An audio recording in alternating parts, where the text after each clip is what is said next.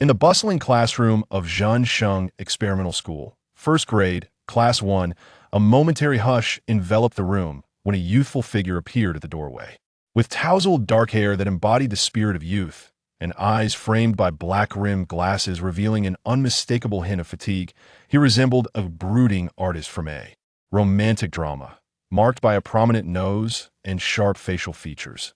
After this brief stillness, the classroom erupted into lively chatter once more, though the subjects had shifted from discussions about what spirit beast did you contract, and what does your spirit beast look like, to more mundane topics like what's for lunch, and where shall we go this weekend? A boy seated at his desk turned around. His name was Wong Dawei. Clad in a blue and white school uniform, his pant legs rolled up to reveal a pair of sneakers signed by the legendary Federal Spirit Beastmaster, Bryant. Seeing Lin Guang's empty right hand, he exclaimed in surprise, "Lin Guang, you haven't contracted a spirit beast yet. In the Great Xia, regulations dictate that students in public schools display the spirit patterns generated from their contracts on the backs of their right hands." The classroom fell into an abrupt silence. Almost every student turned to gaze at the one who had unwittingly broached an uncomfortable topic. Wong Dawei had managed to contract a spirit beast through his father's connections at a breeding facility in another province during the past 3 months, including the winter break. Yet, as a close friend of Lin Guang, no one expected him to be unaware of this matter. Before Lin Guang could respond, Wong Dawei, adopting a tone of a concerned elder, remarked, "The school has organized trips to the breeding facility 3 times already. You still haven't found one you like? With your blue elite-level talent and the transcendent meditation technique, you are the only one in our grade. But remember, a meal is eaten 1 bite at a time. Don't expect your initial spirit beast to be of blue-level quality. Something more suitable will suffice."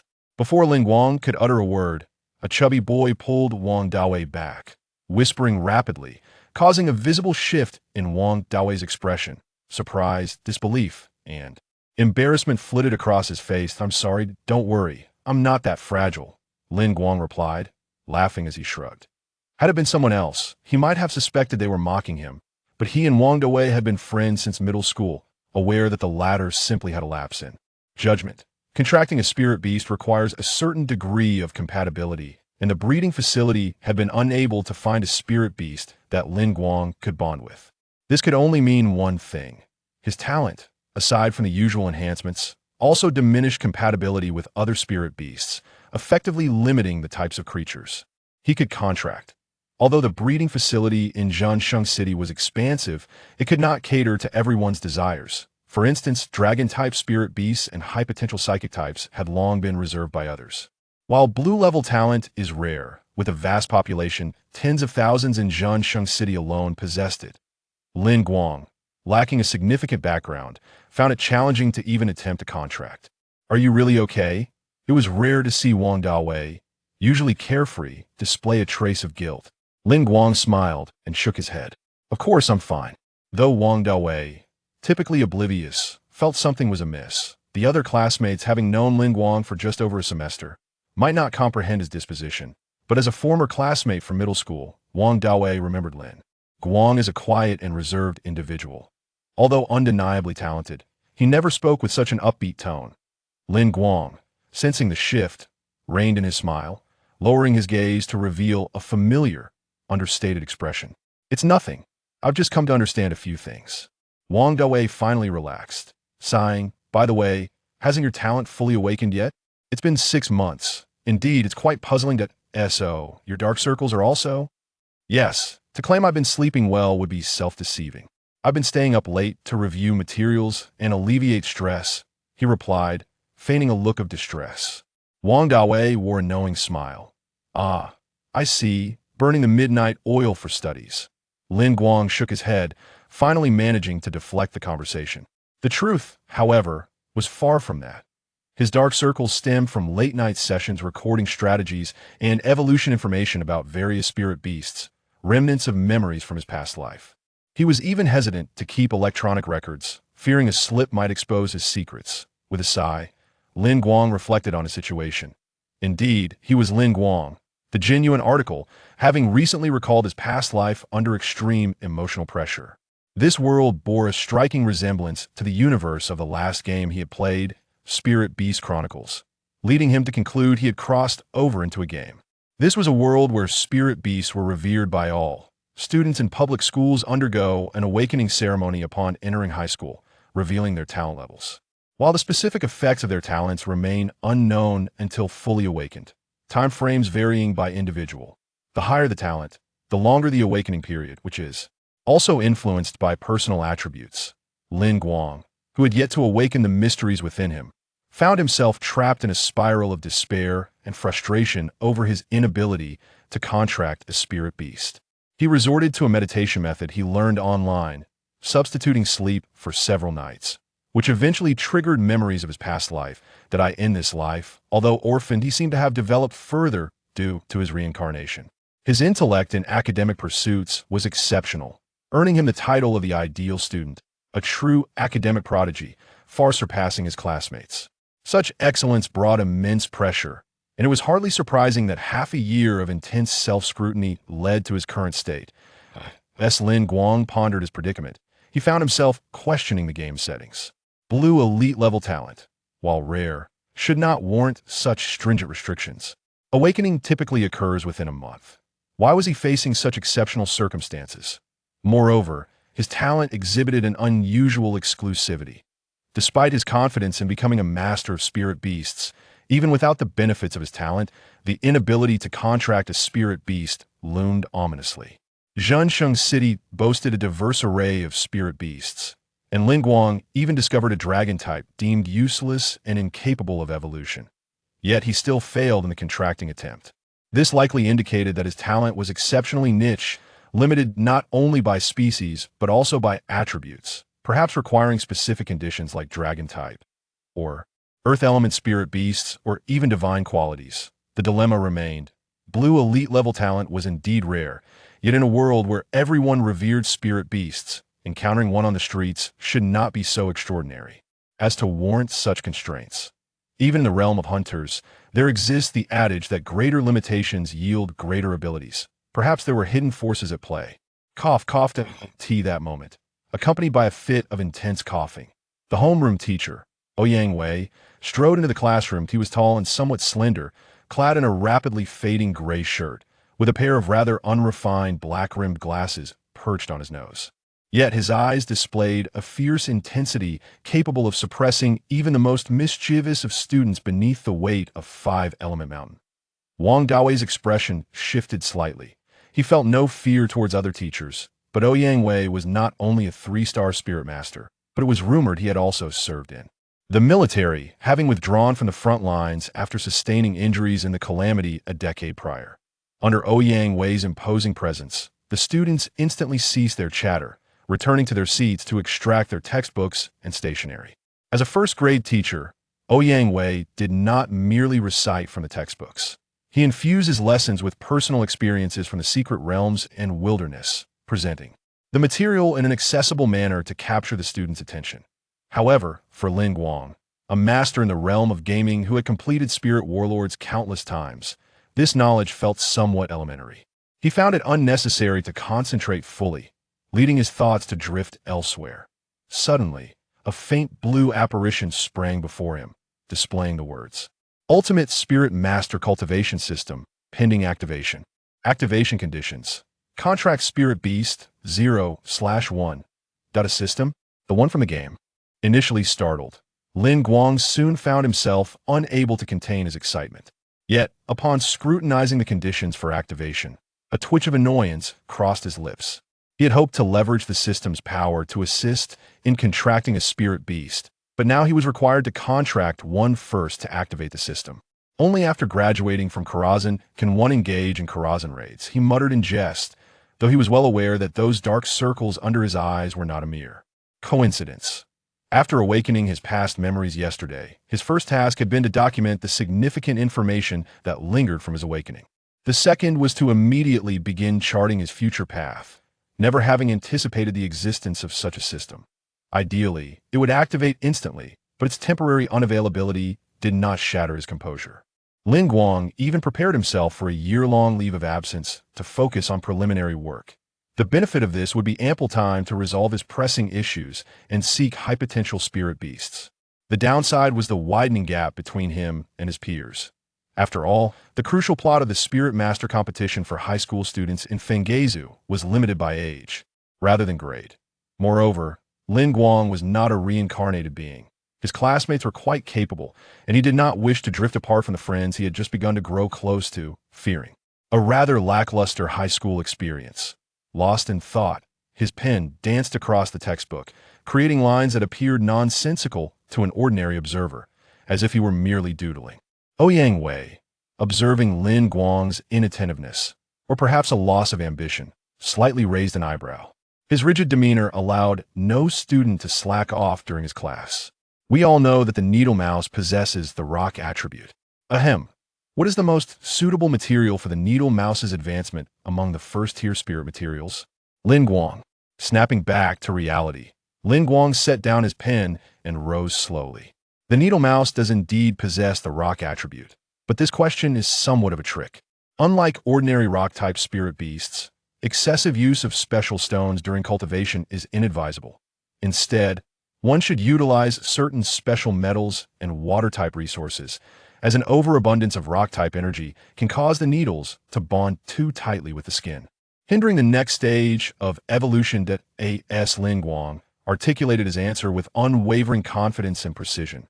The students in Class 1, even the few who occasionally envied his academic prowess and whispered derogatory remarks behind his back, could not help but concede that if they had attempted to contract a spirit beast at the breeding base multiple times without success, and had gone half a year without awakening any talent, they would not maintain such a calm demeanor. Excellent, you may sit down. Ouyang Wei nodded stiffly, genuinely surprised that Lin Guang could multitask so effectively, following his thoughts without even glancing at the blackboard. He had not expected that despite the question being slightly beyond the syllabus, Lin Guang would still provide a flawless answer. Suddenly, an inappropriate sound erupted. The students turned to see Wong Dawei, hands covering his mouth, though the delight in his eyes was unmistakable. Wong Dawei, you can answer the next question, Ouyang Wei said, casting a disapproving glance at him, which turned Wong Dawei's face a shade of despair, his expression shifting faster than a chameleon changes color. After stumbling for some time, Wong Dawei failed to produce an answer. His greatest cheat, Lin Guang, had been banned from sitting next to him last semester, forcing him to stand at the back of the classroom with his textbook. Soon, the bell signaling the end of class rang. After casually assigning homework for the day, Ouyang Wei rolled up his textbook and exited the classroom, coughing as he went. The next lesson was History with Teacher Li, which encompassed not only the history of the Daxia realm, but also explorations of other secret realms and worlds. Should one inadvertently enter a secret realm or encounter difficulties therein, knowledge from this class could prove invaluable for rescue. In contrast to his earlier inattentiveness, Lin Guang now sat upright, attentively absorbing every word. The history, once mundane, had become exceptionally captivating after he recalled memories from Earth, compelling him to delve deeper. The most significant difference between this blue star and Earth was the cataclysm 500 years ago, which had drastically altered the world. The planet inexplicably expanded, its area nearly unfathomable, and vast wildernesses and forests suddenly appeared between cities. Simultaneously, the structure of space and time was altered, causing other worlds to encroach, collide, and squeeze together. Apart from the relatively stable blue star, other worlds were susceptible to temporal rifts, giving rise to various secret realms, wilderness-dwelling spirit beasts and remnants of structures seemingly lifted from fantasy works. The history lesson recounted how the first generation of spirit masters and their spirit beasts, bound by life and death, re-established civilization and nations during that initial tumultuous period. Though Lin Guang was a master in the gaming realm, spirit warlords incorporated roguelike elements, meaning each playthrough differed. He found himself in a tangible world, where the historical context intertwined with many foundational settings from games he had once been deeply enamored with, leading him to listen intently and take notes, earning an approving nod from Teacher Li, who had recently regained some weight. She noted the emptiness of Lin Guang's hands. However, she believed that with such a diligent attitude, even if he could not contract a spirit beast, Lin Guang's future achievements would surpass those of the majority. The morning was dedicated to liberal arts courses, while the afternoon comprised martial arts training. or what could be termed physical education. Before becoming a 6-star spirit master, the corporeal form of a spirit master was exceedingly fragile. Whether in the brutal wilderness or within secret realms, a robust physique and resilient will were indispensable, serving as a form of selection in a way. As for Guang, while his martial arts grades were commendable, they could only be described as the epitome of a bookworm's physique. Even slaying a common chicken with a blade proved to be a challenge.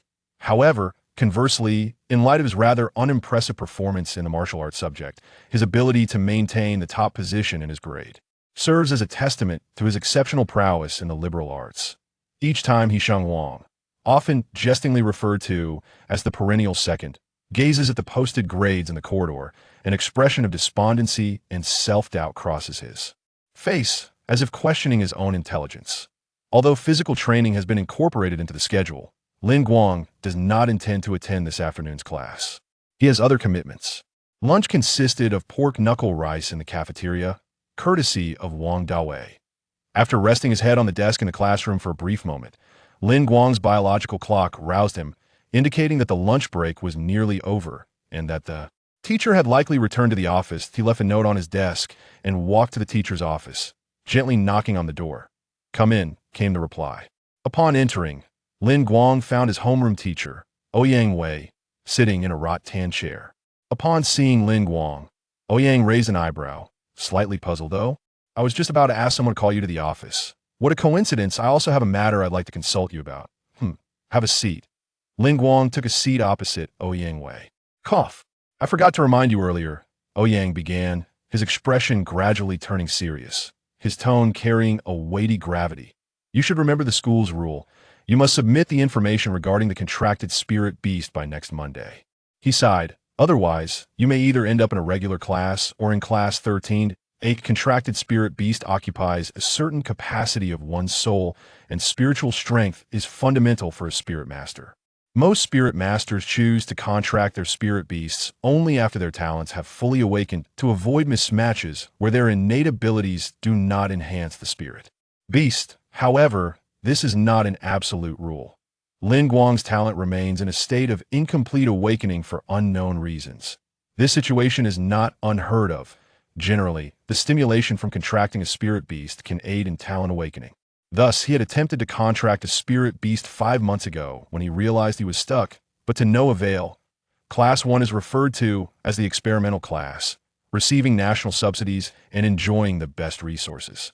This rule was established to prevent exploitation of welfare, falsely claiming to await talent awakening, and to deter unrealistic aspirations, contracting high potential spirit beasts without adequate talent. The remaining 11 classes are regular classes, while Class 13 focuses on the liberal arts or theoretical studies, where students are more inclined towards the academic exploration of spirit beasts rather than combat. Regardless of Guang's choices, in a world where 70% of the population is eligible to contract spirit beasts, as long as he remains unable to do so, the gap between him and his peers will only widen, leaving them with fewer common topics to discuss. After all, theoretical research also requires close observation of spirit beasts. Being able to contract a spirit beast is inherently superior to not being able to. This is why his classmates look at him with expressions filled with concern and pity. "Forgot to remind me." A warmth spread through Guang's heart as he nodded in acknowledgement. Then, lifting his gaze, his eyes behind the black-rimmed glasses sparkled with determination as he earnestly stated, "Teacher Ouyang, I would like to request leave this afternoon." Ouyang Wei raised an eyebrow slightly. He felt as though the boy before him had transformed in the past. Guang would avoid making direct eye contact, often hiding behind his bangs while speaking in a subdued tone. Who is this resolute young man before him? After a moment of astonishment, a hint of relief flashed in Ouyang Wei's eyes, and the tension around his mouth eased. Ouyang, who had faced the invasion of the demon realm, Guang's current struggles seemed trivial, merely the worries of youth. If he could not overcome this, he might as well abandon the notion of becoming a combat spirit master. Without a spirit beast, does that mean he is rendered helpless? Is he unable to sustain himself? Moreover, he possesses such a brilliant mind. As long as he can think critically, he will not fare poorly. Though Ouyang was unaware of the specifics of Lin Guang's experiences or how he had come to this realization, it was undoubtedly a positive development. Has something happened? Ouyang inquired. That I wish to visit the underground spirit beast market in Hualong. Lin Guang replied. Ouyang's brow furrowed momentarily at the unexpected revelation, his initial look of relief replaced by concern. Lin Guang, I never expected you to be the type of student who would engage in such reckless pursuits. Where did you hear such news? Teacher, I am quite aware of my limits, Lin Guang replied in a calm tone that surprised Ouyang. If it is truly so dangerous, why haven't the authorities or the family shut it down, allowing it to exist in a bustling urban area? Furthermore, why do so many retired military spirit masters possess entry tickets? The intricacies of the interests involved are complex, something a mere student cannot comprehend. You should distance yourself from such matters. Ouyang appeared to threaten, yet in truth, he was advising. Do you even understand what you're saying? In a gray area where rules are nebulous, can you guarantee that you will remain unscathed? Moreover, the variety of spirit beasts there cannot possibly match the quality of those from breeding bases or municipal spirit beast markets. Lin Guang chuckled lightly. It's not solely about the spirit beasts. He became serious. In any case, I would like your guidance that if you refuse, I will have to seek other means. Ouyang Wei studied Lin Guang intently, recognizing that he was not jesting. Even if he were to refuse here, Lin Guang's intellect would surely lead him to alternative methods. Where there is light, there are shadows, particularly in a world where power is vested in individuals. The existence of gray areas is entirely normal. Ouyang Wei spoke slowly. I do not know where you gleaned this information, but the underground black market merely indicates an unclean origin for spirit beasts. It is unlikely to contain rare spirit beasts devoid of breeding bases. Indeed, I am motivated by more than just the spirit beasts. In truth, Lin Guang desired to visit the underground black market, driven by a renewed excitement following his awakening, yearning for another close encounter with spirit beasts. He did not genuinely hope to encounter rare specimens. Rather, he sought to verify whether the common spirit beasts and materials available in the market aligned with his understanding from games, preparing himself to become a distinguished miracle master in the future. In this world, certain spirit beasts, along with some spirit masters, possess unique traits, skills, or talents. They may lack formidable combat prowess, but can achieve extraordinary feats unimaginable to ordinary spirit masters, such as aiding spirit beasts in evolution, shortening their growth periods, or even accelerating the complete awakening of their talents. Lin Guang's logic was straightforward. Since his talent seemed unable to awaken naturally, he would seek external means to forcibly stimulate it. Even if he could not induce an awakening, he needed to understand the conditions required for activation. Whether a miracle master capable of unlocking a single-digit sequence number of a red legendary talent exists remains unknown, but the blue tier should not yet be beyond hope. The challenge lies in the fact that such individuals are often esteemed guests of powerful factions, referred to as miracle masters, making it nearly impossible for ordinary individuals to interact with them. However, if approached as a fellow miracle master or an equal researcher, this becomes feasible. This is why he has prepared himself for a year of leave from school. Once he understands the precise requirements of his talent, he will seek out spirit beasts that align with those requirements for potential contracting, as long as it does not require the possession of complete divinity. Even a legendary beast of purple caliber, quasi-divine, can be acquired by Lin Guang through the prophet. It merely necessitates a bit of time for careful planning. Chapter 4. The Spirit Beast without the need for compatibility, however. Ouyang Wei could not possibly fathom Lin Guang's thoughts. His brow furrowed slightly, as if a misunderstanding had arisen. And he spoke, you can't possibly be considering a contract with that one, can you? Lin Guang did not comprehend. Which one? Ouyang Wei fixed his gaze upon him for a full 10 seconds, seemingly verifying his thoughts. What you referred to, what is it? Cough, cough. Never mind, just forget it. Ouyang Wei cleared his throat twice, casually signed a leave request, and then extended his hand, retrieving a simple black wallet from the inner side of his somewhat faded coat. He deftly extracted a metallic silver card and offered it to Lin Guang. Take it, and remember to return it to me after class on Monday. With a smile, Lin Guang reached out to accept it. It bore a certain weight, seemingly crafted from some special metal. Thank you, Teacher Ouyang. I shall take my leave now, lest I arrive late and find the door closed. As Ling Guang closed the door behind him, Ouyang Wei let out a sigh.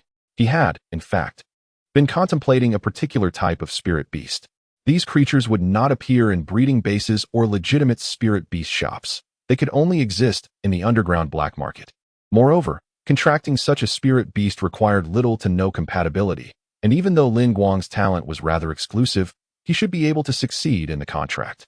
However, it was the worst of choices. It was said that those who contracted such spirit beasts would, at best, find their prospects stunted, and at worst, suffer mental breakdowns, spiraling into madness. Ling Guang was a student he held in great esteem, not only for his talent, but also for his diligence. He was always the last to leave the meditation room. Even if he could not contract a spirit beast, he could still become a researcher. Ouyang Wei had even mentioned Ling Guang multiple times in front of Dr. Kevin, pondering when he might bring Ling Guang to her attention. Thus, even with the odds being minuscule, he wished to shield Ling Guang from the risk of falling into such a predicament. I hope you do not make a misguided choice. The Jinqing Experimental School was situated on Tongfa Road in Shili, not exactly in a bustling central area. Yet the view before Ling Guang stirred a sense of exhilaration within him. The street was divided into 3 sections. The broadest was for spirit beasts, followed by the vehicle lane, and the narrowest was the pedestrian walkway. A docile housing turtle, carrying a family of 4, had a heavy shell that could transform into a glass-like moonlight crystal, capable of absorbing the essence of the moon at night. After charging for just an hour, it could travel 100 kilometers, aided by its 6 robust legs that granted it commendable speed. However, this speed paled in comparison to that of the windspeed wolf, whose silver fur shimmered radiantly under the sun. Its expansive back could accommodate 2 or 3 adult males. Had it not been for the housing turtle obstructing the path, it would have swiftly darted through the middle, its form nearly imperceptible to the ordinary eye. Its owner was typically a courier navigating the city, skillfully weaving through the streets with parcels of varying sizes strapped to their back. In the sky, a multitude of messenger pidgeys gracefully clutched deliveries of varying sizes in their beaks, leisurely flapping their wings while occasionally casting disdainful glances towards the windspeed wolves below. Ever since a certain Beastmaster scholar deciphered the evolutionary path of the messenger pidgey, the windspeed wolves found their business usurped. On the road, an array of modern vehicles starkly contrasted with the ancient and fantastical elements of the spirit beast path. The vehicles showcased sleek, aerodynamic designs imbued with a sense of advanced technology, with the occasional sighting of hovering cars gliding effortlessly through the air, though such feats were not solely the product of technology, but also harnessed the power of mechanical spirit beasts. Along the adjacent sidewalk, tall golden birch trees were planted every few meters, representing the most common flora in Jinqing City and its surroundings, almost emblematic of the city itself. Strolling pedestrians ambled leisurely, accompanied by various spirit beasts adorned with an assortment of accessories. The roadside boasted an eclectic mix of peculiar shops, such as the martial arts monkey bone store, the blind earthworm massage parlor, the milk tea pot, and the Battletop Experience Center, alongside more ordinary food stalls. The Mediterranean proprietor, wielding a massive pot, delivered a swift kick to the flame sloth lounging beneath, resulting in a deep yawn from the latter, which moments later erupted in a blaze of orange flames exceeding 1,000 degrees Celsius. Standing by the roadside, Ling Guang gazed at this familiar yet foreign street scene, inhaling deeply, his dark pupils shimmering with a profound excitement and emotion that few could comprehend. This was the world of spirit beasts, a realm of the extraordinary. The mundane days Ling Guang had endured over the past 16 years were, in truth, miracles he had once deemed unimaginable. Expelling a breath of stale air, Ling Guang composed himself and made his way to a nearby bus stop to await the arrival of a bus.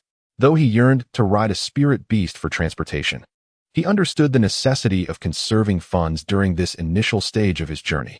The Hualong Spirit Beast Market, situated in the northern part of Hualong District, was aptly named, for its expanse covered 4 to 5 square kilometers. With a plethora of shops and amusement facilities, it resembled a theme park dedicated to spirit beasts, drawing considerable crowds. Buses to this bustling locale departed every 5 minutes. An hour and a half later, the bus arrived at the Hualong Spirit Beast Market, where 3 paths diverged, leading to the fresh produce area, the spirit beast zone, and the amusement area. After scanning a code to rent a shared electric scooter, Ling Guang set off towards the spirit beast zone. Jinqing City lay at the estuary of the Pearl River, and naturally, A variety of aquatic spirit beasts greeted him. Rows of grayscale fish spirit beasts were displayed in glass tanks of varying sizes, their hues surpassing even the most vibrant tropical fish of his past life. These creatures exhibited a remarkable intelligence, as children rolled gleefully on the ground, while their parents, seasoned in the art of distraction, busily scrolled through their phones. With only a handful of particularly indulgent guardians inquiring about prices, the white and green tier spirit beasts have transcended the realm of mere admiration. For the majority of aspiring beast tamers inclined towards the path of combat, they represent a commendable choice. Although the shops lining the roadside typically offer little of value, Lin Guang's keen eye caught sight of a rather impressive Kyra giant crocodile. Its substantial size and robust 6 legs drew a crowd, and it was swiftly purchased for 500,000 Great Xia coins. As Lin Guang journeyed onward, his understanding of this world deepened. In terms of pricing, it bore little divergence from that of the game, with varieties he was well acquainted with. Continuing forward, he began to encounter unique spirit beasts indigenous to other regions, such as the Wan Poison Centipede, green excellent tier, from Linshan City, and even witnessed a steel-eating beast from Mountain City showcasing its talent of urinating while standing on its hind legs. Had Lin Guang not previously experimented with a corresponding spirit beast, a bear type with earth attributes, at the breeding facility, he would have undoubtedly paused to observe. After riding for nearly half an hour, Lin Guang felt the entrance ticket in his pocket radiating warmth. Following the directions, he halted before a sizable 7-story building, its facade adorned with the grand inscription of "Afu Premium Spirit Beasts." Rather than a mere shop, it resembled a colossal department store, bustling with patrons coming and going. Chapter 5. Illegal Spirit Beasts. Having parked his shared electric scooter, Lin Guang entered the marketplace and glanced at the signage near the entrance. The first 3 floors housed spirit beasts of gray inferior and white ordinary tiers, sufficient for the majority of novice tamers. Access to the upper floors required identification as a combat beast tamer, where blue elite tier spirit beasts were available, though often of such high rank that novice tamers could not contract them. In stark contrast to the throngs at the entrance and elevators, a peculiar scene unfolded to the right of the marketplace. Despite the presence of elevators and obvious entrances, only a handful of individuals ventured in that direction. This was an illusionary array set by psychic-type spirit beasts, capable of deceiving ordinary people and electronic devices. Only those who could resist illusions and discern the truth would unveil the area shrouded by the array. Typically, to operate a business, the threshold cannot be excessively high. A 2-star beast tamer or a 1-star spirit artifact suffices to penetrate the fog, which is why Lin Guang sought the military's exclusive entrance ticket from Ouyang Wei. Lin Guang was greeted by a burly man, concealed beneath a trench coat, his face obscured by a mask, with a badge emblazoned with the Afu Premium Spirit Beast logo pinned to his chest. "What would you like to purchase, young man?" Lin Guang briefly considered requesting a charming lady with a sweet voice, but quickly dismissed the thought, recognizing this was an underground black market, where reputable individuals would hardly be employed. After a moment's pause, he recounted the types of spirit beasts he had previously attempted to contract at the breeding facility, detailing their species and attributes. "Are there any rare spirit beasts aside from those I've just mentioned?" The masked man fell silent, and just as Lin Guang presumed he was taken aback by the lengthy list, the man replied in a low voice, "There are." "Are there?" Lin Guang was momentarily taken aback. In the subterranean level, one can find the desired spirit beasts. Thus, Lin Guang followed closely behind the masked figure and descended to the lower level. As he reached the end of the staircase, he blinked, slightly adjusting to the dim lighting of the space. To his surprise, the area was remarkably expansive amidst the darkness. Only the flickering neon signs of a few shops provided scant illumination. It was difficult to conceive how this underground realm was originally designed, or whether the surrounding structures posed any risk of subsidence. The gloom was so profound that even the faces of individuals just a few meters away were barely discernible. Clearly an intentional adjustment to the ambience. Scattered not far away stood a few individuals, their forms cloaked in grayish-black garments. Several gazes shifted towards Lin Guang, but upon noticing his youthful appearance and the silver key prominently displayed on his chest, they quickly averted their eyes. Lin Guang smiled subtly. The sensitivity of an adept spirit master's senses far exceeds that of an ordinary person, enabling them to observe the key around his neck, coupled with his deliberate display of youth. A student who appeared to lack financial means entering the black market with a military-issued Spirit Master card would naturally be perceived as an easy target. Regardless of whether he truly lacked funds or not, being swindled would certainly invite unwelcome attention from his elders. The very existence of the black market here indicated a degree of regulation. The gray areas were not entirely lawless, and the issuance of special cards to retired military Spirit Masters served as proof of this. Without sufficient incentive, who would wish to exploit a minor and student? As he followed the masked figure, Lin Guang surveyed the surroundings and the goods for sale. In stark contrast to the opulent shopping malls above, the underground market's environment was less than pristine. Most patrons here were seasoned adventurers from the wilderness, indifferent to such conditions, and the shops seemed content to forego maintenance costs.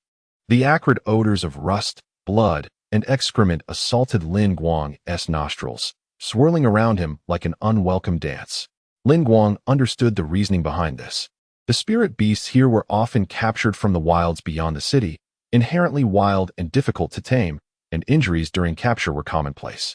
Following the faint sounds of whimpers and snorts, he directed his gaze towards the alloy cages on either side. As expected, on the left, a steel-backed wolf bore the scars of battle. Its armor was shattered, revealing ghastly wounds as it gasped for breath with dulled, lifeless eyes. On the right, a fire-tailed fox curled in the corner of its wire cage, its flame-like tail flickering dimly, as if on the verge of extinguishment, with its hind leg crudely bound in blood-soaked bandages. A glance throughout the cages revealed that nearly all spirit beasts were injured, varying only in the severity of their wounds. Most of these creatures were captured from the wild, although some protected areas existed to cultivate rare spirit beasts and prevent overexploitation, making captures from such zones tantamount to poaching and thus rarely seen in the light of day.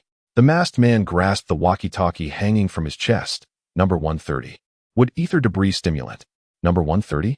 Lin Guang calculated the recent cage numbers and turned his gaze towards the direction of number 130, which coincidentally was the path he was advancing. He observed several cloaked figures surrounding a massive apple turtle, its hard shell marred by numerous cracks, and the tree atop it bore the charred marks of flames, leaving not a single leaf intact. The cloaked individuals whispered amongst themselves before shaking their heads and dispersing with swift, decisive movements. As Lin Guang passed this cage, his eyes swept over it, and his brow furrowed slightly, for on the head that had retreated into its shell was a bow that appeared to be quite antiquated. It had an owner, or perhaps had once had one. Upon seeing this, Lin Guang couldn't help but let out a soft sigh. "Little one, do you sympathize with them?" The masked man rasped. "I advise you against harboring any unrealistic notions. No, it's just a pity that you have allowed such a manageable breed to perish."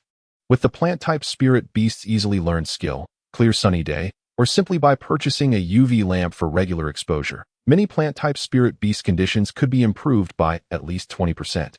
Such knowledge is common among those with a modicum of experience. They simply do not regard the lives of low-tier spirit beasts as significant. Lin Guang reined in his expression, shaking his head slightly, a flicker of disdain crossing his eyes as he sharply critiqued, "With such poor quality of goods, how can one feel assured to return as a customer? I feel you couldn't even keep a cactus alive." The masked man's steps faltered, evidently caught off guard. After a moment of silence, he continued forward. "There's not much to be done. Here, when the lights are on, many longtime patrons feel unwell. However, your point is valid. If they die, it becomes a liability. I will propose this to higher-ups." Chapter 6. The Failed Equal Pact. Lin Guang feigned a smile, seemingly unfazed by the atmosphere. Yet a thought suddenly flickered through his mind. Although Spirit War Chronicles had elements of roguelikes, it adhered to a certain underlying logic. For instance, dismantling the underground black market in the city was an exceedingly challenging task chain that only those capable of defeating an average 6-star Spirit Master could hope to accomplish. He was not an extreme animal protectionist, yet the spirit beasts that had once had owners typically resulted from unfortunate circumstances on the part of their contracted Spirit Masters. The treatment they received, being sold under such conditions, indeed left him feeling disquieted. Before long, a nauseating stench permeated the air ahead. Reflexively pinching his nose, Lin Guang forced himself to ask, the Demon Realm flower? Indeed. The masked man paused, his tone seemingly tinged with surprise. In the realm of the demonic, the demon flower typically averages at a commendable green excellence level. Its saliva can harbor a plethora of toxins and emit a sweet fragrance that induces slumber. However, under certain circumstances, such as during combat or injury, it releases a repugnant, foul gas that even the most adept air-purifying spirit beasts find difficult to dispel. This creature's unsightly appearance and odorous nature are the reasons behind its name. Primarily classified as a poison-type spirit beast, it also possesses expertise in wind and earth skills, predominantly residing in the deep mountains and forests of a few inland states, making it a relatively rare entity among spirit beasts. Guang wrinkled his nose and shook his head. While it was unfortunate to relinquish his right to choose a partner after 7 years of high school and university, he found himself truly unable to endure the stench of the demon flower and its horrifying visage, reputed to quell the midnight cries of children. Furthermore, being in such close proximity rendered his perceptive abilities utterly unresponsive, leaving his heart as tranquil as still water, indicating their incompatibility. The masked man nodded stiffly and turned on his heel. Shortly thereafter, the two arrived before a peculiar cage, constructed from entirely transparent metallic alloy glass. Although the interior appeared empty, for cloaked men loitered around the enclosure. In Guang's understanding, only a select few spirit beasts required such confinement, and the circumstances within compelled him to exclaim, "Is that an Akashic spirit?" "Indeed," the masked man replied, his tone tinged with astonishment. The Akashic spirit, an ethereal, ghostly entity of the psychic type, boasts a potential rating of green excellence, rendering it even rarer than the demon flower.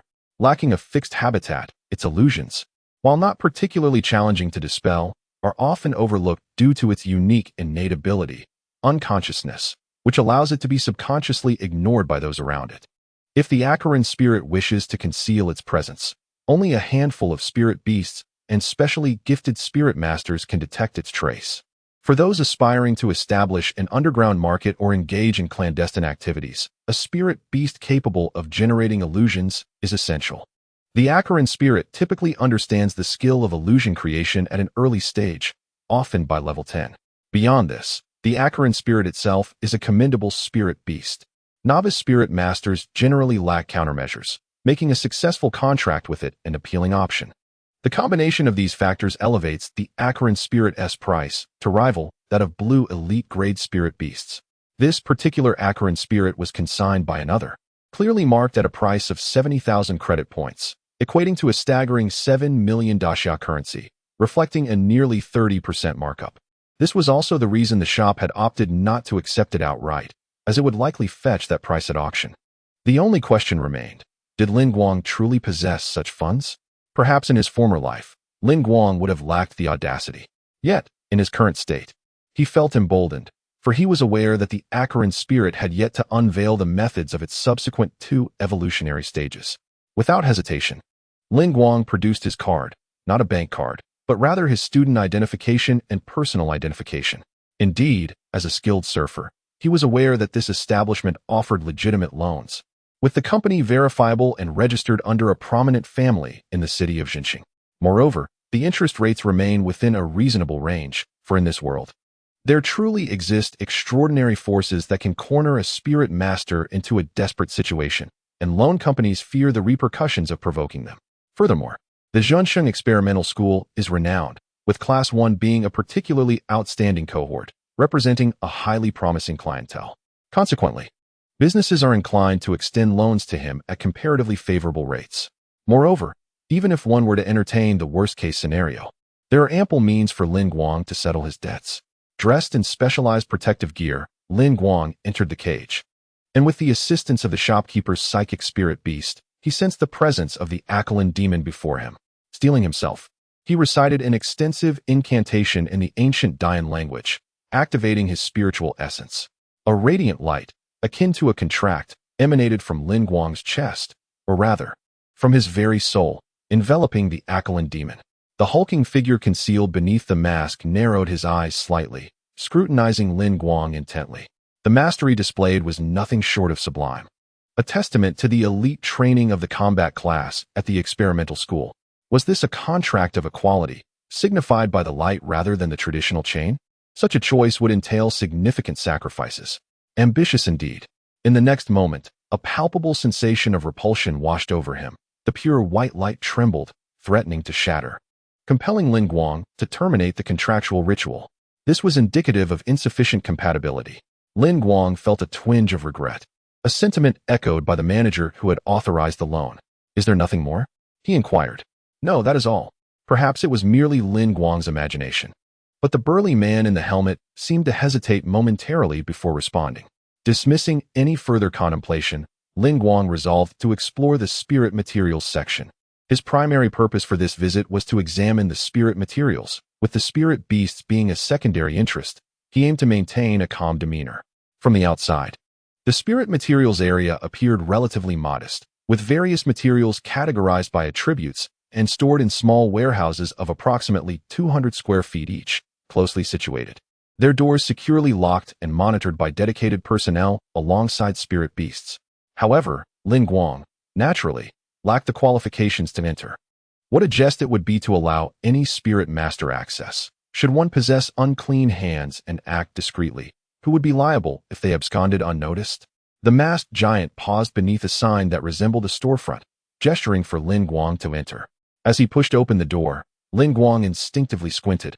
At last, he was greeted by a well-lit interior. Within the modest establishment stood an individual clad in a black robe, wearing a completely black mask, stationed behind the counter. A murky male voice emerged from beneath the mask, looking to purchase materials. "What do you have here?" Lin Guang inquired. Without uttering another word, he handed over a clearly handwritten catalog that had been compiled in recent days.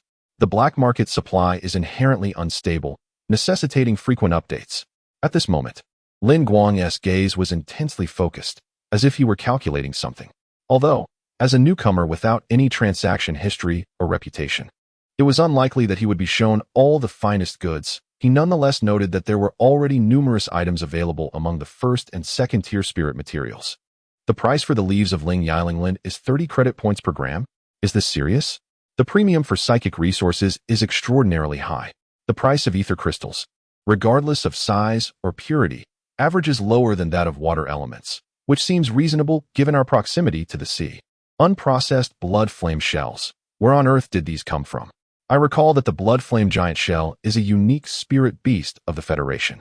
Could it be that someone has neglected to inform their owner after the shell molted and secretly sold it on the black market for a profit? Is there truly a first-tier attribute-less spirit pattern crystal? It's exorbitantly priced, and the quality is not guaranteed. Perhaps I should reconsider.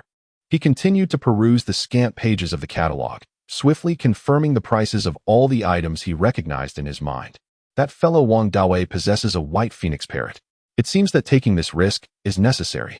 Last night, I searched online and found that the Dream Death mushroom is rather scarce at the municipal spirit beast marketplace, currently out of stock. However, the blood of the white phoenix giant parrot, which is available here at a lower price, suffices for my skill comprehension, as the quality of the spiritual material has minimal impact. You're fortunate, my friend. Once I achieve success, others will lack the opportunity to offer me even popcorn. Lin Guang mused silently to himself. He snapped his notebook shut and raised his gaze to the man behind the counter. I have made my selections. 3 reverse scales of the transforming dragon, 2 fresh dream death mushrooms, 100 grams of whispering butterfly scale powder, and a drop of white phoenix giant parrot blood. I will notify the warehouse. Before long, the materials, gleaming with a hint of etheric radiance, were presented before Lin Guang.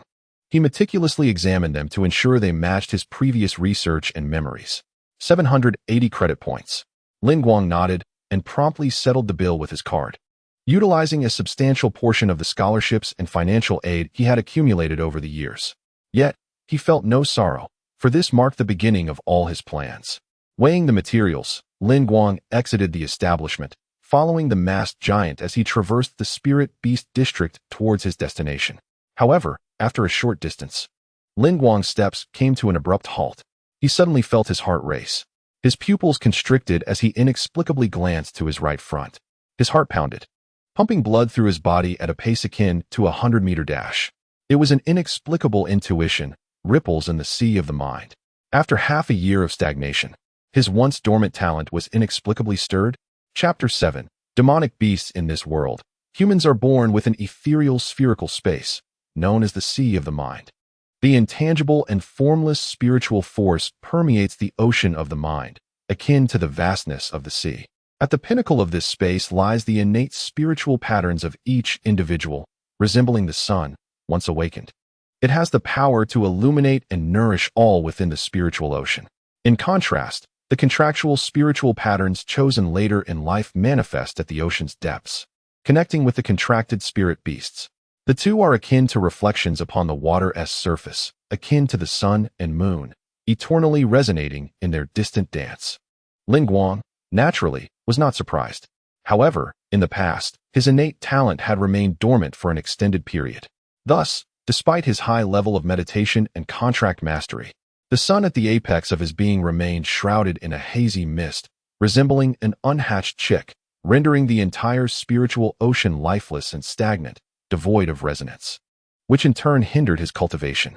Yet at this moment, Guang could distinctly sense that his talent was on the verge of awakening.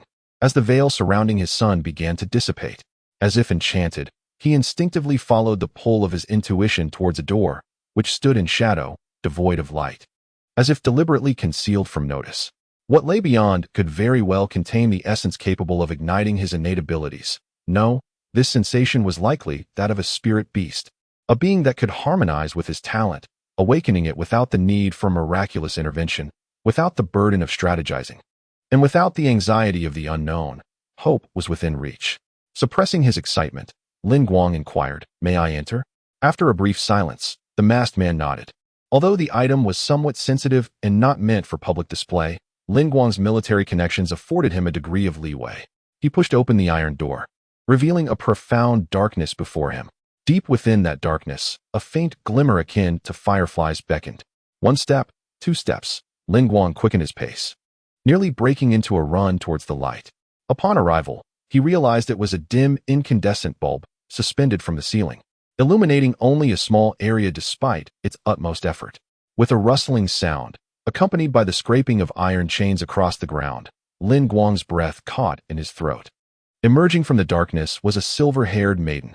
She appeared to be around 15 or 16 years of age, her figure somewhat frail, draped in a tattered gray linen garment. Her hair, a rare silvery gray, gradually darkened to black at the tips, resembling ink splattered on snow under moonlight, cascading messily over her shoulders. Two locks hung vertically before her face, matching the vivid crimson of the short horns at the sides of her cheeks. Her hands and feet were shackled by thick, long iron chains, and a slender black-red tail dangled beside her. Barefoot, her 10 toes were as porcelain white as her skin, yet her toenails glimmered a vivid red, mirroring her fingernails, slightly glinting as if restless, clawing at the cold stone floor. Step by step, the young girl approached the iron bars, her hands slowly lifting to grasp the railings. Her movements were gentle and cautious, as if she feared startling the figure before her. In her crimson eyes, a myriad of emotions such as fear, anxiety, and innocence were vividly displayed, with tears glistening at the corners, reminiscent of a frightened creature. It seemed as though she was beseeching someone to liberate her from her confines. From any perspective, she was undeniably a strikingly beautiful maiden. Guang stood there, entranced, utterly captivated. Yet, amidst his astonishment, his initial thought was, "Where on earth am I? Is this still Spirit War Chronicles?" In this game, the most anthropomorphized spirit beasts, if not transformed through skills such as metamorphosis, charm, or illusion, would only possess a 30 degree of anthropomorphism on the Furway grading scale. Wait, a painful memory began to resurface from the depths of his mind. According to the lore, 500 years ago, after a cataclysmic upheaval in the world, countless beings from other realms flocked to Blue Star like moths drawn to a flame. From a gaming perspective, the existence of this mysterious setting likely served to enrich the world building and facilitate crossover events with other games. The reason he brought this up was that just before his transference, the game had announced a monumental update, heralding a collaboration with another game titled Dark Knights. This new realm, known as Terra, was inhabited by an array of subhuman entities, often characterized simply as beast-eared girls. The reason for his crossing over was quite straightforward. While waiting for the collaboration update, he had idly opened a peculiar folder, and upon glancing up, he was met with the sight of a gigantic cockroach, the size of 2 fingers, perched on his 27-inch 4K monitor, flapping its brown wings as if ready to leap onto his face. Startled, Guang instinctively raised his right fist, unleashing a force that shattered the screen in an extravagant explosion akin to that of a movie, causing him to lose consciousness. The girl before him, though appearing somewhat youthful, was undoubtedly a character from Arknights, a demon-inspired girl known as W, a sarcasm mercenary. Humorously dubbed Cockroach by numerous online users due to the two tendril-like red tufts of hair atop her head. Damn it, the cockroach is still after me. Could it be that this girl is somehow connected to the cockroach that caused my transference? After venting his frustrations, Lin Guang's eyes suddenly sparkled with a blue luminescence. At that moment, his spiritual essence, once hazy and shrouded like an egg, surged with vigor, as if the fledgling within yearned to break free, pulsating like a lively heart. Undoubtedly, his talent was intrinsically linked to the girl before him. Was she a slave? Or a spirit beast? Certainly, we do not engage in the sale of individuals. The imposing figure behind me had yet to finish his statement when Lin Guang interrupted him. May I approach her closely? Upon detecting the resoluteness in his tone, the masked man furrowed his brow and replied, "Let me make it clear, regardless of whether you touch her or not, she is not for sale." "Why is that?" Lin Guang inquired. "Did your elders not inform you?" The masked man's voice bore a hint of caution and trepidation as he glanced at the girl within. These Terra beasts require little to no affinity. However, those who attempt to forge a contract with them often find themselves unable to advance, with madness befalling the majority. If we were to sell you the contract, your guardians would surely come after us, and it would be entirely unprofitable. Is she truly that rare? Lin Guang asked. Taking a deep breath, I will assume full responsibility for any consequences. You have your recording device running, I presume? Throughout this exchange, Lin Guang did not turn back, his gaze fixed on the girl before him. She bore no significant injuries, only a few bruises. However, her skin and hair were dusted with grime. Her amber eyes remained intently focused on the two conversing, her pupils dilating slightly in the dim light, exuding an aura of vulnerability. "May I touch her, if only briefly?" he requested. "Oh." The masked man was momentarily taken aback, hesitating before finally responding. "Do you merely wish to contract this spirit beast? Or have you fallen for her at first sight, unable to contain your feelings?" He continued, "I advise you to heed my words. I've heard from higher authorities that they originate from a region afflicted by an extremely virulent disease. Although it is said that the contagion has nearly vanished upon their arrival in this world, there remains a risk. You are young. Do not engage in actions that may expose you to illness." What? Chapter 8. Successful Contract. No, what have you misunderstood? Do I truly appear so desperate in your eyes? Furthermore, this is the black market. Your conscience is almost making me feel guilty. Lin Guang stifled his urge to retort and asked, "Let us not dwell on that. May I simply touch her?" "Very well, I will ensure the recording is preserved." Shaking his head, Lin Guang remained silent, extending his finger to gently tap the hands she had resting on the railing. In the next moment, a look of confusion flickered in the girl's eyes. As Lin Guang's finger made contact, it recoiled as if electrified, and her pupils contracted to pinprick size. A sound, audible only to him, shattered in his mind. Amidst the mounting pulsations, the membrane atop his mental ocean finally cracked, revealing an intricately complex structure of dark golden spirit patterns, reminiscent of a three-dimensional formation. Its shape resembled that of a shattered heart. The dark golden luminescence enveloped the entirety of the mental sea like sunlight, casting an amber glow over the formless and intangible mental energy that filled the space. At that moment, her true name was also revealed to Lin Guang. Talent, Heart of Terra. After a brief moment of reviewing and digesting the capabilities of this talent, Lin Guang hesitated not for a second. He immediately held his breath, focused his mind, and softly recited the ancient Dashao language's incantation. The vast spiritual essence within his mental sea was awakened at a peculiar frequency. In the next instant, under the astonished gaze of the masked man, a radiant light of the contract enveloped the young girl. The masked man, taken aback, exclaimed, "Hey, what are you doing?" "No." In that fleeting moment when the light of the contract surrounded her, a grave expression flickered in the depths of the girl's eyes, as if she intended to take some action, yet ultimately remained frozen in place, doing nothing. Lin Guang felt his mental sea tremble as the contract's spiritual patterns resonated and flickered in harmonious response with the talent's spiritual patterns. The blue elite-level talent, Heart of Terra, which had lingered within him until today, suddenly unleashed formidable power, akin to a newborn son yearning for the establishment of a contract. The observing masked man was left speechless by this mental force. Could such a power truly be wielded by a student of such tender age? The pure white light of the contract was gentle and stable, showing no signs of collapse, and it successfully formed at an astonishing speed. In an instant, a cerulean mark appeared in the center of the mental sea, resembling the tail of a demon, while a similar insignia manifested on the back of Lin Guang's right hand, leaving the already stunned man at a loss for how to respond. You. The masked man snapped back to reality, shaking his head. The contract is complete. Sigh. What a madman. I must report this to the manager. He will likely be expelled from the experimental class soon. Not to mention the pollution. The language barrier is the greatest issue. I cannot lend to him anymore. He noticed Lin Guang's pupils slightly dilate, as if he were gazing at something non-existent in the air. Is his mind already faltering so soon? It couldn't be, could it? The masked man harbored doubts, but did not wish to entangle himself with this young individual, who seemed destined for mental instability. What was Lin Guang contemplating? Naturally, he was listening to the sound of the system activating. After a lengthy silence, the masked man finally spoke in a somewhat vexed tone. You have contracted her, which means you have purchased her. Please remit 50 credit points. Huh. Lin Guang, having just closed the system interface to peruse it leisurely, was momentarily taken aback by this statement. 50 credit points, equivalent to 5,000 Daxia currency, was merely the price of acquiring a low-grade gray spiritual beast, akin to a green caterpillar from the realm of dreams. Even if Terra's creatures could not be assessed for potential based on appearance alone, this seemed rather absurd. Don't ask. The masked man waved his hand dismissively, his tone tinged with irritation, as if he might be carrying an infectious disease. The higher-ups had expressly instructed against any lethal actions, deeming it a worthless liability. Could it be a case of mineral disease?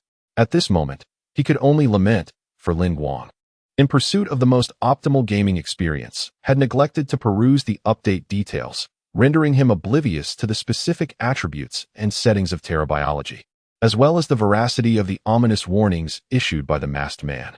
Furthermore, the upper echelons had prohibited any violence and confined her here. What could possibly be the reason for that?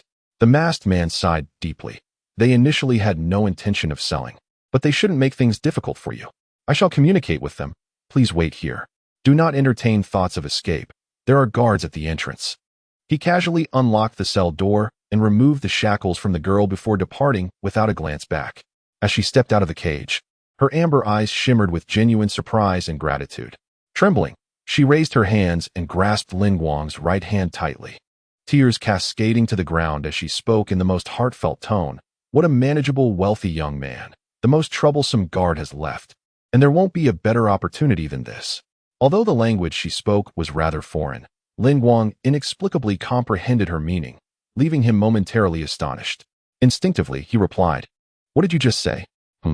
The girl abruptly lifted her head, her tear-filled eyes betraying her astonishment as she turned her head left and then right, confirming the absence of any third parties. Ultimately, she directed her gaze towards the boy before her. He was staring intently at her, articulating each word with clarity. I asked, "What did you just say?" "Oh no, this is problematic." The girl's sincere tears abruptly ceased, her expression transforming into one of stony indifference. She had not anticipated encountering someone in this alternate world who could speak the common tongue of Terra. She had been rather careless. "What did you say?" Lin Guang's serious tone prompted the girl to raise an elegant eyebrow. "Careless, indeed? What was your last statement? Are there others in this world who speak the common tongue of Terra? But I was speaking in the language of this place, the heart of Terra. I see now, you possess the ability to understand languages." Lin Guang grasped the situation, nodding in understanding. Sighing, the girl once again displayed a heart-wrenching expression, taking delicate steps closer to Lin Guang. "I apologize, I was simply too elated. May I?" Lin Guang remained motionless, gazing at the approaching figure without any sign of caution. In the next moment, a slightly deranged smile suddenly graced her beautiful face, her right hand seizing his neck with lightning speed. "I have taken the hostage. With this young masteress' assistance, I should be able to escape. To prevent him from misunderstanding his predicament and becoming a hindrance, he must first endure some hardship." A malicious grin crept upon her lips. Yet just as she prepared to exert her strength, the energy she had amassed dissipated in an instant. Not only did her gathered strength vanish, but her mind also fell into a void. The animosity, malice, and resentment accumulated from days of confinement evaporated in that fleeting moment. The weight of gravity caused her right hand to slide slightly down, resting upon Lin Guang's chest, resembling an invitation and foreplay between lovers. As they gazed absent-mindedly into each other's eyes, observing the boy's prominent nose, well-defined cheekbones, and the spirited eyes behind his black-framed glasses, the girl suddenly regained her senses, warily withdrawing her hand and taking 2 steps back. "What have you done?" "An equal contract." Regardless of the girl's actions, Lin Guang exhibited no signs of surprise. He merely shook his head and calmly declared, "We have entered into an equal contract, which renders us incapable of harming each other from this moment onward." This was precisely why the masked brute dared to leave them alone together. For once a contract is established, even the most lenient type, a spirit beast cannot inflict harm upon its master. The girl, seemingly defiant, extended her hand toward Lin Guang once more, but after several attempts, she ultimately recognized the reality of their situation. She obediently withdrew her hand and, with a playful pout, asked, "Young master, is it too late for me to apologize?" Chapter 9. Returning home ignoring the girl's antics, Lin Guang took a deep breath to steady his emotions, discreetly calming his suddenly racing heart. The approach of 2 tendrils from the darkness nearly triggered his post-traumatic stress, as he envisioned a giant sprite pouncing upon him, forcing him to maintain an impassive expression. Nonetheless, he felt no emotional stirrings from the girl's malice and duplicity. In this world, there existed countless wild spirit beasts with more formidable tempers, unwilling to yield. Sometimes, an equal contract proves futile. While it may not harm a spirit master, it does not preclude the possibility of passive resistance or even self-destruction. Thus, the prevailing norm within the spirit master community leans toward enslavement contracts rather than those that liberate potential and intellect. Regardless of whether she was the W from the world of Terra, it was evident that when he realized she had activated his innate abilities, he had signed the contract almost instinctively, without a moment's thought. Having entered into this agreement, he bore the responsibility that came with it. "You need not be so restrained. This is not the place for discussion. Let's talk at home," he suggested, shaking his head. The girl was momentarily taken aback, her crimson eyes widening in astonishment. "Home?" She halted, and after a few seconds, she regained her composure and scoffed. What a thoroughly unamusing jest. Just as she was about to retort with the thought that even toddlers knew the Sakas did not have homes, she hesitated as the words hung on her lips. Lin Guang's face betrayed no insincerity, remaining remarkably neutral, devoid of any signs of guilt, as though he were entirely unaware of the inappropriateness of his statement. The girl fell into silence. There were none among those traffickers with whom she could communicate. It was likely that speakers of the common tongue of Terra were exceedingly rare. "Very well, for now, I shall follow him." With this resolution, she took a step forward. At this moment, unbeknownst to her, she had already stabilized her spirit significantly within such a short span of time. The two walked side by side through the dimly lit black market, disregarding the myriad of glances filled with various emotions cast upon them by the shadowy figures nearby. She furrowed her brow in annoyance, suddenly recalling something, and turned to Lin Guang, saying, "By the way, why do I feel like you were trembling a bit at first? Were you truly frightened?"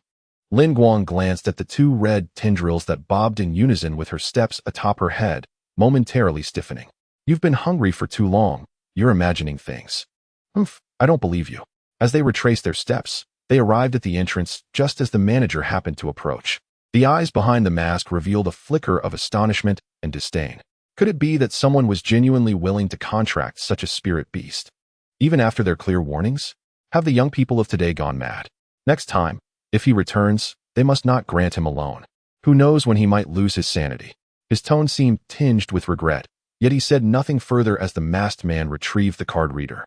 Once the payment was confirmed, he turned and departed. Under the guidance of the burly man, they entered a staircase that was distinct from the entrance, climbing the steps together. Upon reaching the end of the lengthy staircase and pushing open the door, they found themselves in a narrow alley concealed between buildings. The area was cluttered with miscellaneous items, appearing rather inconspicuous. The burly man casually grabbed a cloak from a nearby cart and tossed it to the girl, then gestured to Lin Guang, indicating a direction. "This alley leads directly to the street, so you need not traverse through the shopping mall." Lin Guang understood. "So this is the internal supply route." "Indeed. I wish you all the best," he replied, leaving behind a remark that carried a hint of intrigue before turning to walk back. Casting a glance at the retreating figure of the burly man, the girl looked down at the cloak in her hands, which could cover her entirely. A smirk crept across her lips, filled with sarcasm. A supply channel. So, in the eyes of these people, I am merely akin to those peculiar creatures. Yet, at that very moment, Guang abruptly snatched the cloak from her grasp. If you dislike it, then there's no need to wear it. Taken aback, the girl's amber eyes narrowed as she studied Guang's profile. Aren't you afraid I might be discovered? Guang neatly folded the cloak and placed it into a bag meant for materials, responding, You have already entered into a contract with me. As long as you do not engage in any actions that violate my principles, I bear the responsibility of safeguarding your most basic rights as a spirit master. As long as this contract exists, no one can take away your right to walk in the sunlight. His words held a certain weight. But who could truly ascertain the legitimacy of this so-called equal contract? The young girl feigned indifference as she spoke, gazing at Guang for a moment before suddenly turning her face away, shielding her eyes from his gaze. Her tone carried an inexplicable weight. But perhaps this is for the best. I have no desire to wear such garments any longer. With that, she beckoned him to proceed. Guang made his way toward the exit, followed closely by the girl. As they stepped out of the narrow alley, the warm embrace of the setting sun greeted them. After spending so long in the dimness, Guang instinctively squinted to shield his eyes from the brightness. It was then he noticed the girl beside him, standing bathed in sunlight, momentarily entranced. She lifted her gaze slightly, her amber eyes reflecting the sun that was enveloped by towering buildings.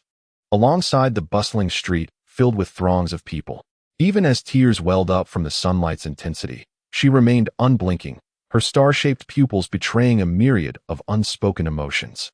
So this is what the world is like, Guang thought silently. Perhaps due to their shared status as visitors from another realm. He felt an inexplicable connection to her current sentiments. They hailed a taxi. The driver, a gregarious-looking man from the north, was surprisingly silent throughout the ride, perhaps sensing the palpable tension between the two. After witnessing the sunset, the girl's forced smile faded, replaced by a contemplative silence as she gazed out at the passing scenery. She appeared rather disheveled, having not attended to her appearance, looking somewhat haggard. Upon arriving home, Guang's residence was located in Haiwa Community, Building B, Unit 201. At the entrance lay several bags containing the ingredients he had just ordered via his phone. With a click, the key turned in the lock, and Guang slowly pushed the door open. The bathroom is on the left. Feel free to freshen up while I prepare dinner. It will take a little time, he said, as he entered the kitchen with the groceries in hand. The girl turned her gaze to survey the room.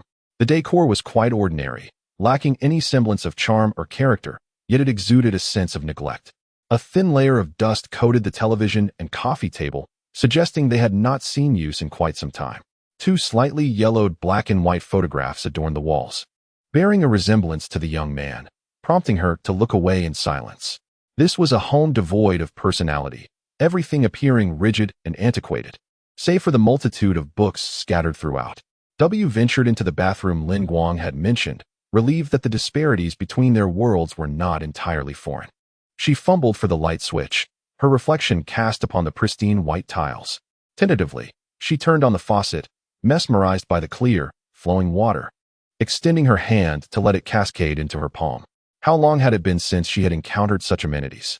It was not merely after her crossing into this world, but rather during the harrowing days spent wandering the desolate earth while being pursued by enemies that she had forgotten the comfort of such facilities. Often, the conflicts between individuals arise not from noble or complex motives, but rather from the primal need for sustenance and water. After thoroughly cleansing her hands and face, she gazed into the mirror, reflecting on her image.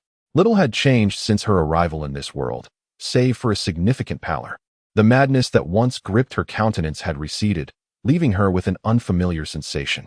She patted her cheeks, rallying her spirits, and once again revealed a smile imbued with a hint of wildness. She could not afford to remain weak any longer. Turning around, her attention was unexpectedly drawn to the pristine toilet adorned with a white cushion. Although, for reasons unknown, the girl seemed to have lost the need for such facilities since her arrival. Curiosity piqued her interest in the buttons beside the toilet as she reached to unfasten her trousers. A minute later, a startled scream erupted from her lips, prompting Guang to rush in from the kitchen, trousers in hand, his face flushed. W, looking up with a playful grimace that revealed a charming little fong, snapped. This is none of your business. Mind your own affairs.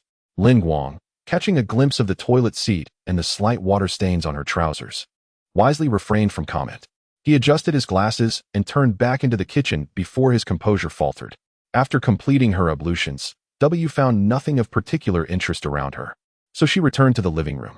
She observed the boy diligently preparing ingredients, feeling a sudden sense of disorientation. Although they had established an egalitarian pact, it felt as though he had bestowed upon her an extraordinary level of trust. Skeptical, W plopped down onto the sofa, fixating on the boy's back. He remained utterly absorbed in his task, not sparing her a glance, which caused her to pout. Behind her, the erratic movement of her black-red demon tail swayed back and forth. An hour passed, and at last, a variety of dishes were served. Unable to suppress a physiological reaction, W swallowed hard as her stomach audibly protested. Is it time to eat? Lin Guang inquired tentatively, noticing her lack of movement as she remained seated on the sofa. W remained silent, her gaze fixed on him, her eyes glinting with cautious vigilance. After a moment of stillness, Lin Guang shrugged and took a seat at the dining table. He expertly picked up a piece of sweet and sour ribs, glistening with a sugary glaze, perfectly balancing sweetness and tang. He then selected a tender morsel of braised fish, which melted in his mouth. Next, he snapped off the head of a succulent prawn and savored the rich flavor of its brain. Finally, he ladled a bowl of fragrant fish soup, adorned with delicate green onions, and took a sip after allowing it to cool slightly. In the next instant, W leapt from the sofa to the dining table. She attempted to wield the chopsticks like Lin Guang, but after a brief struggle, she discarded them and opted to indulge with her hands, relishing the feast before her. You have nourished W, causing the Stardust progress bar to rise. With the progress bar at 100, you have obtained 1 piece of Stardust. Indeed, the system operates just as it does within the game. As Lin Guang focused his thoughts, a translucent crystal of deep azure hue appeared before him, visible only to his perception. In truth, this crystal resided not in the external world but at the heart of his mental sea. What lay before him was merely a visual projection. Within the crystal, 3 softly glowing white points of light shimmered, representing the combatant, the caretaker, and the nurturer. Surrounding the crystal, a flickering stardust orb revolved. Once 10 pieces were gathered, they would transform into starlight, a manifestation of the concept of miracles, akin to skill points that could be infused into the 3 luminous orbs within the crystal, thereby unlocking the skill tree. As a master in the realm of gaming, Lin Guang understood well how to optimally activate the talent tree for maximum benefit. Even during his taxi ride, he had decisively invested the universal starlight gifted at the system's initiation into nurturing, thereby acquiring the omniscient eye of all-knowing. Simply put, Lin Guang could now view the panels of both himself and his spirit beast. Level 7, Spirit Mark. None, Talent. Heart of Terra, Blue. Heart of Terra. Facilitates seamless communication with the contracted Terra beings, allowing for the integration of the Contract's power, merging the potential within the Spirit Master and the Terra being to project the most suitable weapon from their memories. Ability, Equal Contract Law, Transcendent. Eye of All-Knowing, Level 1. Although it was anticipated that awakening a blue talent would result in a mental strength far surpassing that of his peers, achieving Level 7 as a Spirit Master still filled him with joy, having been hindered by his talent for half a year. And without the chance to inscribe a spirit mark, reaching this level indicated that his potential and meditation efficiency were commendable. Disengaging from the panel, Lin Guang glanced at W, who was voraciously consuming her meal, before opening her panel, which appeared considerably more intricate. Race, Explosive Goblin W. Origin, Terra Continent. Status, or Disease, Mild. Level 3, Affinity, 909. Type, Humanoid. Attribute, Fiery Malice. Potential, Blue Elite. Level cap 60. Nurturing status, Average, generally good. Skills, White. Fearsome Gaze. Beginner staring at the opponent with a terrifying expression, inducing fear that significantly reduces their speed. Tail Wag. Initial stage, cutely wagging her tail from side to side, enticing the opponent into a state of carelessness, thus lowering their defense. Traits, Weakness Perception. A considerable chance to discern the weaknesses of living beings and structures, making it easier to strike critical points. Explosion Expert. Enhanced power for explosive skills. Evolution Path. Unlock at intimacy level above 75. Preferences: meat, sweets, explosions. Vulnerabilities: Holy Type Ether, Learning. Chapter 11. The reason for crossing over. Although he had already perused the information in the taxi, he could not resist taking another glance. A blue elite level potential. In the context of Dream of Treasures, this signifies that it has undergone 2 stages of evolution, transforming into its ultimate form. According to incomplete statistics from the Spirit Master Alliance, only approximately 3.6 of Spirit Masters possess elite-level spirit beasts, and among those, many have evolved their initial spirit beasts from green potential or only succeeded in contracting a second or even third spirit beast after reaching that threshold. Merely forming a contract with W places him above the vast majority of his peers. There is a prevalent saying online that if a novice spirit master contracts a blue elite-level spirit beast, it is akin to holding a ticket to the Fenggezu High School Spirit Master League, granting them the opportunity to witness the true arena filled with experts. Furthermore, W's excellence does not end there. For the majority of spirit beasts, they possess only one trait. Only exceptionally rare spirit beasts or those that have consumed precious resources can attain a second trait. Yet, W is naturally endowed with 2 traits, both of which enhance combat effectiveness. Although the applicability of the second trait appears somewhat limited, traits can change as spirit beasts evolve. Guang speculates that this is not an isolated case, but rather a unique talent of the Terra people. As characters in the game Future Arc also possess 2 innate talents, a promising revelation for him, who has awakened the talent heart of Terra. Moreover, W's 2 novice skills, while seemingly cute in name, are remarkably practical debuff skills. After all, old adages remind us that flowing output is complemented by steadfast support. As for the skill descriptions, it suffices to say that this world lacks a Ministry of Justice. An initial intimacy level of 0 is rather disheartening. Even spirit beasts of average intelligence can achieve around 10 points even under enslavement contracts. If the skill Revenge is employed, it could potentially reach maximum potency. However, considering that the girl possesses intelligence, this number should still be acceptable, especially after a period of nurturing that has caused it to rise slightly. In the context of an equitable contract that liberates intellect and potential, achieving an intimacy level above 80 may lead to an explosive enhancement in battle, signifying an all-around boost in attributes. At present, the Omniscient Eye still has many limitations. For instance, it cannot extract much useful information from advanced or hidden ability spirit beasts, spirit materials. However, with increased investment from Starshine, it will evolve into a true Omniscient Eye. Having briefly organized his thoughts, Guang clicked on the anticipated mineral disease entry, yet the system's explanation momentarily stunned him. After regaining his composure, he picked up his chopsticks at the pace of a girl, realizing that if he did not eat soon, he would go to bed hungry that night. Ultimately, the majority of the food found its way into the girl's stomach, while Guang barely managed to fill himself to 60%. The girl slumped ungraciously in her chair, appearing thoroughly satisfied, her 2 tufts of red hair standing upright like well-watered plants. The dark red tail leisurely swept across the floor, as if vying for the task of a cleaning robot. She remained in that position for quite some time, staring at the ceiling with a gaze that seemed to drift into the distance, as if contemplating some far-off existence. Is the fare in your other world so delectable? Not exactly. This feast was laid out in celebration of our newly formed partnership. The life energy contained within these meats and vegetables surpassed that of ordinary animals significantly, nearing the level of a gray-grade spirit beast. This meal likely cost over 1,000 daxia coins. For reference, the average monthly salary in this city is 14,000 daxia coins, equating to approximately 2 days' wages. The girl remained motionless, her tail swaying finally ceasing, seemingly lost in a reverie, while Guang watched in silence. After a long while, she snapped back to reality. Hey, I'm Guang. What a mouthful of a name. The girl wrinkled her nose, pausing before she finally realized she hadn't introduced herself. Just call me W. Real name? He asked, feigning ignorance. Just a code name. She let out a derisive laugh, though it was unclear whom she was directing it towards. The Sarkaz people neither possessed nor required names. You seem to harbor a considerable degree of wariness and hostility towards your surroundings. If I didn't I wouldn't survive. By the way, how were you captured? How should I know? W's emotions suddenly escalated. This world is truly bizarre. Since arriving here, my strength has diminished greatly, and my source stone techniques are nearly unusable. Akin to how I felt at 6 years old.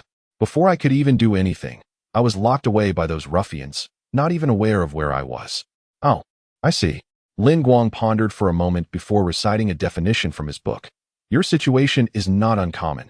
Usually, it's due to a conflict between power systems in this world, where the rules forcibly convert your power into the local system. Simply put, I don't understand. In essence, it's akin to exchanging your current power for potentially greater strength in the future. Seizing the moment, Lin Guang took the opportunity to enlighten W about this world and its rules, knowing she would be concerned about returning to her original world. He first provided the answer that the probability was not 0, yet no one could ascertain how many decimal places followed. The opening of spatial rifts relies on luck, not to mention how to specifically locate one's original world. Blue Star, for reasons unknown, attracts numerous worlds, thus exerting a formidable gravitational pull, making it exceedingly difficult for beings to traverse from Earth to other realms. In last semester's history class, Teacher Lee mentioned a spirit beast from the mystical land of the Maya, capable of transforming into a human form through its shape-shifting abilities. This creature, fortunate in many respects, retained a considerable portion of its power, boasting an approximate strength equivalent to a level 50 spirit beast. It quickly assimilated into human society, dedicating its life to seeking a way back to its homeland, yet it never succeeded. Returning, what good would it do? The girl fell silent for a moment. And the contract? What does that entail? Take a moment to sense it, Lin Guang urged, extending his hand as a pure white light once again illuminated his fingertips, this time manifesting in the form of chains. W tentatively reached out, her finger brushing against it. Closing her eyes, profound information flowed through her mind. And in the next instant, the girl abruptly opened her amber-hued eyes, only to narrow them again, her pupils flashing with a dangerous glimmer akin to the Southern Cross constellation. Are you implying that I must serve you for a lifetime? Chapter 12. Become my family, though Lin Guang rescued her from the clutches of those human traffickers. In the land of Kazdali, only the most cunning, treacherous, and self-serving of the demon race, the Sakas, could survive. The mere fact that the girl continued to breathe served as the best testament to her past, her amber eyes gleaming with a perilous light, reminiscent of a predator poised to pounce on its prey. The atmosphere chilled in an instant, as if the previous light-hearted conversation had never occurred. Yet Lin Guang remained unfazed by the menace reflected in the girl's gaze, shaking his head. No, he hesitated, carefully considering his words. What I wish to convey is the nature of a servitude contract. For the vast majority of spirit beasts and their spirit masters in this world, spirit beasts were not regarded as independent entities. His words carried a weighty gravity, his gaze resolute and sincere. To those spirit masters, spirit beasts represent their most trusted companions, extensions of themselves, their significance surpassing that of parents, children, or lovers. The girl's eyes instinctively shifted to the left, lingering on 2 black and white photographs hanging on the wall. She quickly retracted her gaze, countering, the vast majority? Because they are bound by servitude contracts, Lin Guang's voice remained steady, devoid of any tremor. Enslaved spirit beasts undergo total brainwashing, entirely becoming subservient to their spirit masters. Research indicates that spirit beasts bound by servitude contracts, after a month of interaction with their spirit masters, would willingly sacrifice their lives, obedient to their every command. In other words, they lose a part of themselves, or rather, their very souls. The status of spirit beasts shifts from that of partners to mere subjects of domination, and the cost of their death or the spirit master's unilateral severance of ties is significantly diminished. Lin Guang provided a thorough and calm explanation, each word revealing the stark cruelty underlying this seemingly prosperous world. He shook his head, a hint of resignation in his eyes. This world is far from tranquil. In their struggle against the tide of beasts and the demonic realm, the spirit masters found themselves with no other choice. After all, the perpetuation and existence of any living being inevitably come at the sacrifice of others. The girl smirked slightly, her voice laced with sarcasm. Should I thank you for not choosing that method with me? And what of the so-called equal contract you mentioned? Thus, Lin Guang extended his hand towards the girl once more, and this time, the light emanating from his fingertips was devoid of any symbolism, a pure radiance. She glanced at him, then extended her own finger, quietly attuning herself to the essence of the contract, a sacred and magnificent bond that dwelled deep within her soul, one that commanded respect from all who encountered it. The equal contract, while lacking the advantages of enslavement, spared the spirit beast from mental subjugation, boasting a success rate that surpassed that of enslavement contracts by more than fivefold, while preserving the spirit beast's potential, cognitive abilities, and combat intellect. He continued, "My mastery of the equal contract has reached an unparalleled level. Not only has the speed of the contract's execution significantly increased, but it also inflicts no harm upon the spirit beasts, fully awakening their latent power and consciousness." 5 centuries ago, the initial spirit masters repelled the invasion from the demon realm by forging contracts with divine beasts using their highest proficiency in equal contracts, whose core message can be distilled into 8 words: connect hearts, journey together. The girl's expression softened slightly, yet she still curled her lip in skepticism, retorting, "This equal contract you speak of activated without my consent and cannot be undone. Isn't that still coercive?" This elicited a fleeting look of embarrassment on Lin Guang's face, though he responded with composure, "I apologize. I was overly enthusiastic at that moment." "Enthusiastic?" The girl raised an eyebrow. Lin Guang met her gaze earnestly, stating, "My talent only manifests when binding with what is known as Terra spirits. This gift has guided me to you. I do not believe in the notion of a predetermined fate, yet I cannot deny the existence of serendipity. I know not what circumstances shaped you, nor the life you aspire to live. However, I can share my thoughts with you." He rose to his feet, extending his right hand towards her, speaking with sincerity. "This world is vast, so immense that I once could not fathom it. I have dreamed of exploring its beauty and wonders. Yet, I realize that my strength alone is insufficient, for I may falter, I may feel fear, I may succumb to despair. I cannot achieve everything by myself. Therefore, I need you. I seek a companion, a family member, a trustworthy presence, and the only promise I can make is this: I will devote myself to exploring this world, to seek the heights of the sky, the profundity of the earth, and the vastness of the oceans, sharing all that I uncover. Along this journey, we shall not abandon one another nor betray each other until the end of our travels and lives." The young girl slightly lifted her head, gazing into his deep, dark eyes. She had encountered countless masterful deceivers, and she herself was an accomplished actress, yet she had never witnessed such a gaze. The eyes of a Saras, untainted by light, could not possibly feign such sincerity, brimming with genuine emotion, as if imbued with expectations and longings for the world. Family. How audaciously naive to claim kinship with a Saras, unfathomably unaware of what a Saras truly represented, lacking any knowledge of her, yet so effortlessly promising a bond. Such enviable innocence. At that moment, a peculiar blend of jealousy and self-destructive malice surged within her, provoking a twisted thought. How would he react upon learning of the incurable infectious disease or sickness that afflicted her body? What an intriguing prospect. A somewhat perilous smile crept upon her lips as she raised her hand, gently clasping Lin Guang's outstretched hand. This action only served to illuminate Lin Guang's smile, making it even more radiant and blinding, prompting him to hum a merry tune while tidying up the dishes. What was there to be joyful about? She merely wished to witness the unfolding drama. A sense of agitation brewed within her, though the source remained elusive. Lin Guang, blissfully unaware of her tumultuous thoughts, coincidentally pondered a matter related to this very situation. Although feeding yielded Stardust rewards only on the first occasion each day, alternative means of acquisition existed. Initially, one could synthesize a star gem in just about 4 days. Once all 3 core abilities were unlocked, there was a chance to acquire talents capable of curing various ailments within the caregiver's skill tree. He believed that her sickness would be no exception. Chapter 13. The Disparity Creak. Creak. Creak. Suddenly, a piercing bird call shattered the stillness of the dimly lit room. W abruptly opened her eyes, her amber irises cold and piercing, as if she had been slaughtering fish in a bustling market for a decade, rolling onto the floor with a thud. For a moment, the air hung heavy with silence. Yet, the next instant, an incomprehensible language drifted in from outside, imbued with palpable anger, followed by a cacophony of cawing, reminiscent of some dark-winged beast, mocking and taunting. She did not react further, simply adjusting herself on the floor, staring vacantly at the unfamiliar ceiling and the white fixtures embedded therein. After what felt like an eternity, she slowly turned her head towards the bed. Sunlight filtered through the gaps in the pale blue curtains, allowing W to ascertain the time of day. She felt a sense of disorientation.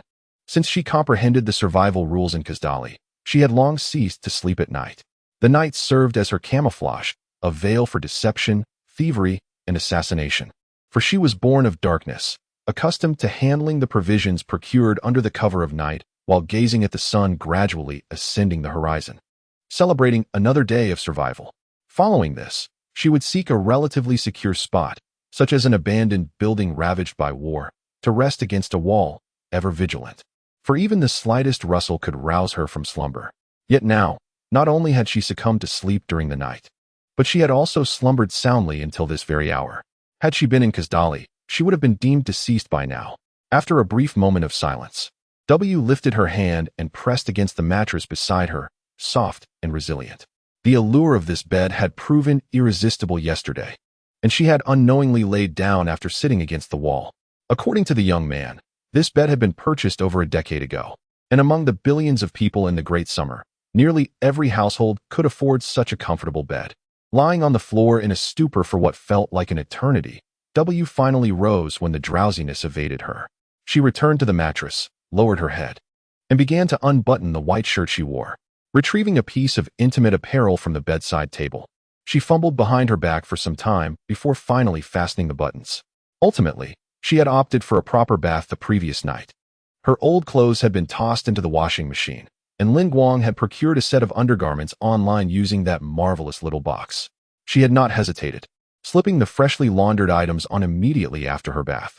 As for her outerwear, Guang now stood approximately 1.7 meters tall, and his clothing fit her adequately. Without seeking permission, she had casually taken a white shirt and a pair of deep blue jeans from his wardrobe. However, during the night, she found the undergarments rather constricting across her chest, prompting her to remove them and set them aside, donning only the white shirt for sleep. At this moment, as she secured the back button, the sensation of restricted breathing returned. W rose, donned the somewhat loose jeans, and quickly freshened up in the bathroom before pushing the door open. At that moment, the young man was already seated at the dining table, fully dressed. The living room was illuminated by the midday sun, and an open notebook lay before him, one hand clutching a pen while the other tapped on a device known as a mobile phone. Upon hearing the door open, he turned his head, inquiring, "Awake?" W was at a loss for words, scratching her face in bewilderment and nodding slightly. He closed the notebook and suggested, "Let us eat first." As before, W observed him skillfully navigating the kitchen for a while, soon presenting 2 bowls of fragrant fried egg noodles adorned with chopped green onions, looking light, yet appetizing. Guang set the bowls on the dining table, removed his apron, and retrieved a pair of chopsticks along with a fork, saying, "You might try using chopsticks. If it proves too challenging, you may resort to the fork." W observed the 2 slender wooden sticks, her lips twitching in discontent. "Why should I learn to wield the utensils of this world? I shall inevitably need them when dining out." As she watched Guang take her first bite, the girl, clad in an ill-fitting shirt, struggled to engage in a duel with the chopsticks, managing to lift only a few strands of noodles after a minute's effort. Just as W was on the verge of becoming irate, Guang bit into a fried egg, and her expression suddenly brightened. She began to ravenously dig through her bowl, consuming everything in sight, even slurping the broth until it was utterly clean, her demeanor still hinting at a lingering desire for more. Setting down her bowl, W noticed the corners of Guang's mouth curling upwards. Her cheeks flushed slightly as she inquired, "What are you smiling about?" No chef would remain indifferent upon witnessing their culinary creation being so well received. "This egg is from the gray-tier spirit beast known as the 10 yellow chicken, costing around 20 coins each. If you enjoyed it, then my purchase was not in vain." For reasons unknown, W could sense Guang spoke the truth, which left her feeling oddly disoriented. Her past experiences of wandering had proven to be of no assistance in this moment. Regretting her earlier comment, she pouted and turned her gaze to Guang, who was leisurely enjoying her noodles, her black-red demonic tail swaying behind her. "Did you hear that sound just now?" "Oh, that. It's just a certain raucous crow kept by someone in the neighborhood," Guang replied, shaking her head. The bird's call was as loud and jarring as an explosion. It was likely less than a first-tier creature. After being reprimanded a few times, it only dared to caw during the afternoons. Not allowing it to call would lead to its depression, and given its wings, it was difficult to catch, so it was left to its own devices. The girl scoffed lightly, muttering, "If only I still had my gun, I would roast that bird." The afternoon sunlight was not overly harsh, and a small electric scooter zipped along the relatively uncongested roadway, the wind tousling the girl's silver hair as it danced in the breeze. W sat nonchalantly behind Guang, one foot resting on the seat, her chin propped up in her hand, gazing with interest at the spirit beasts alongside them. These creatures, capable of carrying both passengers and cargo, varied widely in form. Some bore a striking resemblance to the perilous beings of her birthplace, Castle, yet were far more docile. There was even a massive blue crab-like spirit beast crawling across the road, which captivated her attention until it executed a swift, peculiar turn, prompting her to reluctantly shift her gaze away. After navigating the 7th intersection, Guang gently squeezed the brakes and slowed down by the roadside. She parked the electric scooter, removed her helmet, and placed it on the handlebars, watching the gentle sunlight filter through the golden birch trees lining the sidewalk, casting dappled shadows. Turning to W, she announced, "We've arrived." Chapter 14, The Weeping Scarecrow. Wow. W gracefully leaped off the scooter, lifting her gaze. "It's quite expansive." Guang glanced in the same direction. "Actually, this is my first time here as well." From an exterior perspective, before them stood an expansive, square edifice resembling a sports arena. The main structure was adorned in shades of blue, glistening with a lustrous sheen reminiscent of water, a result of the intricate ethereal patterns sprawling across the training ground.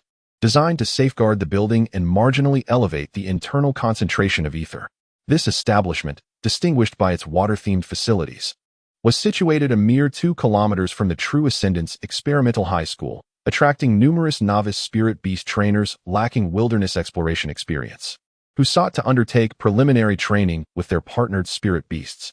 Guang and W entered through the entrance, where everything was painted in shades of blue, and embedded aquariums showcased a myriad of fish swimming gracefully. Rather than a mere training facility, it resembled an aquarium. W fixated on a vibrantly colored eel-like ornamental spirit beast, pressing her face against the glass. When the creature swam over, curious, she suddenly revealed a mischievous expression. The skilled, fearful gaze was activated. In the next moment, a minuscule yet malevolent ripple of ether emanated slowly from W's eyes, startling the creature into a frenzied swim. She burst into laughter, exclaiming, "Ha! It turns out this skill is quite amusing." Before she could finish her sentence, Guang tugged her collar, pulling her away. "Stop embarrassing yourself. If you scare it to death, we'll be eating dirt for the next few months." Drawing her close, Guang glanced at the front desk staff to ensure they hadn't noticed W utilizing her skill, then said, "Please prepare a 1-star training room for me. There are no specific elemental requirements, but basic targets and equipment must be provided. Let's start with a 3-hour fee. If we finish early, we can get a refund." Though W was not a freshly hatched spirit beast, Guang considered the numerous experiments they planned for the day and thus opted for 3 hours. "All right. The 1-star rate is 150 Daxia coins per hour, totaling 400 for 3 hours. Your spirit beast should not be of large size, correct?" The staff, evidently unaware of W's true identity as a spirit beast, mistook the horns atop her head as a mere ornament or cosplay accessory, neglecting to inspect her hands for any contract markings, assuming they had summoned their spirit beasts into the spirit beast space through contract runes. "Yes, they are of medium to small size." "Very well, room B31. Soon after, the two traversed down a corridor into the training room. It was an exceedingly spacious chamber, measuring over 20 meters in both length and width, with a height of 5 to 6 meters. The walls were constructed of stone slabs, devoid of any special decor, categorizing it as an average facility. At the far end of the training room lay an array of fitness equipment suitable for both mammalian and insectoid spirit beasts, alongside various cold weapons and protective gear for human use, complemented by a lounge and restroom. Guang closed his eyes, inhaling deeply, then nodded slightly. It was remarkably serene. The dampness of the water ether from the corridor was absent, indicating effective isolation and cleanliness. Upon forging a contract with W and elevating his spirit master rank, Guang began to perceive the surrounding etheric environment with a nascent clarity. Statistically speaking, a clear etheric sensitivity typically manifests only after a spirit master reaches level 15. Although there are no rigid thresholds, one can faintly sense it as early as level 7. This phenomenon is attributed not only to the profound meditative contract techniques, but also to his extraordinary perceptual abilities. Generally, after a spirit master has utilized a training facility, it becomes imperative for the establishment to cleanse the ether within the room. For instance, if a fire-type spirit beast has trained its skills there, the ether of fire becomes particularly active. Consequently, a water-type spirit beast attempting to hone its water skills in such an environment would find it an arduous task, and the spirit itself may suffer from diminished vitality. The process of cleansing the etheric environment necessitates specialized spiritual artifacts or spirit beasts, which can entail substantial expenses. Some unscrupulous training facilities boast meticulous cleaning, yet often merely perform a cursory job or forego it entirely, knowing that most spirit masters below 1 star are unlikely to notice. Lin Guang's choice to frequent this particular facility was not solely due to its proximity. Its online reviews were commendable, with the ether purification rate of standard training rooms reaching an impressive 80 to 90%, corroborated by factual evidence. Raising his hand, Lin Guang scanned the QR code affixed to the wall with his phone, revealing a variety of supplementary services offered by the training facility. He selected the crying Scarecrow. This inferior gray spirit beast bore a resemblance to a scarecrow found in fields, devoid of any offensive capabilities, only capable of learning supportive and self-recovery skills. Shortly after placing the order, a concealed door on the side of the room swung open, and a crying Scarecrow was delivered via a conveyor belt. Clad in tattered red garments and adorned with a straw hat, its face marked with haphazard black scribbles, presenting a rather comical appearance. "This is your training subject." The crying Scarecrow. "Huh." W raised an eyebrow, glancing at the motionless Scarecrow bound to a wooden pole. "You intend to use this to assess me? To evaluate an elite sarcasm mercenary?" Lin Guang chuckled and shook his head. "That was in the past, wasn't it?" W faltered momentarily, acknowledging that her current prowess indeed paled in comparison to her former self. Not only had her physical strength, power, and reaction speed diminished, but her explosive source stone techniques had also vanished, leaving her without her familiar weaponry.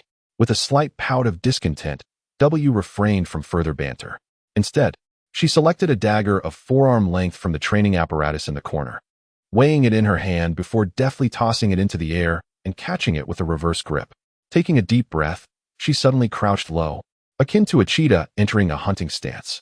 With no warning, she lunged forward, swiftly positioning herself behind the crying Scarecrow and expertly thrusting the blade into its back. The steel blade pierced through the Scarecrow's rear without hesitation, while Lin Guang, in a timely manner, raised his hands, not to applaud W's decisive kill, but rather to discreetly cover his ears. Wow!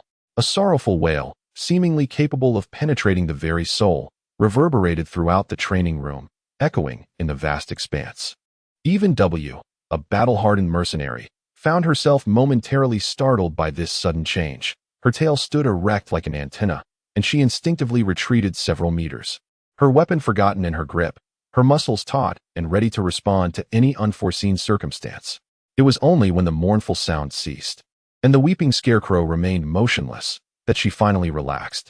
With a discontented click of her tongue, she turned to Lin Guang, her eyes brimming with dissatisfaction. "You did that on purpose, didn't you?" Chapter 15. Heart of Terra. Indeed, Lin Guang readily acknowledged, explaining that the weeping Scarecrow possessed the unique trait of wailing loudly when attacked, which had led some to dub it the Mandrake Scarecrow. Certain timid spirit beasts might thus lose their will to fight, their offensive capabilities diminished, should one inadvertently fall prey to its effect. Only those spirit beasts with exceptional resistance or unique traits could remain unaffected. This world operates under rules starkly different from those of Terra. Some seemingly inconspicuous entities may harbor immense dangers, necessitating a shedding of the conventional wisdom learned in previous realms to adapt to this new paradigm. I did warn you before you brandished your weapon that this creature is known as the Weeping Scarecrow, yet you seem to disregard the implications of its name.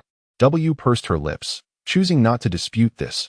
She had indeed underestimated the threat. Had she known her target possessed source stone techniques, she would never have been so careless. In truth, even had I forewarned you and prepared you mentally, your performance would likely not have improved significantly. Traits and skills should not be underestimated. Rather than my mere words, it would be more beneficial for you to continue your attempts. This remark ignited W's rebellious spirit anew. Drawing a dagger from behind the weeping Scarecrow, she swiftly slashed at its neck. Just as the blade penetrated a few centimeters into the Scarecrow's throat, The soul-piercing wail erupted once more within the training room, causing the force W had concentrated in her right arm to dissipate instantly, leaving her dagger suspended in midair at the creature's neck. This weeping scarecrow is of level 5, 2 levels above you. After a few more encounters, you may eventually manage to overcome it, but until you surpass its level, you will still be affected to some extent. This is not merely the result of sound or psychological effects. It is the influence of ether. Ether is a unique form of extraordinary energy in this world, akin to the supernatural powers you once possessed, yet skills infused with ether are invariably stronger, more comprehensive, and far more elusive than your previous abilities. After a brief pause, Guang continued, "Now, I suggest you attempt to use your skills. I noticed you employed Fearful Visage on that fish earlier. This should be quite manageable for you." This time, W offered no retort. Her slender, red-black tail twitched momentarily, and as the ether within her body and surroundings awakened, the tail emitted a soft blue luminescence that swiftly adhered to the scarecrow's form, penetrating its very being. "Excellent," Guang exclaimed, his face alight with admiration. This is the act of wagging one's tail, summoning the ether to envelop nearby foes, thereby diminishing their physical defenses and resistances. You may wish to attempt to strike the scarecrow once more. W opened her amber-hued eyes and grasped the dagger, only to realize that the wound she had just inflicted had already healed. Externally, there was no trace of injury. Taking a deep breath, W aimed for a spot just above the wound on the neck and made another incision. With a swish, accompanied by the mournful cries of the weeping scarecrow, a large tuft of grass fell to the ground. Your partner W has triumphed over a gray level 5 adversary. The Stardust progress bar has risen. After a moment's hesitation, W looked down at the somewhat comical head beside her foot, her eyes glinting with an inexplicable light. "Is that all? Fear not, it shall not perish." Shaking her head, Guang picked up the straw head and hat from the ground and placed them atop the severed neck. A faint green glow flickered, and the straw began to wriggle like worms, reconnecting the head to the neck, rendering any wound undetectable. This is the skill, self-recovery, judging by its speed. It appears that proficiency has reached an advanced level. The weeping scarecrow lacks any vital points if one employs purely physical attacks, unless the force is overwhelmingly strong.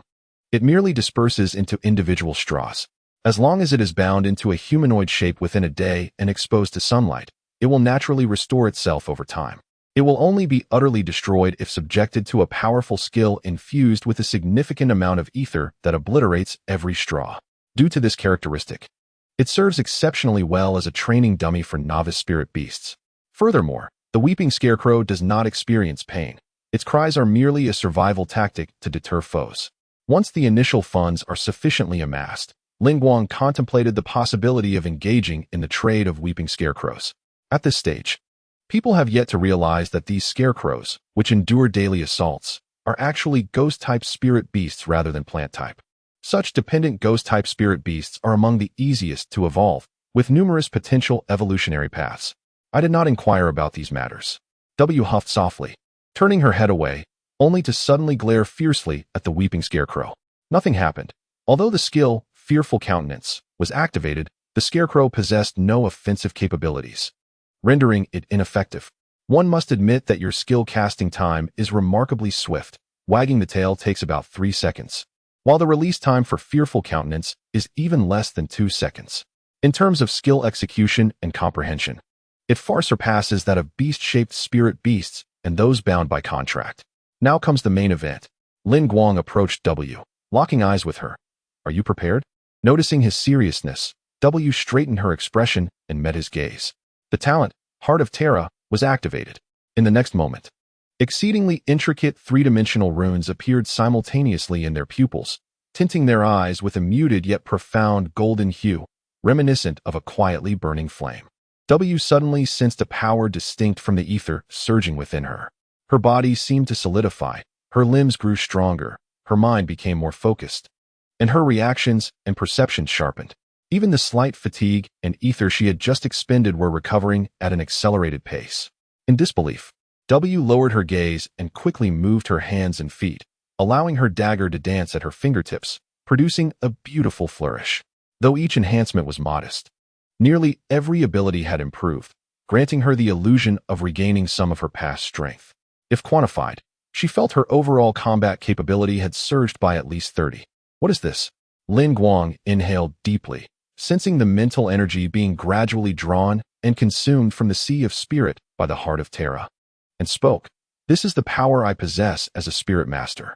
Essentially, it consists of an extraordinarily intricate array of spiritual patterns that are nearly impossible to replicate, designed for comprehensive enhancement of Terra's life forms. Chapter 16. Explosive Shooting and Advancement. The significance of talent is unparalleled.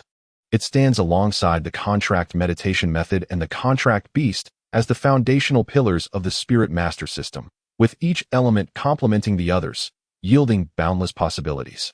Much like the well-known purple talent, ranked 763rd, the Heart of the Dragon, which confines a spirit master to primarily contract dragon-type spirit beasts, its effects are nonetheless immensely potent, significantly enhancing the abilities of dragon spirit beasts, improving communication efficiency, and greatly amplifying their skill power.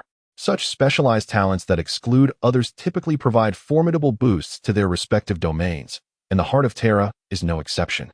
Lin Guang can similarly enhance the capabilities of Terra's beings, and this enhancement ratio not only does not diminish but, in fact, strengthens as his level increases, with the ratio rising correspondingly. This explains why many powerful spirit masters, despite having only one or two spirit beasts, can still stand tall among the elite, fearlessly exploring the perilous realms inhabited by wild spirit beasts and emerging unscathed. In Chronicles of Spirit Masters, the boon of talent is a noble, independent multiplier. Yet, this is not the conclusion. In the next moment, Lin Guang opened his hand once more, and with a radiant white glow, a seed-like phantom floated above his palm. W suddenly perceived something, an inexplicable urge surging in her chest, her eyes widening. This is our contract, and it embodies your past. She murmured, past. Lin Guang gazed at the seed in his hand and softly remarked, in the world you once inhabited, you possessed your own extraordinary abilities, which you referred to as the Source Stone art. After your traversal, it seemed to vanish, yet it merely slumbered within you, transformed into potential, awaiting activation. Grasp it and reclaim your past. The ether's fluctuations spread, and she instinctively raised her hand to grasp the seed.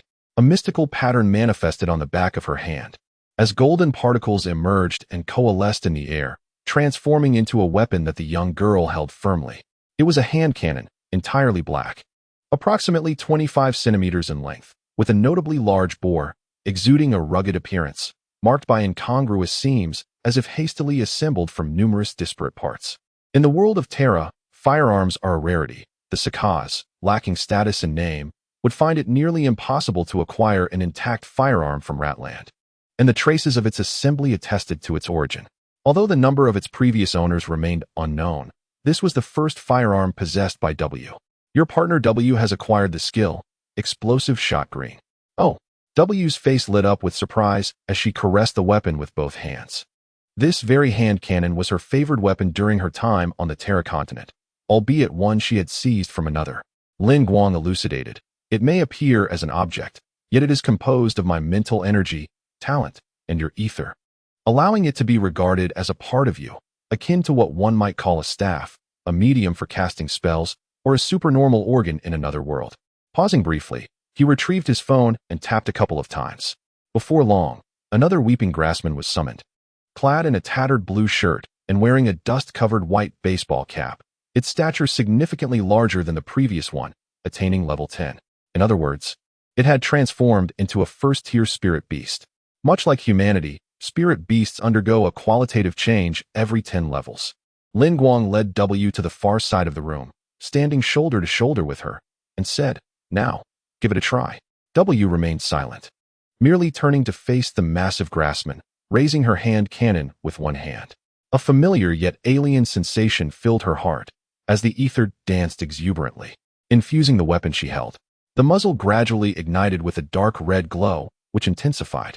This accumulation of energy persisted for a full 10 seconds, with the fire attribute ether almost threatening to overflow. Then, she pulled the trigger. Boom. In the next instant, a dark red projectile erupted from the muzzle, swiftly traversing over 20 meters, the dull report of the shot accompanied by a thunderous explosion in rapid succession. The fiery blast and shockwave enveloped the room in a thick cloud of smoke, rustling W and Lin Guang's clothing and hair. After 3 seconds, the grassman's wailing suddenly pierced through the haze. Wah wah wah. In stark contrast to its earlier vigor, the cries of this level 10 grassman, filtered through the smoke, seemed utterly feeble, as if it were on the brink of death. Moreover, under the intense interaction of different ether attributes, the distinct quality of its cries was even diminished, merely causing a brief pause in the movements of the two. Cough. The exhaust system around swiftly activated, transforming the dense smoke into fresh air, revealing the full extent of the impact site. Amidst the charred remains, the attire of the weeping Scarecrow had completely vanished, leaving only approximately 30% of its form intact, including what was left of its head. The regeneration process was exceedingly slow, barely perceptible to the naked eye, and it was estimated that it would take several days for any semblance of recovery. Your partner W has triumphed over a gray level 10 adversary, and the Stardust progress bar has risen. Stardust progress bar at 100, awarded 1 Stardust. The settlement was immediate. It seemed that the foe had indeed come perilously close to death. Such formidable power. Lin Guang slightly parted his lips, astonished, exclaiming, "Fortunately." Past incidents prompted the officials to mandate that training rooms must be equipped with impact-absorbing devices linked to the spiritual rune barrier. Otherwise, in a confined space, employing such a skill would have surely resulted in severe consequences, if not death. Ha ha ha. Through their pact, Lin Guang could sense that W's ethereal energy had been completely expended, and even her legs appeared to tremble faintly from exhaustion. Yet, she could not contain her exuberant laughter, jumping and enthusiastically patting Lin Guang's shoulder, her eyes brimming with excitement. How intriguing. Truly fascinating. Ah, you must have been far stronger than this in the past, to be so exhilarated. W struggled to restrain her enthusiasm, lowering her head and grasping her firearm once more. It's a feeling that's hard to articulate, but I can sense it. I have grown stronger. Lin Guang accessed the panel, confirming that W's abilities had indeed ascended by 1 level, nodding in affirmation. Indeed, you have leveled up. To be candid, although the leap from level 3 to level 4 seems minor, the rate of advancement diminishes with higher potential spirit beasts. For instance, under similar conditions, the growth rate of a gray inferior spirit beast is several times slower than that of a blue elite spirit beast. Lin Guang was genuinely astonished that W had achieved an upgrade after merely 2 battles. Chapter 17. The future. This morning, while researching, Lin Guang stumbled upon a frequently cited paper. Through observations of 26 control groups, it was noted that a reincarnated individual like W, who had been entirely reformed, would experience an upgrade rate between 15 to 20 times faster than that of spirit beasts of equivalent potential, provided they possessed considerable strength in their original world. This phenomenon might elucidate her rapid advancement. Well, regarding that matter, the academic community has yet to broach the subject, Lin Guang began, only to be interrupted by W waving her hand dismissively. I have no interest in your tedious ramblings. I recall you mentioning that someone of my talent could easily ascend beyond level 30, yet here I am, just reaching level 4. Lin Guang, somewhat exasperated, rubbed his temples. Yes, and this growth is non-linear, akin to my own talents. The later levels yield increasingly greater growth, eventually surpassing your original peak. Even more growth? That's splendid. Just tell me how to level up. Lin Guang's face revealed a rather subtle expression, before he shook his head and remarked, combat and training, or fortuitous encounters, and the consumption of potions crafted by miracle workers, the former being the most conventional and primary means of enhancement. Very well. W, brimming with energy, patted her legs and forced herself to stand, making her way towards the initial weeping straw figure. However, after just a couple of steps, she suddenly felt her legs weaken. Turning her head, she noticed that Lin Guang's pupils no longer emanated their dark golden glow, signifying that he had ceased the enhancement of her talents. Why have you stopped? She asked, a hint of dissatisfaction in her tone. Today's training ends here, he replied. W felt a surge of urgency. No, I am not yet exhausted. Before she could finish, Lin Guang interrupted. Depleting your ether is akin to exhausting your physical strength. It necessitates rest and replenishment. Forcing yourself to overextend will only diminish your potential in the future. At this point, he handed her a damp towel, speaking earnestly. You have arrived at a relatively peaceful environment. Although crises are not entirely absent, there is at least no immediate urgency. You no longer need to trade your future for the present. For reasons unknown, W slowly lowered her gaze, uncomfortably observing the pale skin of her right forearm, which was marred by a faint bluish-black hue. At first glance, it could easily be mistaken for the reflection of subcutaneous veins upon the skin. Yet, she quickly regained her composure, lifting her head and reaching out to accept the towel. After studying the sharply defined features of the young man for a moment, she suddenly turned her face away, huffing, "All right, I shall reluctantly heed your advice this time. Now it is my turn." Guang nodded and unexpectedly began to remove his shirt, revealing a yellow sports t-shirt beneath, emblazoned with the cryptic phrase "Do not board" on the front and 824 on the back. He then took off his black-framed glasses.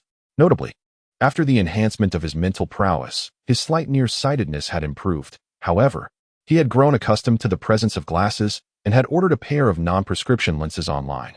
"Next, you will guide me in practice," he stated. W was taken aback. The young man continued matter-of-factly, "In terms of physical training, I believe you are more adept than I, a mere bookworm. My physical strength is quite feeble.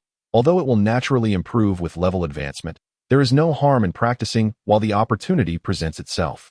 A smile suddenly illuminated the girl's face, and the slender, devilish tail behind her began to sway with renewed vigor. "This is your own request. I shall not permit any retreat or pleas for mercy." 2.5 hours later, Guang, thoroughly drenched as if pulled from water and resembling a lifeless fish, was supported by W as they staggered out of the training hall's entrance, closely entwined. After their departure, the receptionist clicked open a messaging application on her computer. "Xiao Miao. The B31 guest has checked out.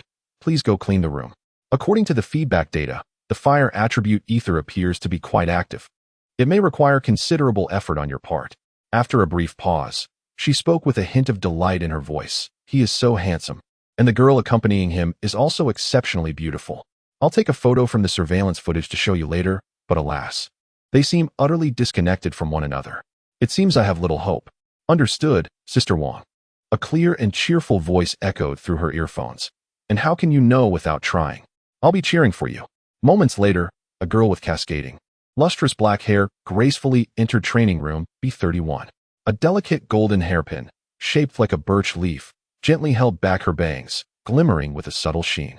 As she stepped in, an intense wave of fiery ether assaulted her senses, causing her to instinctively take a half step back, her distinctive playful tuft of hair swaying slightly. Soon, her attention was drawn to a scene within the training room, a crying straw man, its body almost entirely blasted away. The sight caused her brows to furrow tightly, nearly touching in the center. She approached the fallen figure, gradually kneeling down to gather the scattered straw, meticulously reattaching it to the straw man's form. "Oh dear, this is truly excessive," she murmured, shaking her head with a faint, bitter smile. The cleaning of the training room was included in the fees. Her concern was not for this triviality. Judging by the texture of the straw, she discerned that the crying straw man had utilized the skill, Harden, to bolster its defenses. Yet it was still nearly annihilated in a single blow. This indicated that the assailant possessed considerable strength, rendering this first-tier straw man incapable of providing any meaningful training. Rather than training, it felt more akin to venting frustration or outright slaughter. After reattaching the straw, she raised her hand to grasp the jade pendant at her chest. Gently caressing it, a soft glow enveloped her, and a round, vibrant cactus materialized beside her. This was a wind-rolling cactus, a green, superior-grade spirit beast, relatively rare, primarily known for its supportive abilities. Upon its summoning, the cactus rolled in a circle on the ground, seemingly greeting its summoner. "Little one, I need your help." The girl clenched her fist, as if to encourage the cactus.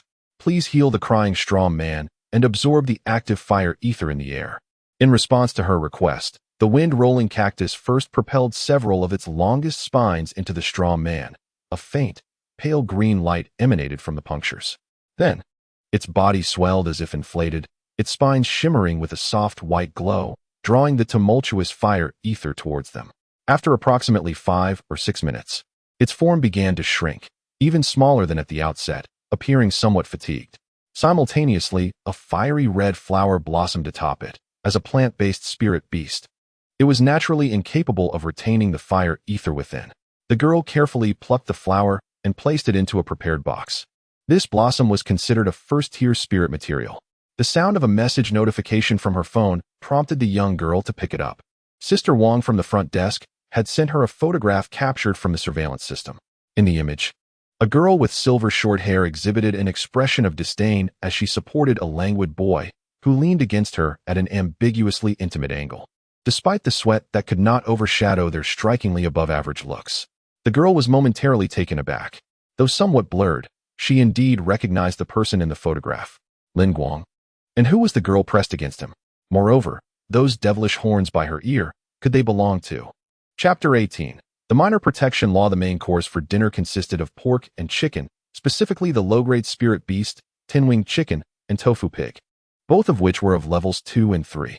Lin Guang spent over 3,000 daxia coins on them. Both were reasonably priced edible spirit beasts. The wings of the tin-winged chicken could be harvested and regenerated infinitely, while the meat of the tofu pig was as smooth as tofu, with a section on its abdomen that could be sliced endlessly without harming its body, thriving on a diet of soybeans to continually replenish its flesh. This was a spirit beast from a world reminiscent of Food Captive, which seemed designed solely for consumption. Were it not for W having completely drained the ether from her body and having leveled up once, coupled with Lin Guang's own exhaustion, he would never have indulged so extravagantly. This unprecedented culinary delight nearly triggered W's cooking frenzy. Had Lin Guang not insisted she learn to use chopsticks, it was likely that 90% of the meal would have ended up in her stomach. After dinner, W entered the bathroom to take a shower. The first thing Lin Guang did upon returning home was to succumb to the urge to bathe, while Lin Guang cleaned up the kitchen scraps and then picked up his phone, which had just chimed. The source of the vibration was a text from his homeroom teacher, Ouyang Wei, containing no mention of spirit beasts but merely inquiring about how he had been these past few days, suggesting that with such lovely weather, he might consider going out for some exercise instead of being cooped up at home reading. After reading the message, a subtle smile appeared at the corner of Lin Guang's mouth. He then walked into his room and extracted a sheet of paper printed with a form from the stack of books. It was a spirit beast information collection form that Ouyang Wei had distributed at the beginning of the previous semester. Though labeled as an information collection form, it was quite rudimentary, requiring only a few simple lines to be filled out, followed by a signature at the bottom to affirm the truthfulness of the information provided, thus accepting legal responsibility for it. What are you writing?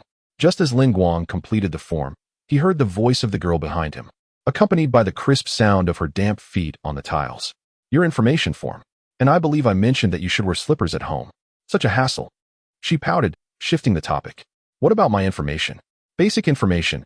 Age, name, race, attributes, and potential. By the way, how old are you?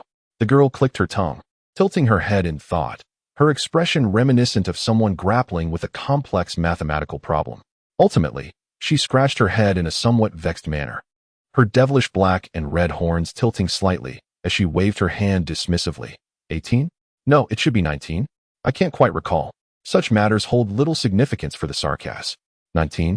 Noticing Lin Guang's skeptical gaze, the girl shrugged. Who knows? Since crossing over, my body has undergone many transformations. Becoming younger is just one of them. Lin Guang didn't dwell on it, but he recalled the original trajectory of the girl's fate in future Arkansas. She would encounter a monarch who would irrevocably alter the course of her life around the age of 20. All things considered, it could be viewed as a fortunate turn of events. After all, the subsequent demise of that monarch would drive the girl, already beleaguered by war, into the depths of madness, prioritizing vengeance and slaughter above all else for a prolonged period. However, judging by the current state of her mind, it was evident that she had yet to meet that monarch. After noting her age and capturing it with his phone to send to the homeroom teacher, Lin Guang turned around, his brow slightly raised. The girl was not dressed. She was merely wrapped in Lin Guang's bath towel. The contours of her form were accentuated, with water droplets cascading down her long, fair legs. She was rummaging through Lin Guang's wardrobe, holding up a set of clothes to assess their fit. This suddenly reminded Lin Guang that he had forgotten to purchase clothing for her. After leaving the training grounds, his energy had been depleted from grocery shopping and cooking, causing him to overlook this matter entirely. Sensing Lin Guang's gaze upon her, the girl turned her head, seemingly misinterpreting his stare. A smirk graced her lips, and combined with her current attire and devilish appearance, she exuded an inexplicable allure, like a rose blooming amidst bloodshed on the battlefield, perilous yet irresistibly enticing. She hugged herself, her well-developed figure straining against the confines of the towel, her slender red-black tail swaying gently as her bare feet touched the floor. Her bright red toenails possessing a mesmerizing quality. Leaning closer to Lin Guang, she whispered teasingly, "Would you like me to teach you a thing or two?" Lin Guang responded with a bemused expression. The girl boldly approached, seating herself upon Lin Guang's lap, her hands resting on the back of the chair as she looked down at him. "I am not one to owe favors. You rescued me from the clutches of human traffickers and treated me to such delectable food. If it is your desire, I could repay you with my body. After all, your face is quite to my liking." Lin Guang sighed. "That doesn't seem quite right. What is wrong with that? Are you disgusted?" As if deriving the answer from Lin Guang's inquiry, she leaned closer, her gaze piercing and invasive, her warm breath brushing against his face. "This is my first time, you know." Noticing Lin Guang's slightly flustered expression, her smile broadened. Such grandiose notions of heartfelt connections and companionship. How naive. "Allow me to tear away your false mask." However, the next sentence from the youth nearly shattered her composure. "But I am merely 16. It is unlawful to target minors." Lin Guang hesitated for a moment, gazing into W's eyes, and said, "In the past, while walking alone, I was often surrounded by older female students from other schools, bombarded with questions. There was even an occasion right after school when a beautiful woman in her 30s approached me, claiming she wanted to take me to see a rare spirit beast. I was almost persuaded to follow her, but fortunately, a teacher spotted us and quickly pulled me away, advising me that boys must learn to protect themselves and not yield to unreasonable demands. Since that day, I have begun to value self-respect and self-protection." The artificial allure on the girl's face began to falter. "Are you jesting? You do not appear to be the type who would fall for such tricks. You do not know who I was before. It is entirely reasonable to disbelieve, yet what I say is indeed true, and the memories remain vivid even now." Lin Guang exhaled softly, seemingly grateful for his past fortune. Now awakened to the memories of his previous life, he could hardly be considered naive.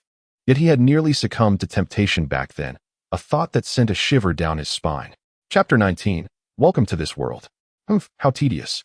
The girl held his gaze for several seconds, only to confirm with disappointment that he was not lying, a realization bolstered by Lin Guang's compelling appearance. Although she perceived herself as a mercenary, ruthless and bloodthirsty, rather than a mere woman, it did not diminish her understanding of the allure she possessed as a female. If she truly wished, even adorned with the horns and tail of a Sarkaz, many would likely be eager to accompany her. Faced with someone impervious to her seduction, she felt an inexplicable sense of defeat wash over her, deflating her bravado. Consequently, she relinquished her pose and rose from her seat. Lin Guang pondered briefly before standing as well, meeting W's gaze with mild surprise. "I do not despise or fear you, nor do I share this to prove my virtue. After all, I may have been unaware in the past, but I have gained some understanding now." He spoke earnestly. "What I mean to convey is, do not relinquish your sense of self so easily." "Relinquish myself?" W mulled over his words, a surge of irritation igniting within her as she resented the condescending pity emanating from someone who lived a life of comfort. Coldly, she retorted, "What are you so moved about? I would do anything to survive.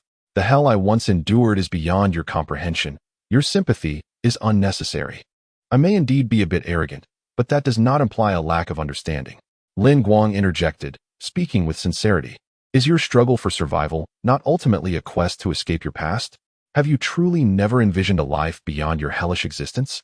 He gazed at the silver-haired girl, who was struggling to articulate her thoughts, his hand gently resting on her bare shoulder, and his tone unconsciously rose a few notches. "You have now arrived in a new world. You have achieved it. You have triumphed. You are no longer in hell." Lin Guang paused for a few seconds, looking into her pupils, his tone suddenly softening as he murmured, "But if you must continue to exist in the manner you despise from the past, have you truly escaped, or are you still ensnared in that world you deem hellish?" This statement seemed directed at either W or himself. At least I refuse to accept that. The silver-haired girl opened her mouth, eager to refute the youth before her. Until now, no one had ever spoken to her in such a manner, nor had anyone ever brought this truth to her attention.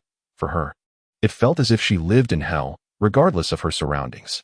Yet, for reasons unknown, her strong intuition compelled her to remain silent. She sensed that Lin Guang's words were far from empty.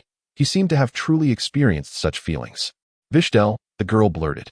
momentarily taken aback as she gazed at Lin Guang, instinctively inquiring, "What did you say?" "Vishel," Lin Guang repeated, looking into her eyes, which were dark and clear, scrutinizing her intently before breaking into a smile. "I have decided to name you Vishel." "Why?" After a prolonged moment, she managed to utter those 3 words softly. "Sakas. It doesn't matter whether I have a name or not. After all, we are merely consumables of war, as numerous and as insignificant as weeds. Because I believe such an object-like designation does not suit you. If you wish to embark on a new life in this world, why not start anew with a fresh name? I welcome you to this world." Lin Guang suddenly seemed to recall something, offering a self-deprecating smile, perhaps indicating that he felt unworthy to say such words. "Nevertheless, welcome to this world, Vishel." The girl stared into Lin Guang's eyes, her face betraying no emotion. Her delicate arm, resembling a slender lotus, inexplicably resting on her forearm, enveloped in silence. After a prolonged stillness, she turned and exited the room, leaving behind a barely audible sound. On a Monday at the True Ascension Experimental School, the atmosphere in class Yuling was almost eerily silent. A heavy low pressure seemingly swirling within the classroom. "What's wrong? Has someone died at home?" Wong Dawei strode into the class, wearing sneakers signed by the legendary Federal Spirit Master Kabi Bulai, his face a mask of astonishment.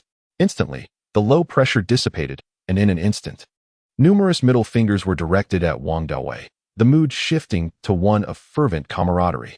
"I went crabbing last night and ended up in the crab hole of my aunt." "Wong Dawei, is your entire family living in darkness?" "As for my family, I am unaware of any tragedies. I only know that your Curry people have surely perished. If even one member of my family were to die, it would mean a truckload of losses for yours. Could you not exhibit a modicum of decency and refrain from incessantly inquiring about my family?" Such audacity! Wong Dawei burst into laughter, reveling in the long-lost greetings from his classmates, his eyes brimming with tears of emotion, his heart swelling with fervor. After a lengthy pause, he finally heard a serious response. "Stop calling out. I feel like I'm being summoned like a beast. Today is the deadline." He had long since become accustomed to the complete absence of decorum when everyone was led by Wong Dawei. The chubby Deng Yifeng bellowed in anger, then, with a furrowed brow, lamented, "Can Lin Guang manage? If he doesn't form a contract soon, he won't be in our class anymore. He will prevail." Wong Dawei laughed heartily. "Didn't I mention it in the group yesterday?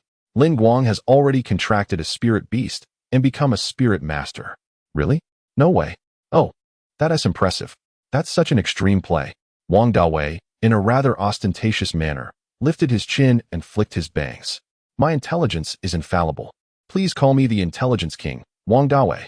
I wish you could be like the character from anime, manipulated by that 7-star spirit master, to unleash 6 humanoid spirit beasts in an explosive massacre. Indeed, I had predicted that a brilliant student like Lin Guang would surely be able to contract a spirit beast. It appears Lin Guang is destined to succeed. I wonder what type of spirit beast he has contracted. Time is so limited, I'm uncertain about the compatibility." "Then you should challenge Lin Guang this afternoon." "Me? Challenge Lin Guang? Is that for real?" As the students of Class 1 became increasingly animated, Hisheng Wang furrowed his brow slightly, but then, as if struck by a thought, his expression gradually softened. Soon after, Lin Guang, clad in a blue and white school uniform, entered the room. Upon seeing his excited classmates, he paused momentarily, then smiled and raised his right hand, which bore a green mark resembling a demoness tail.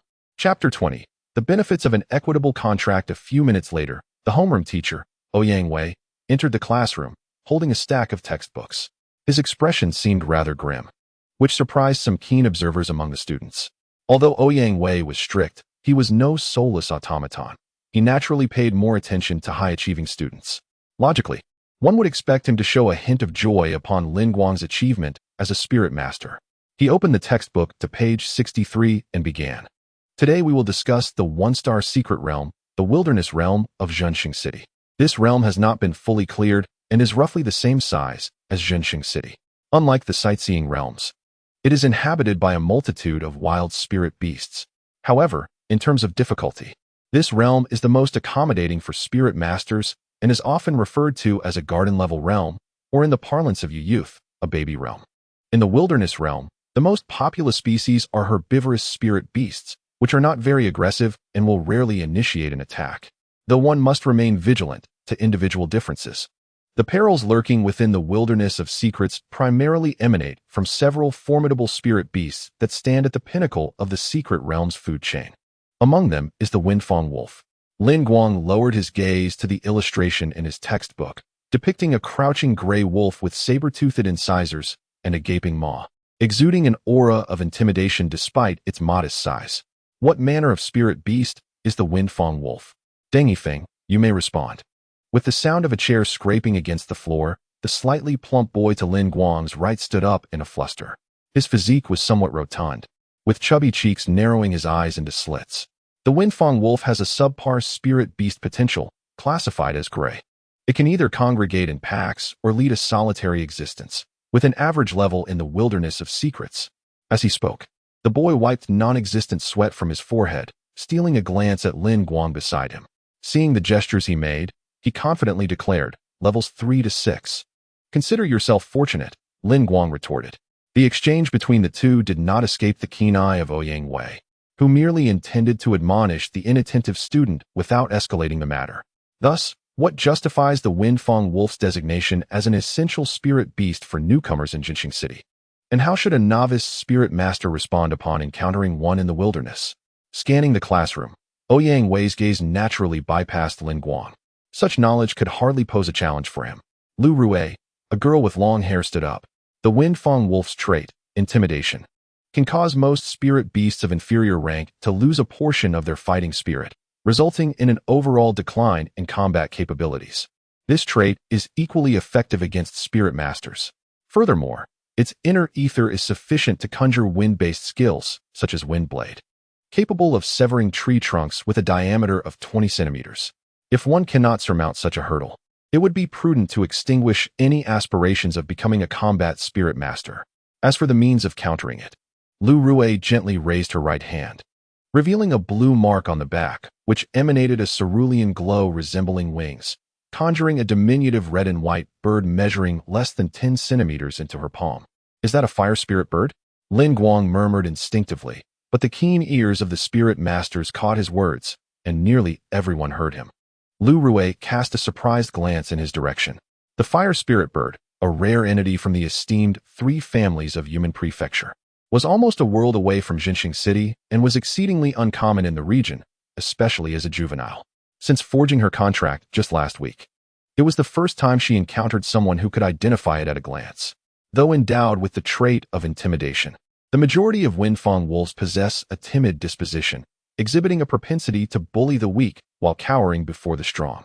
In a one-on-one encounter, as long as one has a strategy to counter the wind blade and inflict injury upon it, the Windfang wolf will likely retreat in fear. The optimal approach is to utilize agile or defensive spirit beasts. Even when intimidated, as long as one's energy level does not falter, one will not be overly passive, thus rendering the opponent perplexed and ultimately leading to their downfall. Engaging in direct confrontation with a less resilient artillery-type spirit beast is far from ideal. Chirp, chirp, chirp. The little bird raised its head, seemingly relishing the attention of the crowd. However, it is advisable not to provoke the flock. In an instant, the majority of students in the classroom cast envious glances at Lu Rui, secretly admiring her fortunate lineage, undoubtedly owing to her father's South ventures in real estate. Ouyang Wei nodded slightly, signaling Lu Rui to take her seat, and then called upon another student to address the same question. This student possessed a rugged, thick-skinned, stone-armored elephant, a green elite spirit beast capable of withstanding the wind blade of the Windfang wolf. The 2 classes swiftly concluded, and Lin Guang returned the black market pass to Ouyang Wei. For reasons unknown, Ouyang Wei seemed to cast a fleeting glance at Lin Guang before departing the classroom, a hint of concern evident in his eyes, leaving Lin Guang somewhat bewildered. The next session was a meditation class. All students exited the teaching building, boarding the campus shuttle, which circled the expansive playground, arriving at the meditation building's first meditation chamber. The meditation room, approximately 200 to 300 square meters in size, was half-spherical, resembling an inverted bowl. Its interior was shrouded in profound darkness, intricately engraved with complex patterns resembling the sprawling branches and leaves of a grand tree, intertwining to fill the entire chamber. This space was meticulously inscribed with ethereal runes designed to concentrate spiritual energy, harmonizing mental waves. thereby facilitating quicker entry into a meditative state with enhanced efficacy. Each activation required considerable resources, a boon provided by the state and the school. Once everyone settled onto their respective cushions, the vine-like patterns on the walls began to glow, illuminating the room with a gentle golden radiance. The atmosphere lifted as if dust had been swept away from their minds, instilling a sense of tranquility and clarity rather than excitement. Consequently, the majority closed their eyes, embarking on meditation according to their respective contractual methods. Although Lin Guang's equal contract method had reached an extraordinary level, he was still far from achieving the pinnacle of mastery. He remained diligent, completing his meditation without any slackening of focus. An hour swiftly elapsed, and as the soothing bell rang, the golden foliage gradually dimmed, returning to darkness, signifying the depletion of spiritual materials within the chamber and the conclusion of the class. Reluctantly, Lin Guang opened his eyes, invigorated, and glanced around to find his classmates already awake, weariness etched upon their faces. He couldn't help but shake his head inwardly. This exemplifies the advantage of choosing the equal contract. Chapter 21. The Summer Garment. The principle of self-cultivation for spirit masters lies in the method of meditation to delineate the runes of the contract law beneath the surface of the sea, facilitating a resonance with their inherent talents. In this process, the talent glyph located at the apex resonates with the contract glyph at the base, allowing the entire mental sea to expand incrementally, while the quality of the mental energy condensed within the sphere is refined to a higher degree.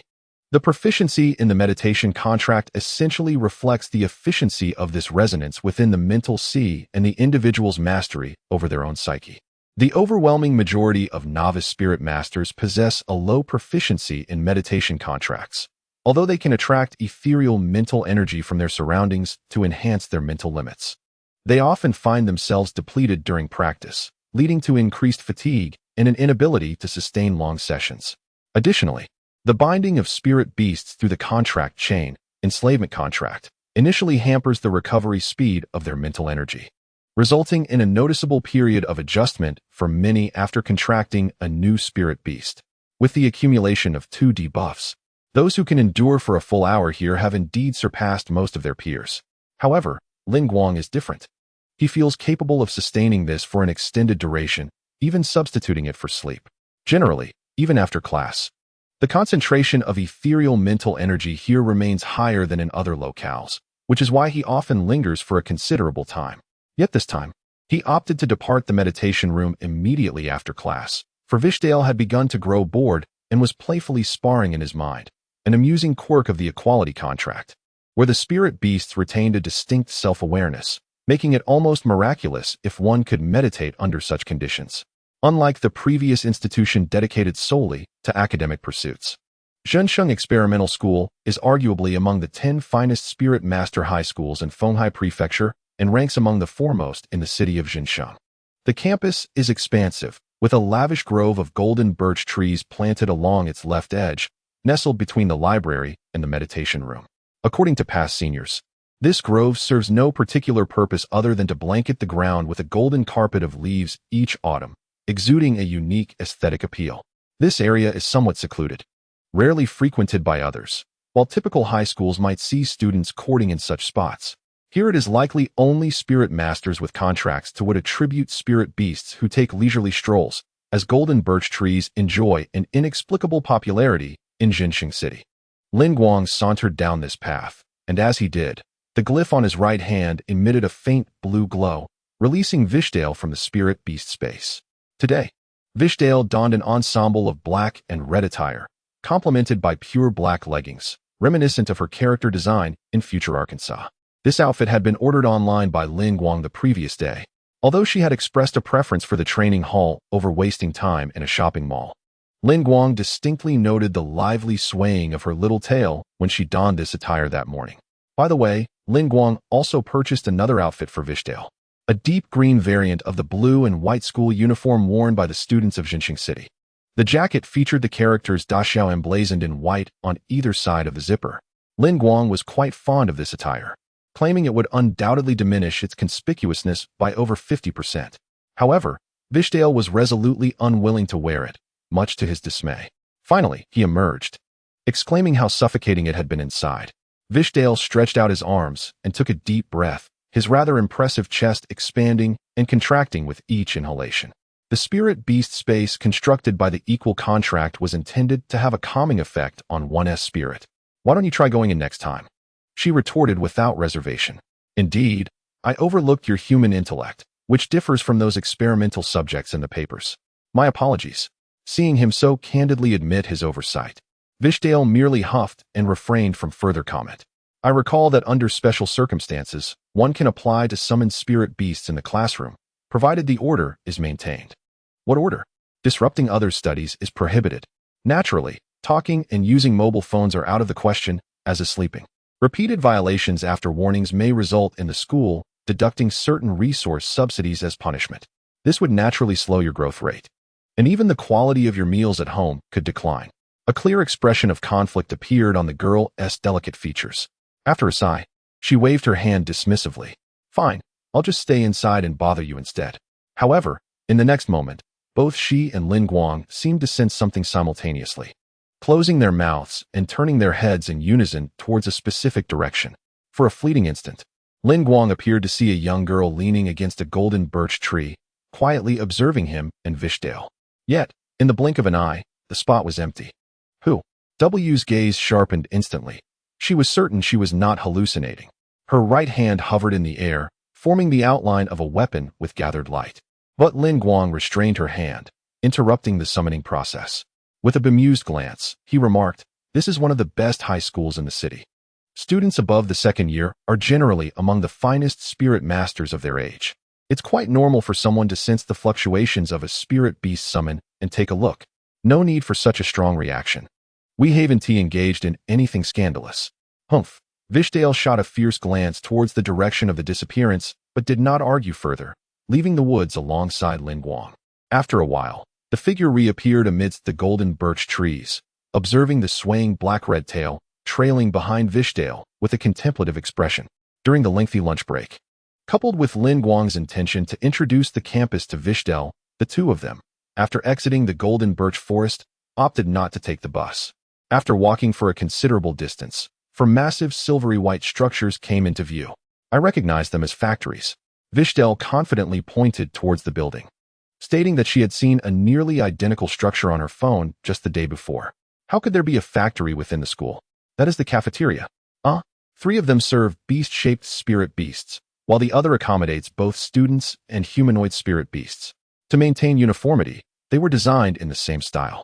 Typically, humanoid spirit beasts do not grow in size as they mature, and they often possess a higher intelligence than beast-shaped spirit beasts, thus allowing them to dine alongside students. Although Vishel was somewhat intrigued, her greater interest lay in the prospect of dining, as the physiological activities and energy consumption of spirit beasts in their spatial realm are akin to those in the external world. Lin Guang led her into the smallest of the factory buildings, where glimpses of humanoid spirit beasts could be seen. On their way to the serving counter, they attracted nearly universal attention, with gazes filled with either astonishment or envy, predominantly focused on her beauty and her demonic horns and tail. This made Lin Guang regret not having dressed Vishel in that oversized summer shirt, which might have concealed some of her allure. Lin Guang silently hoped to avoid running into classmates, as explaining the afternoon's martial science class would only lead to further explanations, thus wasting precious time. Oh my goodness. Lin Guang, who is this? Chapter 22, Provocation. The Murphy's Law was indeed in effect. Lin Guang sighed inwardly and turned around to find Wong Dawei and the chubby Deng Yifeng, both wearing expressions of disbelief. They were the type to vanish as soon as class ended, and now they were already preparing to find a place after collecting their meals. Wow, have you finally woken up? So, last semester when you turned down those girls' confessions, it wasn't due to your studies, but rather your lofty standards, right? Deng Yifeng's eyes widened in disbelief, darting back and forth between Lin Guang and Vishel as if he could hardly believe what he was seeing. This was the first time Lin Guang had seen his eyes squinting through the surrounding flesh. Then, Deng Yifeng gave a thumbs up, but I must admit, she truly is a beauty among beauties. After a moment of stunned silence, Wong Dawei regained his composure, a triumphant smile crossing his face. Well, Lin Guang, not only did you quietly acquire a girlfriend from outside the school, but you also brought her here? If you don't want me to report you to Ouyang Wei, then you can cover my lunch tomorrow. Lin Guang was utterly speechless, but this seemed to be misinterpreted by Wang Dawei, who chuckled and was about to continue his banter when Deng Yifeng, insisting that he shouldn't be a third wheel, forcibly dragged him away. Vishel watched their departing figures with curiosity and asked, "Your classmates? It's a term, right? What did they say?" "They are classmates. I apologize for my lack of education." "So, what did they really say?" "Nothing much, just complimented your beauty." Admitting the truth felt somewhat like teasing, so he subtly altered the concept. Praising a sarcasm? Vishel raised an eyebrow, her intuition suggesting that Lin Guang had not fully articulated his thoughts. Was it a matter of their intellect, or was he merely jesting? They were certainly not the type to flatter strangers. She slightly narrowed her captivating amber eyes and inquired, "Do you feel the same?" Lin Guang nodded earnestly. After all, from an aesthetic standpoint, she was undeniably exquisite. Yet, her lifestyle made it challenging to perceive her as a member of the opposite sex. How mundane. What a comfortably languid era it was. In her homeland of Kazdair, no one would concern themselves with your appearance. The girl pouted, feigning indifference. Yet as she gazed at Lin Guang's profile, a subtle and inexplicable emotion began to stir within her. The Tyra spirit had not been officially documented in the Spirit Beast Registry, and thus, no scientifically accurate dietary guidelines existed. Lin Guang was compelled to select the most suitable dishes for Vishel from the cafeteria, fortunate that she was not a picky eater. Ultimately, Vishel's lunch consisted of a generous serving of spicy pork belly accompanied by a large carton of milk. Without the omniscient eye of the system, Lin Guang could deduce from the unpeeled pigskin that this was the meat of the white-tier spirit beast, the steel pig. The ruby-like red fruit was derived from the gray-tier spirit beast, the explosive pepper vine, while the milk came from the gray-tier spirit beast, the sweet milk cow. Averaging around level 5. Typically, the cafeteria offered white-tier ingredients only once a week, so Vishel was fortunate. And the students could enjoy a 50% discount off the student price, though takeout was not permitted. The steel pig's meat was rich in life energy. The explosive pepper vine's fruit was abundant in fire ether, and the sweet milk could safeguard the stomach from the potential harm of the rampant fire ether. However, upon tasting the meal, Vishel critically remarked, "The effects are commendable, but the culinary skill leaves much to be desired. At least there's something to eat, and at this price. It's practically a gift. Be grateful." After lunch, Lin Guang strolled with her across the expansive square in front of the cafeteria, where many students engaged in activities with their spirit beasts, while others congregated for conversation. The first-year students, having recently acquired their spirit beasts, primarily discussed their experiences in raising them, whereas the second and third years had a broader array of topics, occasionally delving into discussions about the wilderness, secret realms, and school team examinations. Lin Guang also spotted Wong Dawei boasting to a younger girl from the adjacent second class about how rare and formidable his great bird was, and how he had overcome numerous challenges to secure its contract. After idling for about 10 minutes, Lin Guang suddenly noticed 3 classmates approaching him directly. The leader was Huang, flanked by 2 boys who were his loyal followers, ever at his beck and call. Huang first regarded Vishel with a hint of surprise, then quickly redirected his gaze to Lin Guang, wearing a faint, courteous smile, though Lin Guang sensed a veneer of insincerity beneath it. This was hardly surprising. Huang's father is the general manager of the Jinxing City Stock Exchange, a veritable scion of wealth. Possessing a remarkable intellect, his mental acuity is of a rare green caliber, making him a prodigious talent since childhood. However, upon entering high school, his fortunes took a sharp downturn as he encountered the eccentric Lin Guang. Initially, during the enrollment assessment, Lin Guang was identified as having a blue talent, even without awakening. This indicated that his mental prowess was exceptionally rare, a true gem among 1,000. Subsequently, in the first diagnostic exam of the semester, Lin Guang astonished Huang and the teachers with a perfect score in the humanities. This ignited a peculiar competitive spirit among the teachers, who devised increasingly difficult questions. After several attempts, they finally managed to prevent Lin Guang from achieving another perfect score, yet the gap between Huang and Lin Guang continued to widen, leading Huang to realize that the mere 6-point difference during the diagnostic exam was simply due to the maximum score being only 120. Ultimately, he earned the nickname Eternal Second. It was hard to believe that a once proud and arrogant 16-year-old could remain unfazed by such matters. He might as well believe that Wang Dawei could act normally. The two had very little interaction, but given the peculiar circumstances of the day, Lin Guang suspected he understood Huang's intentions. The moment their eyes met, it was as if a battle was about to commence. Do you wish to engage in a duel? In the manner of a spirit master? Lin Guang inquired, glancing at Weishdale and speaking in a manner she could comprehend. He Shenghuang's previously gentle smile suddenly stiffened, his mouth agape in momentary disbelief. Huh. Lin Guang's voice had not gone unnoticed by Wong Dawei, who rushed over, leaving his sister behind. His eyes wide, he exclaimed, He Shenghuang, have some dignity. Lin Guang has just contracted his spirit beast. While you've had yours for at least half a year, and your levels are at least 5 or 6 apart, how can you challenge him? Bullying the weak, indeed. Why not face off against someone in the second year instead? After an initial moment of surprise, He Shenghuang regained his composure, maintaining a smile. Yet his gaze towards Wong Dawei carried an air of superiority, a testament to his own qualities. Chapter 23. Will he win? He Shenghuang slowly remarked, Wong Dawei. This is merely a friendly exchange among classmates. I am simply curious about what spirit beast Lin Guang has contracted. With his blue talent, he should have contracted a corresponding level spirit beast, while I, with a green talent, have only contracted a green excellent level beast, which will require several more years of nurturing before it can evolve. The disparity between us is not as significant as one might think. Moreover, opponents in the National Spirit Master competition will not consider whether you contracted your spirit beast 6 months late. It seemed there was some truth to that assertion.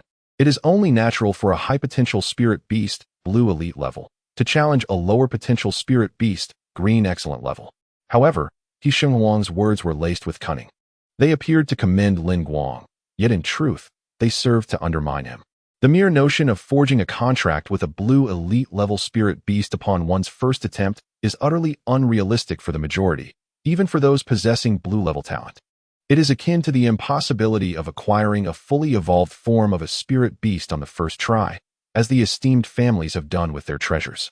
Logically speaking, even if Lin Guang refrained from compromising his talents and swiftly found a compatible spirit beast, it would most likely be of a green excellence level, at best presenting a clear path for evolution, without the need for a miracle worker to gamble on probabilities to ascend to blue. Yet, if everyone else is at the green level, the substantial disparity in rank and training time, spanning half a year, is indeed insurmountable. Wong Dawei was no fool. He sneered and exclaimed, Spare me your nonsense.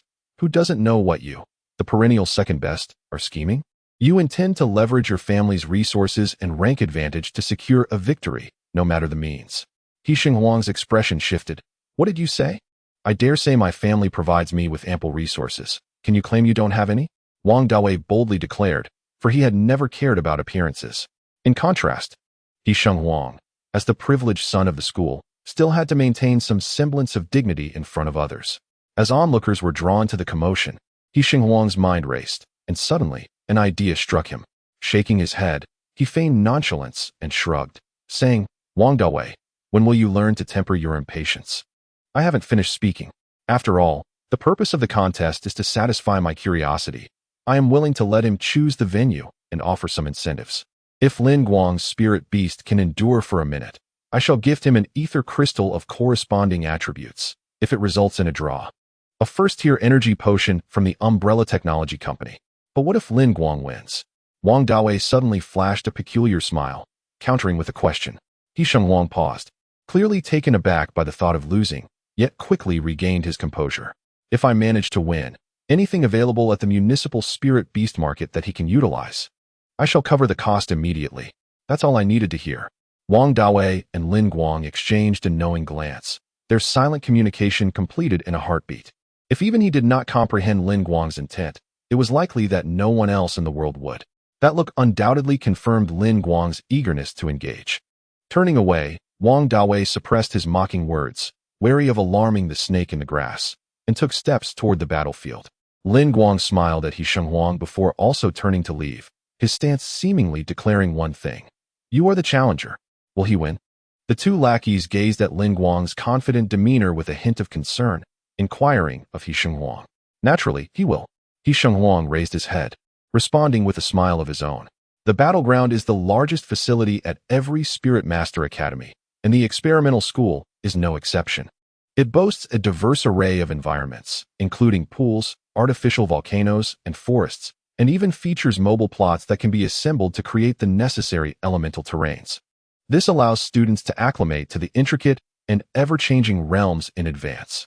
Outside of class hours, renting the battleground requires a fee, which is significantly lower than external rates. Furthermore, each semester, the school allocates a specific combat allowance to students' cards. And the combat class not only receives double the amount, but also enjoys a 50% discount on top of that. The sole drawback is that the battleground is exceedingly popular. Apart from scheduled classes, students are prohibited from using it as a training ground. Freshmen are only permitted to utilize the smaller arenas, approximately the size of 2 basketball courts. At this time, which is still considered mealtime, the battleground is usually empty.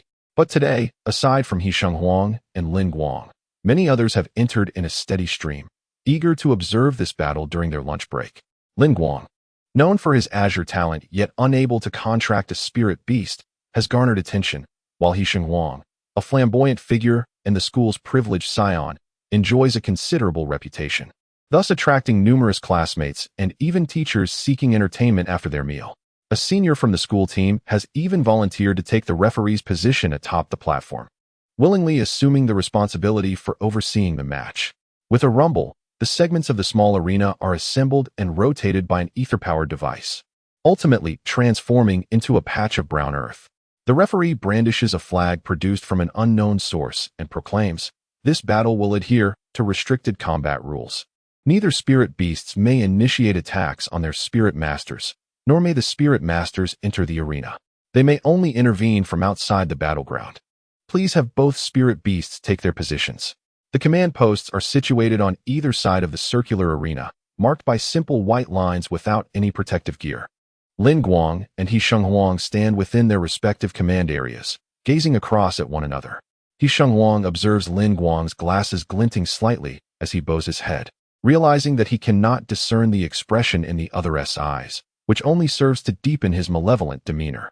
"I hope you remain composed in the moments to come. Let us begin." In the next instant, Hisheng Huang eagerly raises his right hand, where a horn mark on the back of his hand glows faintly with yellow light. A small brown calf, half his height, materializes beside him. Though still youthful, its excellent nurturing is evident. With sparks of electricity flickering across its coat and a spirited glint in its eyes, the calf affectionately nudges Hisheng Huang's thigh, to which he absent-mindedly pats its head, his gaze never leaving Lin Guang as he coldly inquires, "Where is your spirit beast?" Chapter 24, The First Battle in His Eyes. Lin Guang merely lowered his gaze towards his spirit beast, the lens of his glasses flickering slightly, yet he made no motion to summon it. He then turned to the silver-haired young girl, engaging in conversation. To Hisheng Huang, this was undoubtedly a provocation from Lin Guang. He spoke in a low voice. "Are you not going to call it out? Could it be that it is afraid and dares not emerge from the spatial realm?" Vishel similarly squinted her eyes. Even without Lin Guang's translation, she could sense the malice in Hisheng Huang's demeanor. Species: Thunder Calf, Thunder. Origin: Thunder Continent. Condition: injured due to excessive training of the left knee. Negative. Level: 9 skills. White: Roar, Initial Understanding. Tail Wag, Initial Understanding. Green: Lightning Charge, Mastery. Horn Strike, Initial Understanding. Traits: First Surge. The first skill used in battle gains a slight boost in power, refreshes upon returning to Spirit Beast space. Lin Guang narrowed his eyes slightly, closing his omniscient gaze, the glow in his eyes dissipating as he shook his head. "No. I believe I have explained the rules to you before. In school battles, direct attacks on the Spirit Master are prohibited, and harming Spirit Beasts is not allowed. TCH, how I wish to strike him down. Furthermore, I trust my previous instructions were clear. Remember to wait for my signal.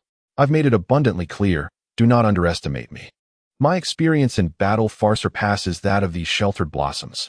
Vishel spat in dissatisfaction, striding into the combat zone while giving Hisheng Huang an international friendly gesture. This action left Hisheng Huang momentarily stunned. The audience erupted in astonishment. This individual is actually a spirit beast. Is that not a cosplay? What level of potential does she possess? Most students were filled with surprise and confusion, while some, after recovering from shock, revealed expressions of envy and jealousy. However, the teachers uniformly donned grave expressions, and those aware of Lin Guang's situation turned to glance at Ouyang Wei, who had appeared at some point in the viewing area.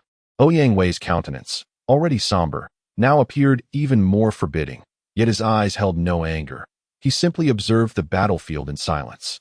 Meanwhile, Wong quickly regained his composure. In this world, nothing was truly extraordinary. As long as the referee remained silent, the match would proceed. The only matter of importance now was to defeat her. As the referee's command echoed, the Thunder Calf's affectionate gaze gradually vanished. It stepped into the combat zone, fixating its gaze intently on Vishel. Thunder seemed to flash within its large eyes as it exhaled 2 puffs of breath through its nostrils, letting out a resonant moo. Its right hoof scraped the ground, raising a cloud of dust, poised and ready for action. Wong opted to take the initiative, his right hand sweeping through the air.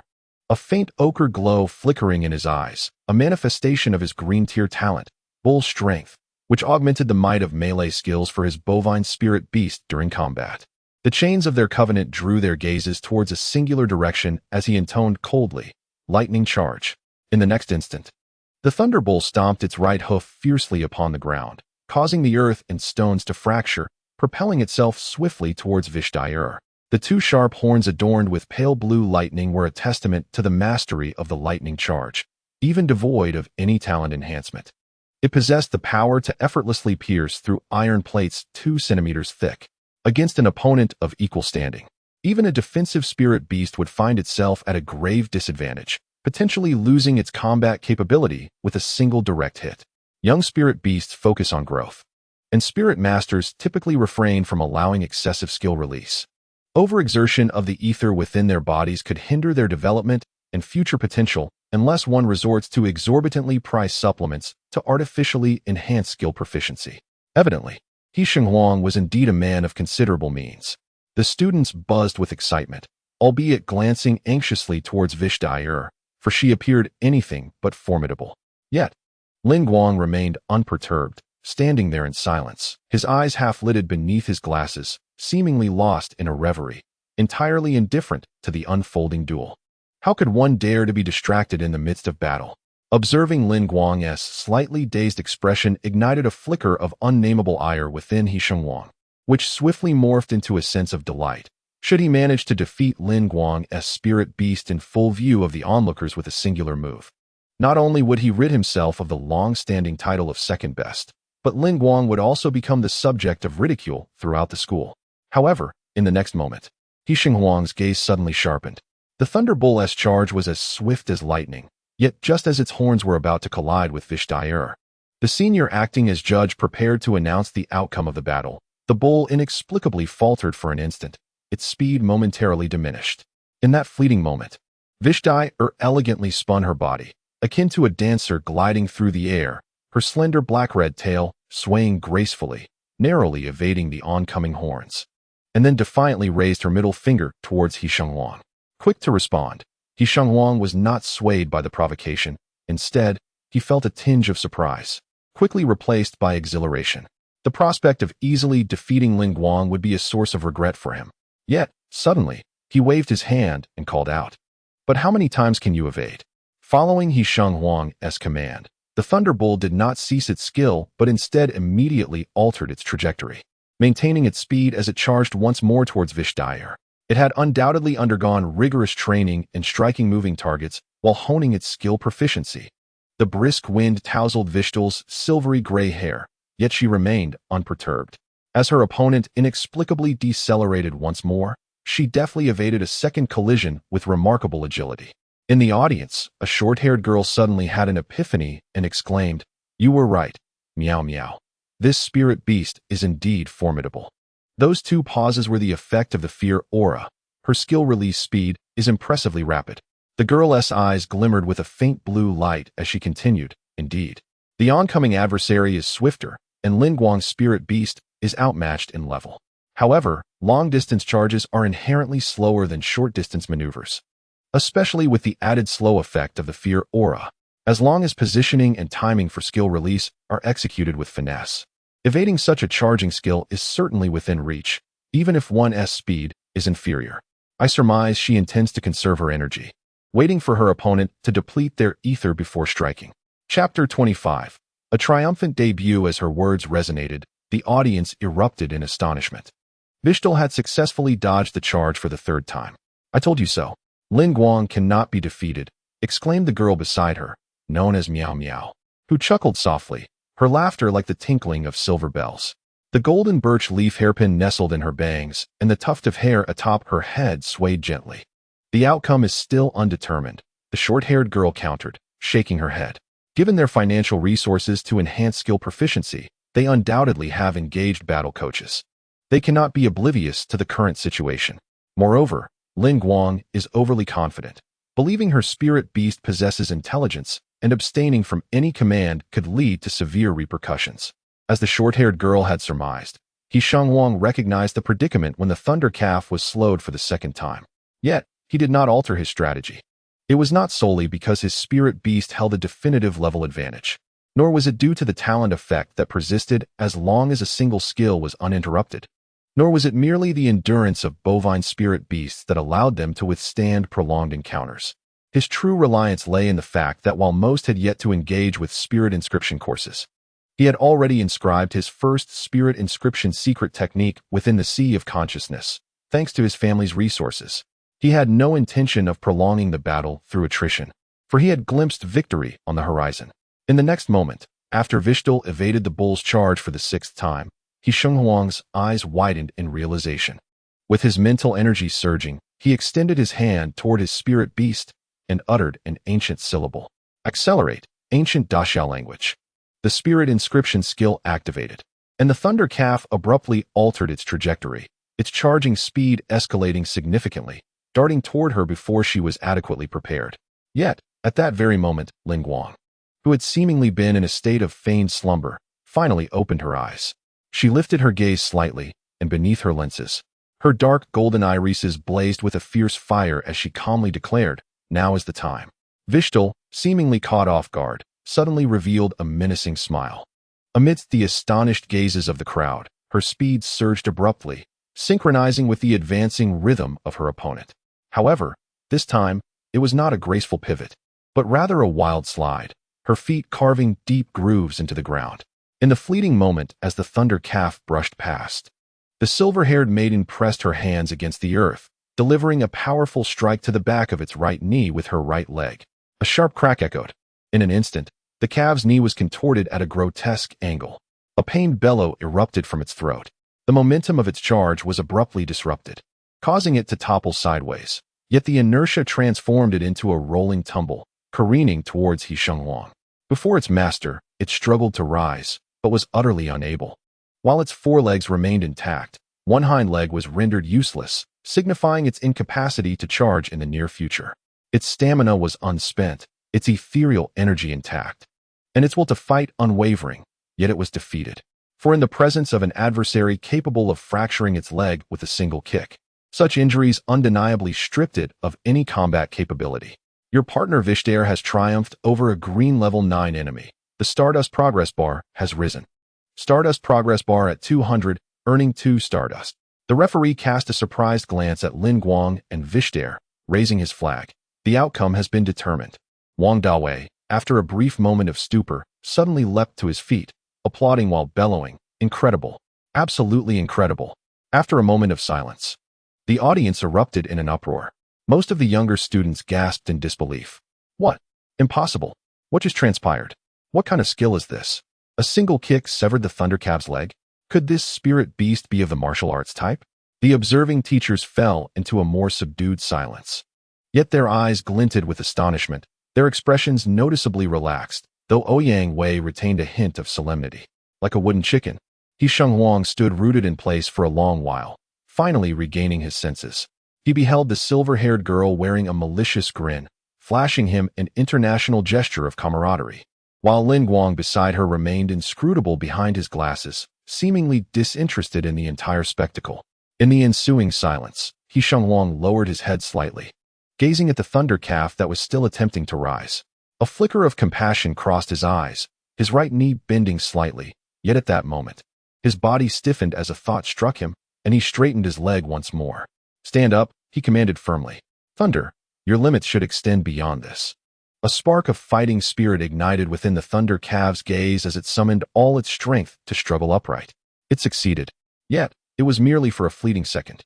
The fracture in its leg caused it to collapse once more, emitting a long, mournful bellow that mingled pain with a sense of apology, drowned out by the cheers of the crowd. Enough, you have already tried your utmost. The voice was as faint as a mosquito's buzz. Wong seemed entirely uninterested in allowing Xiaoyan to hear him, retracting his spiritual pattern. After closing his eyes and taking a deep breath, when Wong opened them again, his face bore no trace of unease. He stepped before Guang, retrieving a black wallet from his school uniform pocket. From within, he produced a golden card, pausing momentarily in the air before ultimately extending it towards Guang. "The splendid duel. I concede defeat," he stated with remarkable composure, his tone revealing no hint of resentment. Guang accepted the card, discovering it to be a shopping card for the Municipal Spirit Beast Mall, valued at 500 credit points, equivalent to 250,000 Daxia coins. Even for a rather rare spatial spirit artifact, the currency on this card would suffice to purchase one.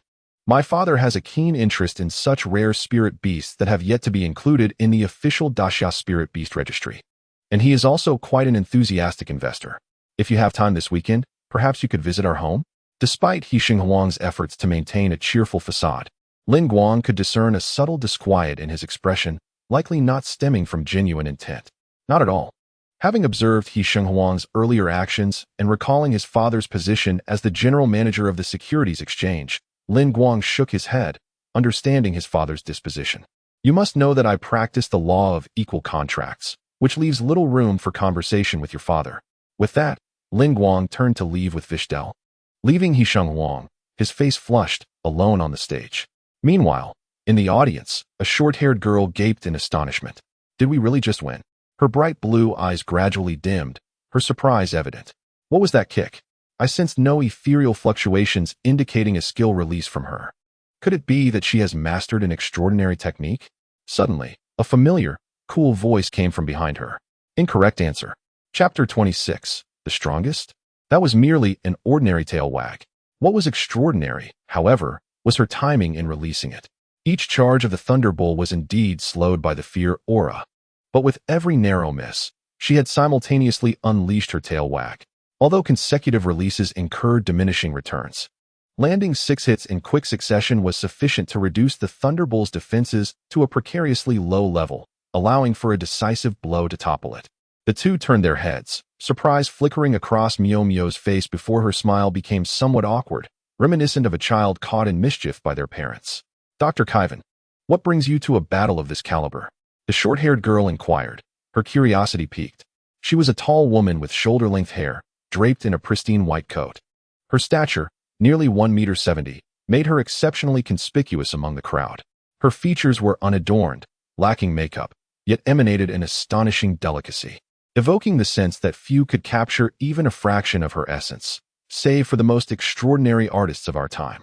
Regrettably, her expression remained remarkably indifferent, akin to a frozen lake, devoid of ripples, resembling a masterpiece meticulously crafted by a master artist. Dr. Kaiwan did not respond to the short-haired girl's inquiry. Instead, she glanced at her watch on her left wrist and said, "Mayumiyu, I must reiterate that an hour of rest each day at noon is essential for you. A point I reminded you of just last Friday." Mayumiyu cleared her throat softly, her gaze wandering slightly. "This time was purely accidental. I assure you I will rest on time tomorrow." "You had best remember," Dr. Kaiwan replied, shaking her head as her attention returned to the battlefield.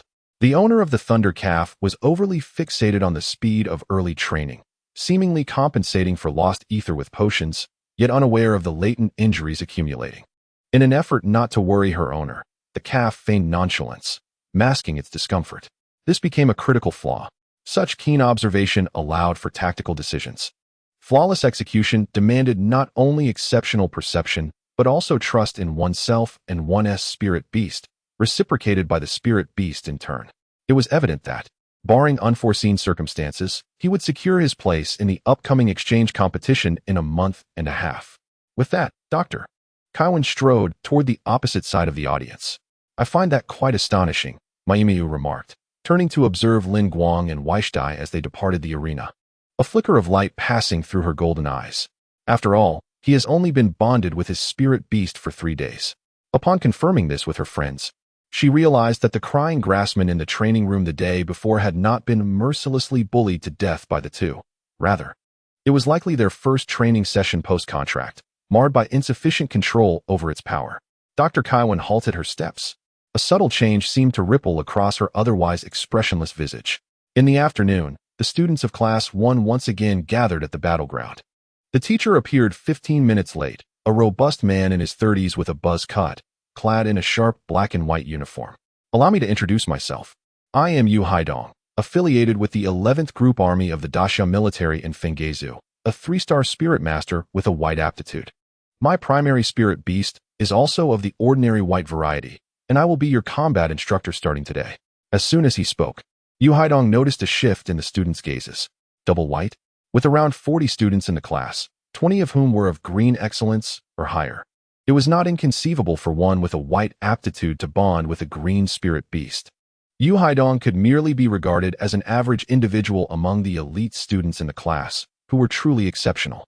However, he smiled faintly, undeterred by the students' disdain, and continued, "You all consider yourselves elite.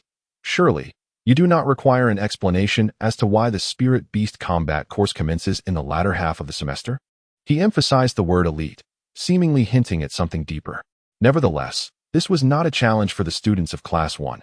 Even Wong Dawei could answer this common knowledge. Non-humanoid spirit beasts typically have a juvenile and mature stage, akin to the growth and development of humans and ordinary animals. However, there is no definitive threshold between these stages. Development is linear and visibly apparent. The higher the grade of the spirit beast, the more challenging the contract becomes, necessitating a greater capacity of the soul.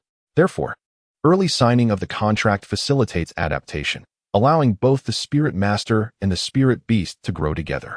Moreover, contracting a juvenile spirit beast allows for optimal nurturing from a young age, thereby unlocking greater potential. Consequently, 99 of spirit masters choose a juvenile spirit beast as their initial companion. Additionally, excessive training of juvenile spirit beasts may hinder their growth, which is why the school has scheduled the instruction on commanding spirit beasts for the following semester. As he pondered before the training commenced, Yu Haidong stroked his chin and suggested, "Why don't you elect the strongest among you to serve as the class leader for the combat course?" As soon as he finished speaking, he noticed all the students' gazes fixated on a boy at the front, causing him to raise an eyebrow. Following that, their opinions converged. Lin Guang. It's likely Lin Guang. It depends on the circumstances, but I believe it's Lin Guang, merely my personal opinion. ISNT at Lin Guang. Even if we broaden the scope to the entire first-year cohort, the situation remains unchanged. However, there were a few conservatives among them. Having only contracted for 3 days, he may still falter. I think he needs about 3 more days to truly be the strongest in year 1. 3 days? Yu Haidong was momentarily taken aback. The experimental school was indeed one of the best in the city, and Class 1 was the experimental class, already a refined selection of talent, though in Yu Haidong's eyes, they still required considerable polishing. Undoubtedly, an elite mindset should be accompanied by a certain pride. It is challenging for them to yield to another peer in their class unless that individual has surpassed them in every aspect, extinguishing any desire to compete. Having guided students through multiple cohorts, this was the first time Yu Haidong encountered such rapid conclusions, which piqued his curiosity about the young man. After listening to the students' animated discussions, he began to grasp the events that had unfolded at noon. This lad named Lin Guang had triumphed over the most seasoned spirit master in the class, despite having contracted his spirit beast only recently. And the opponent was a wealthy heir who prioritized skill training. This inevitably led Yu Haidong to speculate whether Lin Guang was a scion of an illustrious family. Yet it seemed that no prominent clan bore the surname Lin in Jinxing City, and such families would never deign to attend public schools. With a sense of curiosity, Yu Haidong retrieved his mobile phone and opened the documents previously sent by Ouyang Wei. Upon reaching Lin Guang's information, his brow arched slightly. A potential blue elite-level spirit beast. With a blue talent. His parents had passed away a decade ago, hailing from an ordinary civilian household, diligently striving, possessing a profound mastery of the Equal Pact law. The pact was established just 3 days prior. Chapter 27. The contest. With the instructor having absorbed this information, Yu Haidong's eyes widened marginally, prompting him to scrutinize Lin Guang closely. The latter maintained a serene demeanor, unabashedly engaging in eye contact with him. It was no wonder that he commanded the respect of a cohort of academically accomplished students. It was equally unsurprising that he had intentionally kept them waiting for so long, managing to maintain order among them. As the leader remained composed, the others naturally refrained from causing a commotion. This was indeed unexpected. Yu Haidong subtly nodded to himself, elevating his internal assessment of Lin Guang. Initially, he had intended to provoke the group and instill a sense of awe to deter them from dismissing his commands and curriculum due to their elite status. Such concerns were not unfounded. Having experienced similar attitudes among high school students at Jinxing City's first high school and the private Jinxing High School 2 years prior, he recognized the youthful arrogance that often accompanied even a modicum of talent, leading them to believe themselves as unparalleled prodigies. Yet, unrefined talents were nothing more than fleeting shadows, often falling prey to those who resented them in the secret realms, a tale that echoed through the years. While Yu Haidong did not particularly mind their pace of growth, he firmly believed that these young individuals must not meet their end in a senseless and foolish manner. Fortunately, Lin Guang did not appear to be the type to flaunt his abilities, suggesting he would not intentionally oppose the instructor alongside his peers. Thus, it was time to commence as planned. "Release your spirit beast," he instructed Lin Guang. With a slight nod, Lin Guang summoned forth a faint blue glow from the mark on his right hand, and a silver-haired girl materialized beside him. Having been forewarned, Vishel behaved impeccably, standing by his side without any untoward antics. The Terra Demon was indeed a Terra being. Upon witnessing Vishel, Yu Haidong's pupils dilated slightly, and his brow furrowed. However, he quickly composed himself. "Now," he declared, surveying the assembly. Many students instinctively averted their gazes under his piercing scrutiny. Redirecting his attention, he commanded Lin Guang, "Attack me." Lin Guang hesitated momentarily, but as his gaze fell upon the ground beneath Yu Haidong's feet, a flicker of understanding ignited in his eyes. "Vishel, go forth." The previously restless Vishel snapped back to attention, exclaiming, "I can hit him? What a delightful opportunity." Having waited so long, she had longed to deliver a punch to his face, feigning superiority all this while. With an exuberant glimmer in her eyes, Vishel swiftly transformed into a projectile, darting towards Yu Haidong in an instant. Drawing a dagger from her waist, she aimed for his right chest. Gasps erupted from the students, as if they anticipated that Yu Haidong would be pierced through the heart in the next moment. Yet Lin Guang suddenly interjected, "Watch your footing." A flicker of awareness crossed Vishel's gaze. She was already mentally prepared. With a swift adjustment, her dagger turned upwards, slashing towards his neck. Almost simultaneously, the ground beneath Yu Haidong morphed unexpectedly, transforming into a fluid-like substance, reminiscent of stretched gum, solidifying before him. Vishel's dagger became ensnared within this gum-like barrier. Halted merely an inch from its intended target, the backlash of her force reverberating painfully in her hand, leaving her with a tingling sensation. A murmur of astonishment rippled through the students. A spirit beast? When was it summoned? I didn't see any spiritual patterns manifest on his right hand. In an instant, the earthen wall hardened before reshaping dramatically, expanding into a sea urchin-like form, dozens of sharp spikes piercing through the air towards Vishel.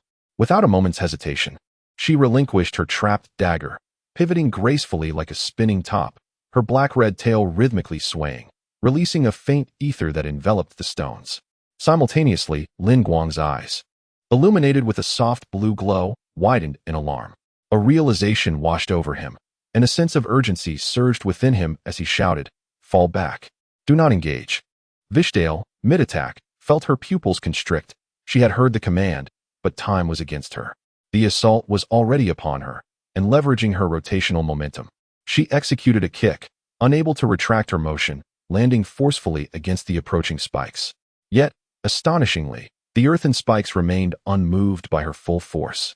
Stumbling upon landing, she retreated 2 steps, a 5-centimeter gash appearing near her ankle. Blood began to seep from the wound, a metallic scent permeating the air. In the blink of an eye, silence enveloped the arena. As if devoid of pain, she merely frowned slightly, locking eyes with Yu Haidong for the first time. The shell is indeed resilient. In that fleeting moment, not only had she failed to break the earthen spikes, but upon impact, the fluid surface had reformed, becoming rough and irregular, inflicting injury upon herself. "Did you think I would overlook your tail wagging?" This earthbound guardian was not my primary spirit beast, yet after my retirement, it has accompanied me for several years. Thus our understanding is quite profound. The spines gently retracted, revealing Yu Haidong's visage once more. He smiled lightly at Lin Guang and Vishel, stating that before recalling his spirit beast, he always issued a command for it to activate the skill, harden, upon release. Should the effect diminish, he would reapply it. In other words, it remained in a state of heightened defense, thereby countering the weakening effects of Wagging Tail. Although the Duel Blue offered vast prospects, the prowess and level of the Earth Guardian far surpassed yours, making it impossible for you to breach its defenses. You have performed admirably, displaying swift reflexes and an exceptionally capable spirit beast in combat. However, your experience is still insufficient. He raised his head, addressing all the students with a solemn tone. Strive diligently in your training. The first among you to break through the defenses of this Earth Guardian shall receive a reward, a vision crystal inscribed with a 2-star attribute-less spirit pattern secret technique, granting 2 weeks of visualization time. Was it too premature to declare the conclusion? Suddenly, Yu Haidong's gaze sharpened, halting his words. Lin Guang stood behind the girl, and both pairs of eyes ignited with a dark golden flame, an inexplicable aura radiating from them, a testament to the fervent stirring of mental energy and ether. We have not yet conceded. Amidst the students' gasps, Vishel extended her hand and seemingly grasped something from the void. A rugged firearm materialized in her grip, aimed at Yu Haidong behind the earthen wall, as the barrel began to glow ominously red. Chapter 28. Spirit Pattern Crystal. Most people began to realize the gravity of the situation, retreating silently, while a few grew increasingly excited, eager to witness what would transpire next. In the eyes of all, Lin Guang's black hair fluttered as if stirred by an unseen wind, murmuring, "So, it is merely about breaking the defense, is it?" Vishel revealed a sinister grin. "Am I being underestimated?" They both fixed their gaze upon Yu Haidong, with Lin Guang speaking up. Then, "Teacher, you will not dodge, will you?" Yu Haidong stared at the intensifying glow of the gun's muzzle. The ether perception vividly conveyed the explosive power of the skill, causing his smile to stiffen. In the next moment, an explosive roar reverberated through the air. With the charge complete, a glowing orb the size of a ping-pong ball streaked through the air, striking Yu Haidong. Flames erupted, a thunderous explosion resonated, showering sparks, smoke, and shockwaves that engulfed him. Gasps of astonishment rippled through the crowd. "Wow, that was intense. What just happened? Oh no, the teacher won't be killed, will he?" "Surely not. He is a 3-star spirit master." "Goodness." Lin Guang did not exert his full strength when battling He Huang at noon. If this had struck the thunderbolt at lunchtime, would the school cafeteria not have added a roasted beef dish for dinner? Amidst the students' clamorous chatter, the smoke quickly dissipated. To their astonishment, Yu Haidong stood unscathed. A translucent half-spherical light shield shimmering before him, a 2-star spirit pattern secret technique barrier. His demeanor was relaxed, and he gazed naturally at his classmates, discreetly retracting the somewhat wilted soil guardian beneath his feet. He forced himself to steady his racing heartbeat and looked at Lin Guang with composure, saying, "That was indeed a remarkable strike. I presume it is a skill of the green grade." Returning to the main topic, he suddenly adopted a serious tone. "For you, or rather all novice spirit tamers, the ability to survive surpasses all else. To live is to have a future. Without life, all is lost. I understand that you are all elites and prodigies, and perhaps you look down upon someone like me, a soldier who must conform to the superior's arrangement regarding the type of contracted spirit beast. Not to mention that my talents and primary spirit beasts are all of the white grade. However, I possess a statistic from the Spirit Tamer Association. Annually, an average of 2.5 million high school students join combat classes nationwide. According to official statistics, from the first year of high school to the third, approximately 2, or nearly 5,000 middle school students perish in the wilderness and secret realms each year, with a higher number for university students, reaching 5. In light of the merciless mortality statistics, regardless of the seriousness of daily life or how awe-inspiring the previous battle was, everyone's expressions turned earnest. At this moment, Yu Haidong's tone had also grown somber. In other words, if you participate in as many wilderness explorations as possible from high school through college, the data suggests that your survival rate is only about 76, or perhaps even lower. And at this moment, you have only just graduated. If you wish to continue advancing, the dangers ahead will only escalate compared to your school days. I am 39 years old, and barring any unforeseen circumstances, whether I reach the pinnacle of 3 stars in this lifetime remains uncertain, let alone advancing to 4 stars. My spirit, beast potential, and personal talent indeed pale in comparison to yours. Yet I have actively served as a military spirit tamer on the front lines for over 12 years. Many talented individuals I have known have fallen before me. Many are stronger than I am, yet they perished because they believed their strength exempted them from reverence for danger. Thus, the first lesson I impart to you is to hold reverence for peril. In the secret realms and treacherous wilderness, those cataclysmic behemoths, the lurking disasters, and even ill-intentioned peers will not spare you merely because of your youth or status as students. You all possess commendable partners, boundless potential, and are the future of the great Xia. I do not wish for you to meet an untimely demise along the way. The sincerity in his words was palpable, prompting the students to stow away their previous disdain and begin acknowledging instructor Yu Haidong's authority.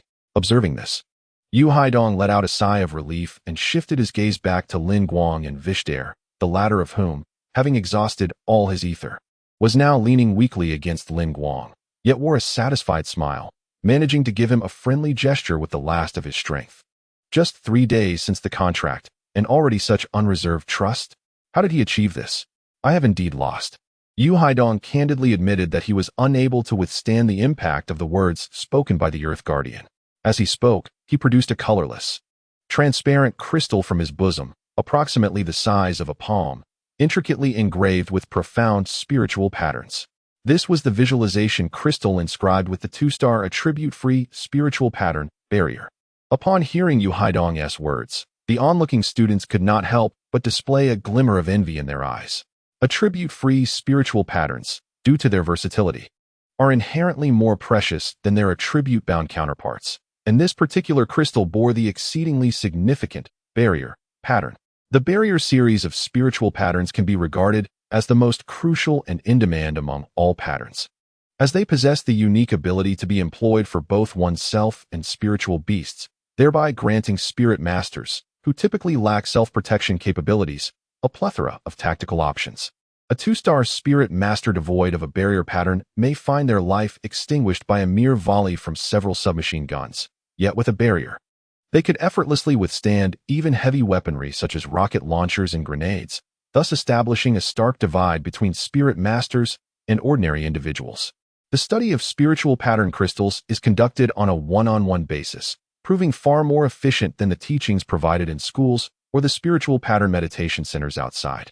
Lin Guang recalled having seen a barrier spiritual pattern crystal in the black market previously, but due to his financial constraints and uncertainty about the legitimacy of the goods, he had dismissed the idea of purchasing it. He never anticipated that he would acquire one at school now.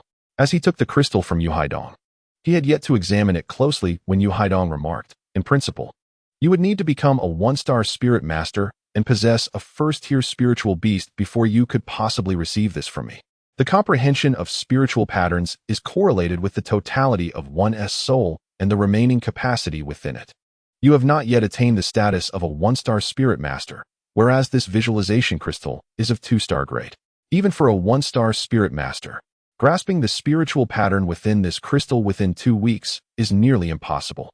Therefore, my advice is to refrain from unsealing it for now, after its initial use. Even without deliberate comprehension, the imprint of the spiritual pattern will gradually fade with time. It is best to wait until you reach 2-star status before utilizing it. As this way, even if comprehension fails, you will not stray too far from success. With that, Yu Haidong's gaze shifted towards a nearby group of students as he declared, each semester, your class is allocated 3 visualization crystals of barrier.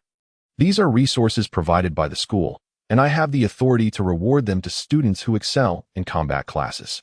Of course, the criteria for assessment might not solely pertain to offensive capabilities. Speed, endurance, control, and other factors may also come into play. I hope you all prepare yourselves to earn these spiritual pattern crystals from me. This pronouncement ignited a fervent determination among the students, who had been brimming with envy.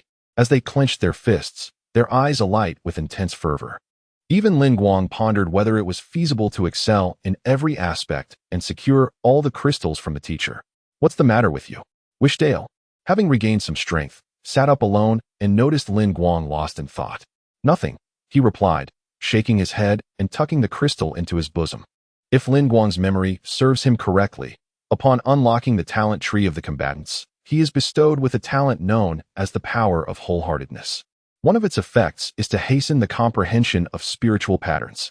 In Chapter 29, titled If I Could Be Faster, Guang did not anticipate such a fierce conflict to erupt during the first lesson. Yu Haidong did not accompany the school hospital staff, and Vishel's injury appeared to be more severe than it initially seemed, likely involving ligament damage, rendering his movements rather ungraceful. The school hospital is not too far from the battlefield. One can spot the towering buildings from a distance. However, as it was class time, the school bus made infrequent trips, and by the time it returned, an entire class period could nearly pass. Aside from the attending physician, numerous expert instructors were engaged in research within the laboratories. Fortunately, compared to the newly born spirit beasts, Guang did not feel the pressing need to attend the martial arts class. By adhering to a structured training regimen, he could regain his former strength without missing this particular lesson. After a little over 20 minutes, Guang and Vishel alighted at the Comprehensive Research Center, a vast complex housing the school hospital, research center, faculty dormitories, and ecological gardens. They entered the hospital's first floor, where the time of day saw few visitors. After a brief wait, they reached the reception desk. The doctors were occupied, with Dr. Kevin likely being the fastest. Over half an hour ago, a third-year student's ferocious dragon had devoured a leg of a flaming horse, and Dr. Kevin was currently performing surgery, which should be nearing completion. You can go in and wait. The receptionist indicated a treatment room to Guang. Expressing his gratitude, Guang led Vishel into the room. It was a simple, pure white chamber, with a desk cluttered with books, documents, and nameplates. Several banners adorned the walls, the most notable being one expressing gratitude to Dr. Kevin for saving a life, accompanied by a photograph of a boy with a large dog, the latter wrapped in bandages. A nearby cabinet displayed an array of medals and certificates, which at first glance seemed ordinary, but upon closer inspection, it became evident that Dr. Kevin was both a researcher and a miracle worker. Uncertain of when Dr. Kevin would finish the surgery, Guang explored the room for a while and eventually found a medical kit. Upon his return, he discovered Vishel perched on the examination table, casually swinging her leg while idly gazing at the photographs on the wall. Noticing Guang's return, she casually inquired, "What took you so long?" "Of course, I went to fetch the medical kit," he replied, shaking the white box emblazoned with a red cross. He crouched down and reached towards Vishel's right leg. "I can manage it myself," she exclaimed, suddenly flustered at the thought of him tending to her wound. She raised her calf and fidgeted, attempting to evade him, but to no avail. The fabric of her stockings was somewhat slick, causing Guang's fingers to almost slip away at first. However, he swiftly adjusted his grip, firmly holding her calf in his hand. "My pace is so slow that I cannot evade. There is no need to put on a brave front." Observing that Vishel had ceased her struggles, Guang effortlessly removed the shoe from her right foot with one hand. He then produced a pair of scissors, deftly severing the stockings that bore a resemblance to black silk, peeling them away to reveal her delicate ankle and pristine toes. It remains uncertain whether this exquisite foot shape was a result of the innate talents of the Sarkaz bloodline or a consequence of her body being altered by the world's rules upon her arrival. Her toes were full and symmetrical, devoid of any gaps or visible calluses, entirely unlike those of a person accustomed to surviving in the wilderness. However, the wound at her ankle marred this beauty. It measured 1 centimeter in width and 5 centimeters in length, the flesh having been scraped outward by the barbs of the earthbound creature, presenting a ghastly sight. Blood flowed down the top of her foot. The stark contrast between the pure white skin and the vivid red was jarring. Guang exhibited no trepidation. He patiently began to wipe away any sand and dirt that might be clinging to her wound. He then retrieved a cotton ball soaked in the specialized essence of a plant-based spirit beast and commenced the disinfection of the injury. Immersed in the task at hand, Guang remained oblivious to the slight tremor that coursed through Vishel as his hands made contact with her blood and wound. She fell silent, her 5 toes of the left foot gripping the shoe tightly, yet she no longer resisted. It was as if she had been pierced by the pain of disinfection or perhaps ensnared by some other unseen force. "I am sorry." Guang suddenly broke the silence with his apology. "If I could have been quicker, it might have given you more time to react." "What does that matter?" Vishel appeared to regain her composure, her expression laced with disdain.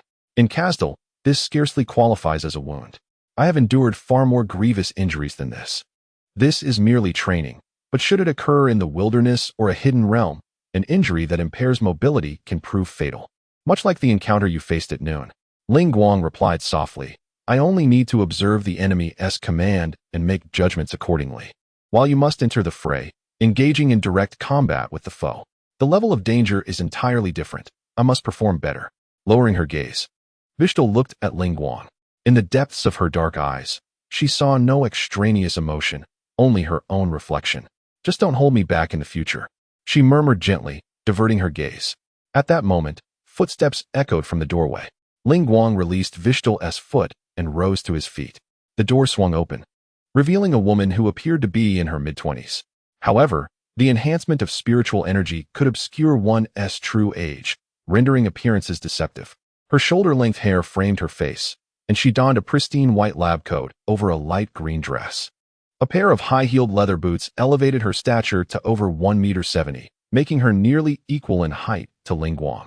Her features were exquisite, yet her expression was minimal, exuding an unsettling calmness that inexplicably evoked a sense of familiarity in Guang. The name on the badge affixed to her chest read Qin.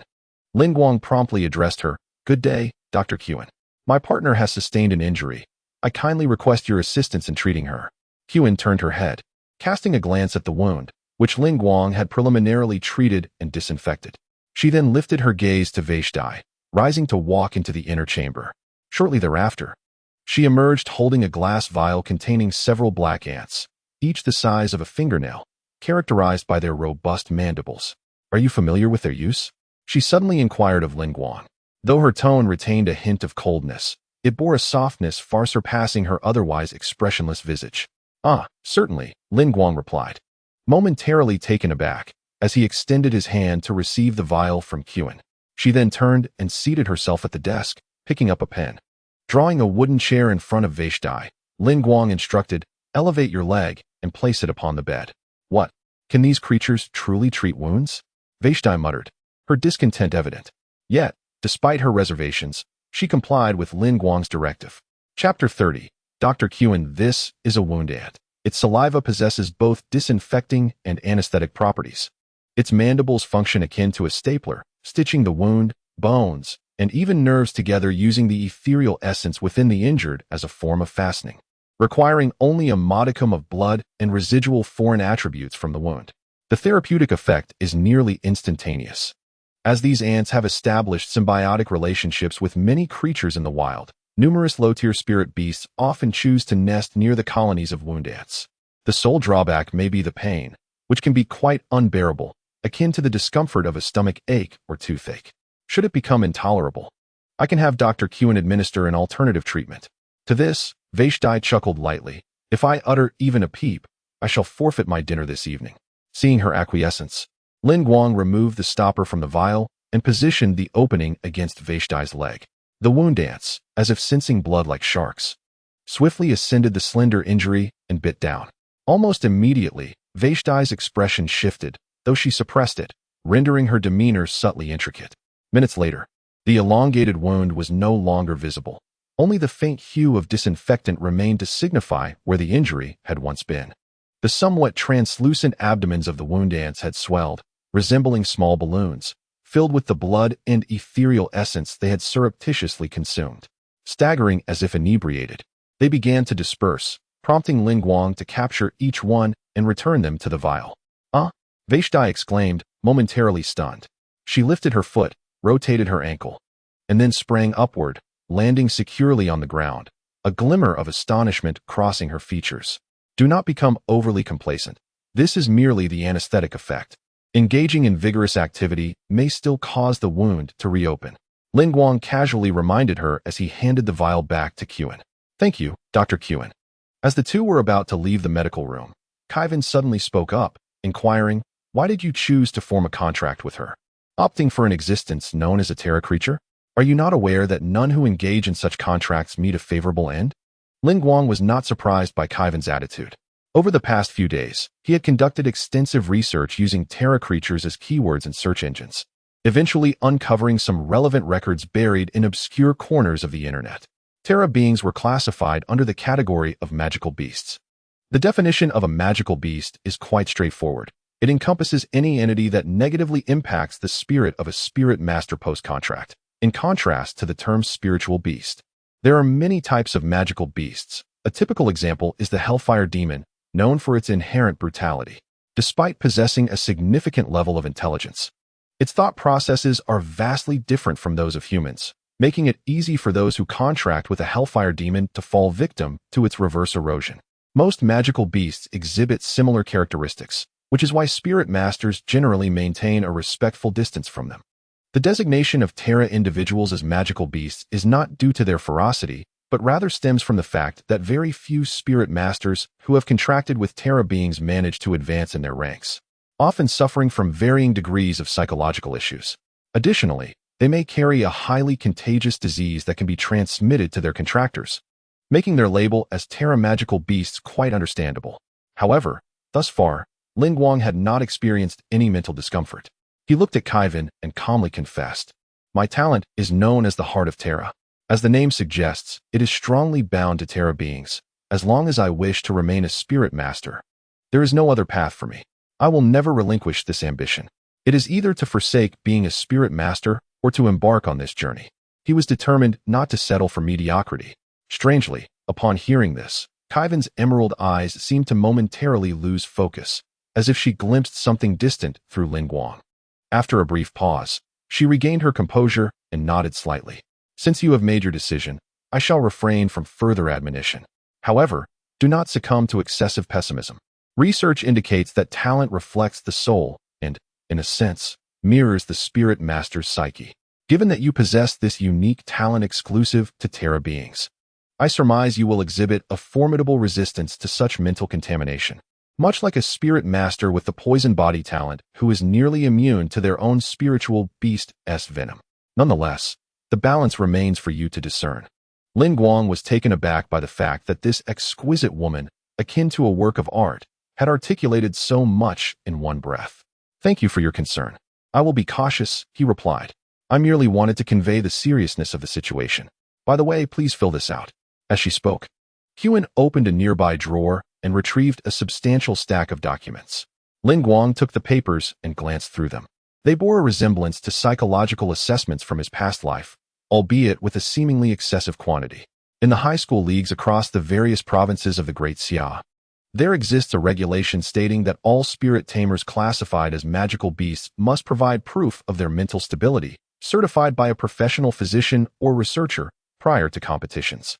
"Find a time to complete this. You'll need to come in regularly each month to fill it out," she instructed. "All right. Thank you, Teacher Huan." Guang nodded as he accepted the documents. Despite her lengthy explanation, her expression remained impassive, reminiscent of a repressed, middle-aged woman enduring a prolonged period of abstinence. Perhaps it was due to Guang being the one administering the treatment, or perhaps the sight of Huan's frigid demeanor and her recitation of incomprehensible terms irked him. Either way, Vishel beside them curled her lips in disdain, murmuring under her breath. Initially, she considered the language barrier a nuisance, but now she found a peculiar enjoyment in it, relishing the ability to speak freely without fear of reprimand. Yet, for reasons unknown, when Vishel uttered this remark, Huan's gaze shifted slightly to the left, landing upon her. The emotionless, aquamarine eyes bore into her, causing a flicker of unease, which she quickly masked with indignation and a fierce glare in return. Of course, the intimidation was ineffective. Guang sighed in exasperation. "Stop fooling around. Let us go." After the two exited the room, Huan leaned back against her chair, remaining motionless for an extended period. Eventually, she grasped a test tube and stood, proceeding into an inner chamber filled with an array of instruments that would bewilder any layperson.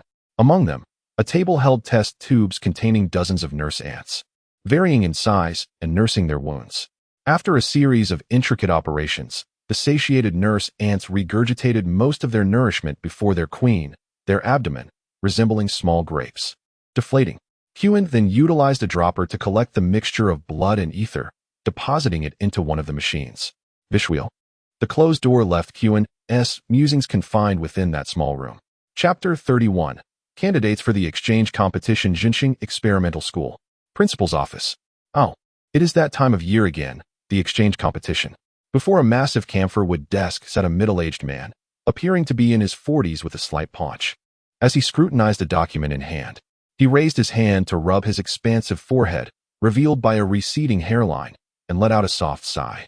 Spirit tamers tend to have longer lifespans than ordinary people, and even when aging, their appearance may not reflect their true years, making it difficult to ascertain a spirit tamer's actual age based solely on looks.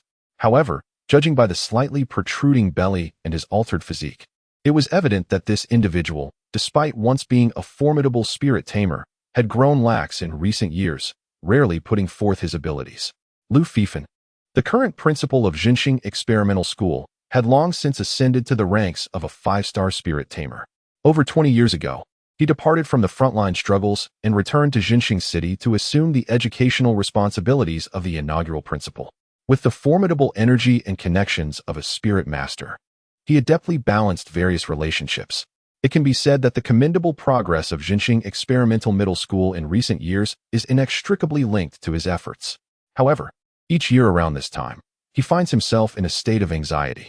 In just a month, the Fenggezu High School Spirit Master League will commence, wherein the most elite students, selected from the second and third year cohorts, will represent the experimental school in a competition against teams from other schools in Jinxing City.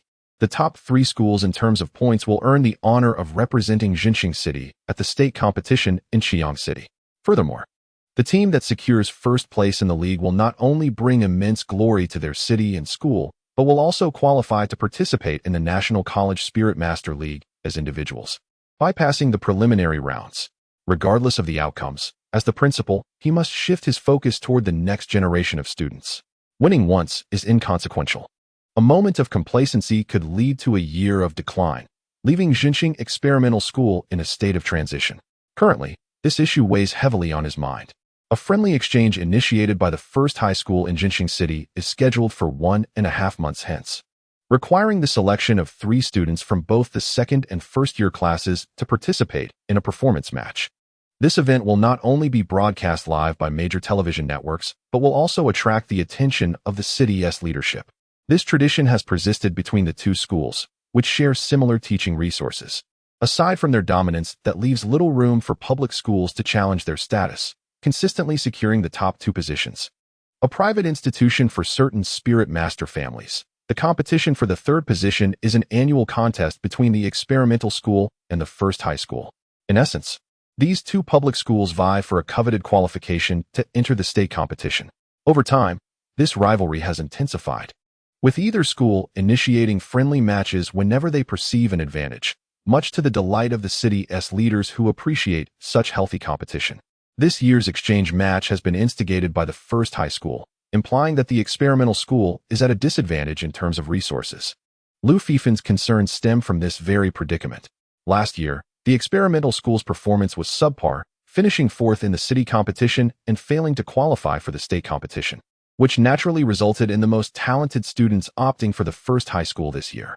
While this alone is not alarming, the middle school entrance examination results are solely based on liberal arts, and securing a top student is merely a matter of luck. This year, the experimental school's fortunes have plummeted. They have yet to secure a single blue talent among nearly 1,000 students across 12 first-year classes, with only 1 blue elite spirit beast to their name. Just one. Although the average salary statistics for major cities can often be dismissed as mere jest, the majority of individuals possessing blue-tier talents are descendants of high-ranking spirit masters, making their prevalence within the general populace significantly rarer than the reported figures suggest. Indeed, they are akin to a rare gem found amidst thousands. The competition in the rising city is fierce. Those who manage to be involved with the experimental schools typically hail from families of considerable means, often linked to high-ranking spirit masters. Yet, astonishingly, this year witnessed the enrollment of only a solitary candidate, marking it as a particularly dismal cohort. As a 5-star spirit master, Lu Fifan is acutely aware that talent and the hue of one's spirit beast are not absolute indicators of capability. Tales abound of seasoned individuals triumphing against the odds, yet the glaring reality cannot be ignored. Observers, upon noticing the absence of even a single blue-tier spirit, might question the prospects of winning a competition. In stark contrast, the first high school, which last year managed to secure a dismal ranking of over 900 with a purple tier talent, has found fortune this year. presenting 3 spirit masters whose initial forms are blue elite tier spirit beasts, boasting dual greens and a solitary blue in their talents. The disparity between the two sides is glaring. Regarding the battles represented by the second-year students, Lu Fifan harbors little concern. After all, there were several with blue-tier talents last year, and their highest ranks were comparable. It would simply come down to skill. However, the predicament lies with the 3 representatives from the first-year class. Just last week, he reviewed the profiles of this year's first-year students, and the most notable among them were 4 individuals: Hisheng Wong, Lu Rue, and Wong Dawei from Class 1, all of whom possess green talents. One has formed a contract with a Thunder Calf, which has a clear evolutionary path to blue.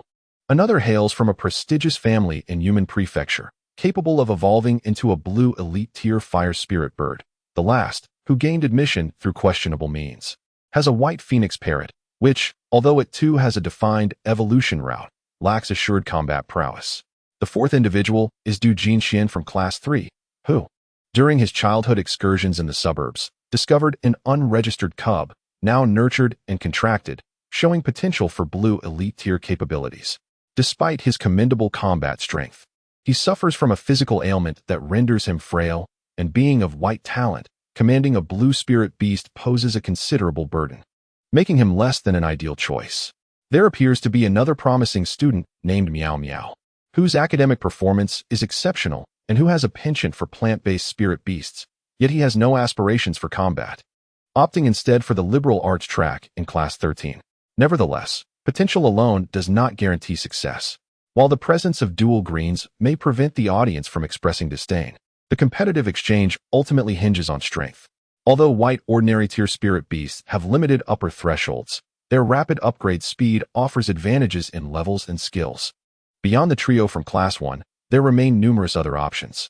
To have stronger individuals abstain from participation would not only dampen the spirits of the aspiring students, but would also adversely affect the institution's reputation. Life is a mathematical equation, and one must seize the moment in revelry. The azure sky awaits the misty rain, while I laugh heartily. At this juncture, a Corvidi spirit beast perched on a nearby stand seizes the opportunity to burst into song, further intensifying Lu Fifan's headache. Suddenly, a knock resounds upon the door. "Please enter." Upon entering, he was greeted by the slightly sullen countenance of Ouyang Wei, the homeroom teacher of Class 1, Year 1. It was indeed Ouyang. Lu Fifan set aside the documents in his hands, revealing no surprise, for a 5-star spirit master would naturally possess the insight to discern who awaited him outside the door. "Principal, I have matters to report regarding the selection of candidates for the exchange competition." "Candidates, indeed. I, too, have been troubled by this issue." At this, Lu Fifan adopted a serious demeanor, clearing his throat. "Since we are on the subject, I shall speak plainly. As the homeroom teacher of Class 1, whom do you deem suitable to represent us in this exchange competition?" "Lin Guang." To Lu Fifan's astonishment, Ouyang Wei provided an answer without the slightest hesitation, and it was not one of the 3 candidates he had in mind. After a brief moment of surprise, Lu Fifan's expression turned grave. "Has Lin Guang successfully formed a contract?" "Indeed, and his contracted partner is also of blue potential." "What? Double blue? Splendid." Chapter 32. The Fox Cub. A profound joy illuminated Lu Fifan's eyes. As the principal, he was well aware of the existence of a civilian genius in the first year who had awakened a blue talent. When he learned that Lin Guang's potential had been slow to fully awaken, to the point where he could not even form a contract with a spirit beast, he had attempted to use his connections to reach out to miracle workers capable of accelerating the awakening process. However, those with such abilities were already booked by affluent families, with appointments extending well into the next year, leading him to abandon that endeavor. Yet, after the initial euphoria, a wave of disappointment washed over him. Shaking his head, he sighed. While his successful contract is indeed a positive development, promoting him to the exchange competition may be premature. He only formed the contract last week. The time frame is too short. The most formidable blue talent from the first high school had fully awakened within a month and subsequently contracted a blue elite-level magma dragon lizard at the spirit beast base. Even under the most optimistic estimates, Lin Guang's training progress lagged by several months, if not half a year, making the initial level disparity difficult to bridge. However, he quickly began to reassure himself. "No matter, we shall commence earnest training now. By the time of the senior year points competition, or even the state competition, he may yet shine brilliantly. I will explore opportunities elsewhere over the next 2 years to see if I can attract some other talents from various spirit families, so he does not have to shoulder this alone. As for the present, he inquired, this afternoon, I presume, instructor, you has assessed the situation? How does your student, Wong, perform? This is precisely what I wish to report to you. The true astonishment lay with Lin Guang. Pausing, Ouyang Wei recounted the events of the afternoon, causing Lu Fifan's expression to shift multiple times, alternately bright and dark, akin to the unpredictable forecasts of weather. He has contracted a demonic creature, and it too is a terror creature. Lu Fifan let out a long breath, his gaze becoming somewhat solemn. This was indeed a double-edged sword, particularly with a child so gifted. Mishandling the situation could lead to a tragic repetition of the past. Surely, you considered this when you advocated for him. This is only natural. After a brief cough, Ouyang Wei continued, Dr. Kaiwan has interacted with Lin Guang. She has expressed her intention to closely monitor his performance and is willing to personally guide him to prevent him from straying onto the wrong path. Dr. Kaiwan. The name seemed to exceed Lu Fifan's expectations, causing his eyes to widen slightly. Ouyang Wei produced a document and handed it to Lu Fifan, stating, this is Dr. Kaiwan's evaluation. Lu Fifan donned a serious expression as he accepted the thick stack of papers, finishing the entire document in less than a second before falling into contemplation. It appeared that even Dr. Kaiwan was somewhat enamored by this talent, which had no record in the Great Xia official archives. Since she was willing to vouch for him, Lu Fifan felt no objections. Although a student representative had already been confirmed, Lu Fifan's expression remained tense. The lava dragon lizard, while barely qualifying as a dragon-type creature, possessed the thick skin and high resistance to various attributes typical of draconic beasts. Even with the support of someone like Dr. Kaiwan, Lu Fifan did not believe Lin Guang could surpass the 6-month training gap, selecting a general among the short. With a soft sigh, Lu Fifan retrieved another document, inscribed Lin Guang's name upon it, and affixed his seal. Dinner was resolved in the school cafeteria. Vishel, possessing blue elite-level potential, required more energy to sustain her upgrades. If she were to cook every day, bankruptcy would be imminent. The twilight cast a warm golden hue over the world. While Vishel remained perched sideways on the back of the electric scooter, one foot resting on the seat, eagerly observing the bizarre array of spirit beasts racing along the path. A gentle breeze rustled the golden birch trees, causing several golden leaves to bid farewell to their mother, transforming into delicate butterfly wings that danced gracefully in the air. One leaf landed perfectly on the back of Vishel's neck. She reached up, curiously sniffing its scent before chewing on it, ultimately spitting it out with a somewhat peculiar expression. Before long, the little scooter came to a halt at the entrance of the highway community. Vishel jumped down, lifted her head, and surveyed her surroundings, her gaze fixating on the greenery within the community. Her right hand slightly opened, resembling a claw, as if ready to grasp something at any moment. As if sensing some malevolent intent, a squirrel startled, ignoring its immediate surroundings and disappearing into the dense foliage with a series of leaps. Eventually, she withdrew her gaze, letting out a disappointed huff and returning her hand to her pocket. Indeed, that raucous crow would not make an appearance at this hour. On the floor before the door lay a plastic bag emblazoned with the logo of an online shopping company, containing 10 yellow eggs that Lin Guang had previously purchased. Vishel seemed to take a particular liking to egg dishes, having already consumed the one she had bought earlier. Later, he could prepare some desserts for her, as he had not yet fed her today. This morning, Lin Guang conducted an experiment. Only dishes he personally prepared could trigger feeding.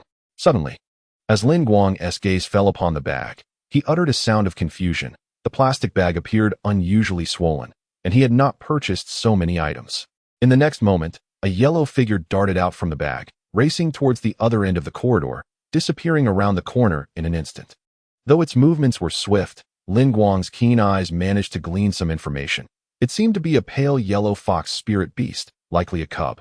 Upon closer inspection, it was evident that the 10 yellow eggs had suffered a fate most unfortunate.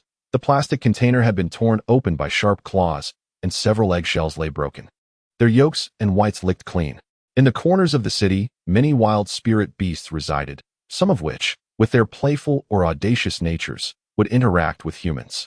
Incidents of housewives forgetting to close windows, resulting in fish being snatched away by cats or birds, were far too common. To Lin Guang's recollection, There were no fox spirit beasts of such coloration in Jinxing City or its vicinity. Perhaps it was a pet fox that had strayed after being dyed by its owner. Why are you stopping me? Vishel inquired with a furrowed brow, her tone tinged with dissatisfaction, as Guang instinctively placed his hand in front of her. Guang adjusted his glasses. You're exerting yourself too much on that leg. Be cautious lest your wound worsens. The girl retorted, it has been several hours. It has healed already. You might as well let me deal with it. It would lift my spirits. Guang found himself speechless. What are you arguing with a fox cub for? At this, Vishel grasped his shoulders and shook him vigorously, her expression a genuine mix of sorrow and anger. It ate my eggs. It ate my eggs. Ah, you want to be lacking. I can buy more, Guang replied. Fox-like creatures are inherently cautious and timid. They wouldn't venture into crowded places unless driven by hunger. It's likely that it has become separated from its mother. I will buy another box shortly. And tonight, I shall make you egg tarts. Deal. The prospect of food, especially sweets, quickly pacified Vishel, though she still pouted. You do have a certain compassion, don't you? Chapter 33. The fighter. There are many reasons, such as the expansion of human habitats encroaching upon their territories, the inherent cuteness of fox spirit beasts, and my personal belief in the significance of every encounter. What do you mean? To put it simply, I believe this is a form of fate. Jinxing City boasts a population of 20 million, and this little creature has chosen me. Guang shrugged. In the past, I had once taken in a herbivorous cat.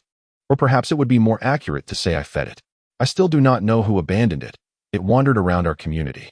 For a time, I deliberately prepared extra meals, bringing leftovers downstairs to feed it, while petting the cat and sharing my innermost thoughts. Initially, I intended to care for it properly, but eventually, I could not manage, so I allowed it to roam free.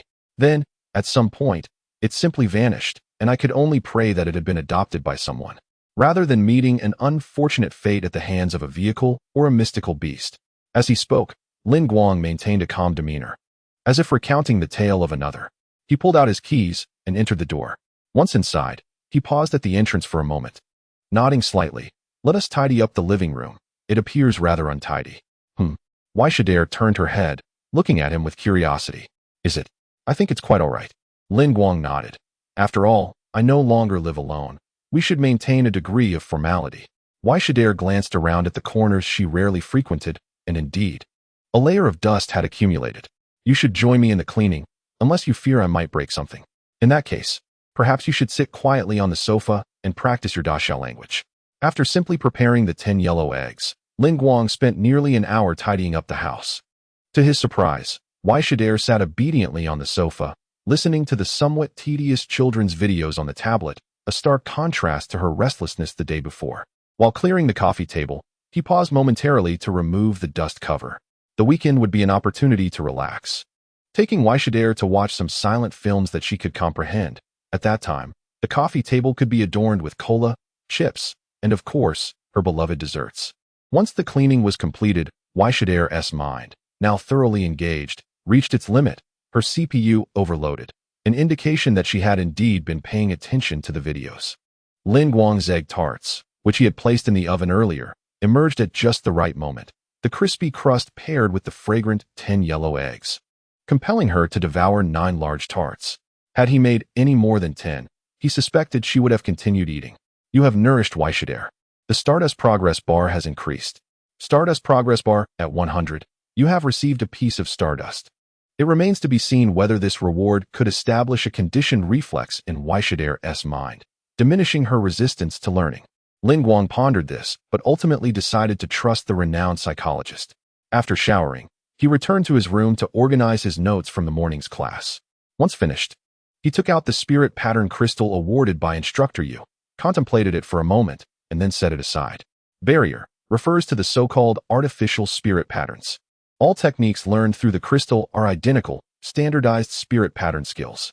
The distinction between artificial spiritual patterns and natural spiritual patterns does not lie in their ranks or effects, as there are extraordinarily powerful entities among the former, while the latter may yield peculiar effects that defy comprehension. Thus, the difference in nomenclature merely reflects their origins and the potential for mass production. However, at this moment, Guang did not intend to commence the imprinting of spiritual patterns directly. Instead, he quietly contemplated his situation. He had already accumulated 7 Stardusts, and if all went well, he would unlock the initial talent of the combatant, heart and soul power, either tomorrow or the day after. The initial talent of the nurturer was Omniscient Eye, a skill whose utility had become apparent through recent use.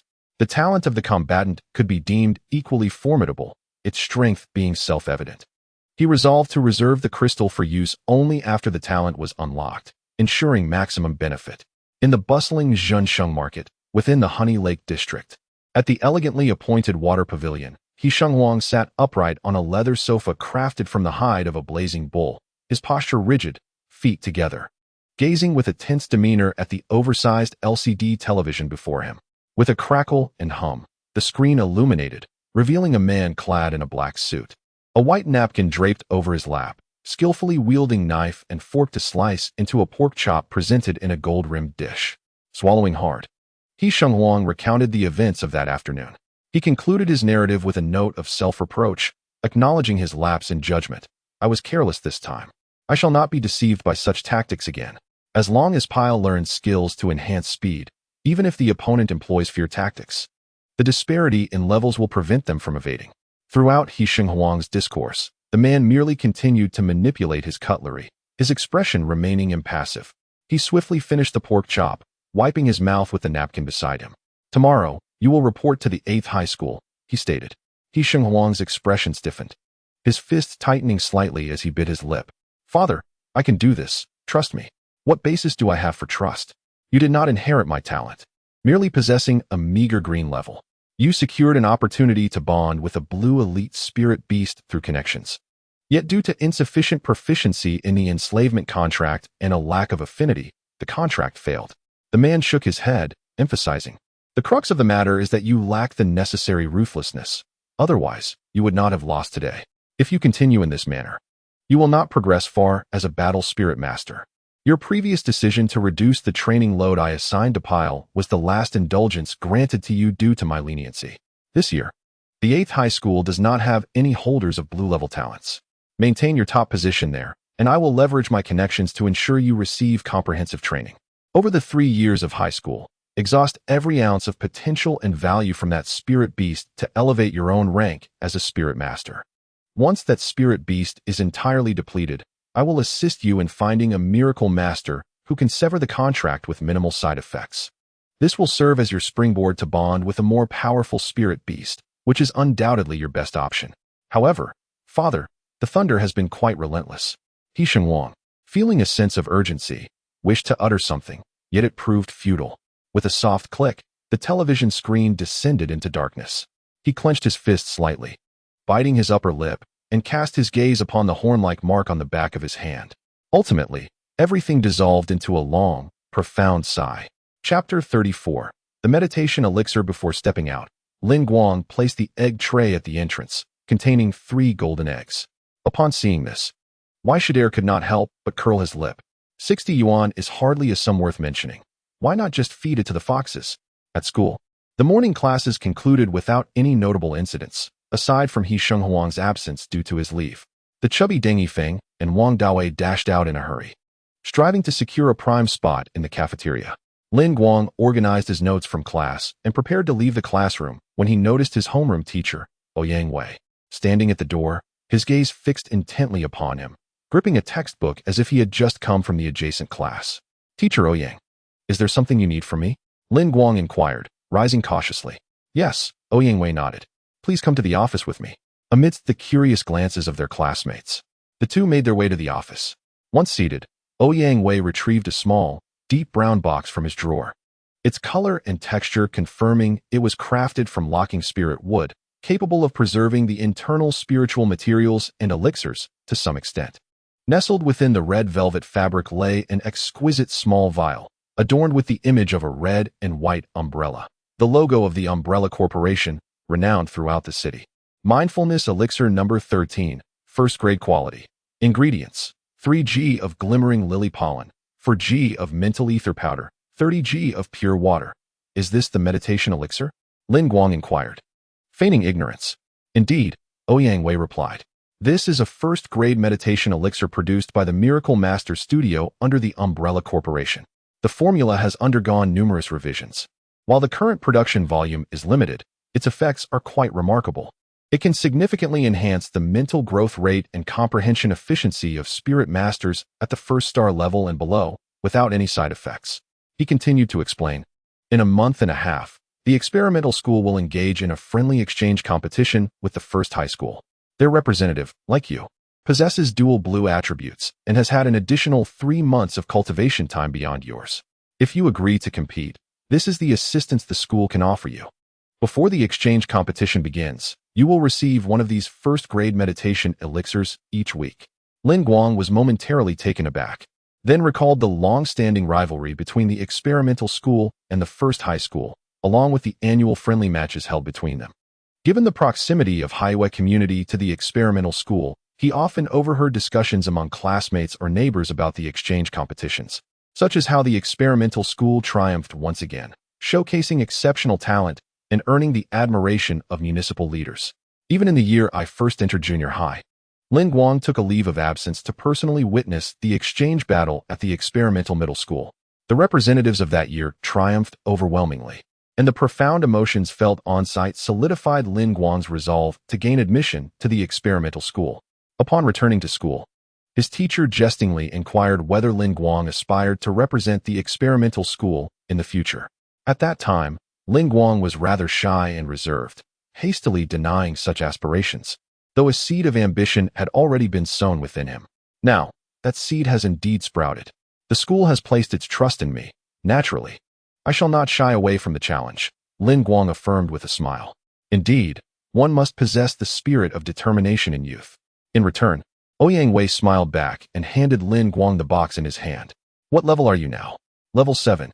Not bad, Wei responded, his eyes widening slightly, an involuntary smile gracing his face. The transcendent equal contract law ensures that even if one awakens their talent later than others, they need not lag far behind in the realm of spirit masters. The bottleneck of a 1-star rank should not pose a challenge for you. In a month and a half, you ought to become a 1-star, level 10, spirit master. I will do my best, Guang replied modestly. Materials that accelerate the leveling of spirit beasts and spirit masters are inherently rare. Once a miracle master transforms them into potions, their prices soar significantly, becoming regulated products of the Great Xia. Not only is it impossible to procure them from the municipal spirit beast market, but even the black market would not offer such items. They are non-commercial and can only be obtained through major factions. Although this bottle of meditation potion bears the logo of Umbrella Technology Company, it will not be sold at a marked price. Rather, it is utilized for benefit exchanges with other spirit masters or factions, such as the True Ascension City Education Bureau. Furthermore, every potion produced and exchanged must be reported regularly to the Great Xia. 1 bottle per week means that in a month and a half, there will be 6 bottles. Though merely a 1-star meditation potion, Guang surmised that even with the scale of the experimental school, the allocation for a semester would likely not exceed 300 bottles. This investment is indeed substantial, yet there remains a point of confusion for Guang. Why meditation potions? Upon becoming a 1-star spirit master, one gains the ability of ether perception, which serves as the foundational application of spiritual mental strength. As long as the soul is sufficiently robust, even novice spirit masters can harness it, as Guang currently does. Ether perception allows spirit masters to discern changes in the ether attributes and concentrations in their surroundings, as well as anticipate the buildup and usage of skills by battling spirit beasts. However, for low-tier spirit masters, the transmission speed of information is not swift. Even if they detect an opponent preparing to employ a skill, it is challenging to issue timely warnings to help spirit beasts evade attacks, rendering this awareness not decisive in determining the outcome of battles. To enhance combat capabilities and secure victory in demonstration matches, it would be more reasonable to provide 1-star spirit pattern crystals or skill crystals for spirit beasts as assistance. Principal Wu initially held a similar perspective, but Dr. Kaiwan proposed a more rational solution. You may consult her for specifics later.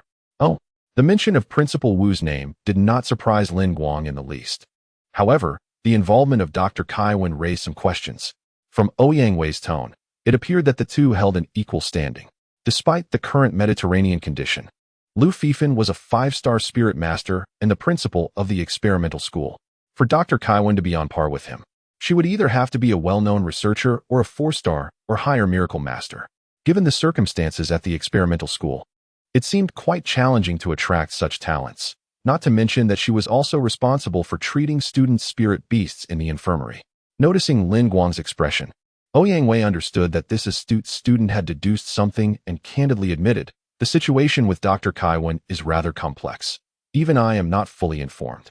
She might have taken an interest in your talent, as the Great Xia's talent codex has yet to include you, presenting a substantial possibility.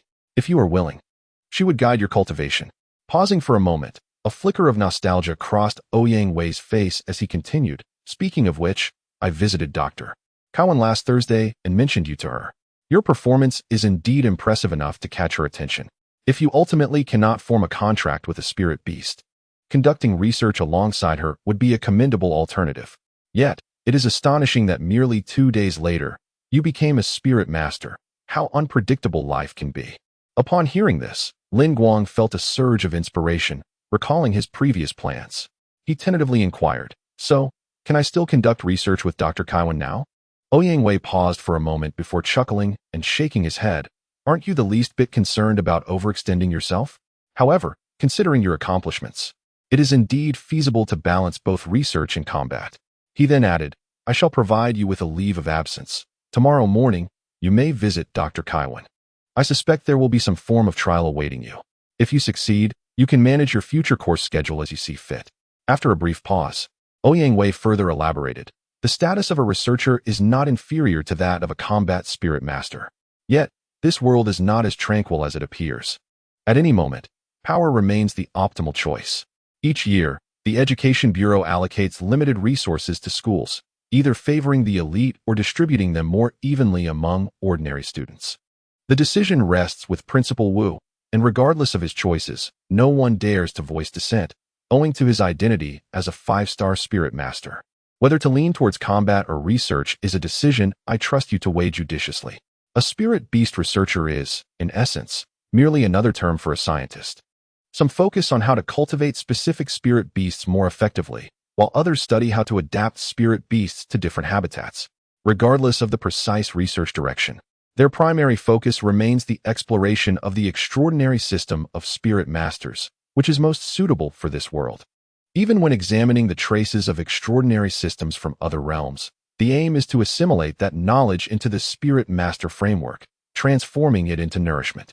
Particularly for those researching the methods of potion crafting or the evolution of spirit beasts. The vast expanse of this world is home to countless varieties of spirit beasts and materials. Most researchers find themselves investing an inordinate amount of time in trial and error, painstakingly eliminating incorrect answers. Although Lin Guang boasts exceptional academic performance, this merely indicates his aptitude for problem solving. It does not guarantee success in research. There are numerous researchers who have devoted the better part of their lives only to yield nothing in return. Regarding Ouyang Wei's concern, Lin Guang promptly expressed his willingness to accept advice. After all, could he assert that the undiscovered evolutionary pathways of spirit beasts residing in his mind could allow him to produce countless papers and, if executed well, bestow endless benefits upon human civilization? Until he has completed concrete verification and produced usable results, he would not allow himself such arrogance. Believing that the knowledge retained from the game could seamlessly translate into reality. At that moment, Ouyang Wei seemed poised to say more, but he closed his mouth midway. Lin Guang did not press further and took his leave from the office, armed with an approved leave request. He nearly forgot that the spirit beasts bound by the Equality Pact are capable of sensing external stimuli. Even if they do not comprehend the language of Daxiao now, they will inevitably learn in due course. Though she appears to rely solely on instinct and intuition, exhibiting a seemingly dull intellect, there is no need to unnecessarily heighten the risk. Once alone in the office, Ouyang Wei shook his head and mused. Just moments ago, he had nearly divulged one of the hidden advantages of the Equality Pact. While the Equality Pact does not possess brainwashing capabilities, its very existence harmonizes the souls and mental frequencies of both parties involved, much akin to the phenomenon of couples resembling each other. Unless one possesses an extraordinarily contrary disposition, the vast majority of cases will see the parties gradually and subtly deepen their mutual affection through this silent influence. In a sense, while it is not brainwashing, The Equality Pact serves as a slow hypnotic influence that treats both sides equally, which is not without its merits. The afternoon's martial science course centers on the instruction of spirit rune techniques, with students from classes 1 and 2 gathering before the meditation room. A male and female instructor stand at the entrance of the meditation room, while the instructor Yu Haidong and another male stand at the opposite side, adjacent to the expansive playground. The male instructor, surnamed Li, is responsible for teaching the first star spirit rune technique, Barrier. The female instructor, surnamed Lu, teaches the first star spirit rune technique, Ether Recharge. Both techniques are artificial spirit runes, as all standard spirit runes are man-made. For the students, these two techniques hold significant utility and can serve as foundational skills, facilitating a smoother progression to upgraded versions in the future. However, the overwhelming majority of students can only master one spirit rune technique per semester. Therefore, the school has decided to allow students to make their own choices. And since activating the meditation room requires more resources than it consumes to maintain, combining the two classes maximizes the benefits, fostering communication among students and igniting their competitive spirit. The other two instructors were responsible for the training of spirit beasts. Students raised their right hands, summoning their companions from the spirit beast realm. In an instant, the scene resembled a bustling zoo, with spirit beasts of various sizes frolicking chaotically in the arena, creating quite a stir. Under the students' commands, the spirit beasts began to exercise in an orderly manner, some merely running laps, while others hefted dumbbells or large stones from the equipment area. Although the term spirit is included, most of these creatures were merely younglings, having just recently been born. Furthermore, with their masters absent, the instructor's duty was to prevent any extreme incidents, such as a colossal beast of the elephantine variety accidentally crushing an insect-like spirit beast. This oversight also served to encourage training. Of course, Veshter was released as well. Even the students from Class 1 couldn't help but cast their gazes upon her, let alone the students from Class 2, who were witnessing a spirit beast almost identical to a human for the first time. Many were less focused on achievements and more captivated by her deceptively alluring appearance and stunning physique. Is that Lin Guang's spirit beast? Aside from the red horns resembling a headband and the demonic tail, it truly looks just like a human. How infuriating. I want a contract spirit beast that is a beautiful girl too. Why should it be him? Just because he is handsome and excels academically? Why does he get all the good fortune? I refuse to accept it. This is a premise that even science fiction wouldn't dare to adopt. Some serious discussions ensued. I heard he only contracted her a few days ago, and yet managed to defeat Hisheng Wang's Thunder Calf, which had been nurtured for half a year. I suspect it's at the blue elite level. Doesn't T that mean he is double blue? Even if he is not the top of the grade, he will surely represent us in the points competition next year. Curiosity, envy, and jealousy turned their gazes toward Lin Guang and Veshter. As the top student, Lin Guang had long since grown accustomed to such attention, while Veshter felt somewhat irked. She was particularly sensitive to those malicious glances. Her right hand twitched, but upon seeing Lin Guang's indifferent profile, she lowered it. Her eyes shifted, seemingly concocting a mischievous idea. After waving at Lin Guang, she headed towards the playground. Chapter 36, Deep Blue, add more for me. On the other side, Lin Guang made his choice as well. The distinction between the 2-star barrier and the 1-star barrier was fundamentally one of complete hierarchical replacement. Although the energy consumption remained unchanged, the capacity for mental power input had significantly increased, allowing equivalent mental energy to be transformed into greater defensive strength. While learning the 1-star barrier first would make mastering the 2-star barrier considerably easier, Lin Guang had already devised a plan. Without hesitation, he chose to follow Teacher Lu into the second meditation room. Within the meditation chamber, Teacher Lu spoke eloquently. All things in heaven and earth possess spiritual essence. The natural spirit patterns are the profound insights of spirit masters into this vast world, imbued with personal nuances. Except for certain exceptions, it is nearly impossible to replicate or imprint another's natural spirit patterns, for their comprehension is intertwined with the wavelength of one's soul, individual experiences, and even cultural backgrounds. For instance, the numeral 1 in our Great Xia might merely appear as a horizontal line to the eyes of the Western United States, failing to serve its intended purpose. Thus, even if one were to imprint another's natural spirit pattern, its efficacy would be lost. Conversely, artificial spirit patterns are derived from natural ones, stripped of personal understanding.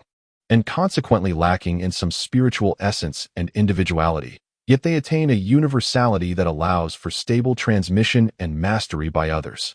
Take, for example, the spirit pattern known as ether charging, which was inspired by the meditative posture of the esteemed green heart source ape.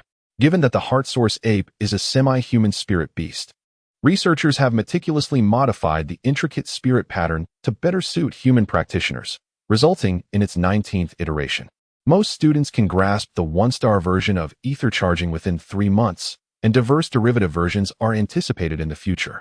After expounding upon the theory and precautions for over 10 minutes, Teacher Lu summoned her spirit beast, a towering tree, approximately 3 meters in height, adorned with twinkling purple hues. Its willow-like branches swayed gracefully, while its roots appeared remarkably developed, evoking a sense of vigor and agility.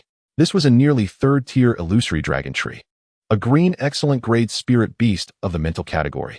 The intricate patterns inscribed in the meditation chamber glowed softly, and both Teacher Lu's eyes and the robust branches of the illusory dragon tree shimmered with a faint white light. The branches began to elegantly etch the spirit pattern representing the secret technique, ether charging, in the air. As nearly 100 intricate strokes were drawn, the spirit pattern in midair finally took shape, exuding an enigmatic aura that could induce dizziness in those with weaker mental fortitude. This was an advanced technique of the mental skill, mental impact, capable of engraving thoughts into the minds of individuals, qualifying it as a more sophisticated ability.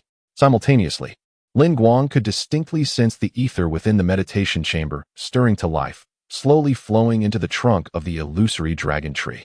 This effect stemmed from the inscribed spirit pattern array in the meditation chamber, which not only allowed novice spirit masters to experience ether perception in advance, but also amplified a designated spirit master within the array. When the spirit master employed a spirit pattern secret technique within a certain limitation, its effective duration could be extended hundreds of times, facilitating student comprehension. Such spirit pattern arrays are extensively utilized across various battlefields, embodying the crystallization of human intellect akin to artificial spirit patterns. Lin Guang closed his eyes, emptying his mind to enter a meditative state.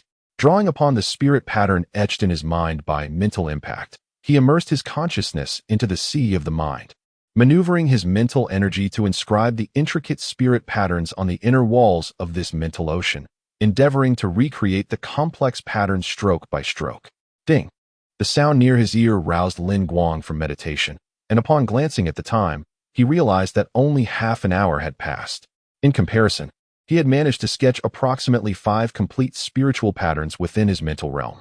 However, this did not imply that in another 10 hours he would master the first-tier spiritual pattern, ethereal charge. Once he exited the meditative state, the spiritual patterns inscribed on the walls of his mental ocean would lose their support and gradually dissipate. It would be considered fortunate if an ordinary person could retain 1/5 of their efforts by the same time the following day. Moreover, as the spiritual pattern neared completion, one would have to maintain its integrity while continuing to draw, significantly increasing the difficulty. In terms of his initial performance, Lin Guang was confident that his skills far surpassed those of his peers.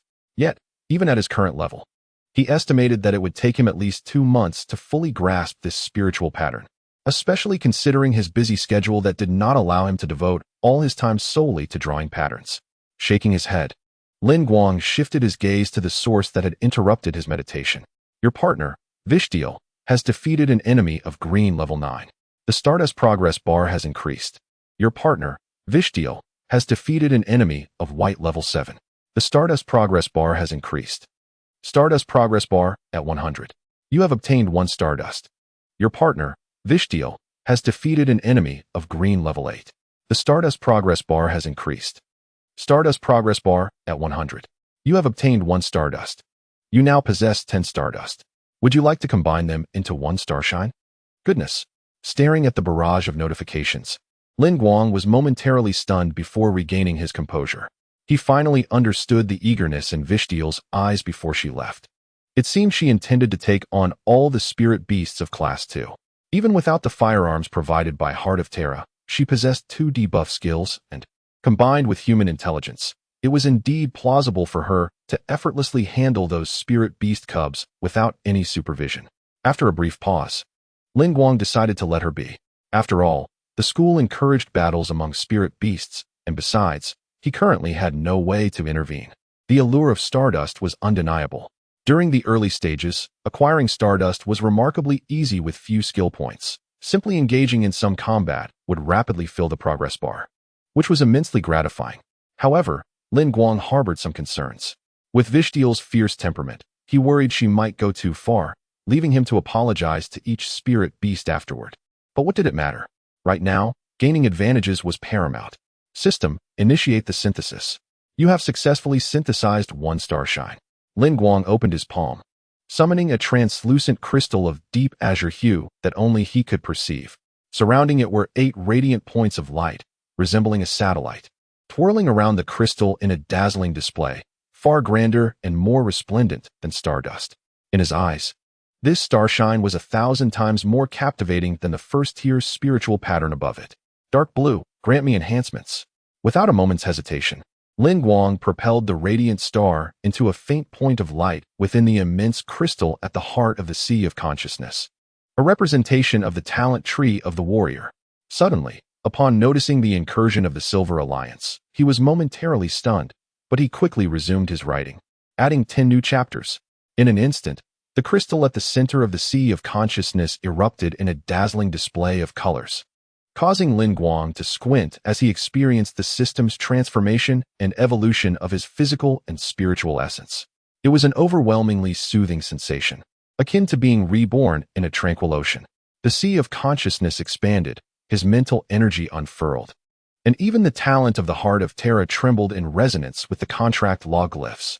The effects of the wholehearted power were profound, a slight decrease in the consumption of glyph secret arts, a minor enhancement in their effectiveness, an increase in the efficiency of glyph comprehension and imprinting, along with modest improvements in the speed of mental energy enhancement, recovery rate, upper limit, intensity, and resistance.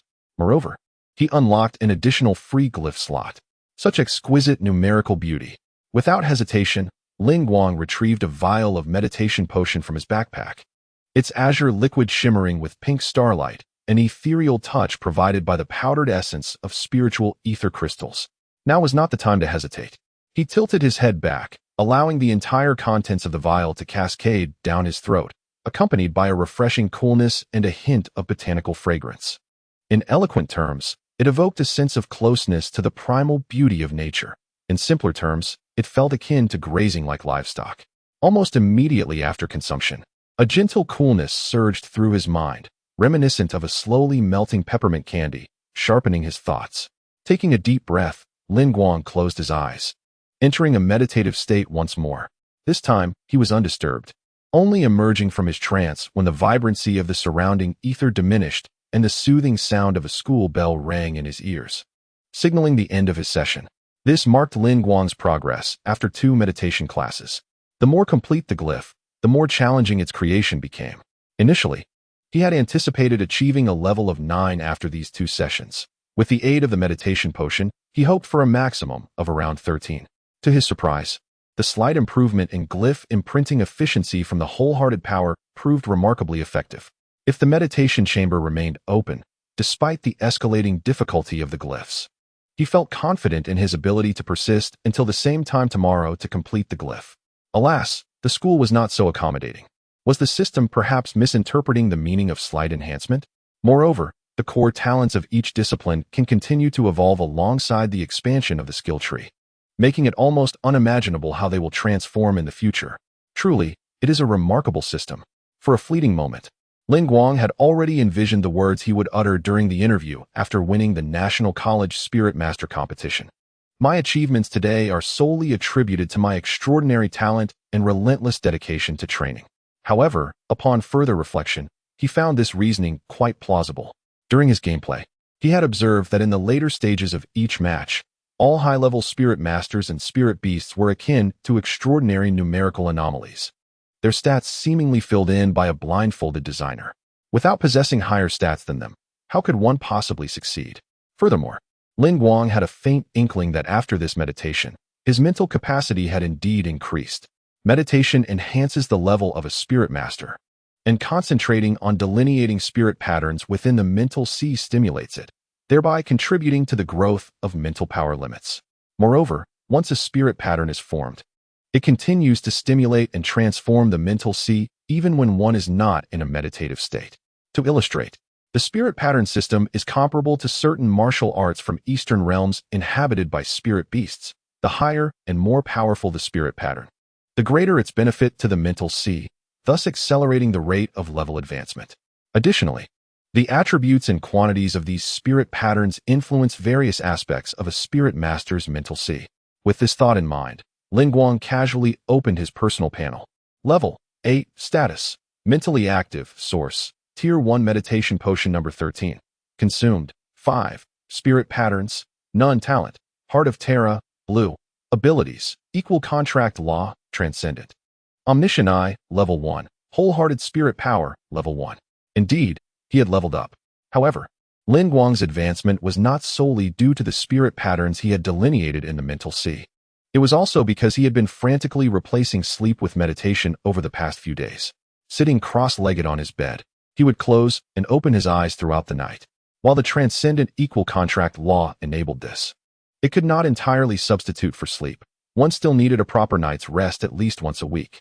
What particularly caught Guang's attention was that he had already consumed 5 of the active ingredients in the meditation potion. If he continued with another night of meditation, he might deplete an entire bottle in just 4 or 5 days, whereas theoretically, a single bottle of meditation potion should suffice for a normal blue talent spirit master for 7 days. This was also the reason why the school dispensed 1 bottle per week. If he could maintain the effects of the meditation potion consistently, Guang was confident he could master the Tier 1 spirit pattern, Ether Recharge, within the week, likely surpassing his homeroom teacher Ouyang Wei's expectations and reaching around level 12. After breaking through to a Tier 1 spirit master, he might still have time to grasp the Tier 2 spirit pattern, barrier, through that spirit pattern crystal. As Guang savored the sense of achievement, weary classmates ambled past him, casting glances at his faint smile with an expression of reverence. Regaining his composure, Guang rose and offered a slight bow to Teacher Liu. Thank you for your hard work. Even the simplest of spiritual patterns requires a considerable expenditure of mental energy and vigor when maintained over extended periods. Teacher Liu's eyes widened momentarily before she waved her hand dismissively with a smile. The excited exclamations of the second-class students echoed in the distance, prompting Guang to adopt a stern expression as he strode into a nearby thicket. Guided by the sensations from their contract, he soon identified the culprit, who was smirking and reveling in the chaos that enveloped the playground. Concerned about being obstructed, Guang hurriedly pulled her away. After resolving their dinner in the cafeteria, Guang rode his electric scooter, carrying Vashtir back to the highway community. At the entrance, a black and white police car was parked, with 2 officers in deep blue uniforms standing at the gate, wielding some seemingly sophisticated metallic instruments, waving them in the air and on the ground, as if probing and collecting data. Are they police officers? What are they doing? Vashtir inquired with curiosity, interspersing her question with a few phrases in Daxia. Her pronunciation still somewhat imperfect, yet Guang felt a sense of pride in her earnest efforts to learn. Correcting her pronunciation casually, Guang explained, they are detecting traces left by spiritual beasts. Certain large-scale, high-impact skills leave subtle and difficult to eradicate traces at the scene, which are unique enough to pinpoint specific spiritual beasts. Pausing briefly, Guang continued, in Daxia, lawful citizens who have contracted certain special spiritual beasts, such as those of the mental type, are required to cooperate with relevant departments for health examinations, recording the spirit and ethereal fluctuations of the beasts. This is necessary because these beasts can perpetrate malevolent acts more easily and discreetly than others.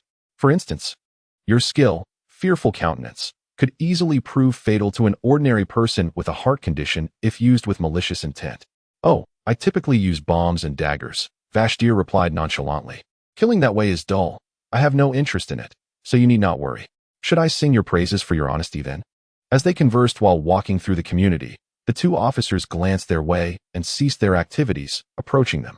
Excuse me, young student. May we take a moment of your time? One of the middle-aged officers inquired politely, though his tone held an undeniable authority that left no room for refusal. Producing a small wallet from his pocket, he opened it to reveal a police badge, clearly displaying his name, photo, and badge number. No problem, officer. After Guang gave a slight nod, Officer Peng tucked the badge away and briefly explained the situation. Earlier today, our precinct received reports from the public regarding a spiritual beast utilizing the mental skill-wide area exploration in the vicinity. This constitutes a violation of privacy within the urban landscape. Not to mention that such spiritual explorations could be perceived by some advanced spirit manipulators or sensitive individuals, potentially awakening them from slumber or meditation, thus causing disturbances in the dead of night. However, due to insufficient police forces and the absence of emergency calls reporting any malicious incidents, the police station was only able to allocate personnel in the afternoon to investigate the situation. Are you a resident of the highway community? Yes. Did you notice anything unusual around 1:15 a.m. yesterday? No, I was meditating at that time. What is your level? And how proficient are you in the meditation contract law? Level 7. No, I just reached level 8, and I am adept in the transcendent contract law. Officer Peng cast a surprised glance at Lin Guang. The young officer beside him quickly jotted down notes in his notebook, muttering softly, the reporting individual's level is 25, and their meditation technique has merely reached a rudimentary stage, whereas this student has mastered the transcendent level of meditation contract law, indicating a heightened sensitivity. Yet they failed to detect any anomalies. The preliminary estimation places the subject's level around 1020. Student, is this individual beside you your partner? Officer Peng suddenly inquired, to which Lin Guang promptly retrieved his student ID from his bag, allowing the officer to scan the information code with professional equipment that displayed his likeness and details. After a brief silence, Officer Peng remarked, the scene has undergone some processing, but it's still possible to ascertain certain information. It is highly probable that an unregistered mental-type spirit beast was involved, possibly linked to the Spirit Manipulators Alliance or the Divine Heart Society. Your partner is rather rare. Please exercise caution and report any unusual findings promptly. Spirit Manipulators Alliance? Divine Heart Society? Lin Guang murmured, momentarily taken aback. Oh, have you heard of them? Lin Guang nodded. Yes, I have come across information about them online. Occasionally, I see mentions of their activities, but I never anticipated their involvement in our affairs. Perhaps due to habits formed prior to his crossing over, Lin Guang was adept at navigating the internet both before and after his awakening. And these two names were indeed familiar to him. The Divine Heart Society is an illicit organization active within the Fenggezu region, reputedly responsible for numerous cases of forcibly seizing rare spirit beasts. Its members are at odds with the Great Xia Spirit Manipulators Association. Yet rumors suggest that several prominent families in Fenggezu maintain ambiguous connections with them, which is why they have not been completely eradicated by the powerful. In contrast, the Spirit Manipulators Alliance wields far greater influence. This organization emphasizes the spirituality and sanctity of spirit beasts. It is said that they will attack spirit manipulators who mistreat their spirit beasts, coercing them to dissolve contracts before absconding with the beasts. Most critically, this organization is officially endorsed and legally recognized, not a mere gray area entity. The predominant reports concerning the Spirit Manipulators Alliance depict affluent scions whose spirit beasts have been forcibly approached by members of the Alliance to dissolve contracts, with all lawsuits against them invariably resulting in defeat. It is difficult to fathom how such an organization, reminiscent of small animal protection groups, possesses such formidable energy. Lin Guang could not uncover any information, for he lacked the ability to access the high-ranking spirit master forums, which are perpetually guarded by mechanical spirit beasts acting as firewalls.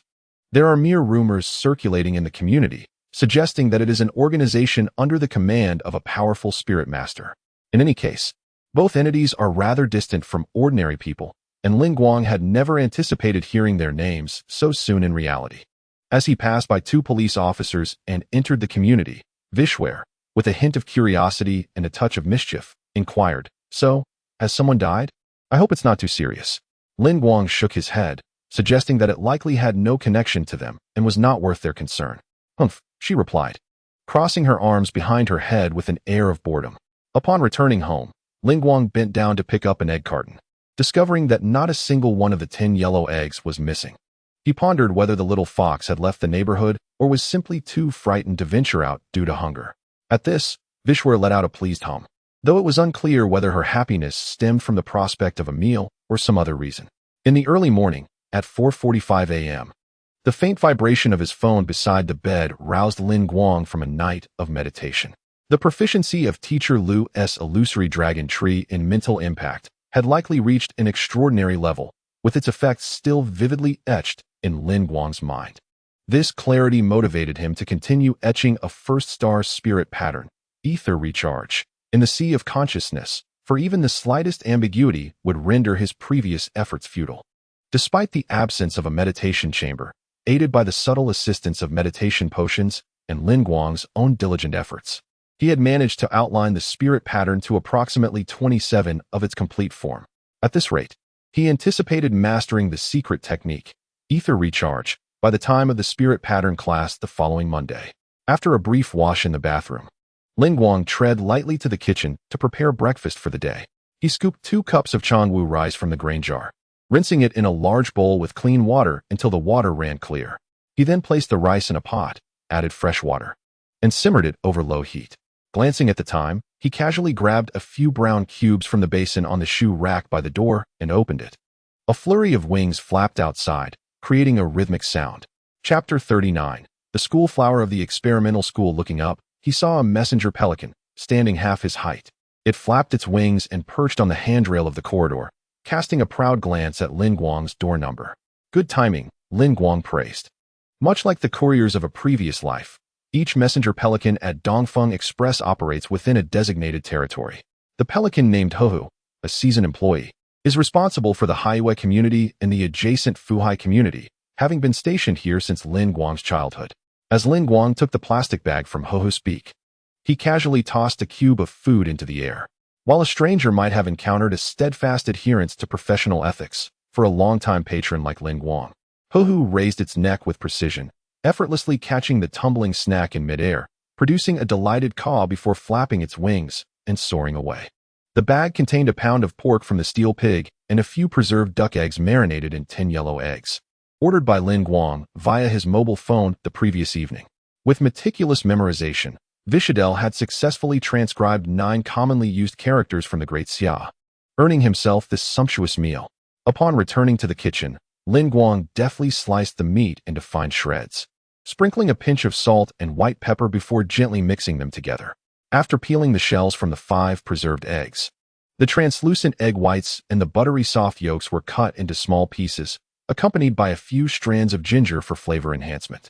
Leaning against the kitchen wall, Lin Guang scrolled through the Spirit Master Forum with one hand while stirring with a long-handled ladle in the other to prevent sticking. Half an hour later, as the rice boiled and steam rose, Lin Guang added the ginger and marinated meat shreds to the pot, stirring gently. The ingredients danced in the bubbling water, the meat gradually turning tender and white, merging with the rice as a rich aroma began to envelop the entire kitchen. Next, he added the chopped preserved egg pieces into the porridge, continuing to simmer on low heat. The porridge thickened gradually as Lin Guang stirred gently, garnishing it with chopped green onions and a few drops of sesame oil, which instantly released a fragrant essence. The sound of footsteps behind him alerted Lin Guang that a certain glutton had arisen, prompting him to retrieve bowls and chopsticks from the sterilizer. Just as he ladled a bowl, Vishel eagerly whisked it away to the living room, accompanied by audible slurping sounds. This evoked a twinge of envy in Lin Guang. In both of his lives, he had always been a cat tongue, preferring to savor his food when it was pleasantly warm. Glancing at the time on the wall clock, Lin Guang retrieved the ice cubes he had frozen the previous night from the lower section of the refrigerator. Filling a basin with water and placing the ice alongside the bowl of preserved egg and lean pork porridge, he vaguely recalled how, during his childhood, his mother would complain about his cat tongue while cooling his porridge in a similar manner. Before long, the porridge reached a palatable temperature. Meanwhile, Vishel had already devoured the entire pot of porridge, instinctively fixating on the bowl in Lin Guang's hands, her lips moving slightly before her gaze shifted away. You have fed Vishel. The Stardust progress bar increases. Stardust progress bar 100. You have obtained a piece of Stardust. Go ahead and eat. I will purchase something on the way later. Lin Guang generously pushed the bowl before him forward, resting his chin on one hand as he tilted his head to observe Vishel, who was devouring his meal with great fervor. After a moment, he suddenly noticed the screen of the phone on the table lighting up. He picked up the device and saw a message from their homeroom teacher. Oyangwei, please visit the medical center's 3rd-floor laboratory. Dr. Caven has something to discuss with you. What a coincidence, Lin Guang mused, slightly taken aback, as he had planned to go there this morning. Just as Vishel finished his meal, Both of them tidied up and stepped out the door. Before leaving, Lin Guang glanced at the egg carton by the entrance. The eggs inside remained intact, untouched since yesterday, when he had taken some back to eat. Disappointment washed over him upon discovering that only new eggs were left, yet he didn't retrieve the carton back to his room. Vishel, her lips moving, could no longer contain herself and remarked, "Do you really wish to bring that fox home?" Upon uttering these words, she realized the implications of her statement, and her expression shifted subtly. There was no insistence on nurturing it, however.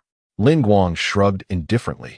Even if magical beasts were indeed more powerful and intelligent than ordinary animals, such a young creature would struggle to find sustenance in this human city after being separated from its mother. Perhaps leaving a few eggs could save its life. It was a trivial act in any case. Lin Guang finally sensed that something was amiss with Vishel, but she had already composed herself. "It's nothing," she dismissed, shaking her head as she descended the stairs ahead of him. After parking his small electric scooter beneath a towering golden birch tree at the entrance of the experimental school, Lin Guang lifted a bag of soup dumplings from the handlebars. The sun shone pleasantly today, casting a warm glow that made him feel as though he were strolling by a lakeside, leisurely eating and contrasting sharply with the hurried pace of the students around him. Along the way, a figure brushed past Lin Guang. Upon closer inspection, he recognized Wong Dawei, who had donned his Michael Jordan signature sneakers once more.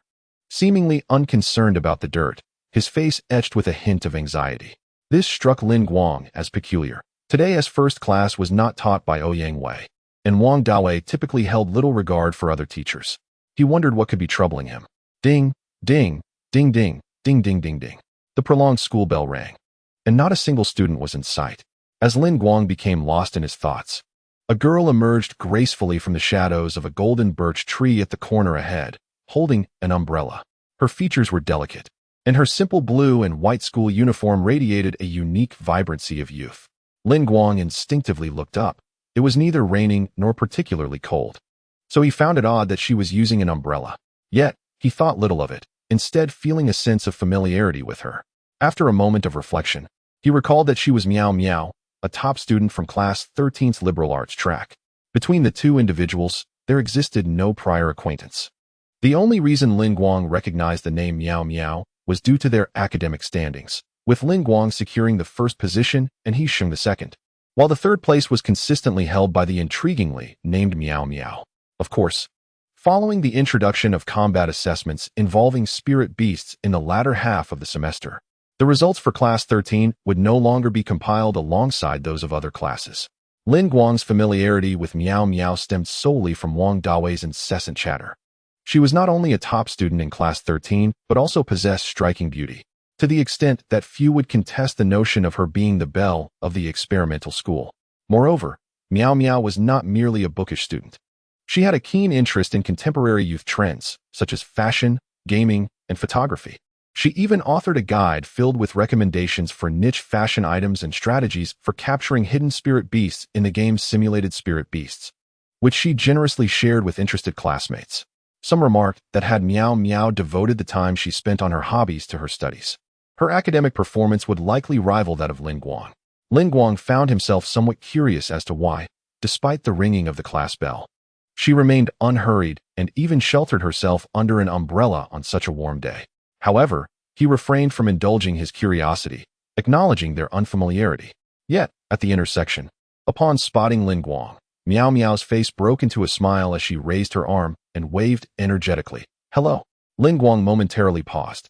After a brief hesitation, he politely nodded and replied, "Good morning." As she tucked away her long umbrella, Meow Meow skipped over to Lin Guang's side, walking alongside him, the faint and fresh scent of grass wafting into Lin Guang's nostrils. With her hands clasped behind her back and her head tilted to the side, she leaned slightly forward, her cascading hair and bangs gently swaying with gravity. This posture allowed her to catch a glimpse of Lin Guang's face, while also revealing a hint of curiosity on her own. "The class bell has been ringing for quite a while. Why are you still so leisurely? Are you perhaps skipping class like me?" Meow Meow's friendly demeanor caused Lin Guang to pause again. He adjusted his glasses and replied politely, "I have some matters to attend to at the school clinic." "Ah, what a coincidence. I'm also headed to the school clinic." Lin Guang thought to himself, "Didn't you just mention skipping class?" But he suppressed his inclination to retort. You really haven't changed at all. I thought you might have become a bit more cheerful, she remarked. At this, Guang could no longer maintain his calm demeanor. A flicker of contemplation and confusion crossed his face, which did not escape Meow Meow's attentive gaze. Meow Meow seemed taken aback for a moment, her striking golden eyes widening in surprise. Wait, you haven't forgotten me, have you? From the moment Meow Meow had approached to greet him, Guang had felt an inexplicable sense of dissonance, the source of which had remained elusive until now. In this instant, he finally recalled something that might very well explain that feeling of incongruity, for the Meow Meow standing before him was not merely being overly familiar. She was indeed someone he had known. In that fleeting moment, Guang's mind began to race, propelling him through the annals of his life. His memories of middle school were still vivid, untouched by the dust of time, and he swiftly dismissed the possibility of having met Meow Meow during that period. Next, he considered his elementary school days. Although it posed a challenge, he managed to eliminate that as well, for he had been rather reclusive then, lacking even a single friend in his vicinity. As he pushed further back, an epiphany struck him like a bolt of lightning, and Guang widened his eyes in tentative realization. You are Meow Meow from room 202, aren't you? Correct. Meow Meow's tone was light and buoyant, punctuated by an inexplicable sound reminiscent of a game show victory. However, not quite. In the next moment, she raised her hands, crossing them dramatically in front of her chest, pouting slightly. In the entire Jinxing city, I doubt I am the only one named Meow Meow. How could you almost forget me? My apologies. Guang replied with a wry smile, shaking his head. Until a decade ago, they had been neighbors, their childhoods intertwined as if they were indeed childhood sweethearts. Yet, for reasons unknown, the memories of his early years had become shrouded in a deep gray haze. Guang could scarcely recall his interactions with his parents, let alone the events shared with Meow Meow. He only remembered her as a companion from his youth, and were it not for the distinctive nature of her name, which seemed far from typical for a person from the Great Xia, he might have entirely forgotten about her. Guang had steeled himself for Meow Meow's barrage of inquiries. Yet to his surprise, she suddenly fell silent, pursing her lips and averting her gaze slightly. No, I should be the one apologizing. I'm truly sorry for leaving without a word and for bringing up painful memories. Guang frowned slightly at her words. 10 years ago marked the last time the beast tide had attacked the city of Nanhai. This should have been unremarkable, as the people of this world had grown accustomed to such occurrences. However, no one could have anticipated that an elite army of demons would seize this opportunity to open a rift in space at the borders of Fenggezu, invading the Great Xia. The spiritual practitioners, whose powers were more than sufficient to handle the beast tide, suffered devastating losses due to the unexpected demon ambush. The battlefield was forced to contract to the outskirts of Jinxing City, where the actions of high-level spiritual practitioners and their equally formidable foes wreaked havoc, causing immense destruction in the city. Tragically, it was during this catastrophe that Guang's parents perished. Not long after that, Meow Meow's family moved away from Building B, Room 202 of Highway Community. Reflecting on this, Guang remained silent for a moment before shaking his head. It's all right. I have long since come to terms with it. Meow Meow scrutinized his face, seemingly assessing whether he was merely putting on a brave front. After a brief pause, she released a sigh of relief. Guang rubbed his temples. By the way, why is it that you only now? Oh, I apologize if that sounds somewhat impolite. I didn't recognize you, but surely you must have recognized me long ago. How can you still say that? Meow Meow shot him a glance, noting that he was rarely seen in the cafeteria, and when he did appear, he always seemed hurried and somewhat brooding. There was a moment when their eyes met, and he showed no reaction at all. She assumed he was still harboring some resentment, only to discover that he had completely forgotten. I apologize. Regardless, they were neighbors and had shared a childhood bond, and it felt somewhat inappropriate for him to have overlooked her. As they strolled together, their conversation revolved predominantly around their childhood memories, with Meow Meow doing most of the talking. To Guang's astonishment, she recalled even the minutest details with remarkable clarity, making it sound almost as if she were weaving a tale. Yet, whenever he probed further, she would promptly respond, leading Guang to jest internally about whether Meow Meow was perhaps a reincarnated sage or a figure akin to Hans Christian Andersen. It seemed he had embarrassed himself in front of the ancestors of time travelers. Their dialogue continued until they arrived at the Comprehensive Research Center station, shortly thereafter stepping into the center's grand hall. Meow Meow pressed the button for the third floor in the elevator, turning her head slightly. Her golden eyes sparkling as if they could speak. Lin Guang, momentarily taken aback, nodded and replied, I am also headed to the third floor. Really? Meow Meow asked, surprised. Are you visiting Dr. Kaiwan? Yes, I am, he confirmed. Both the third and fourth floors house Dr. Kaiwan's laboratories. Is that so? Lin Guang quickly accepted this information. After all, Dr. Kaiwan's social standing, as described by Ouyang Wei, was likely on par with Principal Wu's. It wouldn't astonish him if the entire building had been donated by Dr. Kaiwan. Such individuals, rich in the treasures of the wild, were never short of money. The elevator soon reached its destination, and Meow Meow stepped out first, leading the way to Dr. Kaiwan's research room. The room was arranged similarly to a chemistry lab Lin Guang had seen in a previous life. Devoid of the more macabre specimens suspended in solutions, whether they were simply absent or stored elsewhere remained unclear. Dr. Kaiwan, donned in a pristine white lab coat, stood at the experiment table, peering through a microscope at some specimen. It was just past 8 o'clock, indicating that Dr. Kaiwan was as much a diligent worker as Lin Guang himself. Hearing their footsteps, Dr. Kaiwan raised her head, her exquisitely sculpted features revealing little emotion, merely gesturing slightly with her chin towards them. Release your partner. Understood.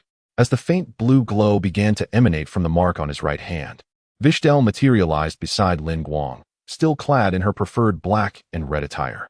Lin Guang had grown weary of choosing her outfits and had simply purchased 3 identical sets. Casting a glance at Dr. Kaiwan and the distant Meow Meow, Vishel curled her lip and shifted her gaze elsewhere. Dr. Kaiwan summoned her female assistant and instructed her to take Vishel to the adjacent training room for a simple assessment of physical metrics, such as speed and strength. Lin Guang casually translated her words before sending them off. Once Vishel had departed the research facility, Dr. Kaiwan addressed Lin Guang directly. Your partner's medical report has come in. For a moment, Lin Guang was perplexed, wondering when she had undergone the examination. After a brief contemplation, he realized that the abdomen of the wound ant could store blood and ether, and with the right equipment or certain special spirit beasts, it was indeed possible to glean substantial information from just the blood. Fixing her gaze upon Lin Guang, Dr. Kaiwan slowly revealed, mineral disease, mild infection. Upon hearing this, one would expect Lin Guang to be the most affected by the news, yet his composed demeanor revealed no signs of distress. Instead, it was his companion, Meow Meow, whose pupils widened in shock, though Lin Guang remained oblivious, still focused on Dr. Kaiwan. Yes, I understand, he replied calmly, his expression devoid of any heaviness or concern, displaying a tranquility that surpassed even the mundane question of what to have for dinner. You remain remarkably calm, but this may stem from your lack of comprehension regarding the implications, she continued. In simple terms, mineral disease is an incurable affliction. While some expensive medications and treatments from miracle practitioners and spirit beasts can delay its onset, none can truly eradicate it. Like other external calamities from other realms, mineral disease has largely lost its contagious nature, proliferating only among those already infected. However, the establishment of a contract between you and the infected will activate the contagion within you. Indeed, even in its early stages, the mineral disease within her remains active, posing a risk of transmission through the contract. Your partner possesses a robust constitution. If her level rises swiftly and is supported by medication, it is optimistically estimated that her quality of life and combat prowess will not be significantly affected for the next 30 years, with an ideal prognosis of survival potentially reaching 50 years. Dr. Kaiwan shook her head, given her current state. Be cautious not to come into direct contact with her bodily fluids and ensure that you meticulously clean any utensils she has used. The likelihood of your infection is indeed low.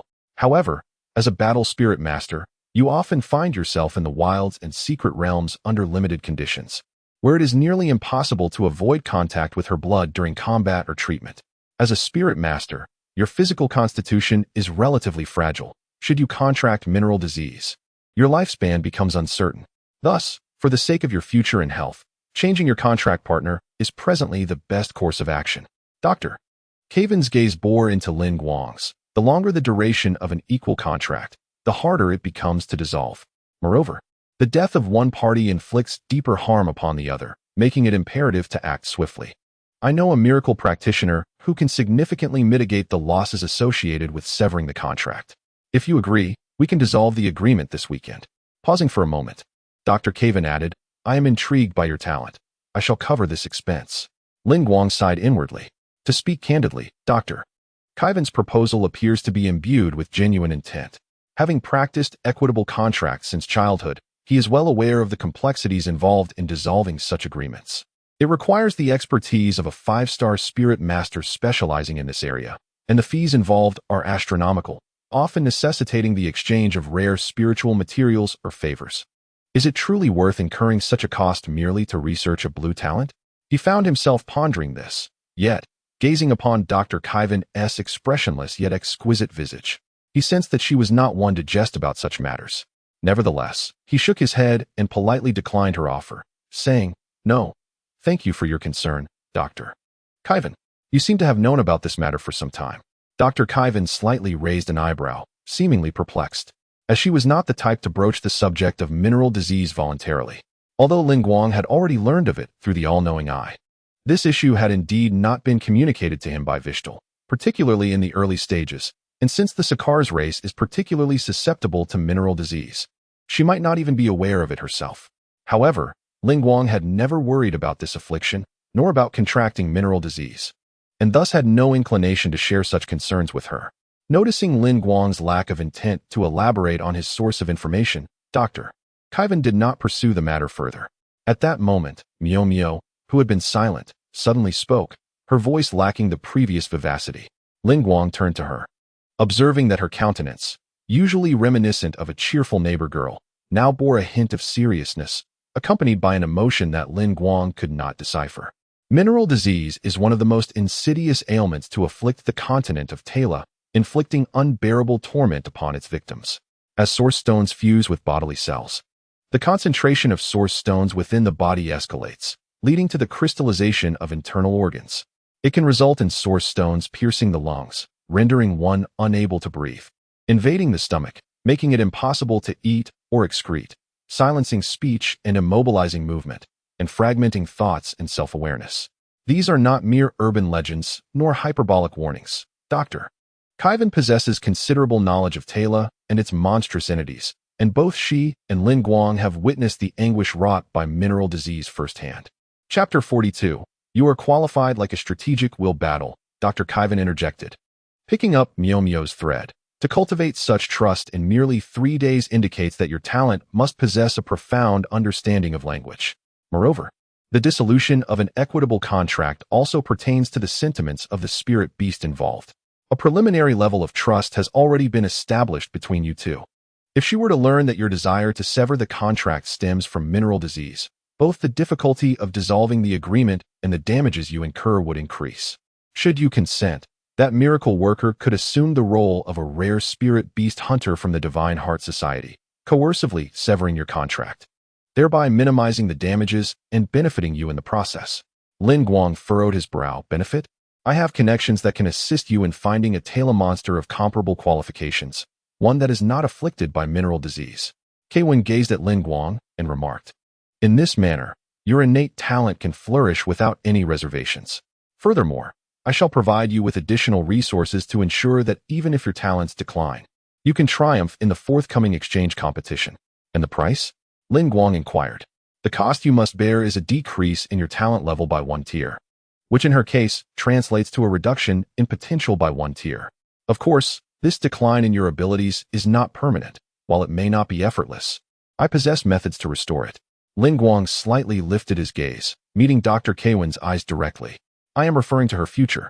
I can assure you that she will receive fair treatment upon severing the contract, with her basic needs met and the right to education. However, Guang seemed disinclined to continue listening, mercilessly interrupting her. Will she obtain citizenship? Will she have access to the high-priced medications and miraculous treatments you mentioned? Without the assurance of a spirit master, can she truly possess the freedom she deserves? Lacking access to resources for advancement, without the assistance of spirit masters and contract laws, can her progress be as swift as you claim, sufficient to suppress the progression of the mineral disease? After a brief silence, Dr. Caven shook her head. I cannot make any promises in this regard. However, this is the optimal choice for you. I am intrigued by your talents and hold expectations for your future. which is why I am willing to invest in you and guide your cultivation. This is predicated upon the belief that an investment will yield returns. Dr. Kaywin's already expressionless and refined visage seemed to grow colder, her emerald eyes appearing to be glazed with frost. The natural lifespan of a spirit master is 23 times that of an ordinary human, a genius who may not live to see the future. A Terra inhabitant destined for an early demise is not worthy of my investment. Under the rules of this world, the unique talents belonging to Terra may safeguard your spirit from corruption, yet the mineral disease ravages the entire Terra continent and the world at large. A blue-tier talent may prove insufficient to withstand its encroachment. This is your final opportunity. The decision lies in your hands. With that, Dr. Kaywin fixed her gaze upon Lin Guang, her expression devoid of any emotional fluctuations, yet he sensed her significant concern regarding his choice. In the next moment, Lin Guang responded with unwavering resolve. There is no need. To abandon my chosen partner for what you deem a better future is beyond my consideration. He stated calmly. I cannot accept this. Thank you, Dr. Kaywin, for your kindness. If there is nothing further, I shall take my leave. With that, without a hint of hesitation, Lin Guang turned to exit the laboratory. You have qualified. The voice behind him caused Lin Guang to pause momentarily, turning slightly to regard Dr. Kaywin with a look of perplexity. Rather than blindly pursuing an alleged greater power, I place greater value on the bond between a spirit master and their partner. If a person cannot remain loyal to their own spirit beast, there exists no assurance that they will not betray others. Dr. Kaywin's gaze was profoundly contemplative, as if she were glimpsing the ephemeral nature of the past, and it took her a moment to regain her composure before she turned to Lin Guang and spoke softly. I apologize if this trial makes you uncomfortable, but I believe it is necessary. Perhaps it was merely Lin Guang's illusion, but he felt that Dr. Kaywin's once stony, exquisitely chiseled features seemed to soften slightly, her tone becoming noticeably gentler. After a brief pause, Lin Guang's expression grew somewhat ambiguous. Such a cliched assessment method. He had encountered it in various fantasy works of his previous life, and even in the prevalent spirit master fantasies of this world. This approach had become obsolete. Could it be that this Dr. Kaywin, appearing to be in her 20s, was truly the old maid that Vishel had described? Perhaps having surpassed menopause and even reached a century in age? Perhaps, when one considers a method to be so outdated that no one would employ it, resurrecting it could be a form of subversion in itself. At the very least, Lin Guang did not perceive Dr. Kaywin as testing him. Dr. Kaywin, of course, could not fathom Lin Guang's thoughts. She continued, my apologies will not remain mere words. As she spoke, Dr. Kaywin opened a silver briefcase on the table, revealing an interior adorned with intricate spirit patterns, containing 2 rows of 5 exquisite glass vials each. Spirit Beast Potential Development Potion number 25. Gentle Type, First Order Perfect. Spirit Beast Potential Enhancement Potion number 25. Gentle Type, First Order Perfect. Materials. Even without the omniscient eye scanning, Lin Guang could discern the origin of these potions from the black dragon-patterned logo on the vials. These were first-order potential potions, developed by the Daxiao Military Armament and Potion Research Department, gentle in nature, suitable for her current level. Dr. Kaywin's introduction was somewhat casual, yet Lin Guang's gaze had already ignited with fervor. As a master in the realm of gaming, he was well aware of the rarity of these potions. The Potential Awakening Potion and the Potential Enhancement Potion, as their names suggest, serve 2 distinct functions. The former fosters the spirit beast's growth and enhances the speed of level advancement and skill training efficiency, the latter being even more precious. Significantly increases the spirit beast's innate talent and potential with prolonged use, paving the way for a brighter future. These 2 functions do not conflict. Rather, they complement each other, which is why the prodigies of spirit master families often provide their spirit beasts with both types of potions. Chapter 43.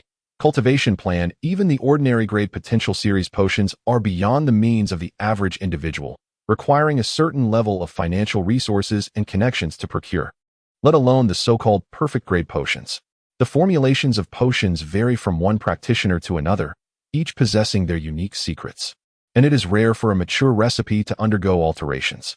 However, akin to the fact that no 2 leaves are identical, even potions crafted from the same recipe by the same individual will exhibit subtle differences due to the ethereal properties and characteristics inherent in the materials used. Additionally, the actual production is influenced by the skill and condition of the miracle artisan. The Miracle Artisan Studio under the banner of the Military Pharmacy Research, abbreviated, epitomizes the pinnacle of technology in the Great Xia, with its products standing out as par excellence among their peers. The designation A signifies the finest batch of products, corresponding to the perfect attributes in the suffix.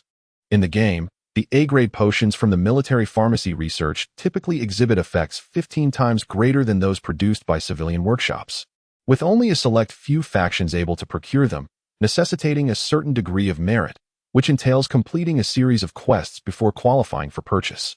When the potential potion is combined with the A-grade designation, the value of these few vials skyrockets, significantly bridging the gap between the Vishel and the spirit beasts of the noble families. Goodness, how extravagant! Lin Guang could not help but exclaim internally. Yet he waved his hand dismissively. This is far too precious. I cannot accept it. A conservative estimate would suggest that selling 100 Vishedales would still fall short of the price of these 10 vials, equivalent to the cost of a rather remote property in the suburban area of Jinxing. This is not merely an apology for myself. You do not seem like someone who would accept such a gift with a clear conscience. Thus, it is explicitly stated in black and white. Doctor. Kaven shook her head and retrieved a clearly pre-prepared contract from her drawer, handing it to Lin Guang. Take a look. The document bore a lengthy title, Agreement for the Youth Spirit Master Training Program at Jinxing Experimental School. Upon glancing at it, Lin Guang immediately understood. This was what was referred to as the Genius Agreement. Public schools indeed have a responsibility for compulsory education. However, if one wishes for the institution to continue allocating resources beyond this obligation, it is only natural that it cannot be without compensation. By signing this contract, clearly delineated in black and white and backed by the Great Xia Spirit Master Association, he could maximize the prevention of ungratefulness and the exploitation of favors. He took the stack of papers and diligently began to peruse each page. Surprisingly lenient, the essential requirements could be distilled into 3 primary obligations. First, during the 3 years of high school, he is prohibited from transferring schools or participating in any officially sanctioned competitions under the banner of other factions. Failure to comply would incur exorbitant penalties, and upon graduation, the school would retain the right to promote various endeavors in his name. Second, he is to cooperate with Kaven in the data collection for the Heart of Terra project. The first stipulation is easily understood. No one wishes for the genius they have invested heavily in to ultimately leap into the arms of another. The second requirement is also within Lin Guang's preparedness, given Kaven's evident interest in his talents. The 2 benefits obtained are undeniably generous in their nurturing intensity. In addition to the regular distribution of various medicinal resources, the school's spirit pattern repository allocates a quota to him each semester, with dedicated personnel imparting the necessary artificial spirit patterns, coupled with the individually accessible meditation room. This arrangement maximizes his development. Furthermore, the school provides access to highly specialized training rooms, with tailored upgrade plans devised by experts. This implies that Lin Guang requires minimal additional effort to receive such assistance. He merely needs to strengthen himself at his own pace. Without a doubt, the school, Dr. Kaven, and his aspirations align towards mutual enhancement, striving to achieve remarkable results across various arenas. Kaven needs him and Vishel to grow stronger for the research on the Heart of Terra. The school aims to cultivate talent in anticipation of future competitions, and Lin Guang and Vishel require strength to pursue their desires. Upon confirmation, Lin Guang retrieved a pen from the nearby table and inscribed his name upon it, sincerely expressing, "Thank you, Teacher Kaven. No need to thank me. This is something you have earned for yourself." Indeed, as Dr. Kaven opened the drawer to retrieve the agreement, Lin Guang keenly observed several other neatly stacked documents within. Had he not resolutely declined earlier, but rather acquiesced, he might have encountered alternative versions of the contract.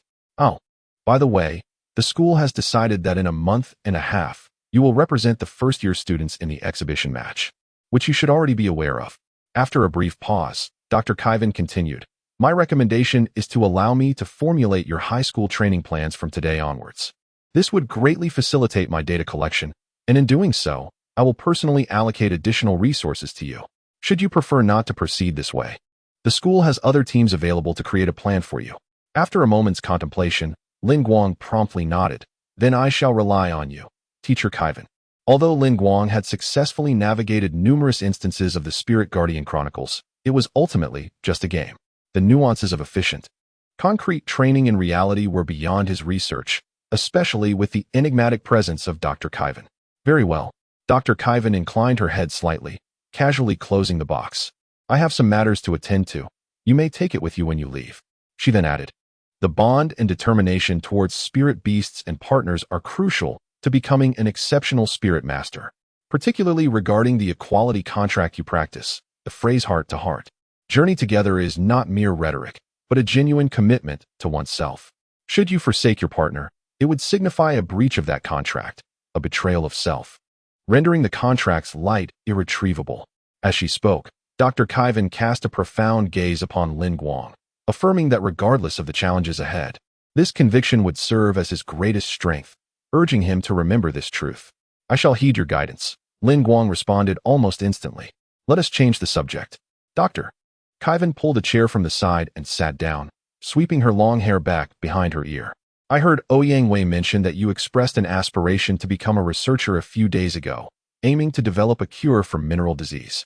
I do not wish to dampen your spirit, yet it is indeed a formidable path. In this world, there are hardly any who care about the Terra beings. Since no one will contract, mineral disease naturally remains non-contagious, resulting in scant interest in researching its cure. The vastness of the Great Xia does not seek profit. So how many researchers dedicated to treating mineral disease can there truly be? Lin Guang, however, smiled and shook his head. Chapter 44, Data Collection. Dr. Kaivan. You have overlooked one crucial point. Times are evolving, and humanity progresses. 5 centuries ago, no one could have envisioned that the strongest among us would now live beyond 3 centuries, and this longevity will only increase. What is deemed an incurable disease today may not be so in decades to come. Moreover, Blue Star possesses resources that Terra lacks. What is untreatable in Terra does not necessarily remain so in Blue Star. As we conversed, a translucent crystal and a system interface emerged before Lin Guang, visible only to him. Even if no one else can resolve it, who can assert that I am incapable? At the core of the dual abilities of wholehearted dedication and omniscient insight, at the very bottom of the entire talent tree, there lies one last unlit core skill, a silhouette of a hand. Nevertheless, Lin Guang paused, reflecting that his desire to become a researcher was not solely for this reason. After a moment's silence, seeing that Lin Guang had no intention of continuing, Dr. Kaivan remained non-committal. Perhaps we shall discuss this further another time. For now, you must focus your energy on training to achieve the greatest rewards. After instructing Miao Miao to remain dedicated to the topic and offering some words of caution, Dr. Kaivan departed the laboratory with Lin Guang, and the two took the elevator to the first floor. Dr. Kaivan? Or would it be more appropriate to address you as instructor or teacher? Kaivan seemed to ponder for a moment before replying. My primary role is that of a doctor. Very well, Dr. Kaivan.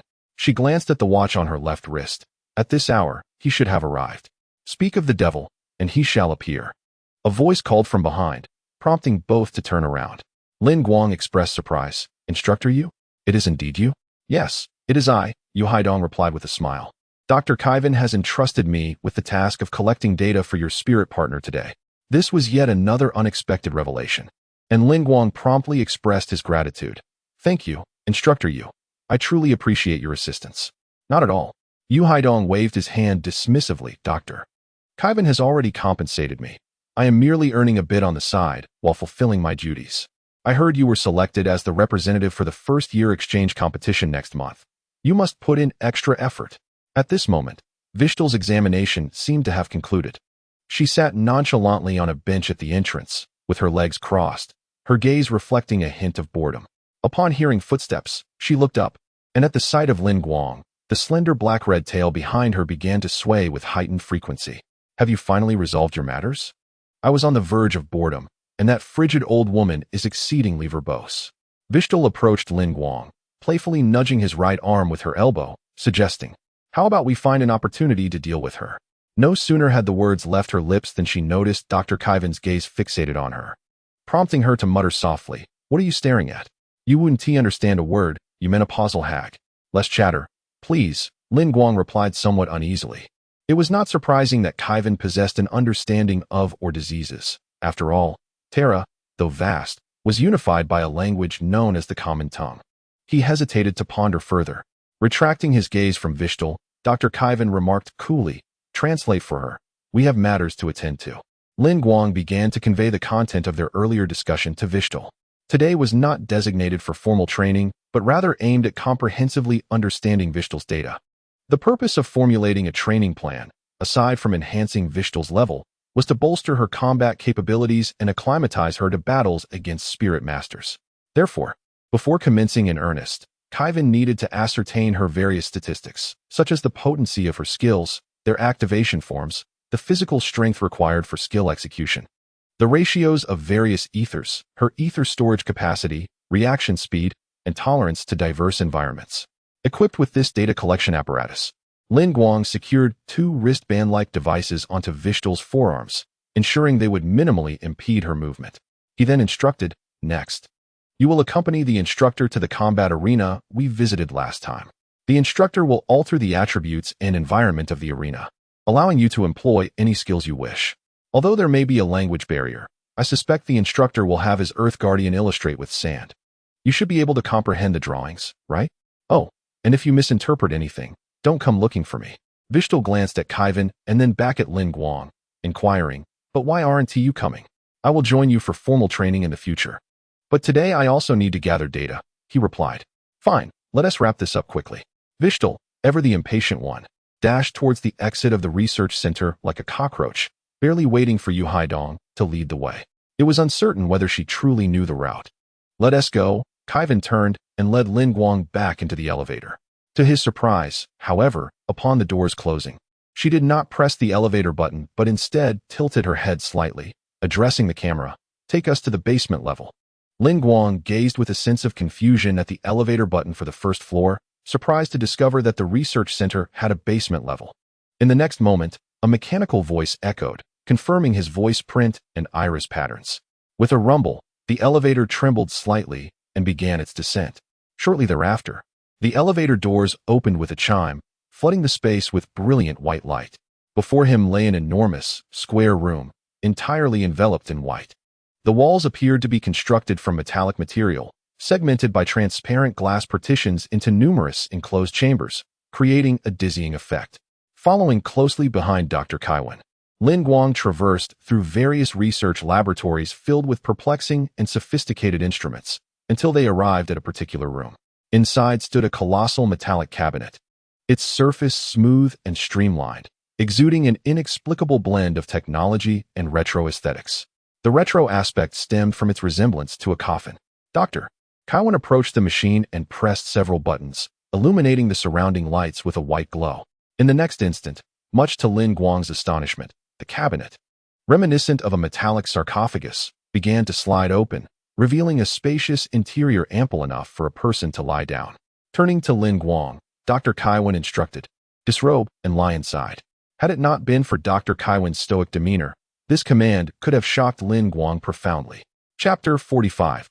The Meditation Chamber. Dr. Kaiwan hesitated, as if finally realizing the inappropriateness of her words.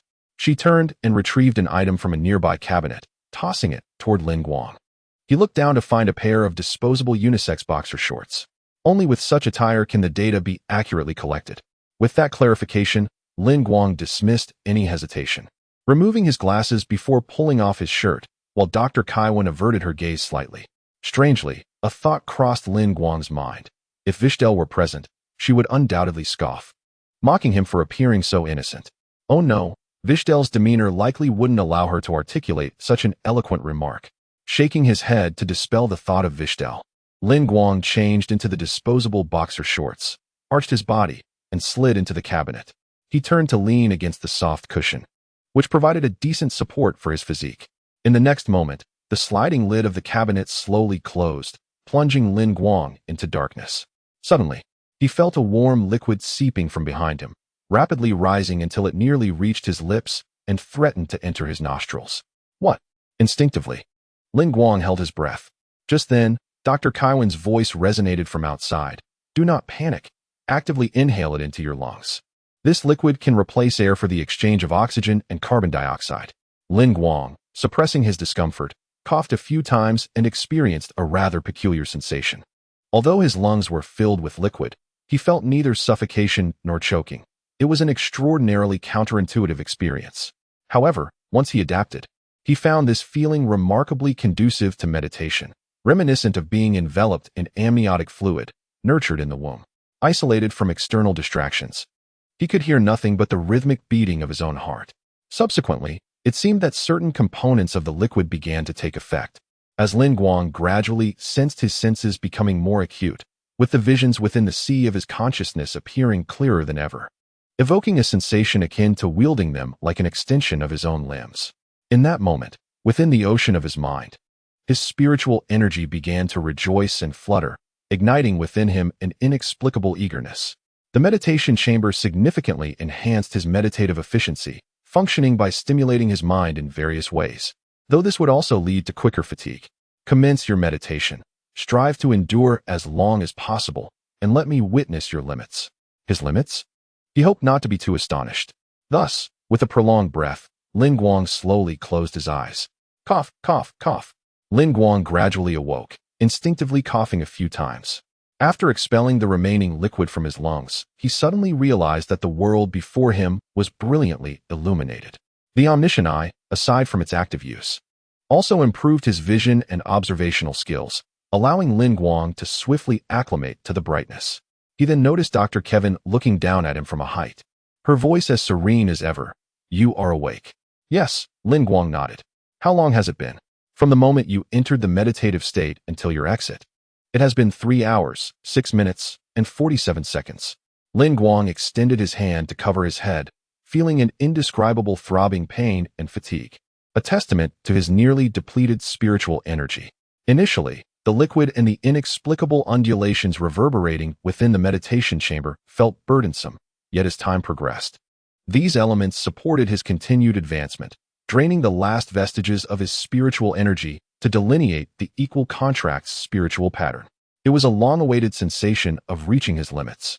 The ethereal patterns of the equal contract, seemingly lingering before him, indicated that the results of this meditation were exceptional, remarkably so, surpassing even the effects of several days of meditation. If he could maintain this pace, he believed that he would reach the next level in just a few days.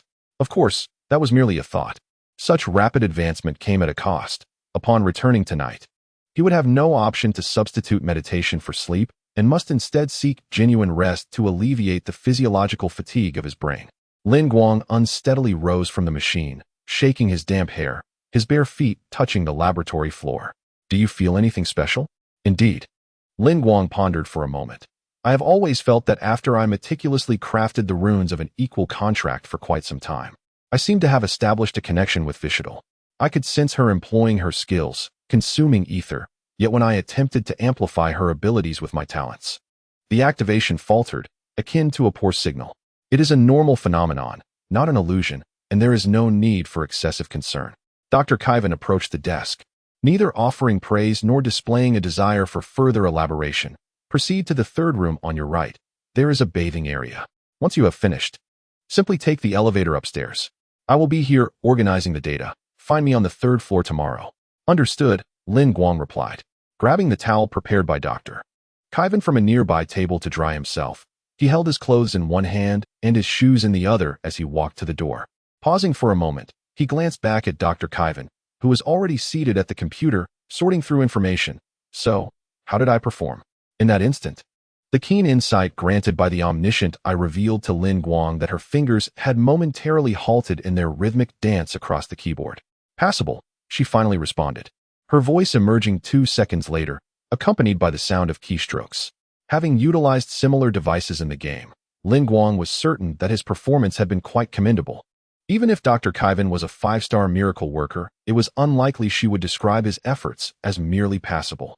Her aloofness did not suggest insincerity. Rather, Dr. Kaivan exuded a rational beauty. The only explanation was her desire to prevent Lin Guang from developing a sense of pride. Confirmed, regardless of her mental age, Dr. Kaivan was undoubtedly a refined lady in terms of her physiology.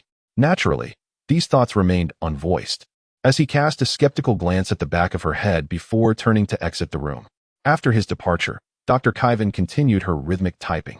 Before her on the computer monitor sat a cup of intensely concentrated black coffee, devoid of any sweeteners.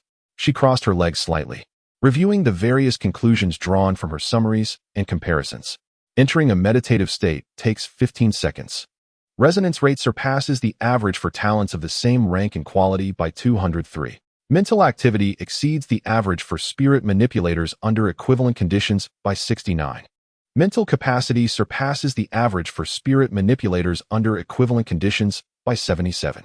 Was this meditation rate a result of proficiency in the contract method or a gift from her talents? Dr. Kaivan furrowed her brow slightly. No.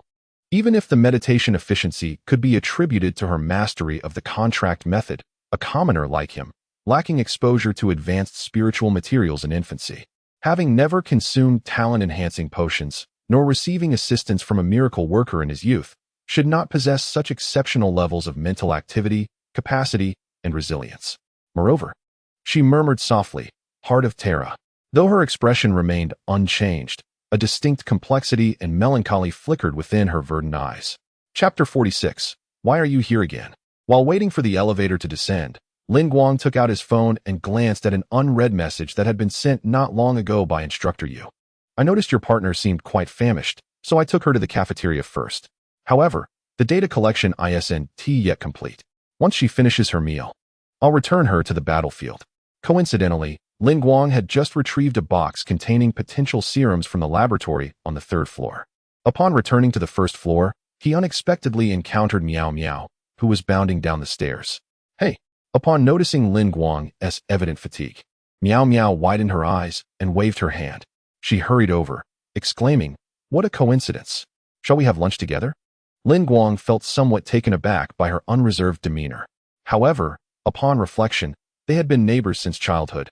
What boundaries could exist between childhood friends? Yet, he found himself at a loss, uncertain of how to respond to this unexpected invitation. After a few moments of silence, he let out a soft sigh and ultimately did not decline. Aren't you worried about any rumors circulating at school? Rumors cease with the wise. It's just a meal. Should we really care about others' gazes? Meow Meow laughed gaily, pulling Guang by the arm as they made their way toward the cafeteria in the research center. Hurry up. If we walk slowly, the dishes won't be fresh. As they walked, several faculty members glanced curiously at Guang, who was being playfully dragged by Meow Meow, a young woman in a white lab coat. Seemingly familiar with Meow Meow, teased, "Meow Meow, have you finally found yourself a boyfriend? He is quite handsome, a perfect match for you." Meow Meow rolled her eyes lightly.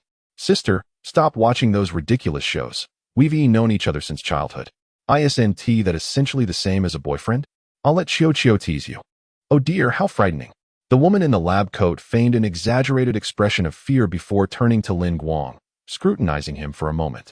Nodding, she remarked, "This student indeed possesses remarkable looks. No wonder Meow Meow is interested in you. You have quite an eye." Guang could only adjust his glasses and offer an awkward yet polite smile. "You misunderstand. Haha, who knows what the future holds? Our Meow Meow is quite impressive. Don't let her down." With that parting remark, the woman in the lab coat turned and left.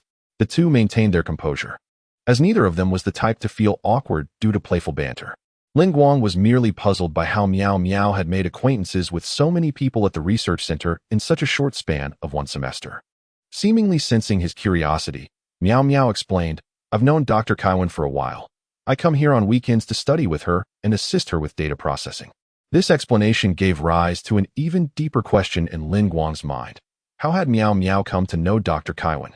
After all, the latter is a suspected advanced spirit beast researcher, whose patents and research achievements undoubtedly bring her substantial wealth each year. No one knows how many projects she oversees.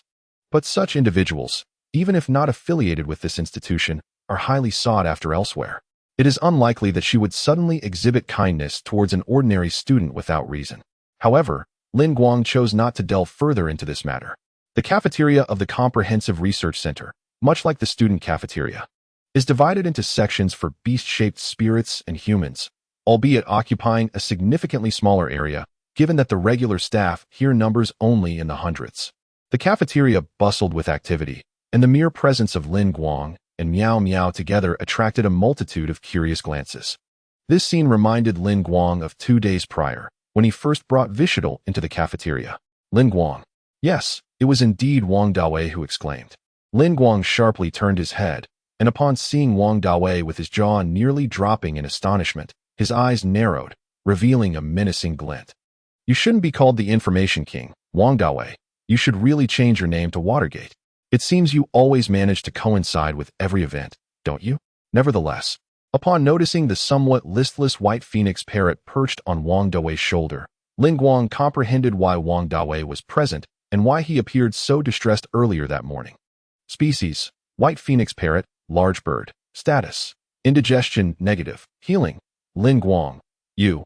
Wong Dawei attempted to speak further, but upon observing Lin Guang's narrowed eyes, he raised his left hand and made a slicing motion across his throat, indicating silence.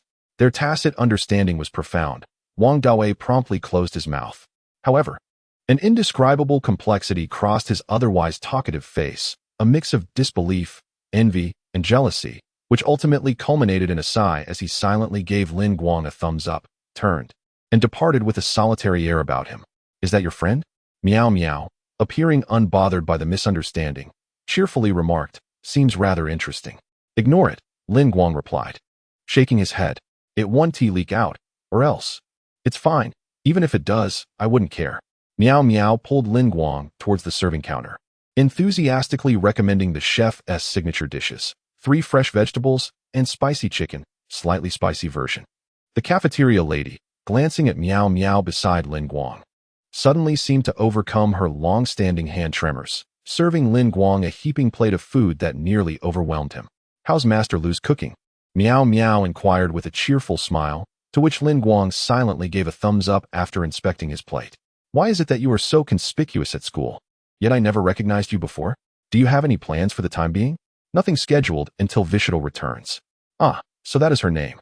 Meow Meow nodded and continued, I haven't completed my work from this morning. Would you like to come to my laboratory and take a look? Are you interested? Your laboratory? Your own? Dr. Kaivan lent it to me. Lin Guang was somewhat taken aback, but refrained from commenting further, simply nodding in agreement. As long as it doesn't interfere with your tasks. After finishing their meal, the two returned to the 3rd floor of the research center and arrived at the door of a particular room, adorned with a variety of colorful stickers depicting numerous plants.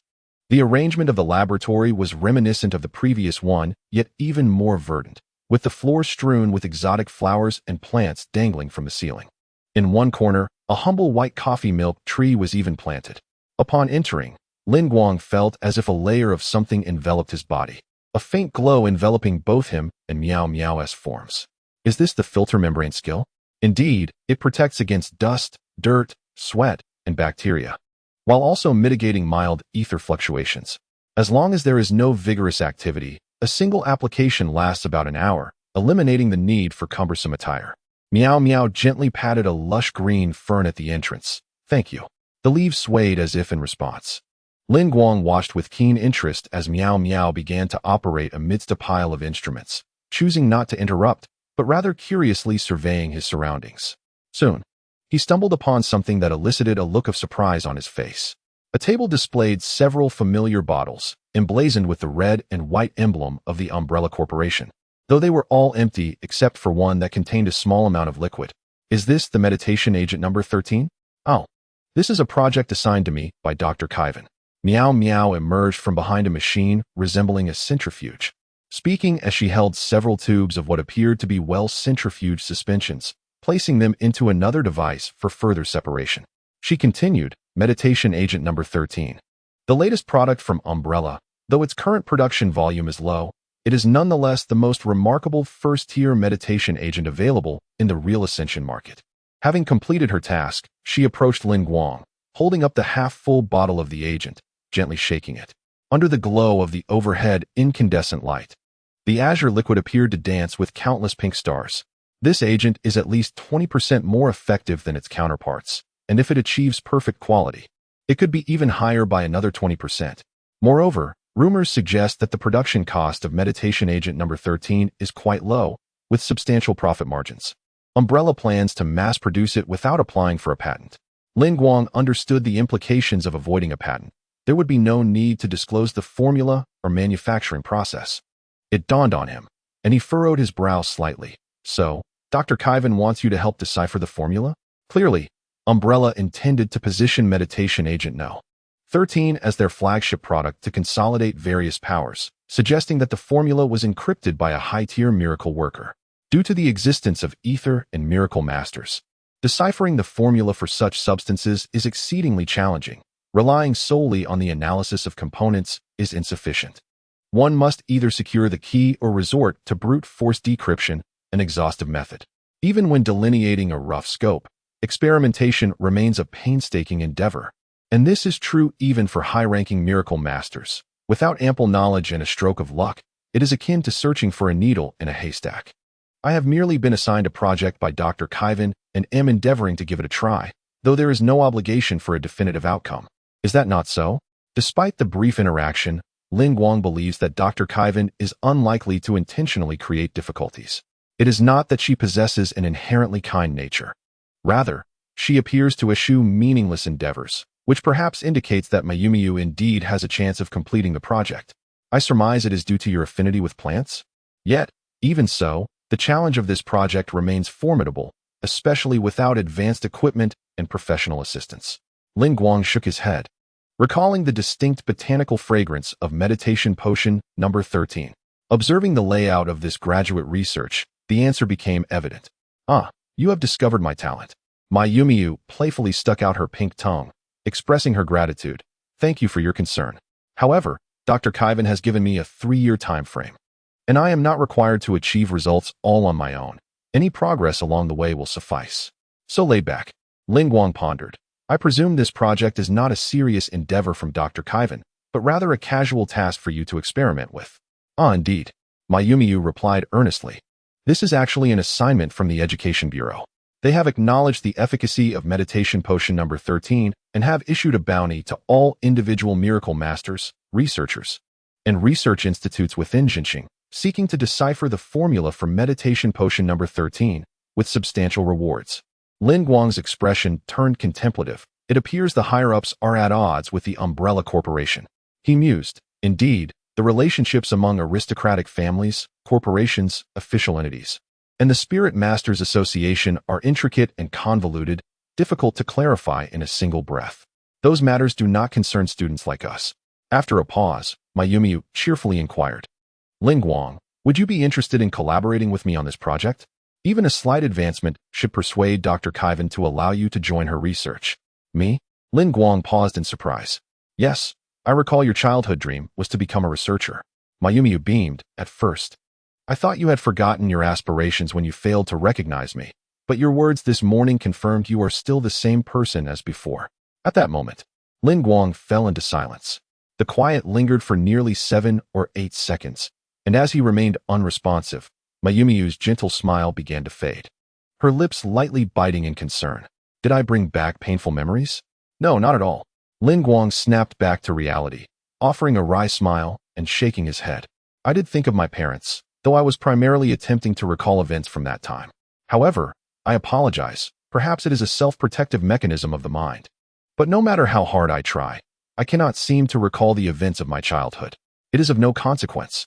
Meow Meow lightly pressed her lips together, her gaze wandering, and her expression somewhat uneasy. Have not scholars studied this phenomenon? Memories from childhood often become blurred or even vanish as one matures. I merely possess a good memory. I understand my uniqueness. Despite Meow Meow's words, Guang sensed a hint of reproach in her demeanor, prompting him to awkwardly shift the conversation.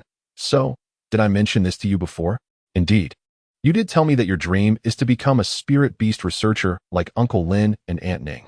I feel compelled to apologize. I did not intend to bring them up, yet your reaction was so perceptive. It is of no concern.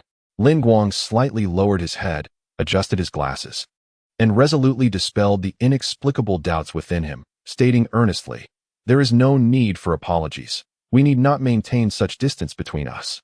You said it yourself, so I shall not hold back any longer. Meow Meow quickly returned to her lively demeanor, grinning as she inquired, so, what is your answer? Are you not afraid I might lose focus and forfeit the communication competition? This is a long-term project. I believe you are not the type to lack discernment. You have quite an eye for character.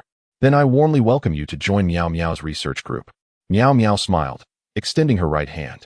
Guang reciprocated, grasping her hand, delicate and soft, contrasting sharply with Vichdale's strong grip. Chapter 48. The destiny of spirit masters and spirit beasts, by the way. How long have you been working on this project? For a semester now. I will organize the research materials for you. You can peruse them at your leisure. There is no rush for the remainder. We can discuss it after you triumph in the communication competition. After rummaging through the bookshelf for a while, Meow Meow enthusiastically compiled a large stack of materials, enough to conceal Wong Dawei while he slept.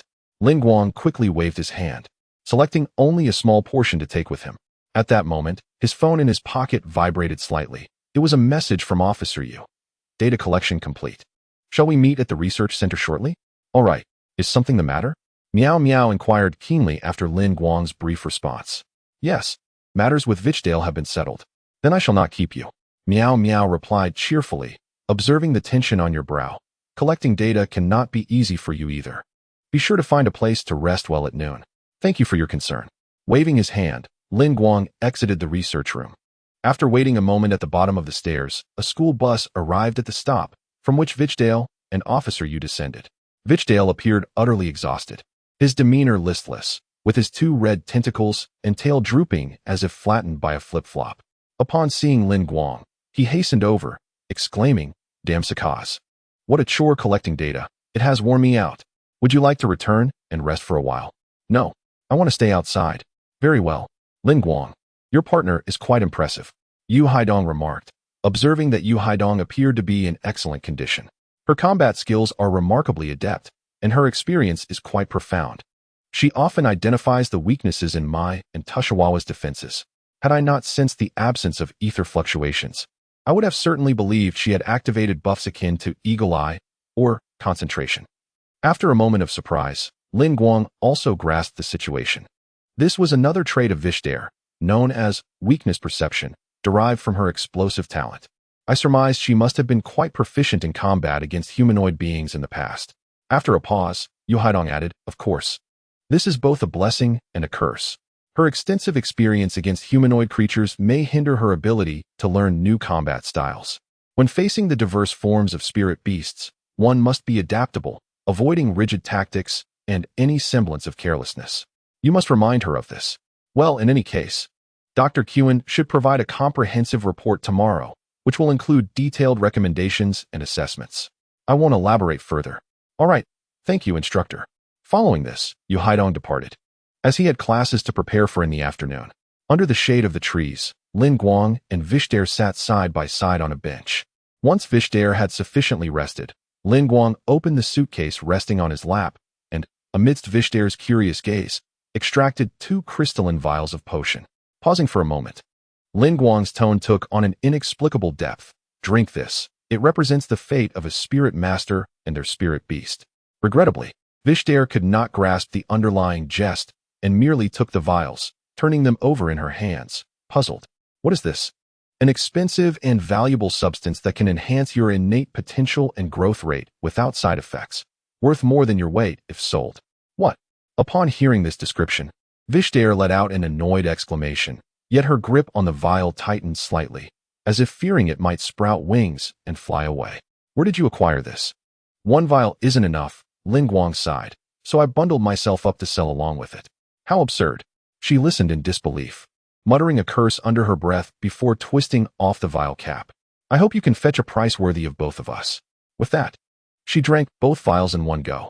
"What does it taste like?" "It's hard to describe," Vishel mused, smacking her lips. It was certainly not a pleasant flavor, nor was it particularly intense.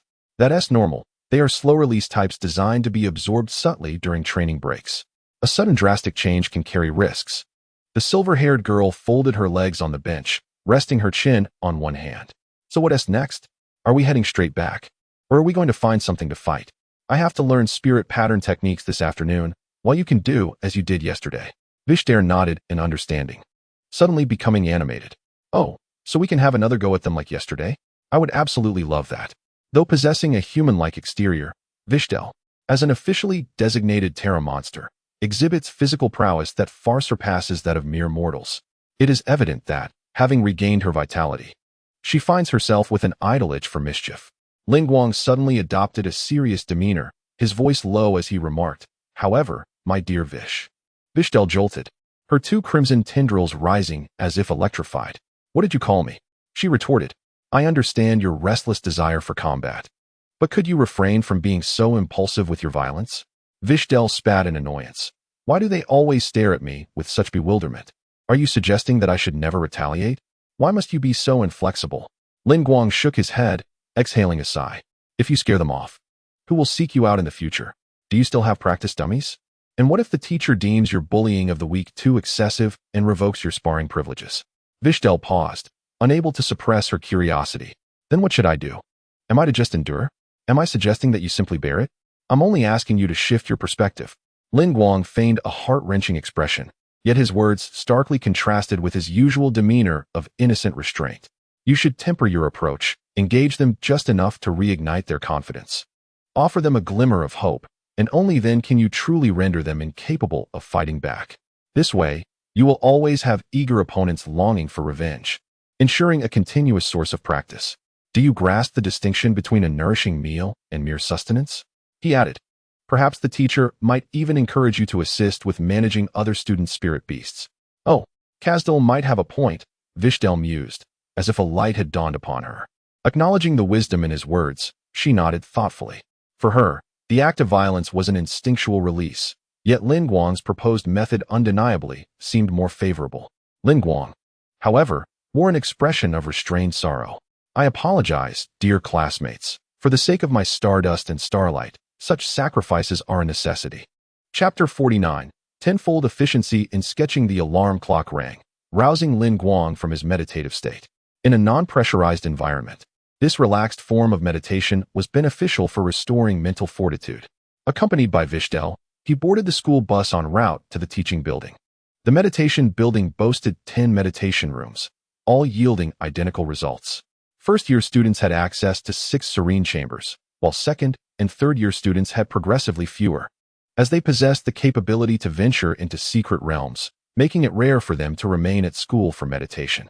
Upon entering the first-floor hall, Guang observed 2 lines of students queued before the meditation room doors, with 2 teachers and 2 instructors stationed at the front, mirroring the arrangement from previous classes. These were the students from Class 2 and Class 4, while yesterday had seen Classes 1 and 3. Guang, not one to seek the spotlight, sought refuge in a corner, intending to discreetly join the line from the back. Yet, it wasn't long before he felt a series of glances sweeping over him, or rather, more acutely directed at Vishel beside him. Is he the Guang from Class 1? Indeed, just as the rumors suggest, he is a beautiful spirit beast. Why is he here, I wonder? Could it be that he is merely here to audit the class? To endure 2 consecutive days of drawing spirit patterns? He must be quite the Iron Man. I suspect he has taken some sort of potion. Indeed, Guang is here to audit the class. During the lunch break, he reached out to the homeroom teacher, Wei, and obtained permission. Upon exiting the meditative state, the spirit patterns etched within his mental sea would gradually collapse. Theoretically, even with the same resource consumption, it would be prudent to schedule spirit pattern classes daily, allowing students to grasp the concepts as early as possible. However, for the vast majority of students bound by the contract law of servitude, this would only exacerbate their mental burdens, ultimately leading to failure in all endeavors. Guang had pushed his meditation to the brink that morning. Ordinarily, students with such meager capabilities would be utterly incapable of continuing to draw spirit patterns. Yet he felt quite at ease. It wasn't merely the result of potion consumption, while the meditation potion indeed played a significant role.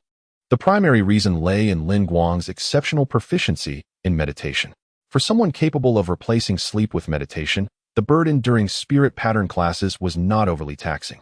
Entering a meditative state was as effortless as Vishel falling asleep while reading. Coupled with the comprehensive enhancement of his full spiritual strength, accomplishing this was wholly reasonable. Nevertheless, although the effects of the meditation room do not vary with the number of participants, it was uncertain whether it was due to Vishel's conspicuousness or a lingering sense of resource encroachment, yet several unfriendly gazes were directed at the two. It seemed today would indeed yield fruitful results. At the command of the instructor, the hall transformed into a veritable zoo. Vishel, grinning maniacally, flashed an international gesture to the crowd and followed behind the target spirit beast toward the playground. While Guang entered the meditation room accompanied by the professor of ether charging. As the long school bell rang, Guang gradually opened his eyes. The spirit patterns he had etched within his mental sea had reached a complete form of 39. The morning had indeed been excessively taxing. And since drawing spirit patterns naturally progresses swiftly at first and slows thereafter, it was only expected that his advancement would not match the previous session. Yet it was still remarkably swift, leaving him quite satisfied. It was merely an efficiency tenfold that of an ordinary individual, nothing extraordinary among our system's protagonists.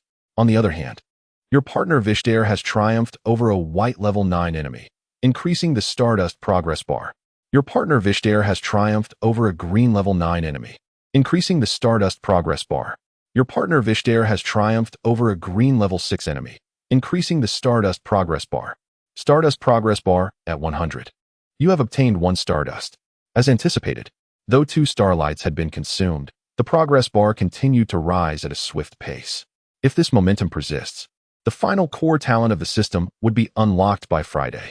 A faint smile involuntarily graced the corners of Lin Guang's lips. Seizing the opportunity while the surrounding ethereal energy remained vibrant, he closed his eyes and resumed his meditation. This relaxed demeanor elicited a plethora of astonished and admiring gazes from his fatigued peers.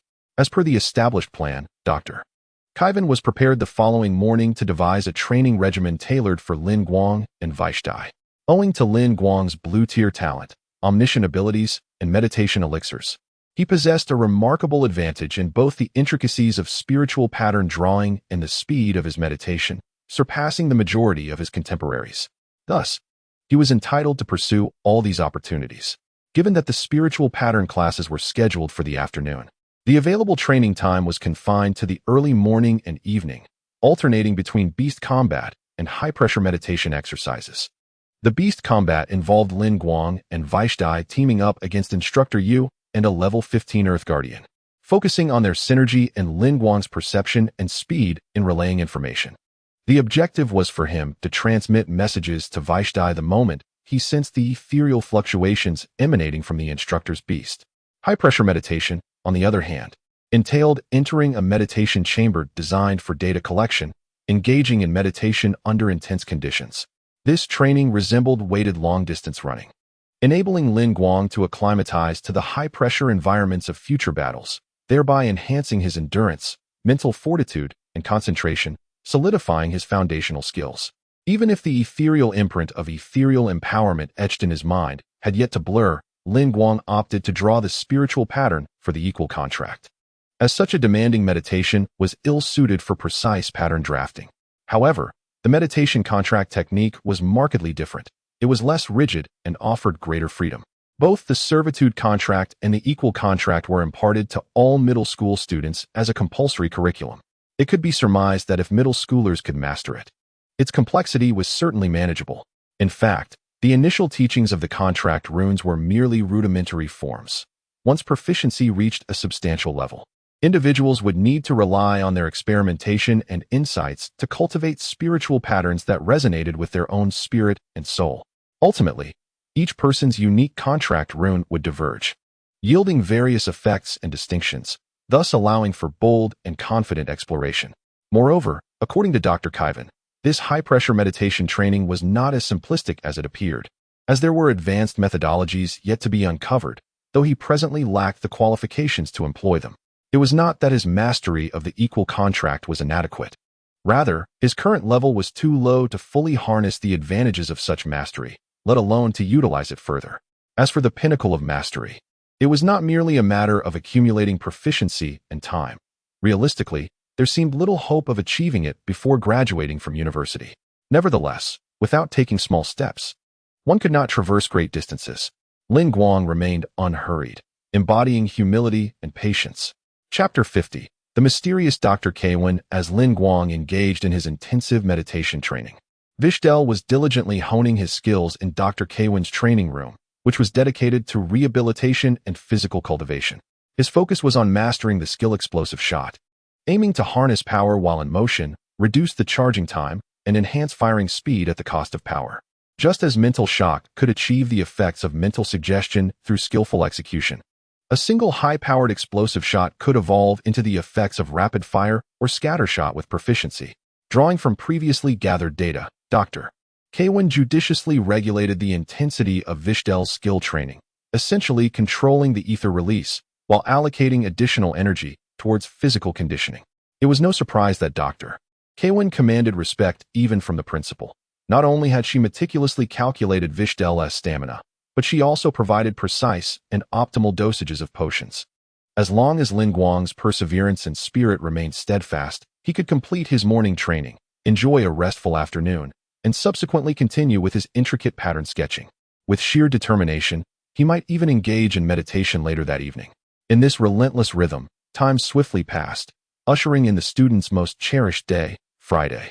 Regardless of one's wealth or diligence, Friday arrived with equal promise and motivation for every student. Although, for working individuals, this sentiment might not hold true.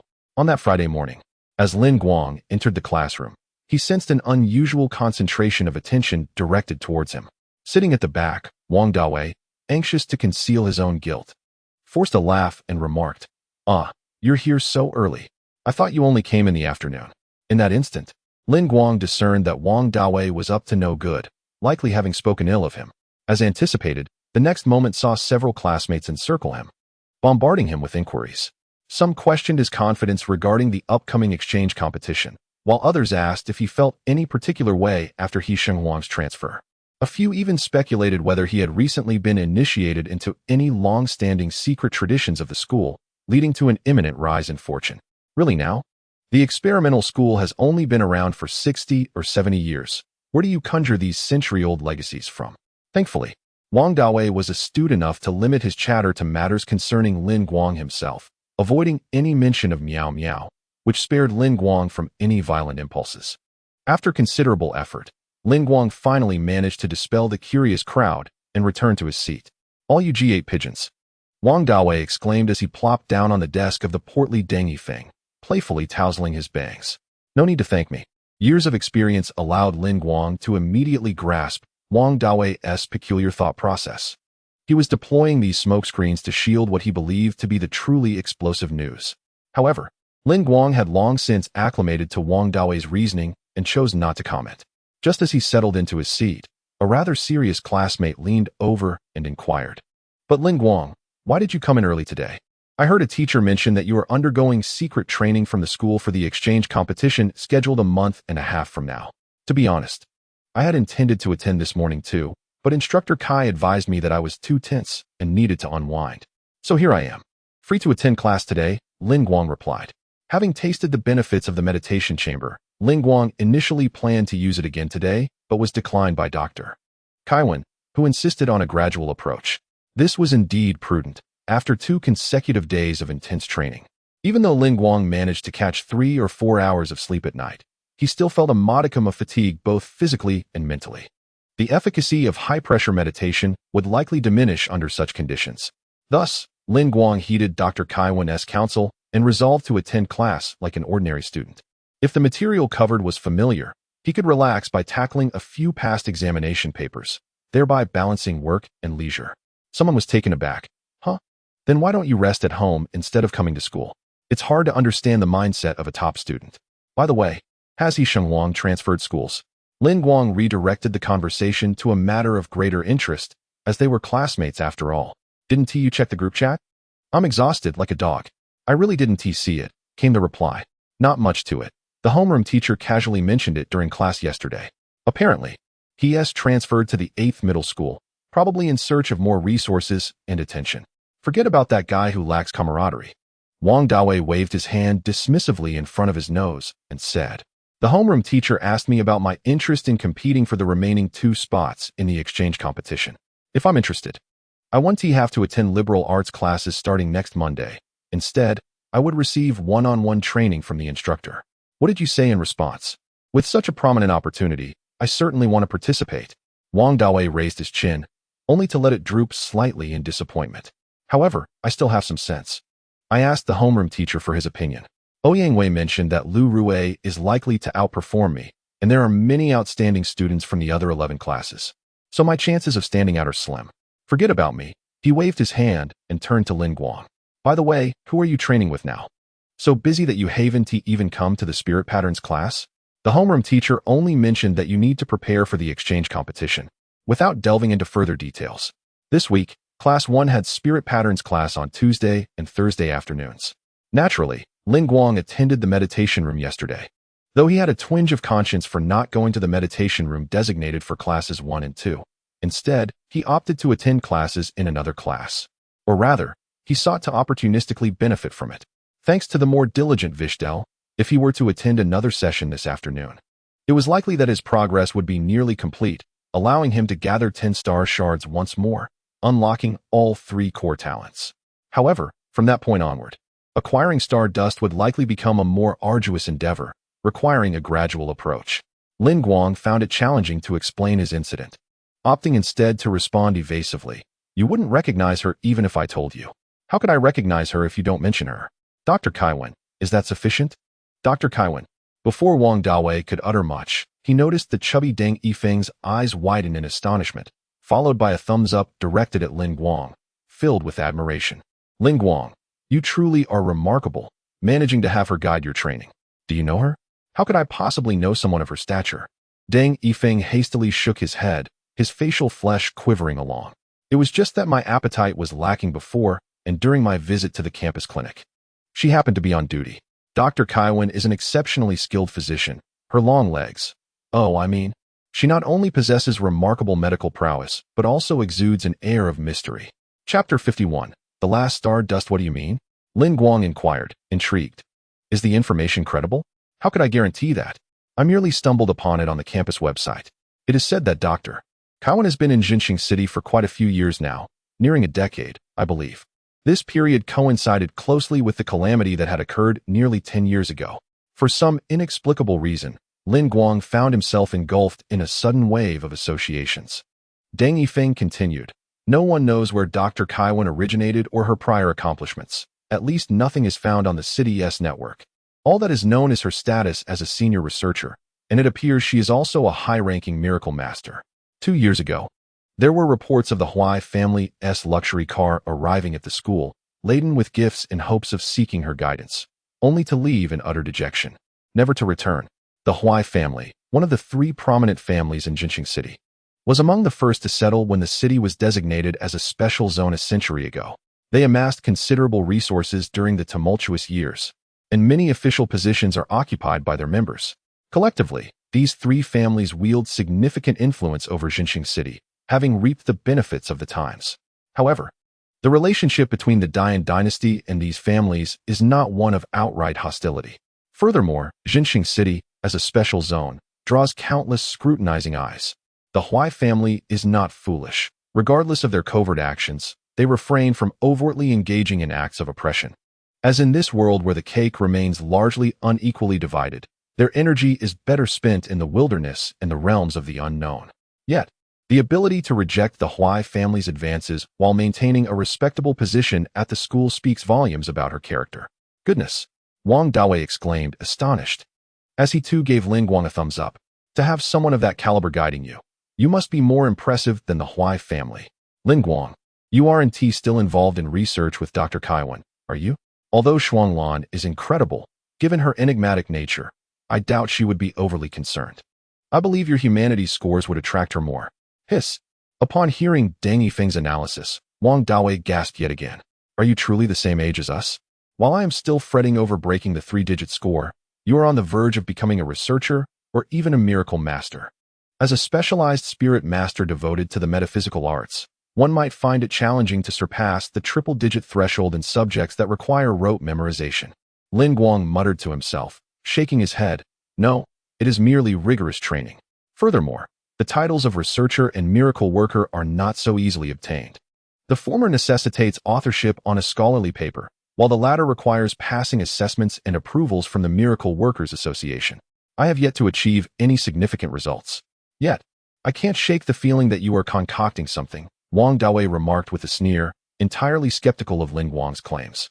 Much like Guang's often acute insights into his character, based on his understanding of Guang, it was evident that he was harboring something substantial at this moment.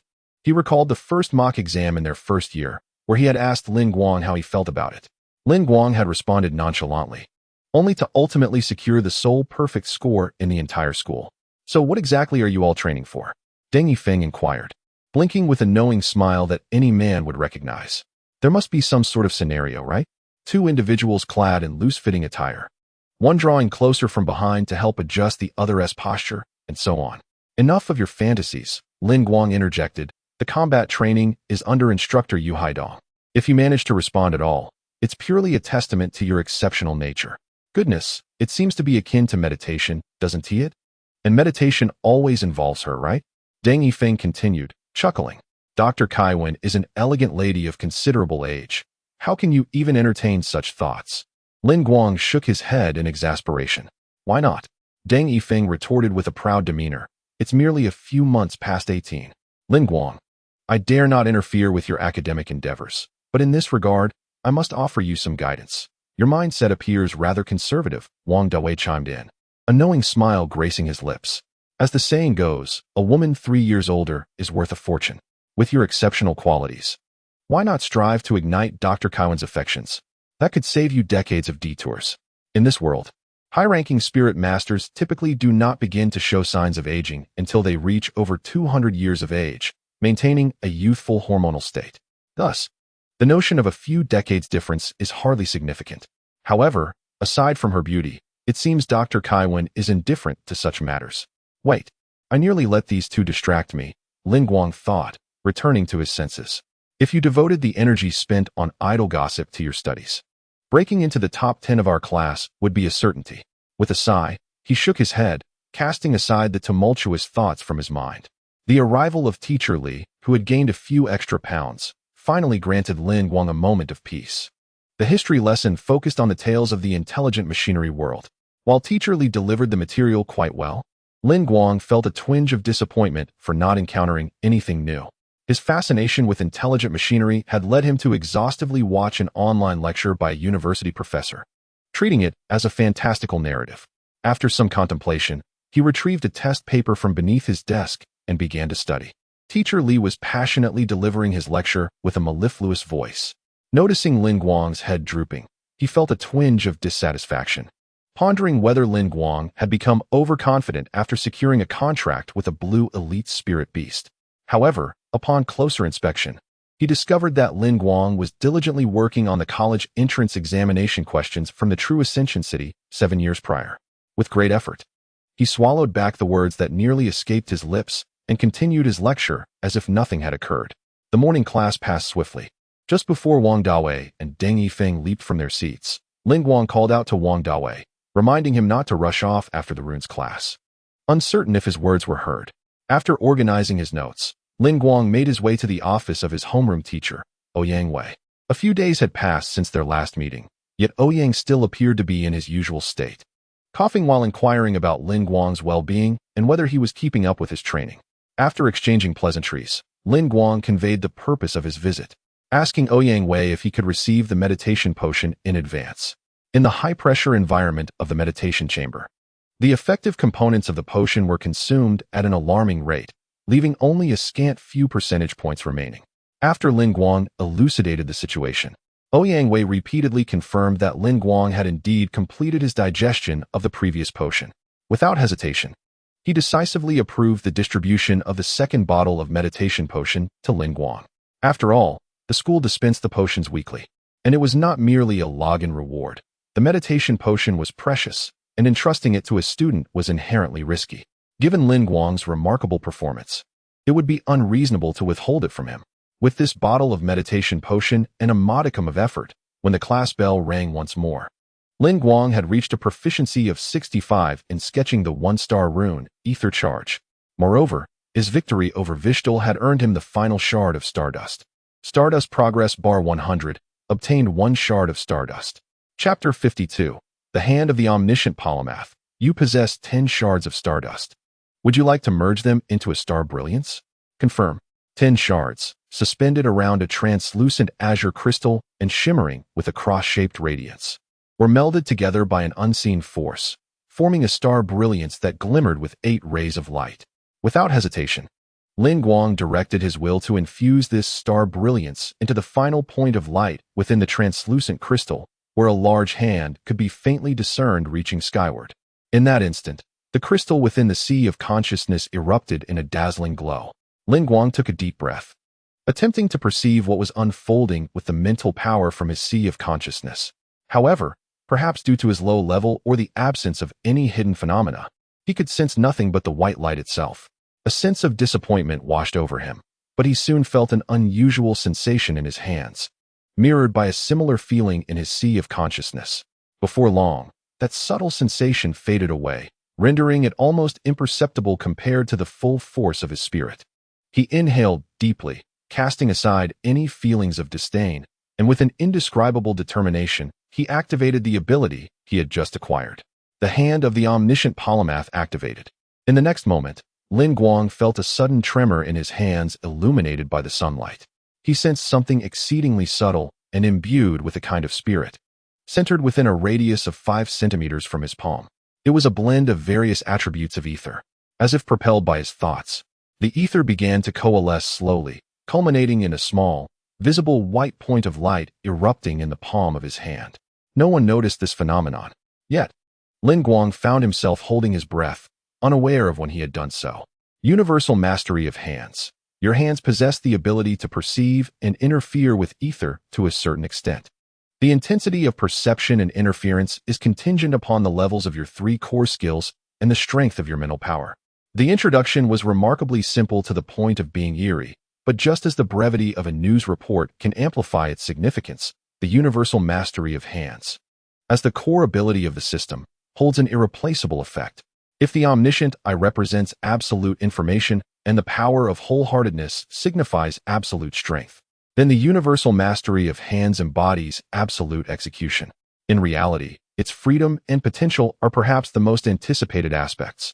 Simultaneously, the talent trees corresponding to each core ability within the crystal began to sprout, transforming into 3 small saplings.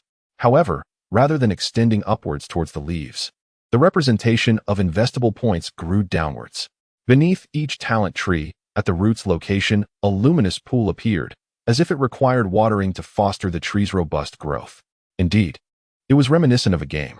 Why is the Stardust progress bar not referred to as the Starlight progress bar? The answer is simple. Stardust represents the most basic unit of currency within the system, while Starlight constitutes a higher tier of currency. The function of Stardust is to draw from each respective primary talent pool. Indeed, this talent tree system includes a mechanism akin to a card drawing system. The reason the 3 core talents are termed core talents rather than merely talents is that each category includes primary and secondary talents that complement the core talents. For instance, the cultivator's pool contains talents that align with the universal mastery of hands, while the warrior's pool features talents related to the power of wholeheartedness, among others.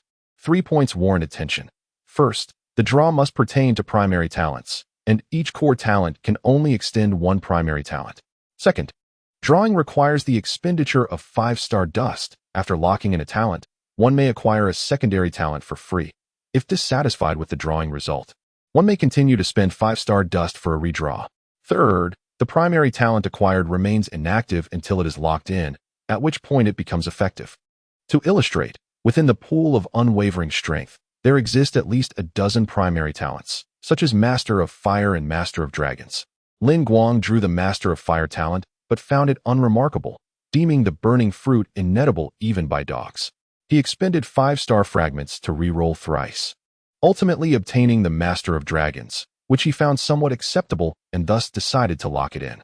The seed of the Master of Dragons would then be implanted within his core talents, subsequently giving rise to secondary talents all related to dragon spirit beasts. This inherent nature signifies that the trial and error cost of the lottery system is notably high. Star fragments resemble the card-drawing resources in certain open-world games, and the official system does not allow for an abundance of easy acquisitions. Even if the primary talent drawn is not the most desired, one often must settle, lest the enhancement of strength fails to keep pace with the accelerated progress of the star fragment meter, resulting in an inescapable cycle of stagnation. Fortunately, the pool of primary talents is not excessively deep, and there is virtually no waste produced. Therefore, there is little need for excessive agitation. It is exasperating to witness the lottery system time and again, and only the most patient among us could refrain from cursing for even a moment. Nevertheless, Lin Guang soon adopted a more composed mindset. Reality cannot be rewound, and Spirit War Chronicles is inherently an auto-saving game, where mid-game saves are impossible, a fact he had grown accustomed to. After some contemplation, Lin Guang concluded that if the game system remains unchanged and the game experience is transferable, his first objective should be any one of the Tuner, Alchemist, or Celestial Healer talents under the Caregiver category.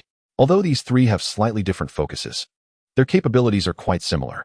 If fate truly conspired against him, and he could not draw any of these, the Deadly Poisoner would also be an acceptable alternative. Within the game, there are 16 primary talents under the Caregiver category, as long as fortune does not frown too severely. Around 20 star fragments should suffice to yield a result. Considering the weekend spent taking Vishel out to play, 2 to 3 weeks should be ample time. Having organized his thoughts, Lin Guang meditated for another 20 minutes, until the surrounding psychic ether felt indistinguishable from the external world, before rising to depart the meditation chamber. On the first floor of the meditation building, he unexpectedly collided with Wong Dawei, who burst through the door at a sprint. "What happened to you?" Lin Guang inquired. After catching his breath and leaning against the wall, Wong Dawei straightened up, wiping the sweat from his brow. "Apologies. I was too busy boasting about my big bird to the girl from the adjacent class at noon, completely oblivious to my phone. It was only after the school bus had gone quite a distance that I noticed." The big bird was the name he had given to his by Huang Parrot. "Why didn't you just text me on my phone?" Lin Guang asked. "What kind of talk is that?" Wong Dawei laughed heartily. "Come on, brother. You really think I wouldn't give you this courtesy? As luck would have it, I saw your message just in time. After all, you always linger for 30 minutes after each meditation class, so I quickly fished out some cash from my pocket to make the instructor stop. Uncertain of when the school bus would return, I ran all the way back." After a brief pause, Lin Guang extinguished the thought of simply paying his seniors to take him along, certain that Wong Dawei would be more than willing to oblige. He merely hadn't considered this angle. Chapter 53, The White Phoenix Parrot. "So what is the matter?" Just as Lin Guang was about to speak, Wong Dawei waved his hand, adding, "If you were hoping to invite me for a meal or some leisure, don't take it the wrong way. It's just that today is quite inconvenient. My father has instructed me to head directly to the Longting Bay Grand Hotel after school." After a moment of silence, Lin Guang sighed. "I am not that idle." "Oh, right," Wong Dawei exclaimed, smacking his forehead. "Look at my foolishness. You are already involved with the most beautiful girl from the experimental school. Why would you still want to invite me?" "Well, putting aside Meow Meow for now, I have never actually invited you, to be fair." Thinking about it. That seems to be true." Wong Dawei scratched his head. "So, what exactly do you wish to convey? If it isn't of utmost importance, perhaps we could discuss it next Monday or over the phone. If I don't leave now, I will surely be late, and my father will definitely treat me to a meal of braised pork." Claiming he spent a significant amount to bring in a mid-level researcher and 2-star miracle master specializing in citizen studies to examine my magnificent bird. Although the citizen family is not particularly trendy, obtaining the title of mid-level researcher in any field is no easy feat regarding citizen matters. This researcher's credentials might rival those of some senior researchers. However, they remain merely senior researchers, with the knowledge Lin Guang possesses. He could easily become a doctor of spiritual beasts or even an academician without any formal system. "I have some thoughts regarding your white phoenix parrot." Lin Guang did not elaborate, but simply shook his head lightly. "Let us discuss it next week." Wong Dawei, who had just raised his leg, immediately withdrew it. He understood that Lin Guang never spoke without reason, so he leaned in, unabashed. "Brother, what happened to my bird? It requires some time. Your father must have invested a considerable sum to engage such an expert. But what if I'm just a bit late?" Wong Dawei initially hesitated, but then stubbornly raised his chin. "They say the client is king. We are the consumers. A little tardiness surely won't bother him. Besides, would I actually let my father beat me?" It was evident that, compared to the unknown expert, Wong Dawei placed greater trust in Lin Guang. "All right then. I shall speak now." Organizing his thoughts in his mind, Lin Guang slowly stated, "You remember the professions of my parents, don't you?" Wong Dawei paused. He naturally knew that Lin Guang's parents were researchers of spiritual beasts. After all, a mere orphan capable of attending such a school and possessing commendable study habits is no ordinary individual. His expression grew slightly more serious. "What's going on?" Lin Guang adjusted his glasses and deliberately lowered his voice. "I have discovered a research report on the Bai Huang parrot at home, containing certain secrets that remain undisclosed in the academic community and may possibly have eluded others entirely. Wang Dawei's eyes widened in astonishment. If you are willing, I could attempt to assist. While I cannot guarantee much, it seems that I could help your Bai Huang parrot acquire a unique skill. After a moment's contemplation, he added, a mental-type skill, applicable in real combat, and exclusive to this instance. Wang Dawei suddenly became exhilarated, well aware that Lin Guang's character precluded him from making unfounded claims. It is fate, indeed. Who would have thought that your parents had conducted such research, and that I happened to have contracted a Bai Huang parrot? The aspect Wang Dawei valued most about the Bai Huang parrot was its ability to speak, an attribute he found rather ostentatious. The prospect of endowing his parrot with a skill that was one of a kind in the world, at least on the surface, was undeniably alluring to him. Merely contemplating it made his mouth water. Lin Guang remained silent, knowing full well that his parents had not fortuitously engaged in research pertaining to the Bai Huang parrot. Yet, unwilling to fabricate lies in this regard, he chose to guide Wang Dawei into misunderstanding, trusting that he would not genuinely investigate his parents' past studies. Brother, from now on, you shall be my brother. A brother by different mothers, Wang Dawei declared, thumping his chest. If Wang Xiaxing dares to disagree even slightly, I shall disown him as my father. As long as the grand bird could learn a new skill to flaunt. Wang Dawei felt no concern regarding its power or the cost involved. He was determined to train that stubborn creature no matter the expense. With that, Wang Dawei hurriedly retrieved his wallet, pulling out a student ID. Wait, that's a mistake. He chuckled awkwardly, hastily putting the ID away and instead producing a somewhat familiar golden card. A shopping card for the Municipal Spirit Beast Mall, valued at 10,000 credit points, which he forcefully pressed into Lin Guang's hands. Brother, use it as you see fit. If it's more than enough, consider it in advance for your hard work. If it's insufficient, let me know, and I'll ask my father for more. Lin Guang swallowed the words he was about to say and inquired instead, why do you carry such a large sum of money with you? My father insisted I take it, claiming it would serve as ransom in case of robbery or kidnapping. If worse comes to worst, at least it might ensure I get a proper burial, Wang Dawei replied. Very well, Lin Guang nodded. When will you and your Bai Huang parrot be available? It must be now, exclaimed Wang Dawei. It will take at least an hour. Not just an hour. Even if it takes 2 or 3 hours, what does it matter if we don't go tonight?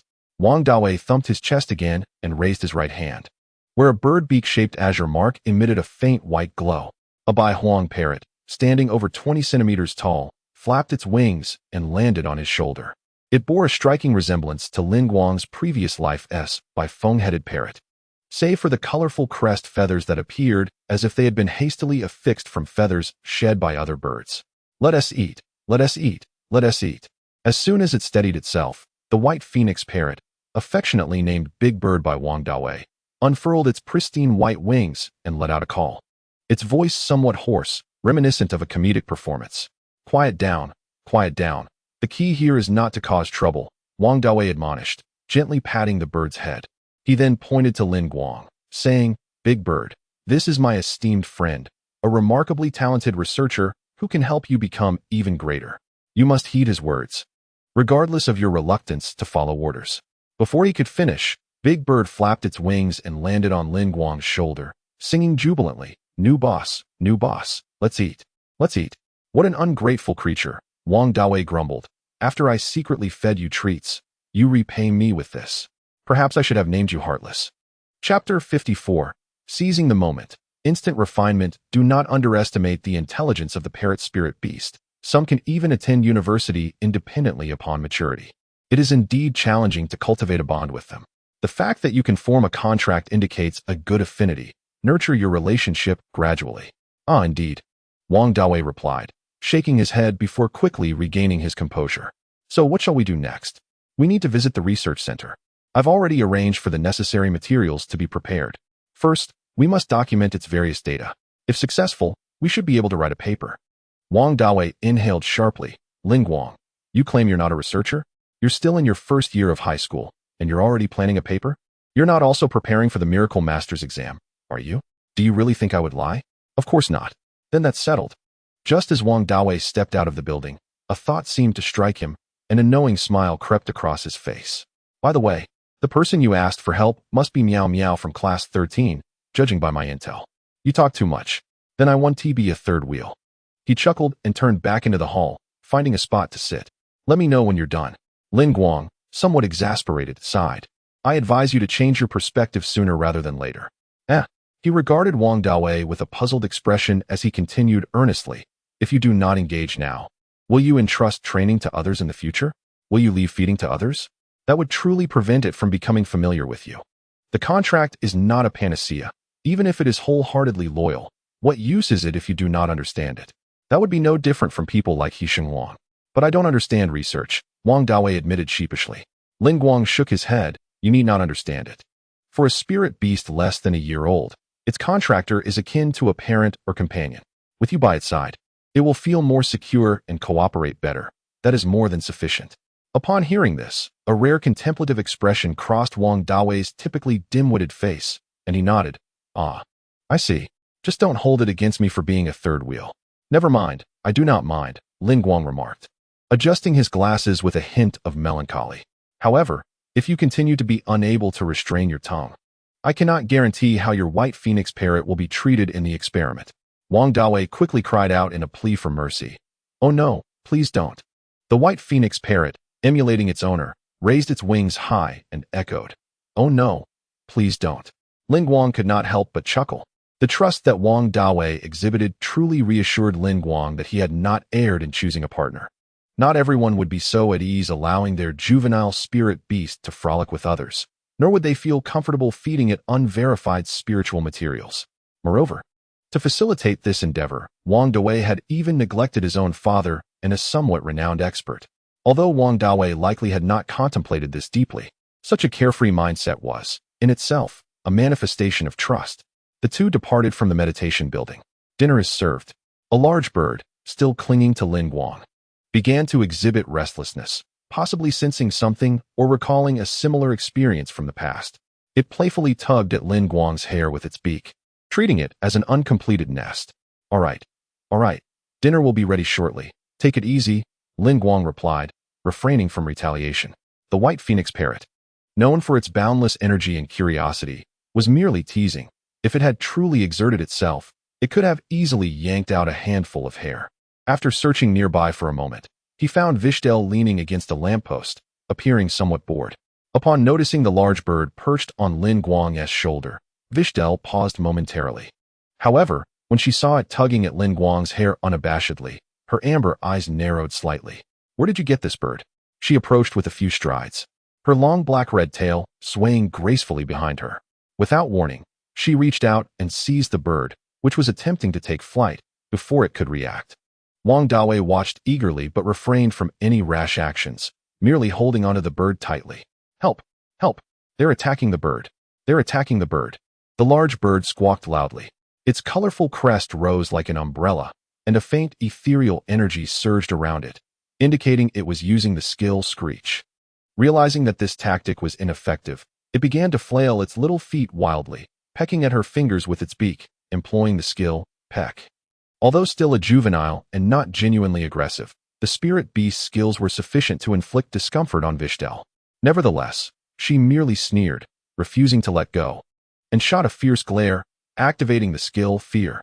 The bird finally fell silent, though its small eyes continued to dart about restlessly, clearly unyielding. What is its name? Vishel asked with a smirk, appearing triumphant as if she were a victorious general. The bird. What a ridiculous name, Vishel remarked with a sigh, then inquired. Why isn't it with you? This fellow has a strong intuition. Lin Guang paused momentarily before adding. Perhaps it sensed something and has come to curry favor with me. Humph. Vishel pursed her lips, releasing the bird, which flapped its wings and took flight with a loud cry, only to reveal a sinister glint in her eyes shortly thereafter. The creature soon became subdued, trembling as it hid behind Lin Guang. It was curious that she had shown such concern for this spirit beast, which seemed rather out of character for her. What isn't it for you? 1 million.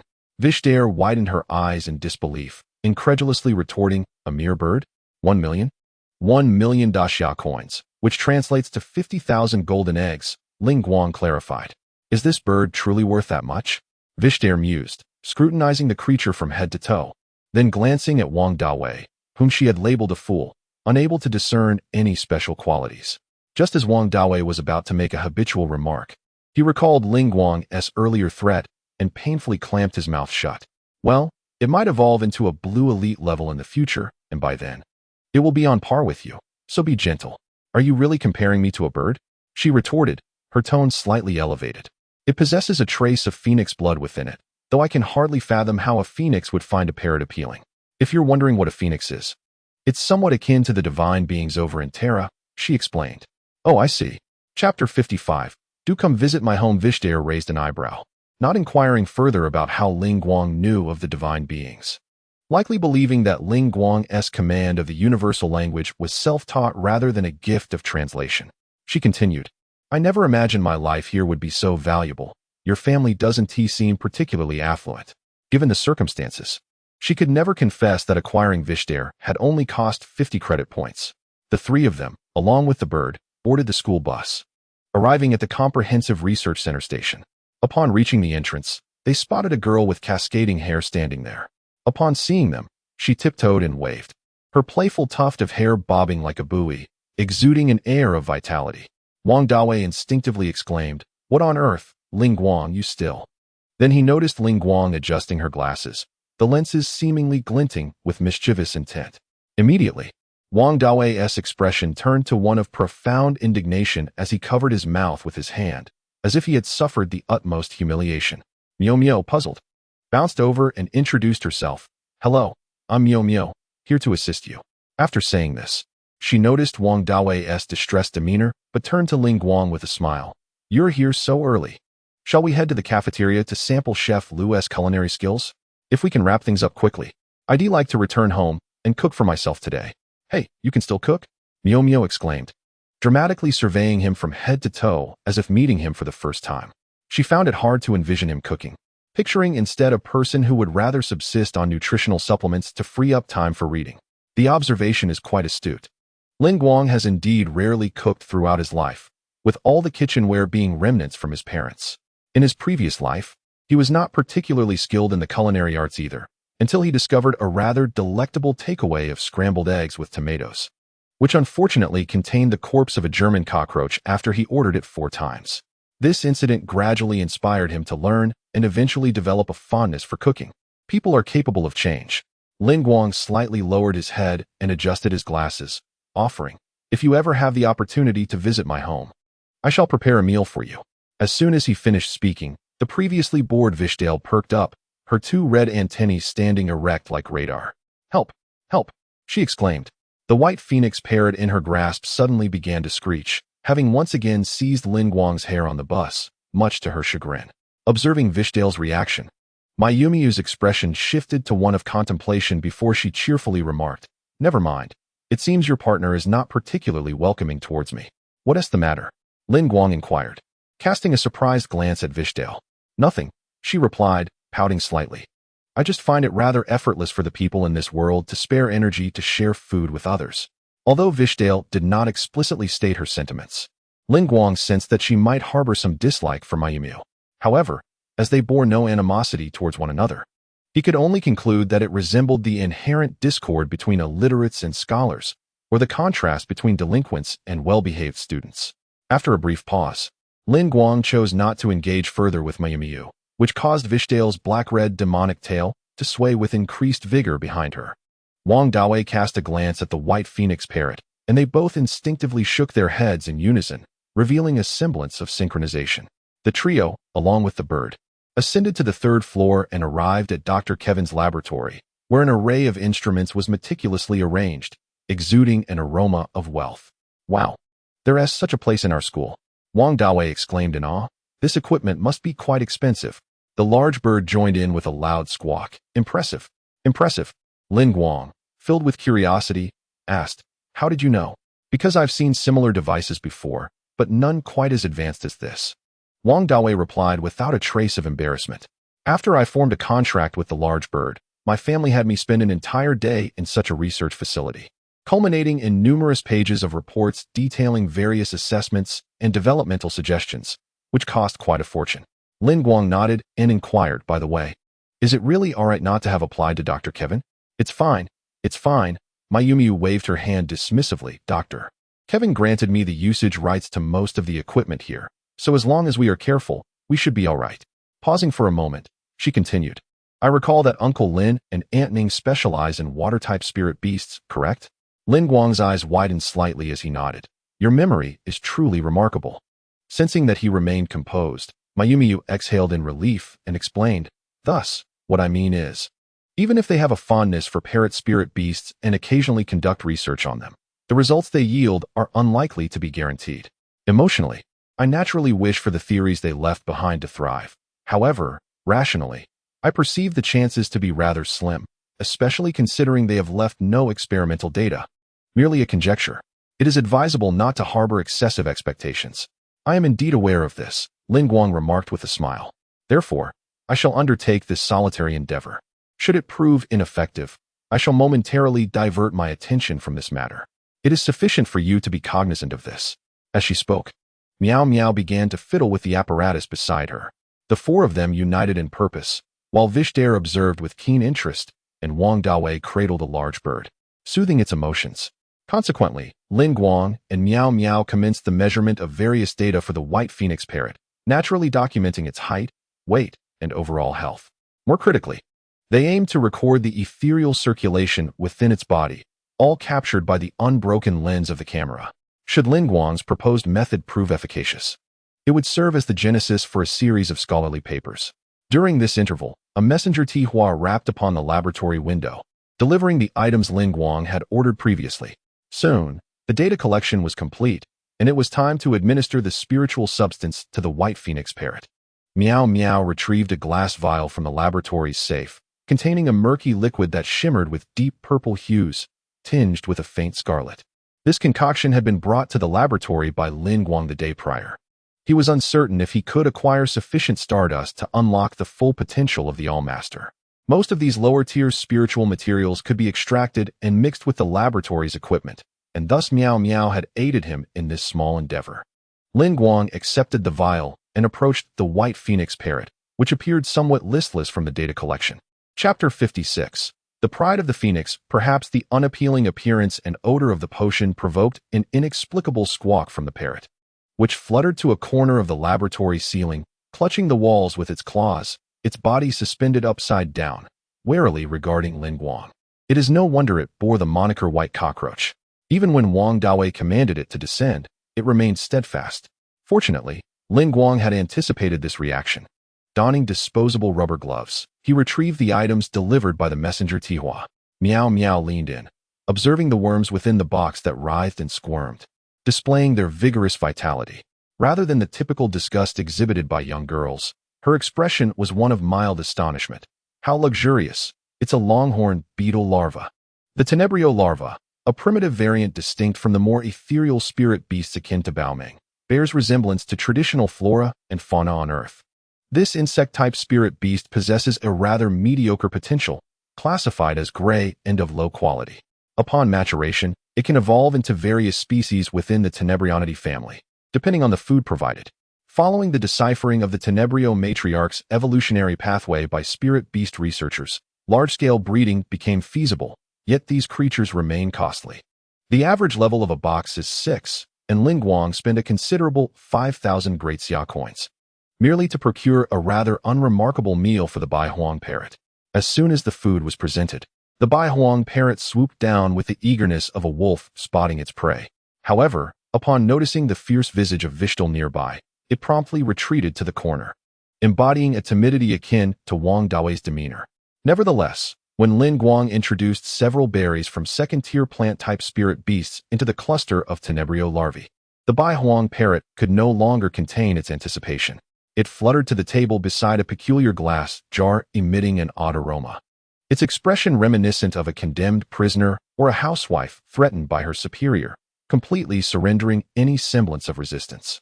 While Wong Dawei assisted the Bai Huang parrot in consuming a potion, Lin Guang retrieved a small bottle resembling a seasoning dispenser from a plastic bag. If the Bai Huang parrot were literate in Great Xia script, it might have disregarded its meal entirely and ascended to the ceiling, scattering the dark red powder within over the Tenebrio larvae and berries. The restless wriggling of the larvae required no intervention from Lin Guang.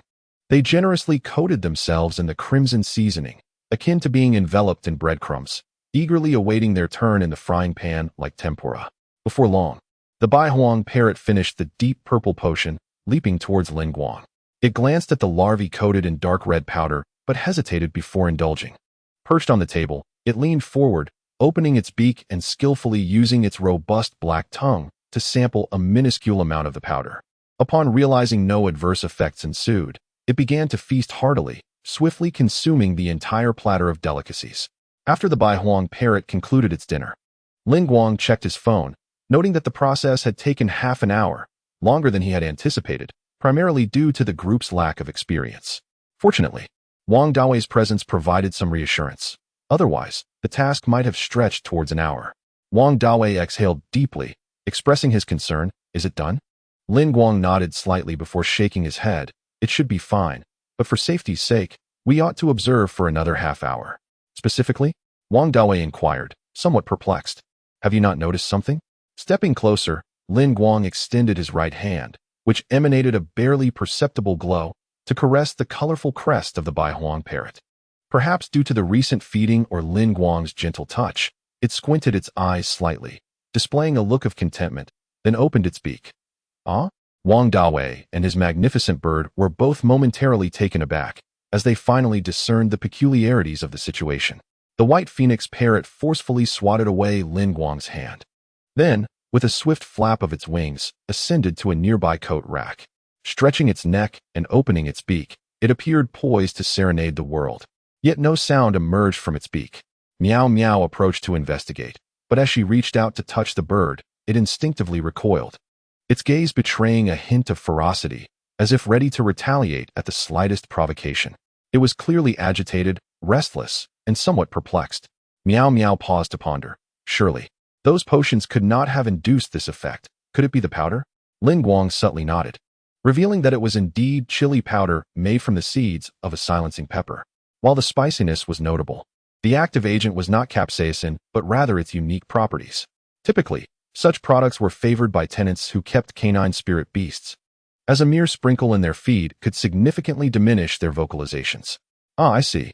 Wong Dawei nodded solemnly, uncertain if he fully comprehended. He then approached the white phoenix parrot. Perhaps due to their bond forged over time, it regarded its master with a certain fondness, allowing him to cradle it gently in his arms as he stroked its feathers. As he caressed the grand bird, he inquired, "By the way, why has it been silenced?" "This is precisely the reason I needed you here," Lin Guang replied, lifting an empty vial and scrutinizing the remnants within. The white phoenix parrot possesses an exceptionally vibrant energy, as you both are surely aware.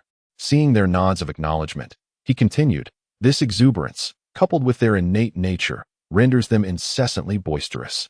Furthermore, your white phoenix parrot is an exceptional specimen, meticulously selected from its kind. Thus its desires are even more pronounced, correct?" "Of course," Wong Dawei declared proudly. "My bird is no ordinary creature. Have you ever contemplated what transpires when such energy and nature are forcibly suppressed by external factors?" Lin Guang remarked coolly. "In the wild, in the depths of the wilderness or hidden realms, such occurrences are exceedingly rare. For instance, a mere sound can easily attract predators from higher tiers, or inherent issues may render them incapable of vocalization. And then what happens?" Meow Meow mused, tugging at her bangs. "The white phoenix parrot is an immensely intelligent spirit beast. With proper nurturing, even if it does not evolve into a colossal white phoenix, it can attain intelligence comparable to that of an average human, a trait stemming from its phoenix lineage." "Wait, a phoenix?" Meow Meow suddenly realized something. "Could it be?" "Indeed," Lin Guang affirmed. "It possesses a regal pride. Its high intelligence means it does not merely act on instinct like ordinary animals. Its emotions and preferences far exceed those of typical spirit beasts. Thus, the suppressed energy and desires do not dissipate into thin air, but rather accumulate within, entwined with repression and fury, awaiting the moment when the pride of the phoenix will erupt forth." Chapter 57. Professor Hu and the White Phoenix Parrot. Indeed, what a most reasonable inference. Meow Meow suddenly shook her head, her hairpins swaying like birch leaves amidst her cascading locks. No. It must be that one has witnessed such a scene firsthand to truly grasp the essence of the matter. Her remark was clearly pointed, yet Lin Guang merely nodded ambiguously, refraining from further dialogue. Meanwhile, Wong Dawei appeared bewildered, exclaiming, "Huh? My bird won't explode, will it?" "Certainly not. As I mentioned earlier, the dosage is minimal. Please proceed to the adjacent training room for now. We shall observe from behind the one-way glass. Keep the leg ring on, and simply accompany it, offering encouragement," came the reply. "Oh, understood." The group promptly relocated to the compact training room previously utilized by Vishel. Wong Dawei found a spot to sit, his expression tinged with concern as he gently stroked his bird, seemingly offering words of encouragement to help it endure. Behind the one-way glass in the observation room, Meow Meow activated the laboratory computer, utilizing this interval to organize the data collected. Beside her, Vishel lounged on the plush sofa next to Guang, initially displaying signs of impatience.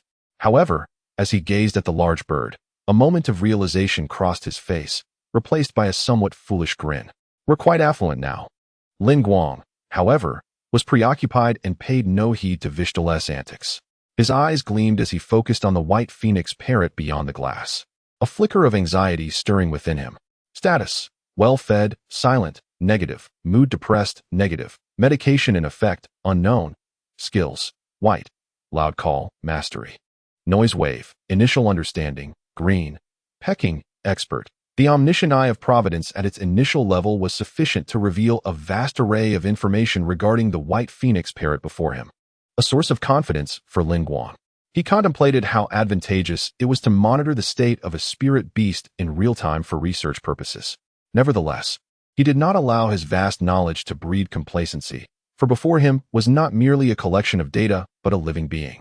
He bore the responsibility for its well-being. This was precisely why Guang had requested Meow Meow to remain and assist, should any unforeseen circumstances arise. It would be easier to manage. The Longting Bay Hotel stands as the sole 6-star establishment in Jinqing City. This culinary desert is graced only by 6-star hotels, and Hai Ling Gu is the most opulent and distinctive dining venue within. The entire restaurant is designed in a semi-spherical shape, resembling an inverted glass bowl, encircled by enormous aquarium glass walls, as if floating amidst the deep sea. Various marine spirit beasts glide through the vividly colored aquatic flora, occasionally passing overhead, their curious gazes surveying the interior. The square dining table was adorned with exquisite tableware, each piece meticulously selected, and even the floral arrangements on the table were crafted from rare marine plants and shells. What a troublesome lad! Despite countless admonitions, he still fails to heed them. Arriving late to such an important occasion, Wang Xiaoxing cast a glance at the gleaming gold watch on his left wrist, inwardly cursing in his native dialect. He was a middle-aged man in his 50s, his skin slightly tanned from years of outdoor exertion and frequent social engagements. His hair was meticulously styled, heavily lacquered, and slicked back with precision, though the roots were beginning to show signs of gray.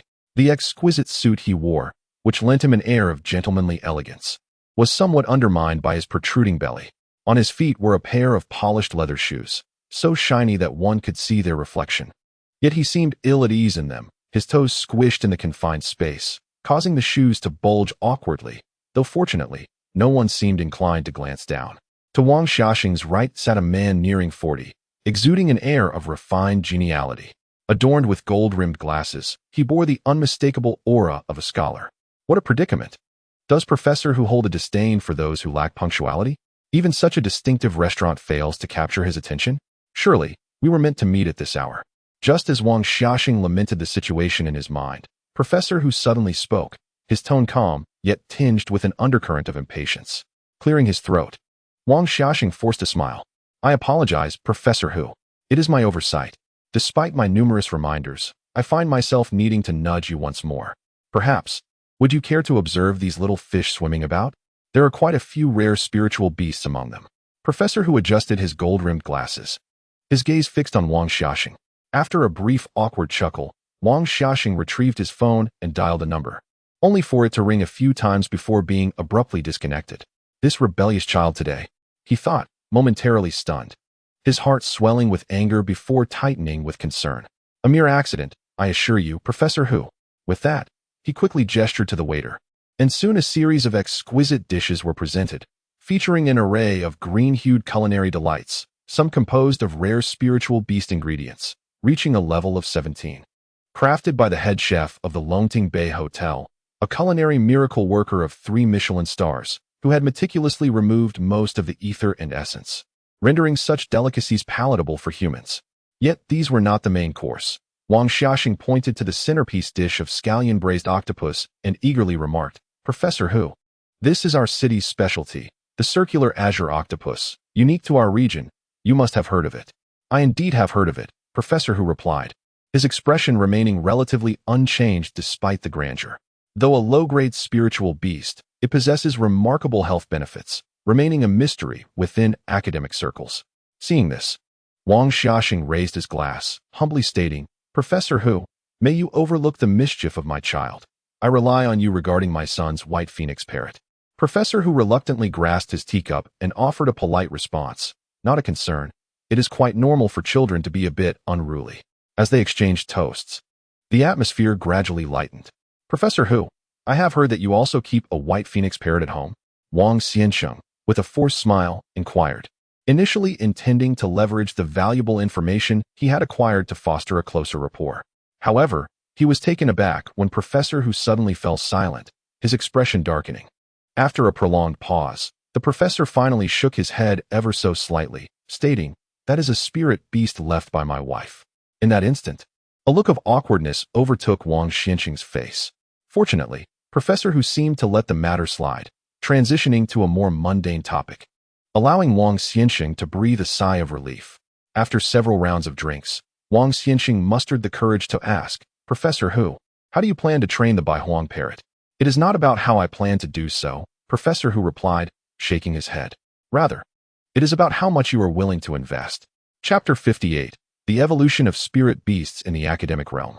There exists a classification regarding the evolution of spirit beasts, the metamorphic evolution versus the non-metamorphic evolution, or more simply articulated as the transcendent evolution versus the semi-evolution. The transformation from a beetle larva to a flame beetle exemplifies the former, wherein a significant change in potential is inevitable. Conversely, the evolution of the Baihuang parrot into the Baihuang giant parrot represents the latter, as it will only experience an enhancement in size and combat strength, without any fundamental alterations in attributes or appearance, and the difficulty of such evolution remains relatively low. You must be aware that the vast majority of Baihuang giant parrots possess potential classified as merely green excellence. Only through substantial resource investment can there be a slight chance of breaking through to the blue elite tier. This limitation is also a reason why the Baihuang parrot has remained uncontracted at that particular base for so long. It simply does not possess a high ceiling. Indeed. I understand, Wang Xiansheng replied with a smile, recognizing that this was the very reason for seeking Professor Hu's assistance. You have studied the Baihuang parrot for many years. Surely you have devised a method for it to undergo transcendent evolution. Even if not yet successful, there must be some promising leads. For reasons unknown. Professor Hu seemed to ponder for a moment before lifting his gaze, saying, naturally, through my extensive research, I have concluded that for the Baihuang parrot to achieve transcendent evolution, it must embark on the path of ancestral return, which entails awakening the phoenix bloodline within.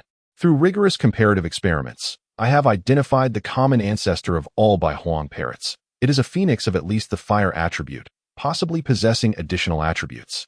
Based on this conclusion, I have devised a training regimen, and I have successfully facilitated the transcendent evolution of a Baihuang parrot twice, resulting in a potential classified as purple legendary, which I have temporarily named Huixian Huang. There exists another widely recognized classification concerning the evolution of spirit beasts, the replicable, normal route, versus the non-replicable, mutation route. Should Professor Hu manage to cultivate another identical Huixian Huang, proving that it is a replicable normal route, this research achievement may enable him to leap to a senior researcher position at a remarkably young age, possibly under 50. I must lay my terms clearly. Professor Hu suddenly interjected. If you wish for my assistance, you must adhere completely to my directives, from training schedules to daily nutritional resources. And regardless of any unforeseen circumstances that may arise, the agreement must be formalized in the contract.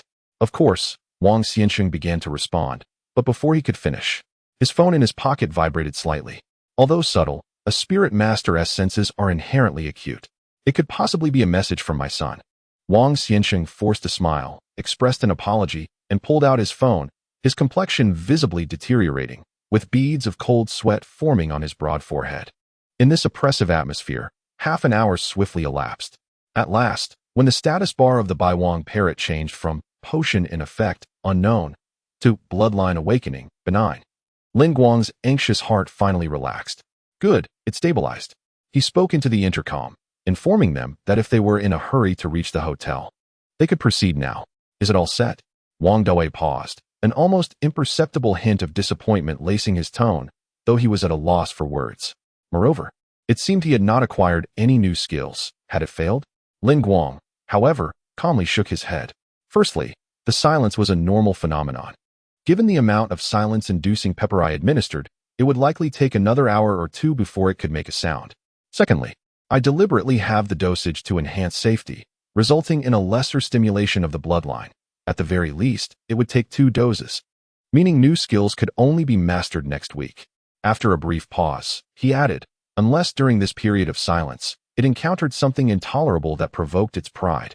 A strong desire to vocalize could compel it to comprehend prematurely. Oh, you should have mentioned it earlier. It turns out it's not a failure. Upon hearing the explanation, Wong Dawei immediately cast aside his fleeting disappointment, stroking the bird's head. Is there any issue with the thesis if I leave? It's not an irreplaceable experiment, and its physiological data has been recorded, sufficient to prove it is the same bird throughout. All right, I'll catch a ride now. Wong Dawei quickly pulled out his phone and opened the DD Spirit Beast app, selecting the most expensive and fastest flying Spirit Beast, preparing to rise from the training room. Just then, his phone rang. Glancing at the caller ID made him shrink his neck, casting a wary glance at Lin Guang outside the training room, his face adopting an expression of grim determination. Pressing the answer button, Wang Xinxing's large face appeared on the screen, berating him without preamble. You ungrateful wretch. What did you feed the Baiwang parrot? Some crab bait? Stung by such a scolding, Wong Dawei felt a twinge of embarrassment and retorted, I'm raising my own bird. What is it to you? Ungrateful wretch. Wang Xinxing's face turned a shade of deep liver red. Didn't I tell you? Today, I invited Professor Hu to examine the bird. He is a mid-level researcher specializing in avian spirit beasts, and I went through great lengths to secure his presence. You should let me handle it. Suddenly, a male voice resonated from off-screen, followed by the screen shaking as the front camera focused on a middle-aged man wearing gold-rimmed glasses, exuding an aura of scholarly refinement, though it was evident from his brow that he was suppressing an impending emotional outburst. Hello, my name is Hutuji. The middle-aged man nodded slightly. I would like to know precisely what materials you fed the Baiwang parrot. Ah, Professor Hu. Wong Dawei paused momentarily. Although he was somewhat absent-minded, he was not entirely foolish. He glanced at Lin Guang beside him, who nodded slightly, and said, I cannot divulge the specifics, but I can only mention that the primary material should be of the mental type. Mental type?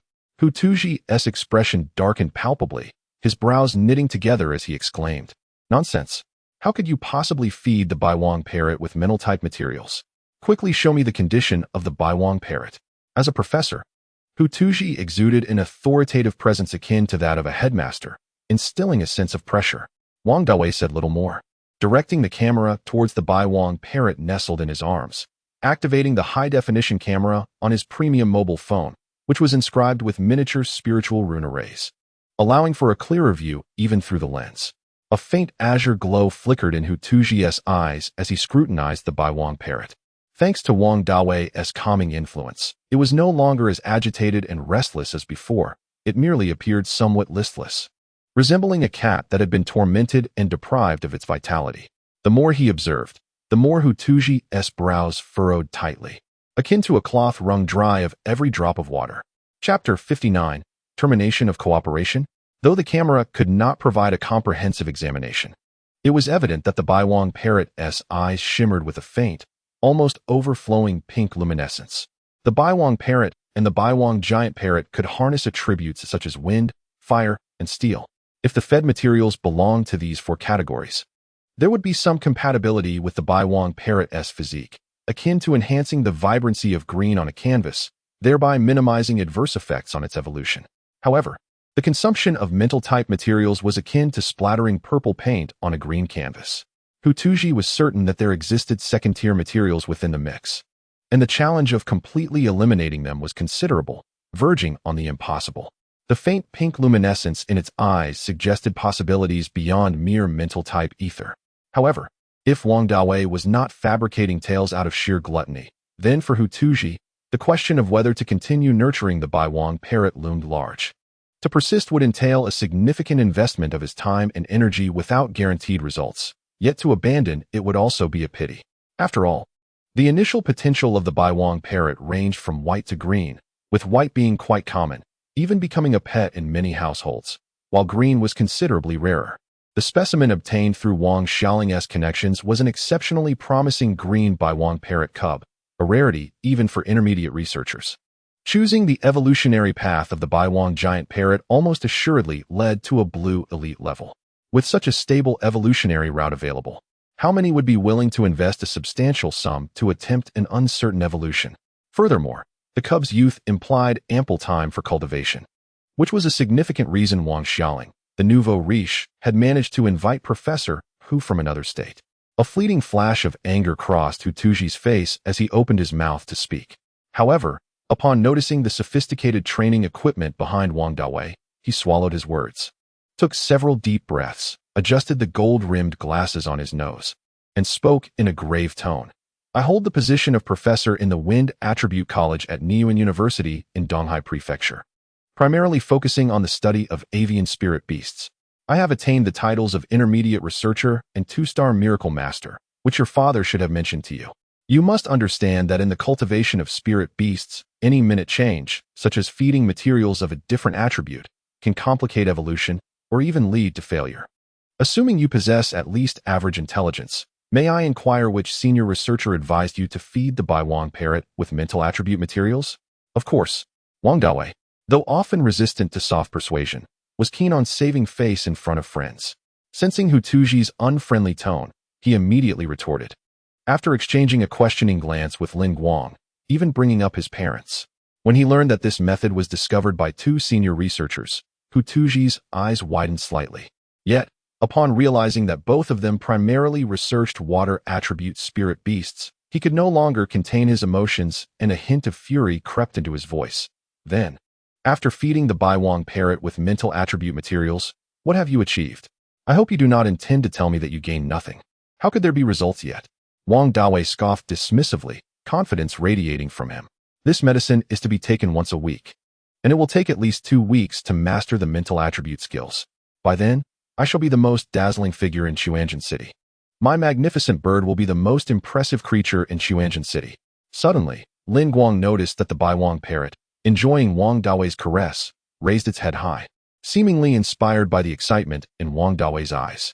The agitation and unease dissipated from its body as it straightened up. A contemplative expression flickered across Lin Guang's face, suppressing his urge to interject. 2 weeks? Hu Tuji's eyelids twitched violently. If there was still a chance to salvage the situation, another dose would surely seal its fate. The anger he had kept at bay erupted forth as he thundered. Isn't it enough that you have already endangered the Wong parrot? Do you truly wish to ruin it completely? Do you not comprehend the saying, a different field is like a different mountain?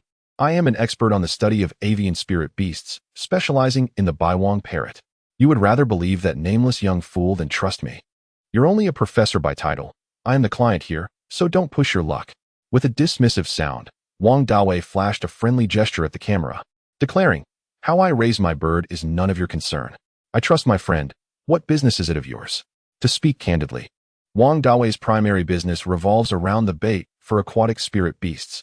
His prosperity stemmed from the emergence of a stable secret realm within the pond contracted by Wang Xiaxing, which, after the Great Xia's development, yielded substantial benefits for them. Thus, they have no vested interests with Hu Tuji, who could not possibly affect their business. Wang Dawei indeed possesses the leverage to confront him. You. Clearly, no one dares to speak to Hu Tuji in such a manner. He pointed at his phone for quite some time, unable to utter a single word.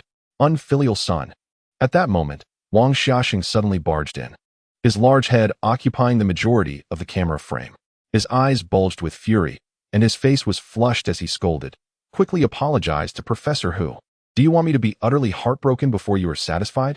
I will concede 1,000 steps. Even if your classmate's method truly derives from a senior researcher, it remains untested. I will concede 10,000 steps. Even if it succeeds, it merely signifies the acquisition of a rather novel skill. There is no indication that anyone has heard of a white phoenix parrot excelling in psychic skills. Yet Professor Hu has facilitated a white phoenix parrot's ancestral evolution. Attaining the potential of a purple legendary level, a broad avenue laid out before you. Why gamble on such a slim possibility? The one who understands his son best is his father. Although Wong Dawei berated the White Phoenix parrot as ungrateful, he secretly held great affection for it. Wang Xiaoxing's strategy of retreating to advance, using the future of the White Phoenix parrot as bait, indeed caused a flicker of hesitation on Wong Dawei's face. Apologies. It is already too late. Hu Tuji's countenance darkened, yet he maintained basic decorum. With a trembling hand, he adjusted his gold-rimmed glasses and continued to elucidate. The evolution of the White Phoenix parrot follows but two paths. One is the unremarkable White Phoenix giant parrot, whose potential peaks at the blue elite level, with no further evolution possible. The other is to awaken its internal fire attribute Phoenix bloodline for ancestral return. To feed its second-tier psychic materials, I can only deem it utterly foolish. As for your White Phoenix parrot, if it requires 2 weeks of psychic materials, then not only will it fail to adhere to my plan, but whether it can even evolve into a White Phoenix giant parrot is a significant concern. Hu Tuji stood up, losing all desire to continue watching, and addressed Wang Xiaoxing. Mr. Wang, there is nothing more to discuss. A forced partnership bears no sweetness. Our collaboration shall end here. No. Professor Hu. Chapter 60. The Erupting White Phoenix Parrot. Wang Xiaoxing turned, threatening. Unfilial son. Come back here at once. He raged. Do you even understand? If this continues, your White Phoenix parrot will be ruined. You dare speak such nonsense. Wang Dawei, somewhat agitated, disregarded the presence of his father, cursing. You say it will be ruined? Do you have the right to say that? Aren't you just a nouveau riche, utterly clueless? This incited Wang Xiaoxing to retaliate vehemently. I should have you plastered against the wall. A useless bird perfectly matches the waste produced by a nouveau riche like you. You are devoid of sense, and it is discontented. This duo would surely make a sensational television show. No one could have anticipated that the seemingly affable Wang Xiaoxing, who appeared to embody the spirit of prosperity, could unleash a torrent of words akin to a Gatling gun, each remark distinct and piercing. Wang Dawei, though equally formidable in his prowess, found himself ensnared by the weight of Wang Xiaoxing's recent utterances, which reverberated incessantly in his mind, hindering him from unleashing more than a fraction of his capabilities, leaving him at the mercy of Wang Xiaoxing's relentless barrage. However, the subsequent words ignited a fierce response within Wang Dawei, his fists clenched tightly, teeth gritted in vexation. You useless fool, what kind of poison has your classmate fed you? Bring him here to speak with me. I shall not let this rest. Is it not enough to lead the young astray? Must you also ruin your own future? Lin. Hush, it's coming. Lin Guang maintained his composure, raising a hand to silence the similarly alert Miao Miao and Weishdaier. His gaze was intensely fixed on Wang Dawei, and the Bai Huang parrot nestled in his embrace. Due to the angle of the camera, the parrot, standing upright on Wang Dawei's lap, with its wings extended like a vibrant fan, seemed to embody the spirit of a colorful bird, its small, wise eyes now blazing with suppressed fury as it gazed up at the diminutive box, the phone. Wang Dawei, equally agitated and rendered momentarily speechless, breathed heavily, his innate talents stirring instinctively within him, his eyes fixed on the screen, flickering with a furious light. In that moment, the expressions of Wang Dawei and the Bai Huang parrot mirrored each other, both akin to dormant volcanoes, their intensity growing ever brighter, a harbinger of an impending eruption.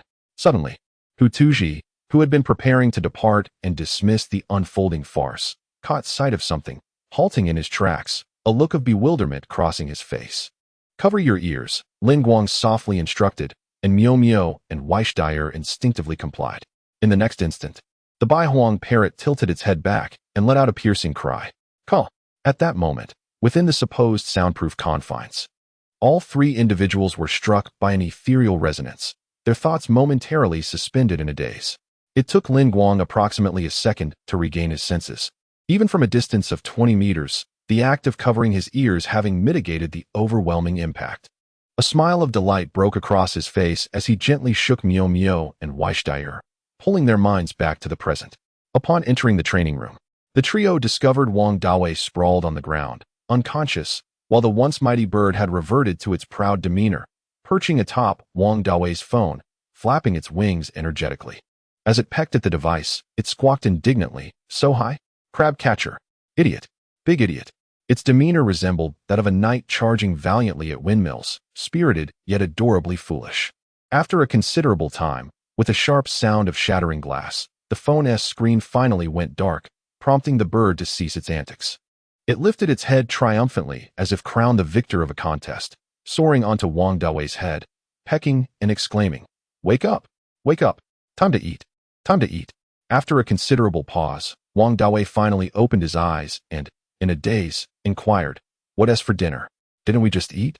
Lin Guang speculated that the recent shout must have exhausted a significant portion of his ethereal essence. Huh. After a moment of confusion, Wong Dawei regained his composure. His gaze fixated on Lin Guang, an odd expression crossing his face. Suddenly, he lunged forward, embracing Lin Guang with exuberance, exclaiming, "This is absolutely exhilarating. The skill you mentioned must be this one, right? Such an impressive control skill. Truly a mental prowess." "Indeed," Lin Guang replied with a smile, secretly glancing through his omniscient eye. "This skill, which I shall tentatively refer to as mental whale, appears to be sound-based, yet it directly influences the mind. Covering one's ears may slightly diminish its potency, but the underlying principle lies in the mental resilience fostered through suggestion. Thrilling. Absolutely thrilling. My magnificent bird." Wong Dawei released Lin Guang, his eyes sparkling with delight. "That expert must be a complete fool. I knew you would never deceive me." Meow Meow observed this scene, her eyes reflecting a mix of astonishment. Meanwhile, Vishel regarded the white phoenix parrot with a peculiar expression, clicking his tongue in fascination, before nudging Lin Guang and requesting, "How about you give me one as well?"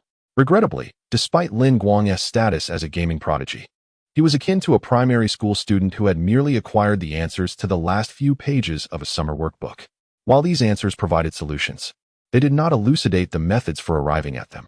To nurture the Terra beings, he needed to delve deeper into theoretical knowledge before attempting to solve problems independently. Perhaps in due time, he replied to Vishel, before dousing Wong Dawei's excitement with a dose of reality. "This skill still has its flaws. Firstly, you have not completely mastered it yet.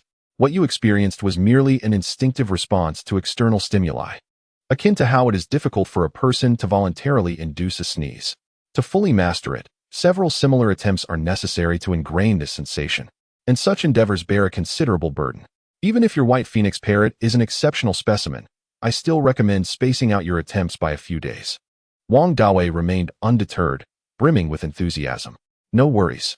I'm funding this extravagance. That potion you used must be quite pricey, so feel free to use more. Moreover, even if the skill were mastered, it would require charging prior to use." Drawing from his gaming experiences, Lin Guang remarked, "Generally, if you wish to avoid wasting time during a match, you must charge up beforehand for an immediate burst upon entry. If you attempt to use similar mouth-based skills prematurely, you may inadvertently release that energy." "Oh, I see. That's hardly a concern. Powerful skills usually come at a price. I've known that from my card games." "Just keep that in mind," Lin Guang replied. As Wong Dawei bent down to retrieve his phone from the ground, he discovered the screen shattered like a spider's web, signaling the end of the call. "Bah, pair smartphones are utterly unreliable. Next time, I'll switch back to domestic brands," he mused, feeling fortunate that he had no desire to berate the defeated opponent, or else he would have certainly unleashed his verbal prowess upon him. At that moment, Wong Dawei's phone rang once more. He narrowed his eyes and glanced at the shattered screen displaying the number, then grimaced. It was not Wang Xiaxing. A thought crossed his mind, and he cast an apologetic look at Lin Guang. This was the first time Lin Guang realized that Wong Dawei could feel remorse. He clasped his hands together and smiled, saying, "My sincerest apologies. It's all because of Wang Xiaxing's instigation that I began to doubt you, my friend. I truly did not mean it. I have nothing on me right now, but once I return and settle my debts with Lao Deng, I shall come to make amends." Chapter 61. Hu Tuji. Have I truly erroneously judged? Additional update. There's no need. I am not bothered, Lin Guang replied with a smile, shaking his head. "I cannot guarantee success either. I must express my gratitude for your trust. Your father only speaks thus out of concern for you. Is that so?" Wong Dawei responded with a look of skepticism. He felt that Lin Guang had been brimming with confidence from the start, and his claims of uncertainty were merely a habitual display of modesty. Lacking evidence to the contrary, he let the matter rest. The phone continued to ring, and he slapped his forehead, exclaiming, "Oh, I remember now. This must be a call from Didi Ling Shou, urging me to hurry." With that, A look of excitement spread across Wong Dawei's face. If I rush over now, I should still be able to witness that old wall lamp questioning his life choices. Ever the man of action, Wong Dawei removed the leg rings from Bai Huangying, thanked the three individuals, and dashed towards the door. Bai Huangying, demonstrating her considerable intelligence as a spirit beast, took flight from Wong Dawei's shoulder while turning back to Lin Guang, squawking, "New boss. New boss." These two, Lin Guang chuckled, shaking his head. He then nodded slightly at Meow Meow, expressing his gratitude for her assistance. "Oh, it was nothing," Meow Meow replied proudly, waving her small hand, her little tuft of hair seemingly puffing up with her delight. "You are being too courteous." She bent down to pick up the two data-collecting leg rings from Bai Huangying, weighing them thoughtfully before exclaiming, "Congratulations, Lin Guang. Uncle and Auntie's information was indeed accurate. This is incredibly valuable first-hand data. If you encounter difficulties with your thesis, feel free to seek my help. After all, once your paper is completed and sent out, I might even make a small profit by purchasing some spirit materials." Without elaborating that this was merely the beginning of an evolution, Lin Guang smiled and corrected her, saying, "It is our thesis." "Huh?" Meow Meow felt a bit bashful. "I haven't contributed much." Lin Guang earnestly replied, "No, without your assistance, I fear I would have struggled even with this most basic, scarcely worthy of being called a potion. Let alone this venue. Then I shall not be modest." Meow Meow responded with a smile after a brief moment of hesitation. Glancing at the time, she added, "Since it's getting late, let us just eat in the cafeteria." "Indeed." Lin Guang paused, shifting his gaze to the seemingly sullen Vishel, asking, "So shall we dine here?" "Very well, let us eat here," she replied, patting her slightly hollow stomach. Though perhaps due to her discord with Meow Meow, her expression remained somewhat grim throughout their journey. The situation only began to ease when the cafeteria aunt filled Vishel's plate with a generous serving of braised pork. She was no fool. She could discern that the aunt's trembling hands were a result of someone's sudden recovery. After the meal, Lin Guang intended to return to the laboratory to assist in tidying up the aftermath. But Meow Meow insisted that it was merely a trivial matter that wouldn't take much time, and indeed it was so, as she urged him onto the bus. Watching the two depart, Meow Meow returned to the laboratory and commenced her cleanup. Suddenly, a vibration emanated from her pocket. She retrieved her phone to see a message. "Come over to my place when you have time. Vishel is just afraid you might take her food. I'll prepare a grand feast, and she won't mind." A broader smile graced Meow Meow's lips as she tidied up, humming an unfamiliar tune. In Wang Xiaoxing's perspective, a faint chirping sound had just emanated from his phone, followed by a jarring movement on the screen. The beak of the white phoenix parrot pecked at it several times before a shattering noise signaled the end of the call, plunging the screen into darkness. What a wretched creature! Wang Xiaoxing instinctively cursed, only to realize he was not alone in this predicament. After a brief emotional adjustment, he turned to Hu Tuji with concern, exclaiming, "Professor Hu, my apologies. Please, don't take it to heart." "Professor Hu, are you all right?" Wang Xiaoxing observed Hu Tuji, who bore no sign of anger. Nor did he seem inclined to speak, appearing as though his soul had been ensnared by a specter, his eyes vacant and lost. After a considerable pause, Hu Tuji regained his composure, though he still appeared somewhat dazed. For an ordinary individual, the recent events might be incomprehensible. However, as an expert, he was far from being a mere charlatan. The inexplicable collapse of Wong Dawei in the video, coupled with the visible ethereal fluctuations, confirmed that some ability had indeed been activated. Yet this ability was neither sonic nor could it be attributed to elements such as fire, steel, or wind, for it had caused virtually no disturbance to the physical objects. Otherwise, the phone's recording system would have been irreparably damaged, shattering long before the white phoenix parrot had pecked at it for so long, eliminating the possibility that the father and son were merely staging a ruse to deceive him. It left only one conclusion: a psychic ability. It truly was a psychic ability. He murmured, "It cannot be mistaken. It resembles a skill akin to psychic explosion. Such explosive capabilities can only be mastered by spirit beasts of the psychic realm." But how could the white phoenix parrot possibly be a psychic spirit beast? As a mid-level researcher specializing in avian spirit beasts, Hu Tuji had dedicated nearly a decade to studying the evolution of the white phoenix parrot, yet he had never contemplated that it could evolve towards the psychic realm. This was due to the fact that the white phoenix parrot could not inherently comprehend any psychic skills upon leveling up, and there was virtually no existence of psychic representatives within the parrot family of spirit beasts. The energy of researchers is finite. It is inconceivable for one to overlook the 4 elemental attributes, wind, normal, steel, fire, that the Baiwang parrot can wield, in favor of pursuing an attribute that shows no promise. Yet, now, the facts lie before Hutuji. Although the precise principles remain elusive, the Baiwang parrot indeed possesses the ability to master skills that are exceedingly difficult for non-psychic spirit beasts to acquire. This bold revelation may lead to a hypothesis previously unconsidered.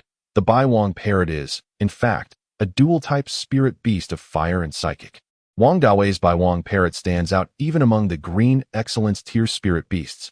And a significant reason for his ability to form a contract with it lies in the somewhat inflated rank of this particular spirit beast. While it can evolve to achieve the potential of the blue quality tier, akin to the commonly referred 3 families, boasting high intelligence and the capability to utilize skills from 4 different attributes, the power of each skill is rather modest. Compared to spirit beasts that specialize in a singular attribute, it lacks precision and clear positioning. In terms of practical performance in the wilderness or secret realms, it offers no distinct advantages over similarly ranked spirit beasts. The academic community continues to debate the principal attribute of the Baiwang parrot to this day. Hutuji's promotion to intermediate researcher stems from his success in assisting a Baiwang parrot in reverting to an ancestral form, evolving into the Fire Phoenix, which at least substantiates the presence of a fire attribute within the Phoenix bloodline of the Baiwang parrot. Wang Dawei remained silent for a considerable duration. Hutuji turned to Wang Xiaxing, forcing a faint smile upon his lips. Given the excellent relationship between the young man and Lin, might you assist me with an introduction? Wang Xiaxing was momentarily taken aback by this sudden display of familiarity. It was his first time hearing Hutuji address him as Mr. Wong, leading to a misinterpretation of Hutuji's intentions. He wiped the fine sweat from his forehead, hesitating for a moment before responding. Professor Hu, the child is still immature. Please do not hold grudges against the young one. Let us not pursue this further. A rather subtle expression flickered across Hutuji's face. It seemed that Wang Dawei's erratic behavior was not entirely unfounded. Chapter 62. The Diary of the Mad Turtle on Saturday. A rare moment of leisure allowed Lin Guang and Waishida to sleep in until 8 in the morning, exhausted from the week's toil. Lin Guang, unwilling to cook, took her out to a roadside rice noodle stall. In addition to the rice noodles meant for human consumption, spirit beasts need not worry about hunger, as there are specialized high-energy materials prepared for them. There is too little meat. It does not satisfy, Waishida remarked as the 8th plate of double egg meat rolls was placed into the steamer. The intention was for you to experience diverse culinary delights. If you crave meat, I shall take you to a buffet barbecue restaurant at lunchtime. There is such a place. Just as the rice noodles were served, Waishida clumsily grasped a piece with chopsticks. Her excitement palpable. Fear not. I shall make sure to get my money's worth. Do not boast too soon. The charges are not solely based on size, but also determined by the spirit beast's rank and potential. 10 minutes later, Vishel tossed aside her chopsticks and let out an unrefined belch. Lin Guang cast a glance at her and pointed to the corner of his mouth. Noticing that Vishel had yet to comprehend, he retrieved a napkin from the table and offered it to her. After she took the napkin and dabbed at her mouth, Vishel inquired, "Where are we headed today?" "To the Municipal Spirit Beast Mall. We need to purchase some materials for Baiwang Parrot, along with a few books related to spirit beasts, and see if there are any skills suitable for you," Lin Guang replied as he rose to settle the bill. Upon his return, he found Vishel turning her head, seemingly scanning for something, her expression somewhat serious. "What's wrong? Is something watching us?" Lin Guang asked. Vishel slightly furrowed her brow, her right hand clenching as if ready to grasp something, but she could not detect the source of the gaze. "However, I sense no malicious intent. As long as there is no malice, that's a relief. It might just be a high-ranking spirit master or a spirit beast locking onto you mentally. You seem rather unique. So they may have glanced your way a couple of times," Lin Guang reassured her. "If you do sense any hostility, be sure to inform me immediately. I will contact the authorities." He paused for a moment before adding, "However, the Great Xia is arguably the safest nation in the world now, so you can afford to relax a bit more." In silence, Vishel continued to survey the street. Beneath the golden birch trees, several elderly gentlemen lounged on recliners, exposing their bellies as they basked in the sunlight generated by a plant spirit on a splendid day. The passers-by appeared relaxed and content, devoid of any urgency or anxiety. Not far away, A blue and white elongated vehicle was parked. She recalled that a safety officer from this world was stationed inside. As she observed, the tension on Vishel's face gradually eased. It truly is a peculiar world. Despite the abundance of formidable individuals, peace prevails unexpectedly, she murmured to herself. The restless have ventured into the wild, leaving the city in tranquility. Has she sensed you? Hutuji adjusted his gold-rimmed glasses, casting a disbelieving glance at his spirit beast. The Shadow Raven. Its skill, Shadow Step, allowed it to traverse between shadows, accompanied by a hint of mental suggestion. Even those aware of its existence would find it challenging to detect. Caw! The Shadow Raven called out plaintively, indicating that it had not been slacking off. Is the sensitivity of the Terra beasts truly this acute? Hutuji mused, shaking his head slightly. However, he wondered how long he could maintain the contract with the beast. Caw caw caw. The Shadow Raven called out a few more times, gently tugging at Hutuji's clothing, its tone carrying a sense of urgency. Suddenly realizing, Hutuji's typically stern face revealed a hint of anxiety. Right? We must make our move first to create an opportunity for a chance encounter. The Municipal Spirit Beast Mall, situated on the outskirts of the Mingguang district, serves as a terminal for several express buses. An hour later, Lin Guang and Vishel arrived at the adjacent street of the Municipal Spirit Beast Mall. There was no alternative. Today being the weekend, the two arose rather late, and the entrance to the shopping mall was congested beyond capacity. Surrounding them were numerous large, mobile spirit beasts, all awaiting instructions to proceed toward the inner resting area, which likely resembled a sea of humanity. Given that the Spirit Beast Mall was backed by the government, the quality of goods within was assured. Other shops often reserved their finest products for a select clientele, while the official stores separated the inferior items, blending the mid-range quality with the better ones for sale, thus resulting in such a bustling scene. After some contemplation, Ling Guang decided to explore the adjacent bright pedestrian street. This thoroughfare primarily showcased the tertiary industry, specifically service-oriented establishments such as restaurants, massage parlors, training centers, and amusement facilities. Although termed a street, its dimensions were comparable to 2 or 3 football fields, complete with a sizable square in the center where many vendors displayed their wares. Ling Guang initially intended to take Vishel to the training center to spar with some children and earn a few Stardust progress points. However, en route, he stumbled upon an intriguing attraction at one corner of the square. It was a small beach, somewhat incongruous amidst the concrete surroundings, where a massive turtle-like spirit beast lay upon the fine sand, its size akin to that of a compact car. A red carpet extended into the distance, leading to a shop adorned with flower baskets, aptly named the Diary of the Sea Turtle. Diary of the Crazy Turtle, Lin Guang mentally scoffed. Come one, come all. Grand opening. The 100-egg turtle lays its eggs. Spend 1,000 Daxia coins in store for a chance to play, with consolation prizes of 100 Daxia coins, third prize of 500, second prize of 2,000, first prize of 5,000, and a grand prize of 30,000, as the vendor enthusiastically called out. The immense turtle began to crawl and lay eggs, each one dropping onto the sandy expanse until the small beach was nearly covered with them. What does this mean? Vishel nudged Lin Guang's arm, his curiosity piqued, seemingly eager to taste the turtle eggs. This turtle, known as the 100-egg turtle, could effortlessly lay over 100 eggs.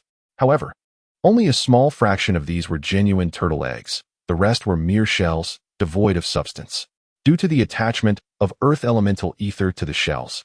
Distinguishing them by weight was impossible. Vishel raised an eyebrow, perplexed. What purpose does this serve? Lin Guang elucidated. The 100-egg turtle is not swift when faced with predators. It lays its eggs as a means of escape. The multitude of eggs can confuse the enemy, providing the turtle ample time to flee. By the time the predator realizes that most of the eggs are mere shells, the turtle will have long since vanished. Scratching his horned head in confusion, Vishel mused. Such a ruse would suffice only once. Would any spirit beast be foolish enough to fall for it repeatedly? Was it not stated that the spirit beasts in this realm possess higher intelligence than ordinary animals?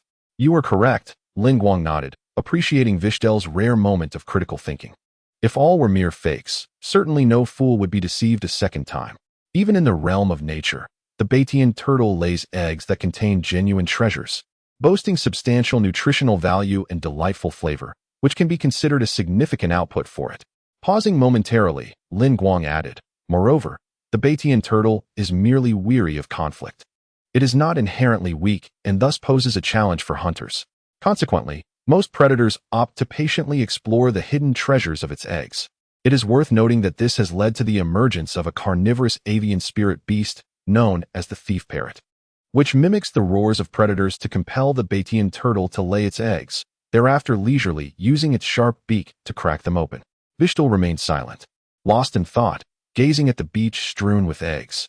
According to Guang, she seemed to have absorbed only the parts regarding their high nutritional value and exquisite taste, essentially succumbing to temptation. "You certainly possess a wealth of knowledge," interjected a young man who appeared to be a university student. "However, I advise you to merely observe and refrain from attempting to challenge. I suspect there might be a significant degree of deception involved. There are likely only 5 or 6 genuine eggs among them. Over a dozen individuals have attempted the challenge, yet the best result yielded merely 4 eggs, corresponding to a third prize, which hardly covers the initial investment. Are you one of those challengers?" Guang inquired. The young man awkwardly rubbed his nose, admitting, "Indeed, I was the one who secured the third prize. I had hoped that with my 2-star Spirit Master abilities and acute etheric perception, I could distinguish the authentic ones and win a first or second prize. Initially, I thought my skills were lacking, but then a man claiming to be a junior researcher attempted the challenge and also only managed a third prize. I began to sense something amiss and reported it. Regulatory personnel will arrive shortly to investigate any potential foul play." Upon overhearing their conversation, another individual murmured, "A 2-star Spirit Master cannot succeed? It must be exceedingly difficult. It is essential to recognize that a 2-star Spirit Master is not a trivial rank. It represents the average level of graduates from university Spirit Master programs. Even those who lack ambition post-graduation can easily earn over 10,000 a month by joining a wilderness exploration team for logistical support, as not everyone has the privilege of attending prestigious institutions. Does this imply that there is indeed something suspicious about this event?" Guang pondered. "Perhaps, but it is unlikely to be intentional." He glanced at the host standing on the sandy ground, who seemed disheartened. The lackluster performances of the previous challengers had led to dwindling enthusiasm, and beads of sweat were forming on the host's forehead. What many are unaware of is that the age of the Batian turtle can be discerned from the patterns on its shell, akin to tree rings, revealing that this particular turtle is likely 80 or 90 years old. It is a master of both genuine and counterfeit egg production, resulting in the disappointing outcomes for the majority of challengers. Even with Guang's all-seeing eye at its current level, he could not discern which egg was real. "What do you think about having turtle meat for lunch?" Guang suddenly asked Vishel. "Did we not agree on enjoying the delectable barbecue instead? It seems there is an opportunity for profit, and perhaps I could assist someone in need." "You?" With a hint of skepticism, Vishel observed that, although she was unfamiliar with the concept of the 100-egg turtle, the mere fact that merchants showcased it for events suggested that the challenge's difficulty was considerable. Could it be that Guang, a mere student yet to reach adulthood, possessed such remarkable skills? "What, you doubt it? How about a wager? If I manage to extract the real egg, you shall learn 30 commonly used Daxia characters by this weekend," Kazdal exclaimed with a curse. In an instant, Vishel's amber eyes widened, shaking her head vigorously, her 2 crimson tentacles narrowly missing Guang's face. 30 characters? Are you even human? No way, no way. Guang took a step back nonchalantly, then reproached, "Are you too timid for all 30? Do you truly wish to witness me glued to my phone and computer while you remain a primitive being? At this rate, you won't even be able to order takeout. Even if you refuse to respect knowledge, surely you can acknowledge the great inventions of the information age." Vishel was momentarily speechless, seemingly realizing her own embarrassment. And with gritted teeth, she emitted an adorably unaware sound. "Gwh. Are you so certain of your victory? Let us wager. I refuse to believe you can actually find it." "You may be in for disappointment," Guang smirked, sensing that the bait had been taken. "Just watch. Your partner is no ordinary high school student." Navigating through the crowd, Guang inquired of the host, "Can I challenge now? Shall we have lunch at noon?" The host, taken aback by Guang's youthful visage, quickly waved him over with delight. "Of course. We are a chain store, and we have pickup cards." After handing over 1,000 Daxia coins, the host eagerly invited him forward, then shouted to the onlookers, seemingly attempting to stir the atmosphere. However, the crowd was not easily swayed. From the previous performances, It was evident that only high-star spirit masters or researchers could achieve high scores in such challenges, and Guang's age did not align with either category, leading to a lackluster response. The host, slightly disheartened, lowered the microphone and arranged for staff to carry the apparatus and bamboo baskets behind Guang. The former was intended to detect etheric fluctuations, preventing any covert attempts to cheat with spirit beasts, although spirit patterns were exempt, as they pertain to the innate abilities of the spirit masters themselves. As Guang approached the beach, he patted the heavy shell of the 100-egg turtle, which glanced at him with an air of disdain, seemingly mocking his audacity. Crouching down, Guang spotted a white and yellow speckled turtle egg in the sand. After a moment's hesitation, he ultimately grasped it, a faint, nearly imperceptible glow blossoming in his hands. The all-embracing talent technique was activated. In the next moment, the earth attribute ether attached to the egg suddenly warped and rippled, and Guang felt the weight in his hand lighten abruptly, as though it were an empty shell, only to revert to its original heft in an instant. Indeed, as he suspected, Guang smiled faintly, fully aware that he had yet to unlock his first-level talent and had not invested time in honing it. His usage of the all-embracing talent was still in its rudimentary stages. However, his intellect remains intact. Crudeness does not preclude ingenuity. For instance, after forcibly disrupting the effects of the earth attribute ether, it became evident that this egg was nearly hollow, naturally indicating it was a counterfeit. Chapter 64. Successful challenge. After feigning observation for a few moments, Guang set the egg aside and grasped another turtle egg nearby. Approximately 10 minutes later, Guang returned to the host's side, carrying 10 selected turtle eggs, while the detector in the staff member's hand remained silent throughout. Hidden among the crowd, Hutuji adjusted his gold-rimmed glasses and shook his head. Caw, murmured a small bird's head emerging from the shadow beneath him, curiously vocalizing. Despite possessing a blue talent, it was nearly impossible for him to locate 6 or 7 genuine eggs, let alone achieve second or third place. Even receiving an encouragement award would be quite remarkable. Caw caw caw. The ancient 100-egg turtle, nearing a century in age, had amassed a wealth of experience in deception, with the disparity between true and false eggs likely less than 1%. Without a mental strength of 2 stars or above, even with a solid foundation of knowledge, discerning the authenticity of the eggs would remain a formidable challenge. Some matters are indeed governed by stringent conditions, rendering understanding futile. Although Hutuji was a mid-level researcher in the Parrot Order, he possessed some knowledge of the 100-egg turtle, especially since it was listed in the Emergency Food Ingredients Directory of the Great Xia. Under human intervention, the 100-egg turtle could forcibly produce hundreds or thousands of genuine eggs, which could replenish the ether and stamina of spirit beasts and spirit masters during emergencies, thus holding significant value in disaster relief. Before he could finish speaking, Hutuji's pupils constricted, and he gasped in astonishment. How is that possible? The host placed a bamboo basket filled with turtle eggs before the 100-egg turtle, which had been lazily resting on the sandy ground. Upon glancing down, the turtle's eyes widened in surprise, resembling small apples, as it urgently clamped its beak onto the basket's handle, using its front limbs to protect it. Though the 100-egg turtle exhibited a hint of a survival instinct, it could still discern the subtle differences in ether between genuine and counterfeit eggs in a safe environment, thereby safeguarding its true eggs. The host, equally astonished, noted that despite lacking an owner, the turtle had grasped the essence of the activity through its trainer's guidance. It would decisively peck apart any counterfeit eggs presented by challengers. The turtle's actions now indicated that all 10 eggs were indeed authentic. Were it not for the host's meticulous planning of the event, he might have suspected this youth was merely a ringer. Grand prize! Grand prize! Congratulations to this student for winning 30,000 Great Xia coins. The host exclaimed excitedly, producing a golden bell from seemingly nowhere and shaking it vigorously. The onlookers were initially taken aback, quickly erupting into a cacophony of chatter. Some lamented Guang's extraordinary luck, while a greater number suspected he was merely a hired actor, performing far too unconvincingly. Amidst the crowd, only Vishel felt a chill creeping through her limbs. Although she could not comprehend the words being spoken, she discerned the overall outcome from the host's demeanor. Despite the radiant presence of a spirit beast hovering some 7 or 8 meters above her, a chilling breeze seemed to infiltrate her collar. Kazdare cursed under her breath. She gasped, wondering if reconciliation was possible. The commotion did not linger for long. as a report had been made, prompting the city management team responsible for maintaining order to arrive.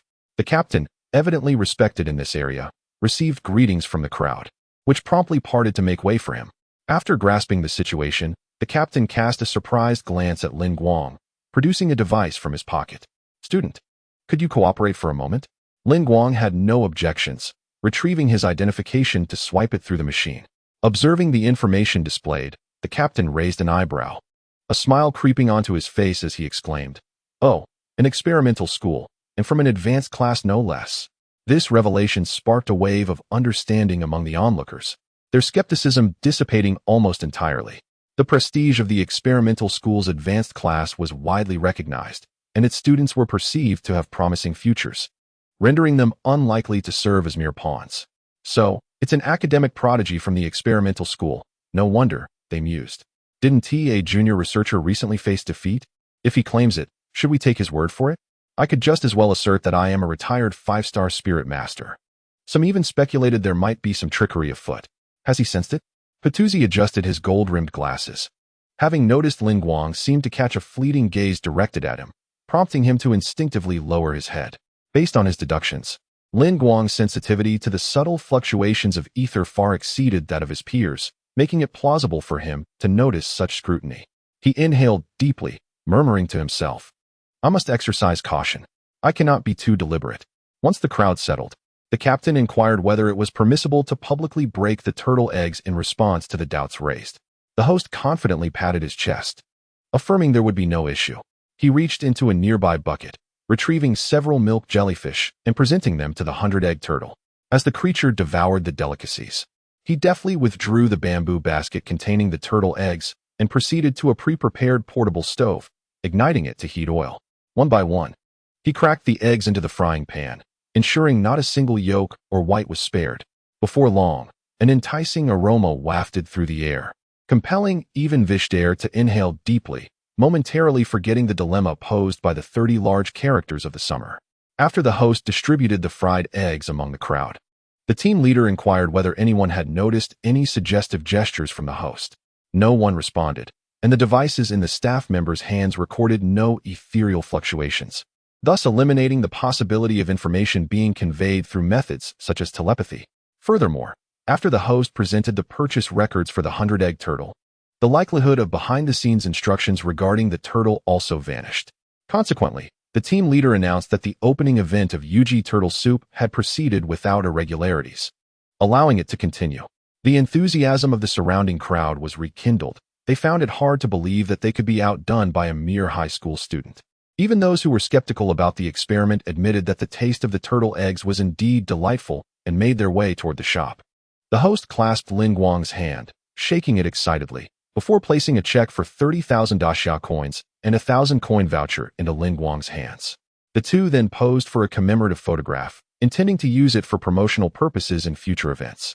"See, I received the prize. They should thank me," Guang remarked upon returning to Wei Shida's side, though his expression appeared less than joyful, bordering on serious.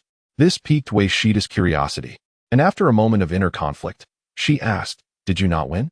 Why the long face?" "I lost out on the photo opportunity," Guang replied, shaking his head and dismissing the vague sensation of being observed. He sighed dramatically. "When I achieve great success, and others look back at my history, they will discover that the first Grand Spirit Master of Daxia made his public debut at the opening of UG Turtle Soup's branch. How embarrassing." "Huh." Wei Shida rolled her eyes, ignoring his lamentations. Once the matter was settled, they sought out a spirit beast battle arena to engage in friendly exchanges with the young enthusiasts, gradually making progress on their Stardust progress bar. As mealtime approached, the two left the battle arena, hastily resolving their lunch at UG Turtle Soup, and then proceeded toward the Municipal Spirit Beast Mall, which loomed large in the distance. What a massive structure. It must be several times larger than the previous one. I wonder how much dynamite it would take to demolish it, Wei Shida mused. "I think you're being rather extreme," Guang responded. After crossing several crosswalks and traffic lights, they finally arrived at the mall entrance. Although it was mealtime, many others shared Guang's sentiment, resulting in long queues at the entrance. The process resembled that of train stations from a past life. One had to scan their identification on a machine, and only upon confirmation by the staff could they enter. This procedure served to prevent resources from falling into the hands of wild individuals in the wilderness and to arrange special guidance for certain unique spirit beasts and talented spirit masters. To avert potential loss of merchandise. Given the mall's vastness and the throngs of people, it was impractical to establish spirit rune barriers everywhere. In this world, the strong are revered. Although the Great Xia protects the rights of ordinary citizens, it also offers certain privileges to spirit masters in various aspects. Those who are spirit masters of 3 stars or above, military personnel, including veterans, and students from prestigious high schools enjoy designated fast-track access. The shopping mall is replete with an array of offerings, with a significant portion related to spirit beasts. It spans 6 floors. The first 3 are accessible to all, while the 4th requires one to be a 3-star spirit master or possess an identity, such as a researcher or miracle worker. The municipal shopping mall is quite expansive. Despite the availability of maps, most individuals prefer to spend a little money hiring a guide, as this not only saves time, but also helps avoid unnecessary expenditures due to unfamiliarity with the merchandise. The government maintains strict oversight in this regard, responding promptly to complaints. In addition to the fast track, the mall also offers preferential treatment in terms of shopping assistance. In less than 5 minutes, a young lady clad in the mall's blue uniform approached Guang. "Hello, I would like to see if there are suitable skill crystals for the dark and fire attributes. My specific requirement is for humanoid spirit beasts capable of unleashing these skills, with a preference for explosive and close combat abilities." "Understood," the guide replied with a smile. Leading Guang to collect 2 rounds of transportation spirit beasts, as the mall was quite vast, and walking would be an inefficient use of time. After a 7 to 8 minute journey, they arrived at the skill crystal section, where semi-transparent crystals of various colors were displayed in special alloy glass cabinets. Under the illumination of overhead lights, they shimmered with enchanting hues, which Guang preferred to refer to as the colors of currency. The first recommendation from the guide was the fire attribute close combat skill, Flame Fist, which is renowned alongside Frost Fist and Lightning Fist, and collectively referred to as the Farmer's 3 Fists, with an overall rating of Green Excellence. The grade of a skill crystal is primarily influenced by several factors: the proficiency of the engraver's skills, the method of channeling ether while releasing the skill, speed, and the conversion rate of ether damage. The higher the grade, the more powerful the skill, though the difficulty of learning also increases correspondingly. Guang pondered for a moment.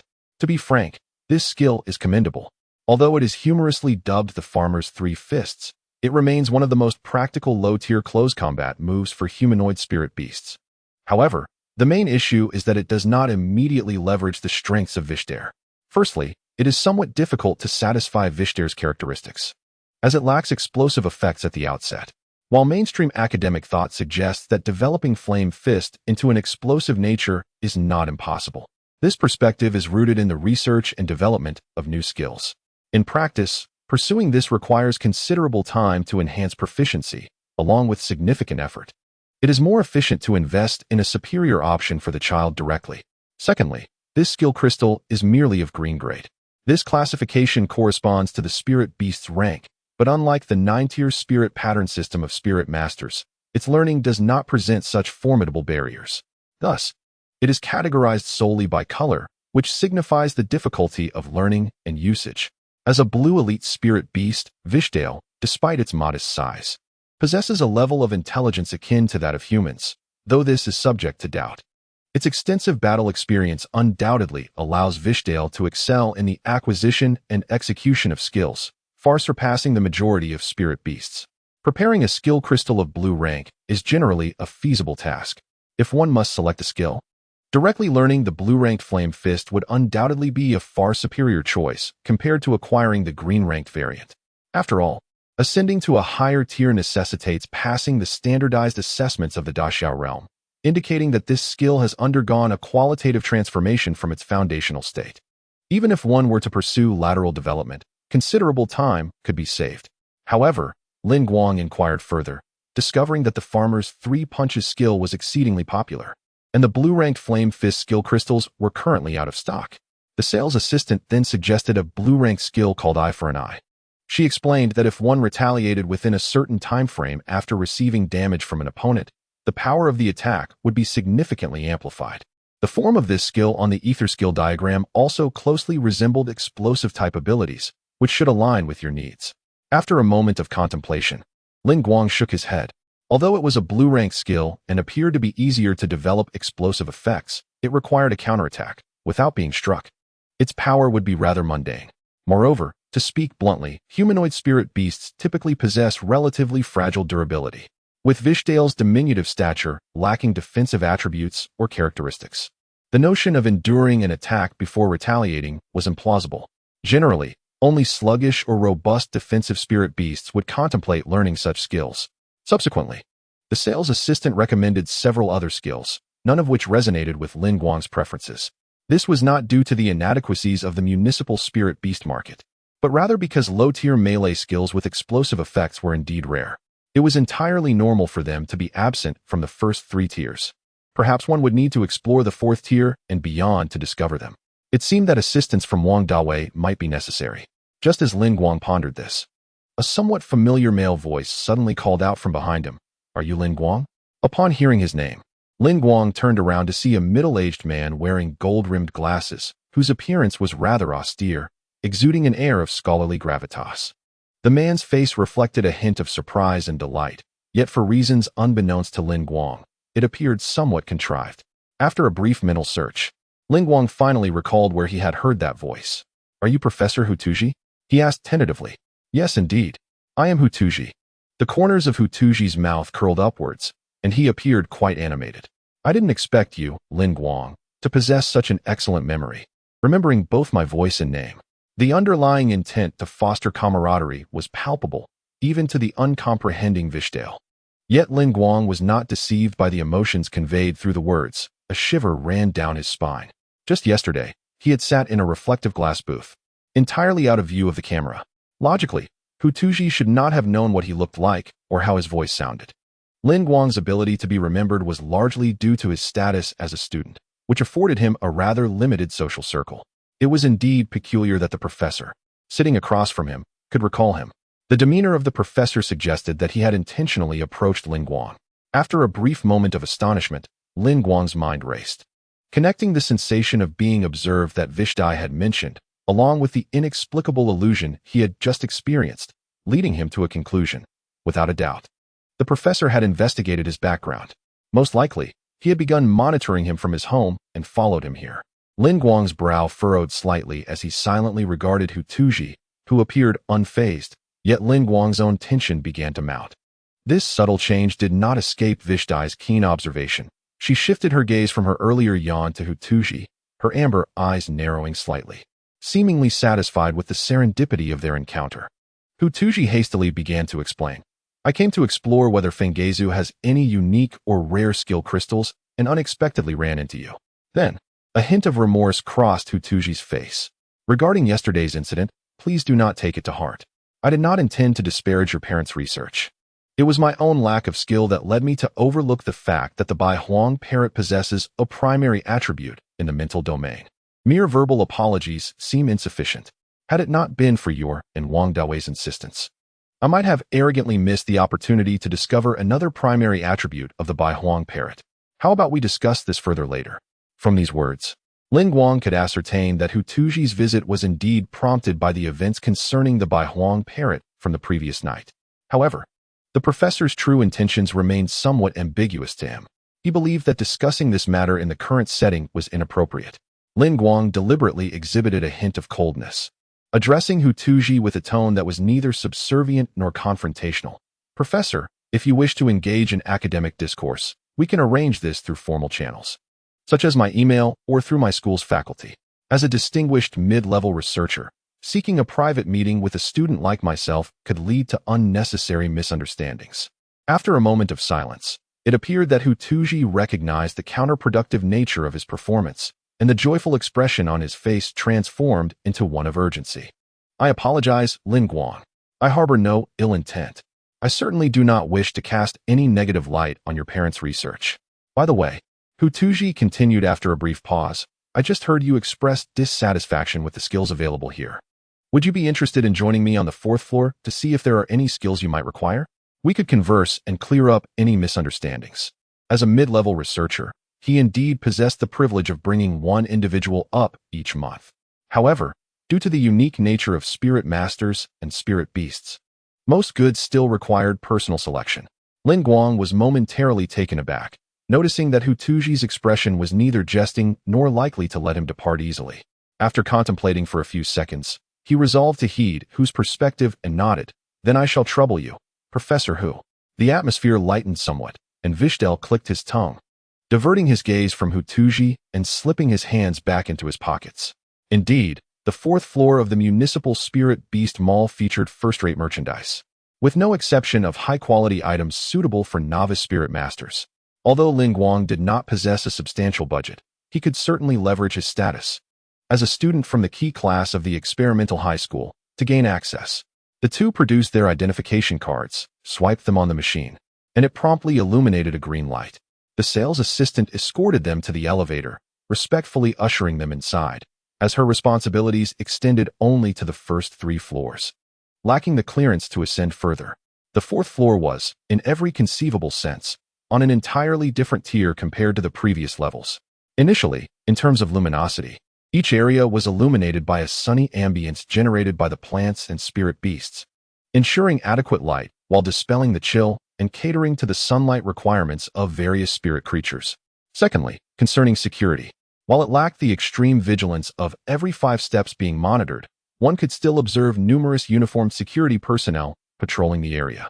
Lastly, the condition of the spirit beasts and their rearing environment, although still confined within transparent metallic alloy glass, was meticulously arranged by the authorities to provide a comfortable habitat, akin to a miniature ecological garden. The spirit beasts appeared remarkably vigorous, their health impeccable, with no visible ailments. "This place is rather impressive," Vishel remarked, surveying the surroundings. "At least superior to where I previously resided. Comparisons only hold significance when the standards are similar." Lin Guang rolled his eyes slightly. Could one truly compare the Municipal Spirit Beast Mall to the black market? The disparity in both profitability and investment rendered any comparison utterly futile. Observing their interaction, Hutuji adjusted his gold-rimmed glasses, a flicker of intrigue passing through his eyes. The ability to communicate with Terra's magical creatures? Was it akin to the exceedingly rare voice of all things, or an entirely unheard type exclusive to Terra's beings? "Professor Hu, based on your registered information, there are certain matters that require your attention." A burly man approached, the scent of tobacco wafting from him, a long scar marring his forehead, a clear indication of frequent excursions into uncharted realms or wilderness. His name tag read Fuyu. "You understand the rules." "Naturally." Chapter 67. President Rot and the explosive fist. Lin Guang cast a surprised glance at Hutuji, as it implied that he had contracted a spirit beast with a unique attribute, possessing thieving capabilities, perhaps of the ghostly or psychic variety. While the rarity of the goods on the 4th floor might not tempt even a mid-level researcher to take risks, offering a word of caution was certainly prudent. "I wish to examine crystals associated with fire or dark attributes." Before Lin Guang could express his thoughts, Hutuji reiterated his request, causing Lin Guang to momentarily pause and then regard Hutuji with a profound gaze. Fu Fuyo operated the device in his hands for a brief moment before escorting the 2 individuals to the 4th floor's skill crystal section. The decor bore little difference from the 1st floor, save for the glass display cases adorned with reinforced magical arrays and an increased presence of security personnel. How about the blue-ranked Flame Fist? The supply of purple-ranked items is exceedingly scarce, appearing only once or twice every 6 months. "We just sold one 2 months ago. If you truly desire it, you would need to pay a premium to procure it from another market," Fu Fuyo remarked. Lin Guang was momentarily taken aback, but soon grasped the implication. Once this statement was made, even ascending to the 5th floor or higher would likely not yield a purple flame fist. He would have to wait for a stock transfer. However, with the opportunity to explore the 4th floor, Lin Guang felt he could divert his attention from the farmer's 3 fists. What is the most expensive and rare skill available here? Fu Fuyo glanced at Hutuji and, noticing his lack of response, realized that the primary focus was on this young student and his humanoid spirit beast. With mild surprise, he shifted his gaze back to Lin Guang and said, "The price of a skill does not always determine its value. Suitability is paramount." This time, Fu Fuyo did not operate the machine in his hands, but directly stated, "Nevertheless, there is indeed a blue-ranked explosive skill that meets your criteria. However, I personally do not recommend it.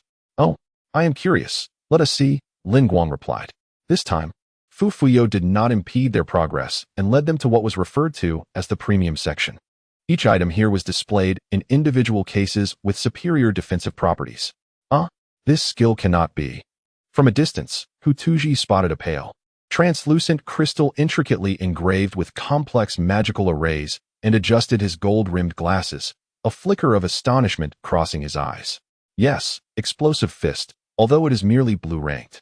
You both should have heard its name, Fu Fuyo explained. The name rang familiar. Lin Guang searched his memory and narrowed his pupils slightly, exclaiming, it was a skill created by President Luote in his youth. Indeed, Fu Fuyo nodded.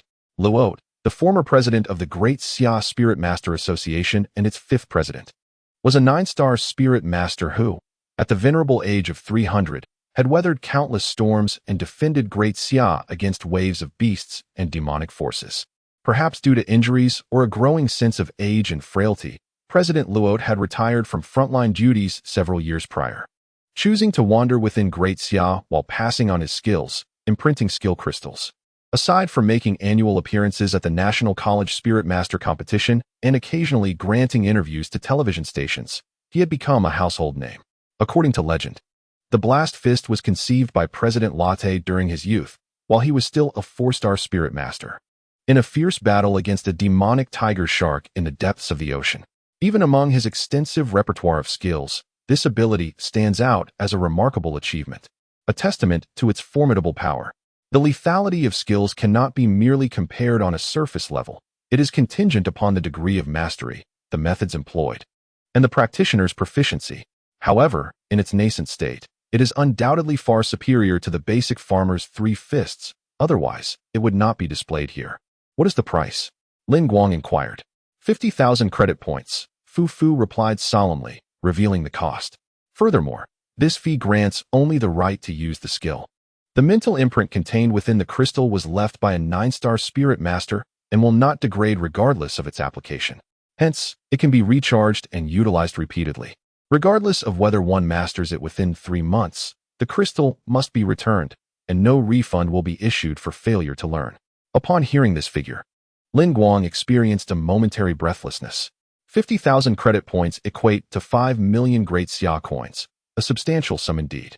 Previously, Lin Guang was willing to take loans in the black market due to his lack of a contracted spirit beast, feeling cornered and compelled to take risks. While his current situation has improved, as a student, he lacks a stable income. Having not completed his mortgage in his previous life before being transported here, must he now shoulder the burden of a skill loan while still in high school? However, Lin Guang quickly regained his composure. He is no longer an ordinary high school student. His mind is teeming with countless profitable ideas, albeit requiring careful consideration before execution. The path of a spirit master is such that a hasty step forward can lead to swift progress, while a slow step can result in stagnation. The cost of overtaking on a bend is often greater. Should this skill be more suited for Vishel, then this expenditure would be a necessary investment. Once calm, Lin Guang posed another question. What is the difficulty and intensity of mastering it? Fu Fu responded. The mere fact that this skill crystal is showcased in this area speaks volumes. Incidentally, this item was returned just 3 days ago by its previous owner after being recharged, and it was displayed again yesterday. Did the last user manage to learn it? Based on his expression when he returned it, I believe not. Fu Fu mused, then added. This skill has been transported from the imperial capital for over a year and has been sold 6 times in the interim, with all users failing to comprehend it. Lin Guang, while not convinced that he would part with such a significant sum, listened attentively as Fu Fu dutifully explained. Nevertheless, compatibility between the spirit beast and the skill remains paramount. The Blast Fist, co-created by President Latte and his spirit beast, belongs to the blue grade. Theoretically, spirit beasts with blue potential can learn it, and its developmental prospects are exceptionally promising. There are no stringent regulations regarding the ether required to activate it, but those with stronger explosive attributes will find it more suitable, particularly those imbued with a fierce will to fight and a desire to comprehend and unleash the skill. Regarding the conditions of use, its strength is capable of supporting practitioners of spiritual arts and spirit beasts below the 30th level. The lower the level, the lesser the consumption of the crystal with each attempt, allowing for a greater number of uses. However, a lower level often correlates with an increased failure rate. Thus, whether a higher or lower level is advantageous is subjective. After all, it is said that the bigger the fish, the smaller the catch. Nevertheless, the assertion made by Fu Fu sparked a thought in Lin Guang's mind. The requirements for mastering this skill seem remarkably aligned with the teachings of Vishel. Chapter 68. I shall cover your expenses since the user's level does not necessarily need to be high. Lin Guang's lower level does not render it a disadvantage. In fact, her experience as a former mercenary, having battled on the front lines for an extended period, may indeed prove advantageous. Her fierce determination and combat spirit would not be lacking, perhaps enabling her to master this undeniably formidable skill within the blue rank, thereby enhancing her chances in the upcoming exchange competition in a month's time. However, despite being a student in a key class at the experimental school, which affords her certain privileges and expedited loan processes, the review may still take 1 or 2 weeks. If absolutely necessary, could she possibly borrow from Wong Dawei? That seems plausible. Observing Lin Guang lost in thought, her face revealing a glimmer of excitement, Hu Tuji suddenly interjected, Lin Guang, do you have thoughts regarding this skill crystal? Snapping back to reality, Lin Guang regarded Hu Tuji with curiosity, unable to comprehend his intention. After a moment of contemplation, she replied, I am indeed intrigued. I would like my partner to attempt to master this skill. Then I shall cover your expenses, Hu Tuji declared with unyielding conviction, smoothly retrieving a bank card from his pocket, as if rehearsed multiple times in his mind. Consider this a gesture of goodwill from me. Fu Fu was taken aback, his eyes wide with confusion. It was his first encounter witnessing a mid-level researcher so eager to please a high school student. Could he possibly be some young master of the Huai family? Not only Fu Fu, but even Lin Guang herself was momentarily stunned. Yet, she quickly regained her composure. Frowning as she replied, Professor Hu, I genuinely wish to acquire this crystal, but I am not incapable of affording it. There is no need for such measures. Though Hu Tuji's performance was lacking in finesse, his reasoning remained sound. He recognized Lin Guang's apprehension, yet insisted, Lin, allow me to settle the payment first. Afterward, we can find a place to converse. If by the end of our discussion you truly wish to decline my gesture, you may return the money. I assure you, it will not place you in a difficult position. Fu Fu's confusion only deepened. Observing Hu Tuji's unwavering determination, Lin Guang pondered for a moment before addressing Vishel. Do you sense any malice? She paused briefly before shrugging. Not at all. Of course, this is merely my personal impression. Then I shall speak with him. Lin Guang affirmed with a nod, sensing Hu Tuji's resolute attitude. A rejection would likely prove futile. Despite his profound curiosity, Fu Yu still dutifully guided the two individuals to a soundproof business booth, reminiscent of the private KTVs found in shopping malls from Lin Guang's previous life. It was transparent, designed solely to muffle sound. As the fourth floor boasted fewer goods than the lower levels, the clientele here were predominantly individuals of higher status, leading to an abundance of amenities.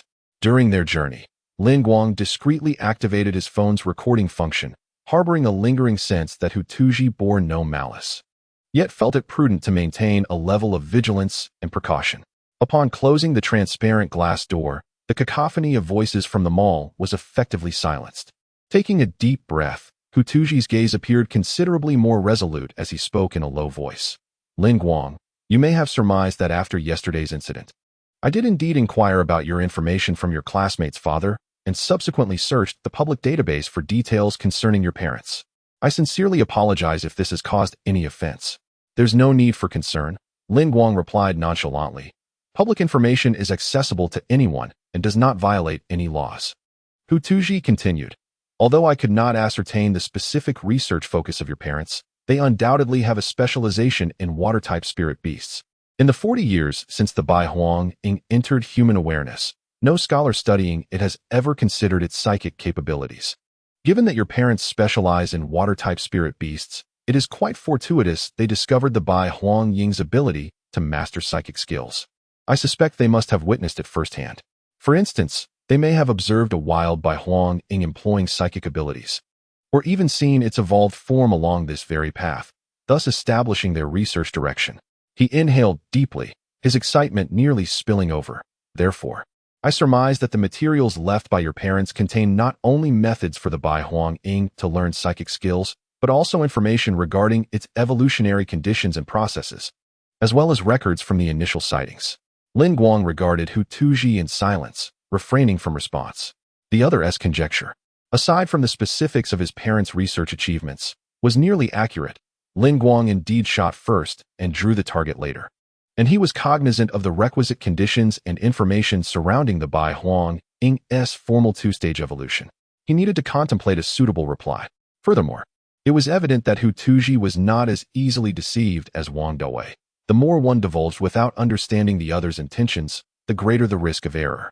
At that moment, Hu Tuji paused, his lips pressing together slightly as he seemed to deliberate over his choice of words, eventually stating, "Regardless, I am eager to ascertain the normal evolutionary process of the Bai Huang Ing.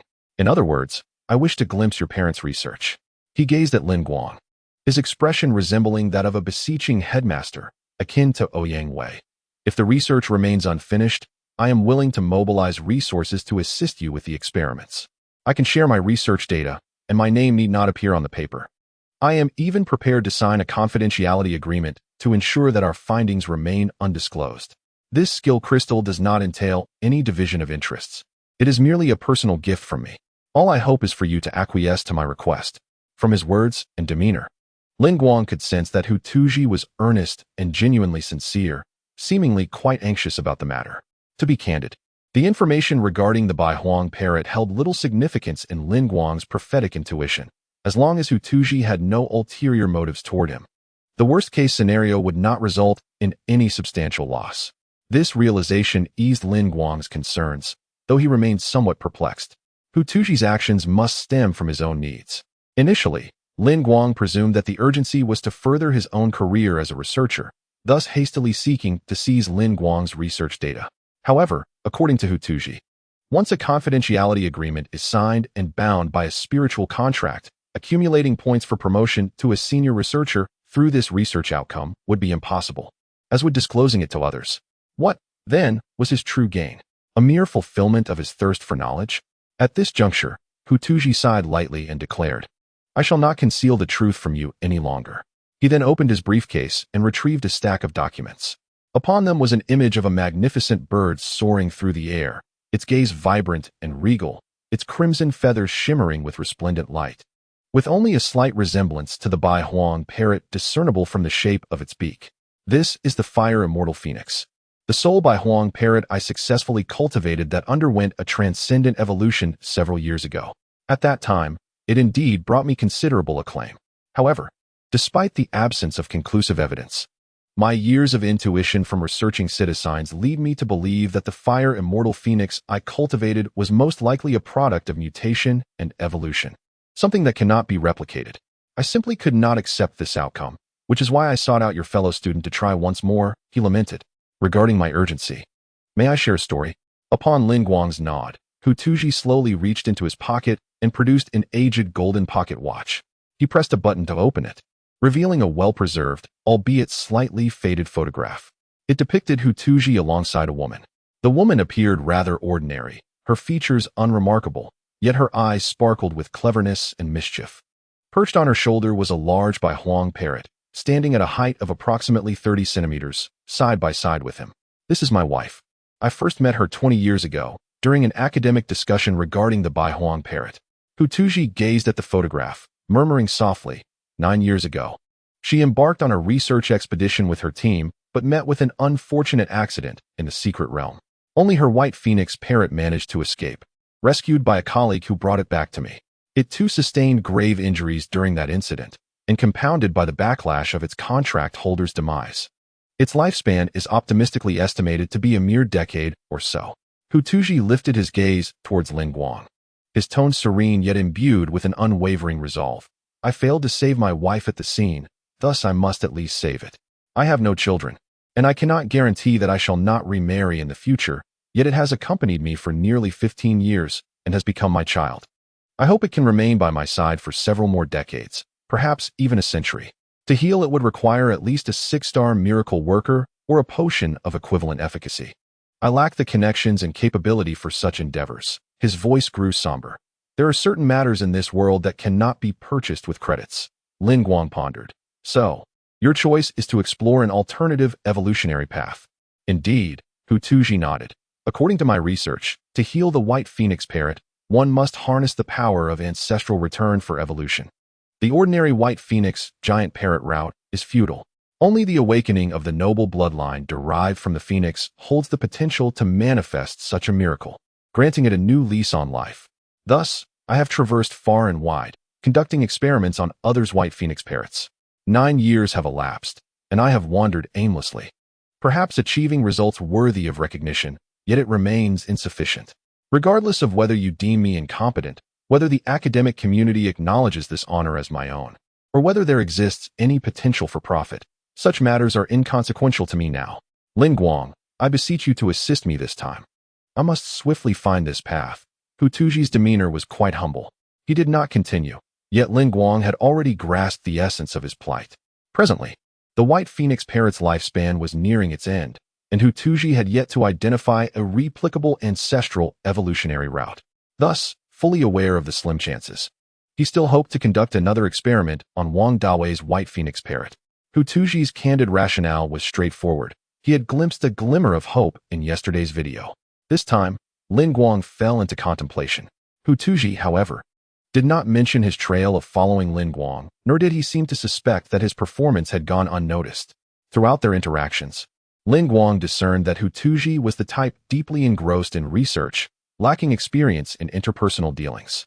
Such cleverness bore no malice. Rather, it eased Lin Guang's initial resistance to being followed.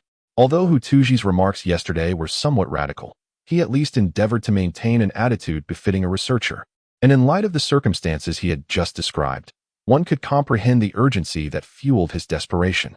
Moreover, Hu Tuji's judgment incited Wang Xianxing's scathing rebuke, indirectly aiding by Huang Ying in her early comprehension of the spiritual shriek, thus allowing Lin Guang to conserve a considerable sum on spiritual materials. Consequently, Lin Guang held no substantial grievances against Hu Tuji.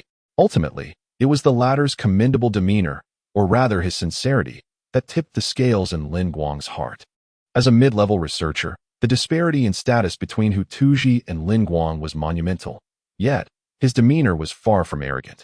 Indeed, Hu Tuji possessed the stature and capability to covertly manipulate situations or instill fear. Had he truly resorted to such measures, despite any underlying justifications or heartfelt struggles, Lin Guang's character would not permit him to acquiesce. He would undoubtedly devise means to vex his adversary. As a practitioner of the equal contract law, Lin Guang inherently espoused the principle of genuine connection. In his eyes, sincerity was the quintessential weapon in human interactions. After a moment of contemplation, Lin Guang nodded slightly in response to Hu Tuji's expectant gaze and declared, "Let us sign the agreement now." There was no need to venture far. The fourth floor of the marketplace was bustling with transactions worth millions of daxia coins, making it commonplace for business discussions to transpire here, where the municipal notary office had established a branch. Shortly thereafter, a representative from the notary office arrived.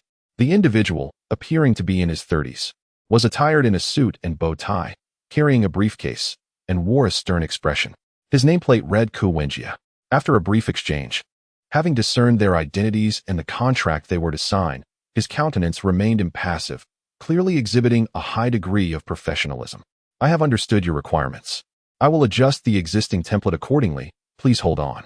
He opened his briefcase and began typing on his laptop at a dazzling speed, while simultaneously, a flash of light emanated from the back of his right hand, and an irregular entity resembling a metallic slime, approximately 15 centimeters in diameter, materialized on the table, devoid of facial features, and began to undulate slightly. As Wenjia hastily operated, he instructed, "Printer." In the next moment, in response to his command, the slime-like spiritual beast abruptly began to morph and solidify, transforming within mere seconds into a compact printer with sharp angles, even conjuring a data cable and interface that connected directly to the laptop. Lin Guang stifled the urge to poke it, his eyes glimmering beneath his lenses as he softly remarked, "A mechanical-type spiritual beast, mech spirit essence." Chapter 70. The Virtuous Hound. Additional update. Hu Tuji raised his brows in mild surprise. "You are familiar with this type of mechanical spiritual beast?" Although not particularly rare, the majority of mech spirit essence resides within the distant borders of the Federation, with scarcely any populations found in Daxia. Lin Guang candidly replied, "I suppose I once held an admiration for it. This was neither an excuse nor a clandestine secret known solely to Lin Guang. He had indeed traversed through challenges using this combination in a previous life. Among the publicly known evolutionary pathways of this spiritual beast, there existed routes leading to the evolution into colossal robots or piloted mechas, rendering it exceedingly reasonable for a spiritual master to amplify and control within such constructs, akin to a psionic mechanic. However, it is worth mentioning that even without evolution, one could create a mechanical made according to the preferences of the spirit master. Soon, the contract was drafted. In a display of sincerity, Hu Tuji refrained from imposing any obligations on Lin Guang, thereby sparing him the effort of concocting excuses. The agreement solely restricted Hu Tuji from divulging any information related to the Bai Huang parrot obtained from Lin Guang to others, nor could he leak it through insinuations. Ku Wenjie, being a true professional, meticulously sealed all possible loopholes in the contract. Once the contract was printed, Ku Wenjie raised his hand to touch the badge on his chest, emblematic of a notary, and as a soft glow emanated, a statue measuring 2 to 3 meters in height appeared beside him. Clearly, the badge was a spatial spirit artifact. The statue, crafted from stone and bearing the marks of time, depicted a sprawling giant hound, its expression serene, with eyes half closed as if in a light slumber. This figure was known as the Da Hound, an 8th-tier spirit beast, or rather, a sacred beast. Having forged a covenant with the Great Xia, it served as one of their guardians, harboring disdain for the unfilial, the disloyal, and those lacking integrity or honor. This statue encompassed a fragment of the Da Hound's will. Should anyone violate the oath made before it or breach the signed contract while still within the realm of Great Xia, they would face its retribution. The punitive measures were numerous. For instance, the affinity with canid spirit beasts would be forcibly reset to 0, and the Da Hound would conjure an ethereal avatar, often referred to as the Angry Hound or the Malevolent Hound, to pursue the betrayer. The greater the benefits gained by the traitor and the more harm inflicted upon others, the more ferocious the pursuit would become, until the traitor paid the price deemed appropriate by the Da Hound. Should anyone attempt to intervene, they too would be marked by the Da Hound. To swear an oath before the Da Hound represented the utmost form of contract devoid of harm to the individual. However, the language employed during the drafting of the contract or the oath must be exceedingly precise, as no one wishes to unwittingly attract the ire of the angry hound. As Hu Tuji pressed his thumbprint onto the contract, the expression on the Da Hound statue seemed to awaken in an instant. It lazily sniffed the air, as if committing Hu Tuji's scent to memory. With the contract complete, Ku Wenjie organized the documents and departed the scene, while Hu Tuji exhaled a sigh of relief. He ostentatiously swiped his card on the device in Fu Yu's hands, securing a blue-tier skill crystal, then turned his eager gaze towards Lin Guang. Given the crowded surroundings, which were not conducive to the exchange of vital information, Lin Guang and Hu Tuji exchanged contact details, agreeing to communicate through the official Great Xia website at a later time. Hu Tuji expressed his understanding, tempering his excitement, and subsequently bid farewell to Lin Guang, as he needed to return for a more thorough examination of Wang Dawei's Bai Huang parrot. After Lin Guang signed the contract, acknowledging that he would return the item in 3 months, the unlocker of the mall finally unfastened the spirit pattern lock on the display case, allowing the pale, translucent crystal to finally come into Lin Guang's possession. It is uncertain whether it was merely Lin Guang's illusion, but as he received the crystal from Fu Fuyo, both he and the locksmith exchanged a subtle glance towards Lin Guang, one that seemed to convey anticipation, amusement, or perhaps a blend of both. Vishel, curious, cast a glance. Is this the skill crystal you mentioned? What skill is it? Explosive Fist, Lin Guang replied, a renowned technique of the 9-star sovereign, classified as blue-grade. Suddenly, she widened her eyes, gasping, is it on par with that bird? 25,010 yellow eggs. If you wish to calculate it that way, the price should be roughly equivalent. Goodness. You appear to be on the brink of despair over learning a mere character, yet you never forget anything related to food. Frustrated by her lack of understanding, Lin Guang decided to tease Vishel. With a slightly serious expression, he said in a low voice, indeed. Thus, from this day forth, we must tighten our belts.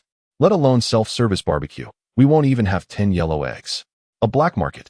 This is undoubtedly a black market. I demand a refund. Vishel exclaimed loudly, seemingly intent on confronting Fu Fuyo, entirely disregarding the fact that she could not utter a single word to Lin Guang. He instinctively reached out to place a hand on her shoulder, but she had already pulled away, creating quite a distance between them. There was no denying the significant disparity in physical strength between a spirit master and a spirit beast. After some effort, Guang clarified that the skill crystal was a gift from Professor Hu, acquired without cost, an outright freebie. Vishel looked at him with a perplexed expression, surveying him from head to toe, her gaze akin to that of Myo Myo discovering he could cook. To be so courted, it appears I have indeed encountered a person of great importance. Enough with the banter, Guang shot her a glance. If you flatter me, we will be having barbecue tonight. After their exchange, Fu Fuyo approached once more, forcing a smile that was not much more appealing than a grimace. Oh no, young master. Do you have any further requests? Guang, aware of the misunderstanding, clarified. I am just an ordinary high school student. Fu Fuyo momentarily paused, then nodded vigorously like a chick pecking at grains. Yes, you are just an ordinary high school student. It seemed he had entirely misunderstood Guang, perceiving him as a wealthy heir who enjoyed playing the fool. Surrendering to the misapprehension, Guang shifted the conversation. I wish to see spatial spirit artifacts. Having secured his first bucket of gold from Wong Dawei, Guang now had the means to purchase this essential tool for traversers. Certainly, this way please. Fu Fuyo replied with a smile, leading him shortly to the spirit artifact section. Spirit artifacts, crafted by miracle artisans focusing on spiritual forging, possess a myriad of extraordinary abilities. Generally categorized into offensive, defensive, and auxiliary types, essentially external manifestations of spirit patterns. Spatial spirit artifacts naturally belong to the auxiliary category. Good eye? Fu Fuyo praised as Guang's gaze fixed upon a jade pendant adorned with a Pishio in the display case. The Pishio jade plate is a Tier 3 spatial spirit artifact, with an interior space of approximately 27 cubic meters. This morning, a remarkable piece from the Wenyu studio, founded by the esteemed master Wen Wufeng, was just delivered. It has garnered considerable attention, and it is likely to be sold within the next few days. Chapter 71. Traditional summer medicine massage and acupressure. Guang regained his composure. Not because he was particularly taken with the jade pendant, but rather because he suddenly recalled that Miao Miao also wore a teardrop-shaped jade ornament around her neck.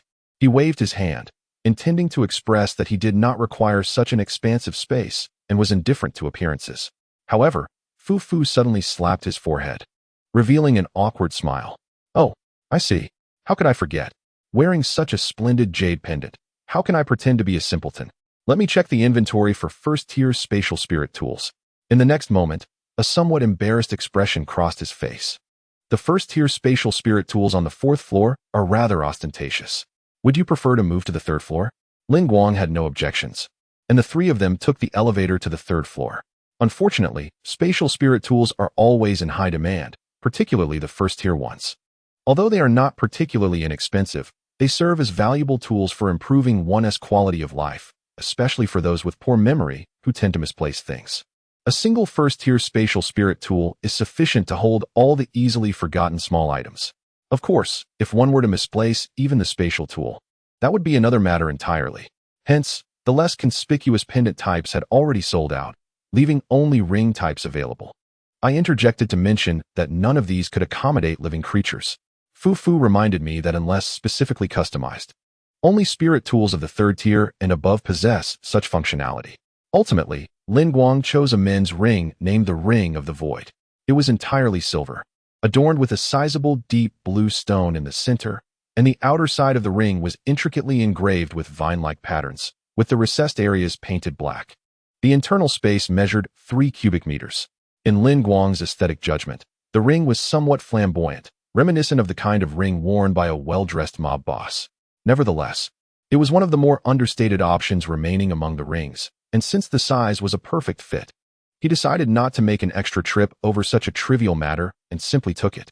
He spent 198,765 daxiao coins on it, finding the pricing rather amusing. The usage of low-tier spatial spirit tools is not particularly complicated, nor do they possess any anti-theft measures. By using mental energy to stroke the surface, one can activate it, and upon sensing the internal space, one can store and retrieve items. Guang found no difficulty with this and promptly placed the skill crystal inside. Afterward, Guang moved to the spiritual materials section, intending to purchase several sets of materials for Wong Dawei's White Phoenix Parrot. However, Recalling the recent commotion he had caused with Hutuji, he decided it would be better to place an order online later. Fortunately, the previously out-of-stock Dream Death Mushroom had been replenished, saving Lin Guang another trip to the black market. The final task was to purchase books. A significant portion of the municipal Spirit Beast Mall is dedicated to housing literature related to spirit beasts, to the extent that it could be considered a library. Most individuals would find themselves hesitant before the vast sea of books, unsure of where to begin. Fortunately, the acquisition of books does not necessitate a journey to a specific locale. One merely needs to locate an automated kiosk for the purchase. Lin Guang had a clear objective in mind and promptly entered a series of book titles into the machine to complete the transaction. Before long, a box brimming with books was conveyed to him by the conveyor belt. "What are these books you've bought?" Vishel inquired, pinching a hefty tome between her fingers and lifting it to her eyes, her brow furrowed, as if confronted with something unsavory. "I hope you are not suggesting these are intended for my perusal." "Certainly not. In 4 or 5 years, you might struggle to comprehend these," Lin Guang replied, rolling his eyes slightly. His utmost dissatisfaction with the contract-bound Vishel stemmed from her illiteracy, in the most objective sense, coupled with her aversion to written language. Although Vishel may not be entirely devoid of intelligence, the notion that she is not somewhat intellectually challenged seems implausible. "Do you even read? Surely your home is already filled with enough books. Can't you utilize that device called a smartphone for reading?" "There are never enough books to read, and I particularly relish the tactile experience of physical books," Lin Guang retorted, absent-mindedly rubbing the void ring on his middle finger with his thumb. One by one, the books vanished from his grasp, and had Vishel been familiar with a few prominent characters, she would have noticed the covers inscribed with titles such as Traditional Summer Medicine, Twina and Massage, Fundamental Theories of Modern Spirit Beast Medicine, Commonly Used Spirit Beast Anatomical Atlas, The Acupuncture Classics, and Pharmaceutical Formulation Technology. These tomes were all intended to prepare for the primary talents related to caregiving. Although Lin Guang remained uncertain about his luck and when he might acquire the desired talent, it was always prudent to prepare in advance. There exists no one born with innate knowledge. He not only needed those around him to witness his diligence, but also to gradually acclimate to the sudden improvements bestowed upon him by the system. Furthermore, he aimed to enhance himself as much as possible in reality. As a spirit master, his mental fortitude was extraordinary, with the aid of meditation potions. Lin Guang could even partially replicate the so-called quantum speed reading from his previous life. Thus, the notion of lacking time for study was unfounded. Under the somewhat clumsy insinuation from Fu Fu, the two exchanged contact information, and Lin Guang's purpose for this outing was thus fulfilled, if not exceeded. He had not anticipated acquiring a skill crystal perfectly suited for Vishel, a blue-quality gem featuring the signature technique of a 9-star spirit master, without cost. After some contemplation, Lin Guang resolved to take Vishel to Dr. Qian's training room to attempt to learn skills. A few days prior, she had recorded the access permissions into Lin Guang's student ID. Not only was it conveniently close to home, but it was also free of charge. More than an hour later, they alighted at the Comprehensive Research Center. Although it was Saturday, the place remained bustling with activity.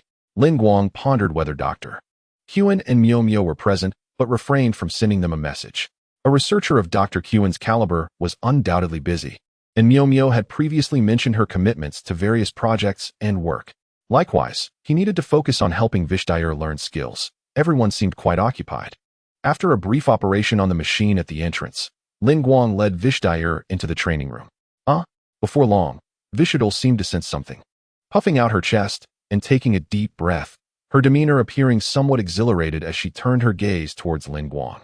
"I have heightened the activity of certain malevolent and fire attributes within the training room to enhance your state," he explained. Lin Guang nodded slightly.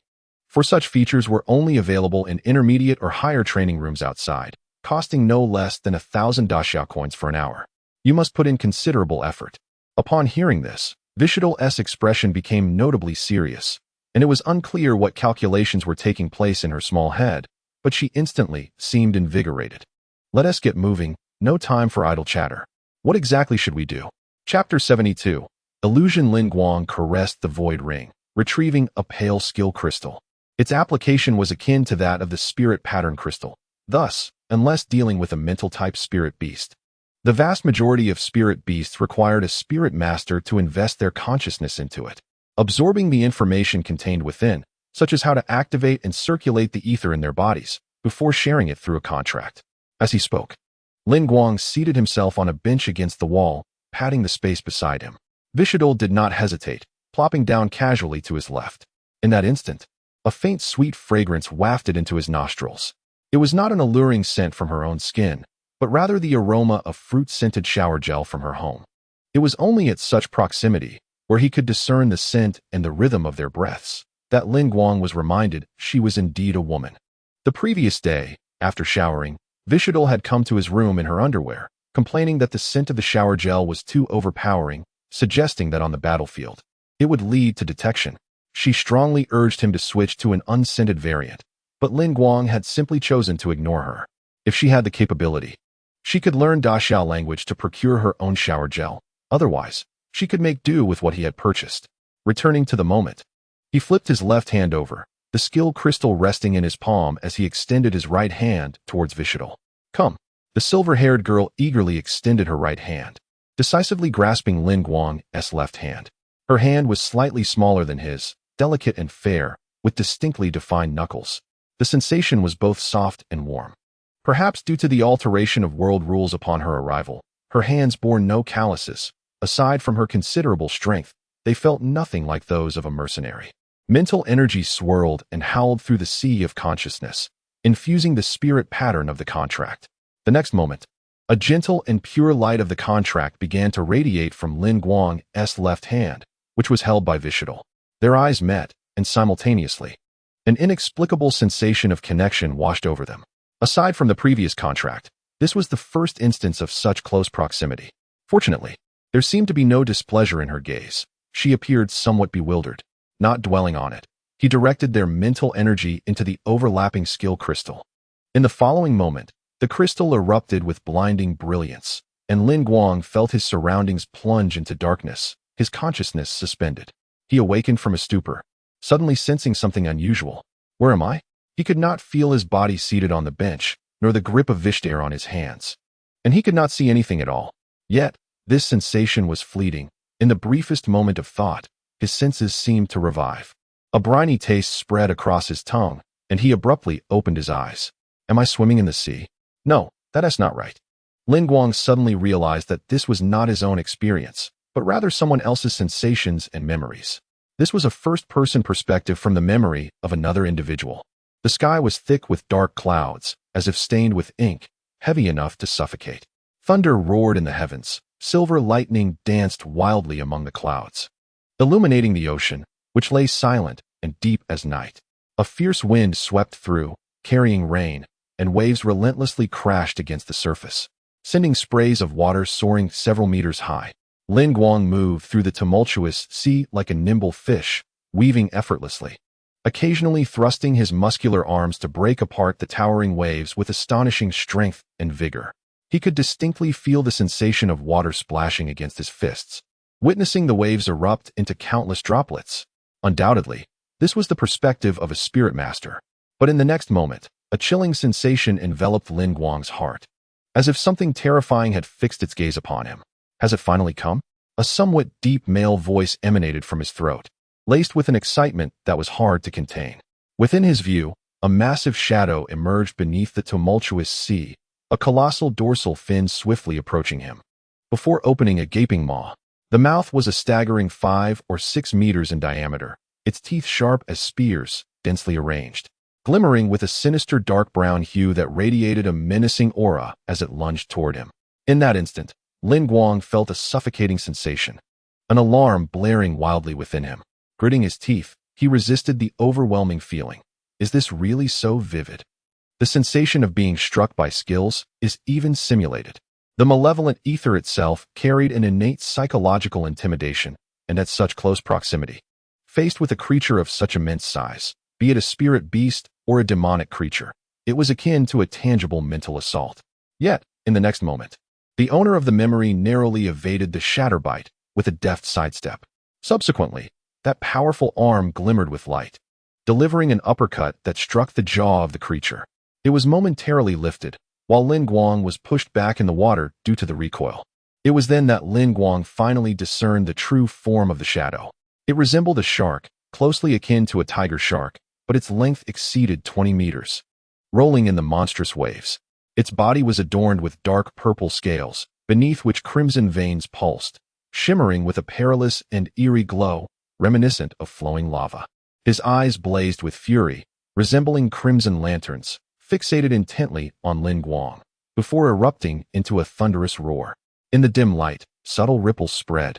Yet Lin Guang felt as though he had been struck with a heavy blow, a sharp pain and dizziness seizing his head. This creature had unleashed a wave of malevolence upon him. Just as Lin Guang struggled to suppress the mental anguish, the opponent's robust tail struck.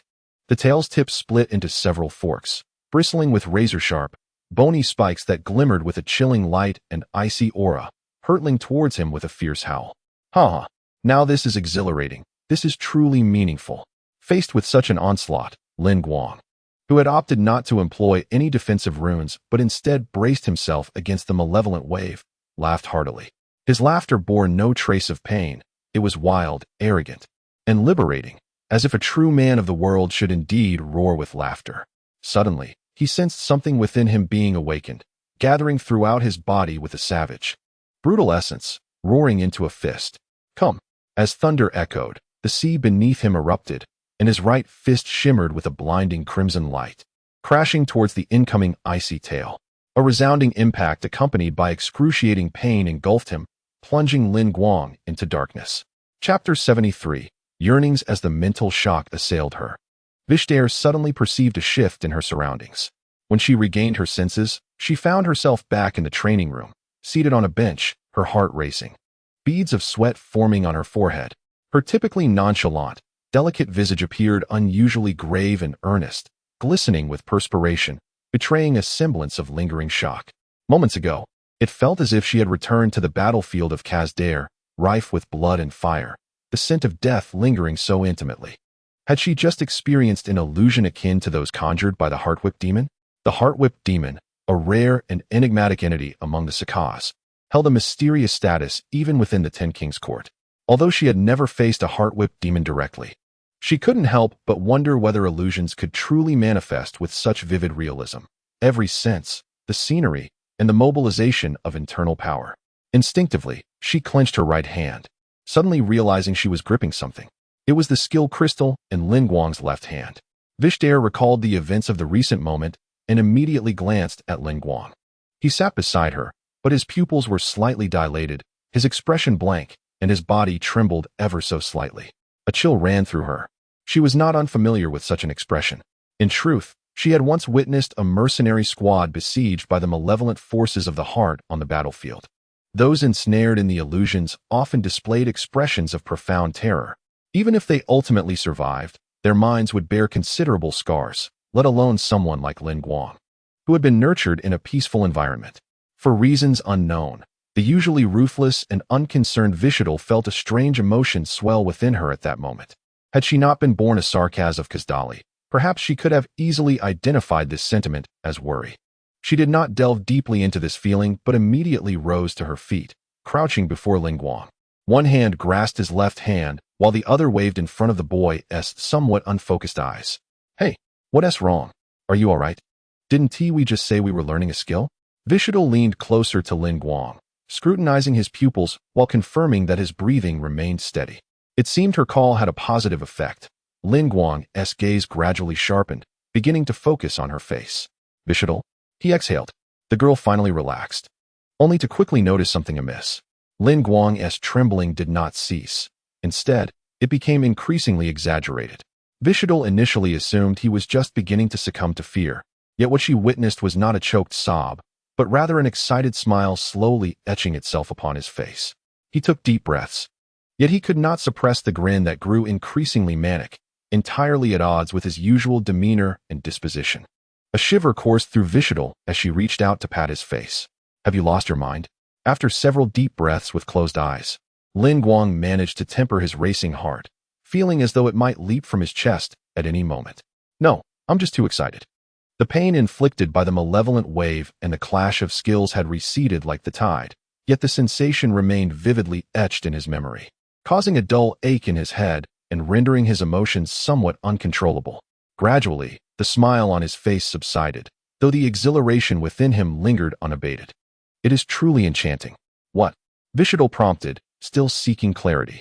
He finally released her hand, revealing a damp, crystalline object, glistening with the moisture of their intertwined palms. It's simply unbelievable. Speak plainly. You haven't told me what just transpired. This is not an ordinary skill crystal, Guang explained, pinching the still vibrant crystal between his thumb and forefinger. Typical skill crystals merely inundate one with the methods of skill usage, instructing you on how to perform them. Yet, I wonder what the guild leader, Roth, was thinking. He could have employed a simpler method to teach the spirit beasts. Yet he chose to craft this crystal in such an intricate manner. According to my speculation, this crystal encapsulates the very memories of the creation of the explosive fist, allowing the user to relive those experiences. The longer one endures, the higher the success rate of skill acquisition becomes.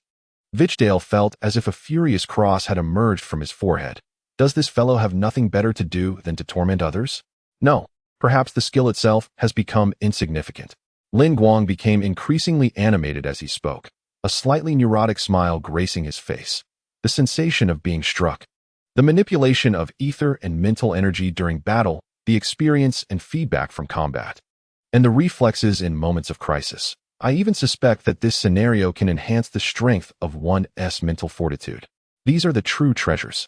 At this juncture, he grasped why, when the crystal was handed to him, Fu Yu and the locksmith had displayed expressions akin to amusement, why this skill crystal, originating from President Roth, was restricted to spirit masters and spiritual beasts below level 30, and why the consumption decreased with lower levels.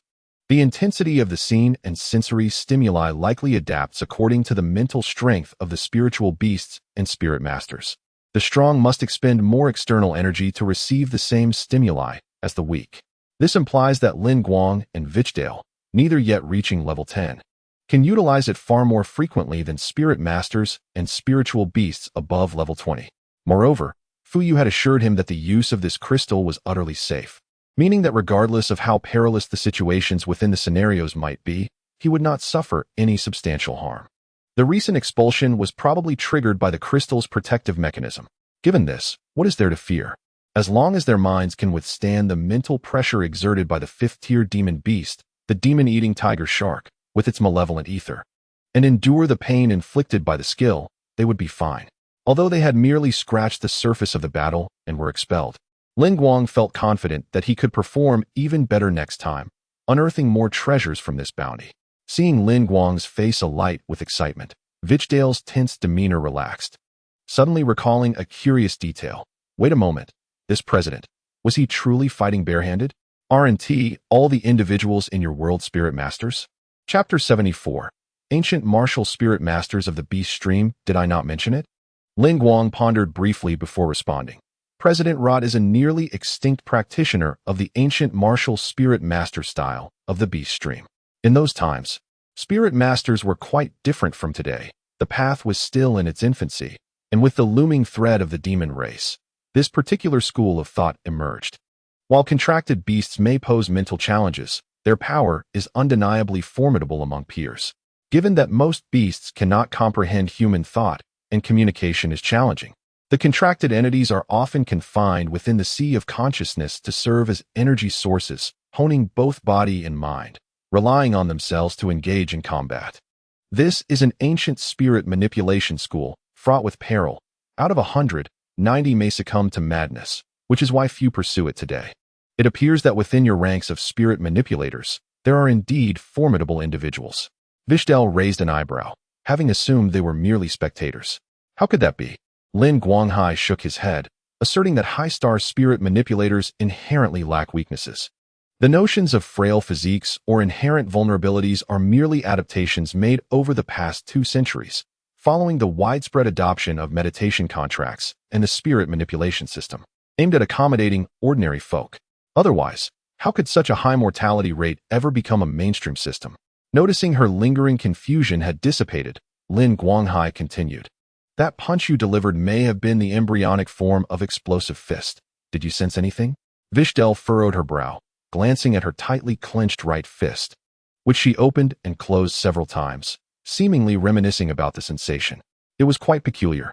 I felt as though a certain source stone technique had returned to me. albeit vaguely due to its infrequency.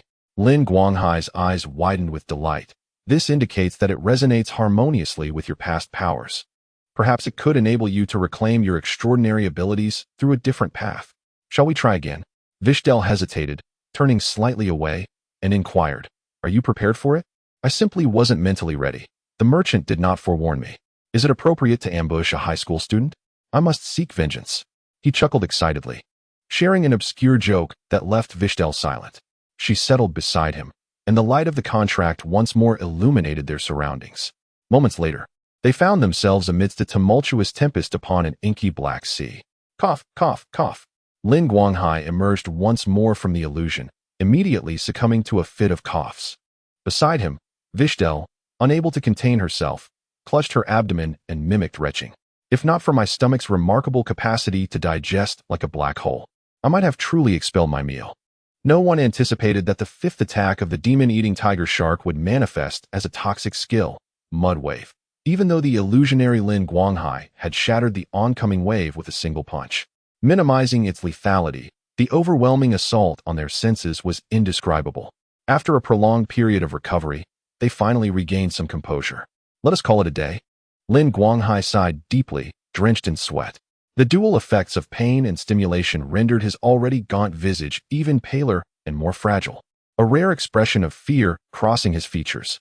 I can endure the pain, but this scent is truly unbearable. Even the flowers of the demon realm would seem like mere infants in comparison. I must return to bolster my mental fortitude. Vishel, equally pale and breathless, managed a derisive remark. Ah, the young master is indeed the young master. I have crawled from heaps of corpses countless times, and the stench was hardly more tolerable than this. Shall we not attempt it once more? Vishel hesitated not for a moment, declaring, I refuse. Including the initial encounter, Lin Guang and Vishel had engaged in 3 battles within the illusion, successfully advancing to the 5th round of their confrontation. However, recalling the fierce and formidable appearances of both sides, it seemed they were merely at the beginning. How does it feel? Lin Guang inquired. I do sense a difference. You've indeed adjusted the etheric activity. Manipulating the ether feels somewhat easier, though it remains quite nebulous. I can only say we've made a start. Vishel extended her left fist, a faint red glow solidifying on her delicate, pale hand for a fraction of a second before abruptly dispersing. Perhaps like this, she suggested. Suddenly, a playful spark ignited within Lin Guang, who raised his hand in front of her, fingers clenched tightly. Watch closely.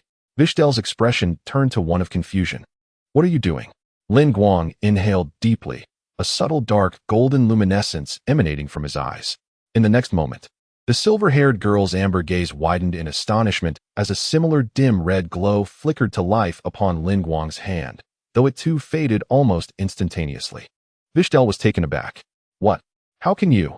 Lin Guang ceased his use of the all-purpose hand, clearly drained, yet the excitement in his demeanor remained undiminished. Indeed, I can do it as well. Quick, tell me. What happened? Lin Guang replied half-jokingly. I am a genius. Is it so surprising? He anticipated a mocking retort from Vishel, but instead, after a brief moment of astonishment, she surprisingly accepted his claim with ease, merely tilting her head and letting out an exasperated humph, blinking in surprise. He lowered his gaze to his right hand. Unfortunately, he found no source of energy within himself. It was only in such etherically vibrant locales that he could barely manage it. Even if he could summon it, the potency would be minimal and lacking in practical application. This realization intensified Lin Guang's yearning to harness his talents. After all, this ability should be directed towards more refined skills. Rather than laboriously practicing a brute force technique like the explosive fist, it would be far more beneficial to contemplate how to assist Vishel in honing her abilities more effectively. It's about time to leave, Lin Guang stated, attempting to stand but stumbling slightly, losing his balance. The overwhelming strength of his form within the illusion, coupled with his previous fatigue, left him somewhat disoriented in his own body. Just as he was about to make contact with the ground, he felt his hand being grasped, stabilizing him. Vishel pulled his arm up, switching to hold it with her other hand, resting it upon her shoulder, their heads nearly touching. From this angle, Lin Guang could even observe the slight tremor of the girl's eyelashes, her sharp, crimson horns cascading down from her ears, prompting him to instinctively draw his head back. A slightly exasperated voice reached his ears. Stop trying to be tough. Just stay put with me. Chapter 75. What Lies Beyond the Starry Sky. It truly astonishes me how a pampered young master like you managed to endure the pain just now. At this moment, the two of them were closely entwined. The girl's body radiating warmth and softness, brimming with vitality, the fragrant blend of shampoo and shower gel wafted into his nostrils. Guang suddenly realized that until just now, Vishel had not released his left hand. He softly murmured, "Thank you." Vishel supported him as they walked towards the door, casually replying, "What is there to thank for?" Guang refrained from explaining his gratitude. Perhaps even he was unaware of the reason behind it. He merely smiled and inquired, "Are you confident you can master this skill within 3 months?" 3 months? What a joke. It certainly won't take that long. She replied with a hint of dissatisfaction. Do not underestimate the caliber of a Sarkaz warrior. This is but a trifling matter. Indeed, Guang suggested, "Let us indulge in a buffet, as promised this morning." Though he could not see her expression, he noticed the slender black-red tail behind her swaying excitedly, brushing against his leg as their pace quickened, her tone brimming with enthusiasm. "Come, I shall show you that the appetite of a Sarkaz warrior is formidable." To this, Guang could only cast a sympathetic glance, thinking to himself, "O foolish child, you are blissfully unaware of the power of mathematics. A life devoid of the experience of being outmatched at a buffet is indeed incomplete." Ultimately, Vishel could not outsmart the meticulous accountant who set the prices for the Spirit Beast Access Buffet Barbecue. Roughly estimating the market price, it seemed she had lost around 200 to 300 daxiao coins, yet she appeared quite satisfied after sampling a plethora of unfamiliar meats. After satiating their hunger, the two strolled outside. Despite the vibrant neon lights of the city, they could not overshadow the twinkling stars above. "Ah, a shooting star." Guang suddenly raised his hand. "Where?"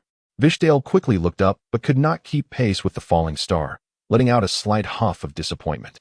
"Did you know? Here we have a saying. Each shooting star that falls signifies the demise of a world." Ugh, what a bizarre and eerie tale. The buffet restaurant was not far from home, and as they conversed, they returned to the highway community. Upon reaching the entrance of his building, Guang instinctively whistled. He noticed the egg carton he had left at the door was ajar. Upon closer inspection, 3 tin yellow eggs had been reduced to mere shells, the yolk and egg white completely consumed, leaving only familiar bite marks. A knowing smile crept across Guang's face as he gazed at the grove of golden birch trees in the community. It seemed that little creature was still alive, yet to leave this area. Perhaps he would soon see it again. On Monday afternoon, at the small square in front of the meditation building of the Jinxing Experimental School, the instructor responsible for overseeing the spirit beasts of the first-year meditation students is a robust middle-aged man, seemingly under 40, named Lu Yu. Lu Yu does not appear particularly stern. He has a square face and a sturdy build, with a crew cut and prominently defined muscles, dressed in athletic attire. His gaze is drawn to a silver-haired, golden-eyed girl amidst the group of beasts. Apart from a pair of downward-pointing red horns at her temples, she bears an uncanny resemblance to a human. Though her brow is slightly furrowed, her nerves taut. At this moment, she is engaged in a display of martial prowess within the throng of beasts. In the blink of an eye, she has just felled a bear-like creature that was lunging at her, poised to execute a bear hug move, and in the next, she deftly sidesteps the flicking tongue of a lurking chameleon-like beast, which strikes like a dart. She leaps and bounds, eschewing the use of ethereal offensive skills, relying solely on her fists, feet, and the basic abilities of 2 formidable upright apes. She dominates the entire plaza until the spirit beasts of her class, the 6th and 7th, are stripped of their desire to challenge her, cowering away from her gaze. Only then does she catch her breath, lifting her chin like a victor, standing proudly at the center. At this juncture, Lu Yu finally allows himself to relax, for he bears the responsibility of the covenant partners of all students, ever ready to intervene if necessary. However, he is somewhat familiar with the temperament of Vishel. Generally, once a student reaches this level of prowess, they tend to settle down, allowing him a moment of respite from vigilance. The reason for his familiarity is simple. This student has been here for 6 consecutive days since last week, excluding weekends, practically taking up residence in the plaza. With 12 classes in the first year, all spirit beasts have been exchanged in and out under his watch. Yet she alone has attended daily, engaging in combat within the throng of beasts as though marking her attendance. He is acutely aware of whose covenant partner she is, Guang, a student of notable repute in the current first-year cohort. exuding an aura of preeminence. Lin Guang had garnered attention during the admissions period for outsmarting the examiners, and his recent dual blue configuration has further elevated his status, making him a figure of notoriety within the school. Lu Yu has even observed him attending spirit pattern classes these past few days. This thought prompts him to furrow his brow. It is not that he disapproves of Vishel. Normal sparring without high-risk skills is commendable, fostering the spirit beast's fighting spirit, yielding benefits without drawbacks. The concern lies with Lin Guang. The principal's nurturing of Lin Guang is well known among the first-year teachers. He is subjected to rigorous training, and on top of that, he must engage in additional spirit pattern drawing, all while maintaining a significant academic edge. Indeed, those with blue talent possess exceptional resilience compared to the average individual. Yet he is still merely a novice spirit master, not even a full star. Pushing oneself too hard is not advantageous. Just as a royal mausoleum is not built in a day, neither is the art of spirit pattern drawing. It requires steadfast patience akin to water carving stone, alongside a disciplined mental focus to ensure that the yet-to-be-formed spirit patterns do not collapse under pressure, necessitating precision and concentration. Even though the equality contract possesses significant advantages in this regard, Lu Yu had never encountered a student who so frequently sketched spiritual patterns. A moment of distraction during the intricate process of crafting these patterns could lead to structural errors, which, if unnoticed, might result in a sudden collapse of much of the work, a scenario that is quite plausible. It is essential to avoid haste and to strike a balance between work and rest, maintaining a positive mindset above all else. Lu Yu glanced at his watch. The spiritual pattern class was about to conclude. After a brief contemplation, he resolved to engage Lin Guang in a short conversation afterward, encouraging him not to feel overly pressured about the upcoming exchange competition. A diligent student who is not only studious and handsome, but also quick to grasp concepts and hardworking. What teacher wouldn't he wish for such a student to thrive, provided they are not psychologically disturbed? Chapter 76. Mastering Ether. Charging before long, the distant sound of the class dismissal bell echoed through the building, and students began to emerge one after another, collecting their spirit beasts from Lu Yu. Thank you, Teacher Lu.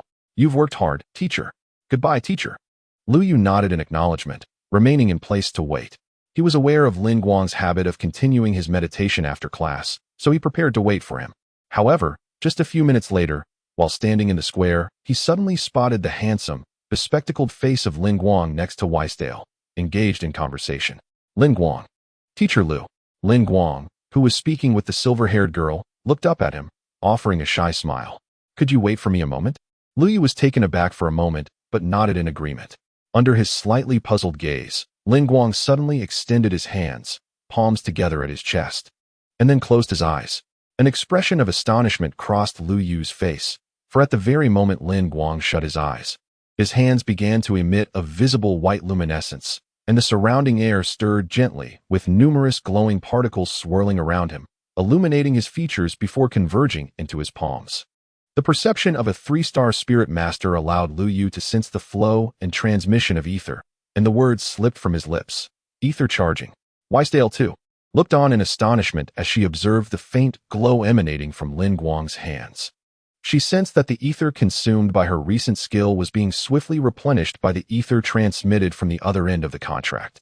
After 10 seconds, Lin Guang opened his eyes, halting his movements, a contemplative expression gracing his face. So, the function of this spiritual pattern is to agitate the surrounding ether through mental force, subsequently transmitting it to the contracted entity. What is the maximum effective distance? Since it relates to the ether concentration in the surrounding environment, carrying some ether crystals should enhance efficiency, right? Moreover, how might the ratio of spirit-beast attributes to various types of ether in the vicinity affect the outcome? Suddenly realizing, Lin Guang turned to Lu Yu. I apologize, teacher. I got a bit lost in thought. Is there something you need?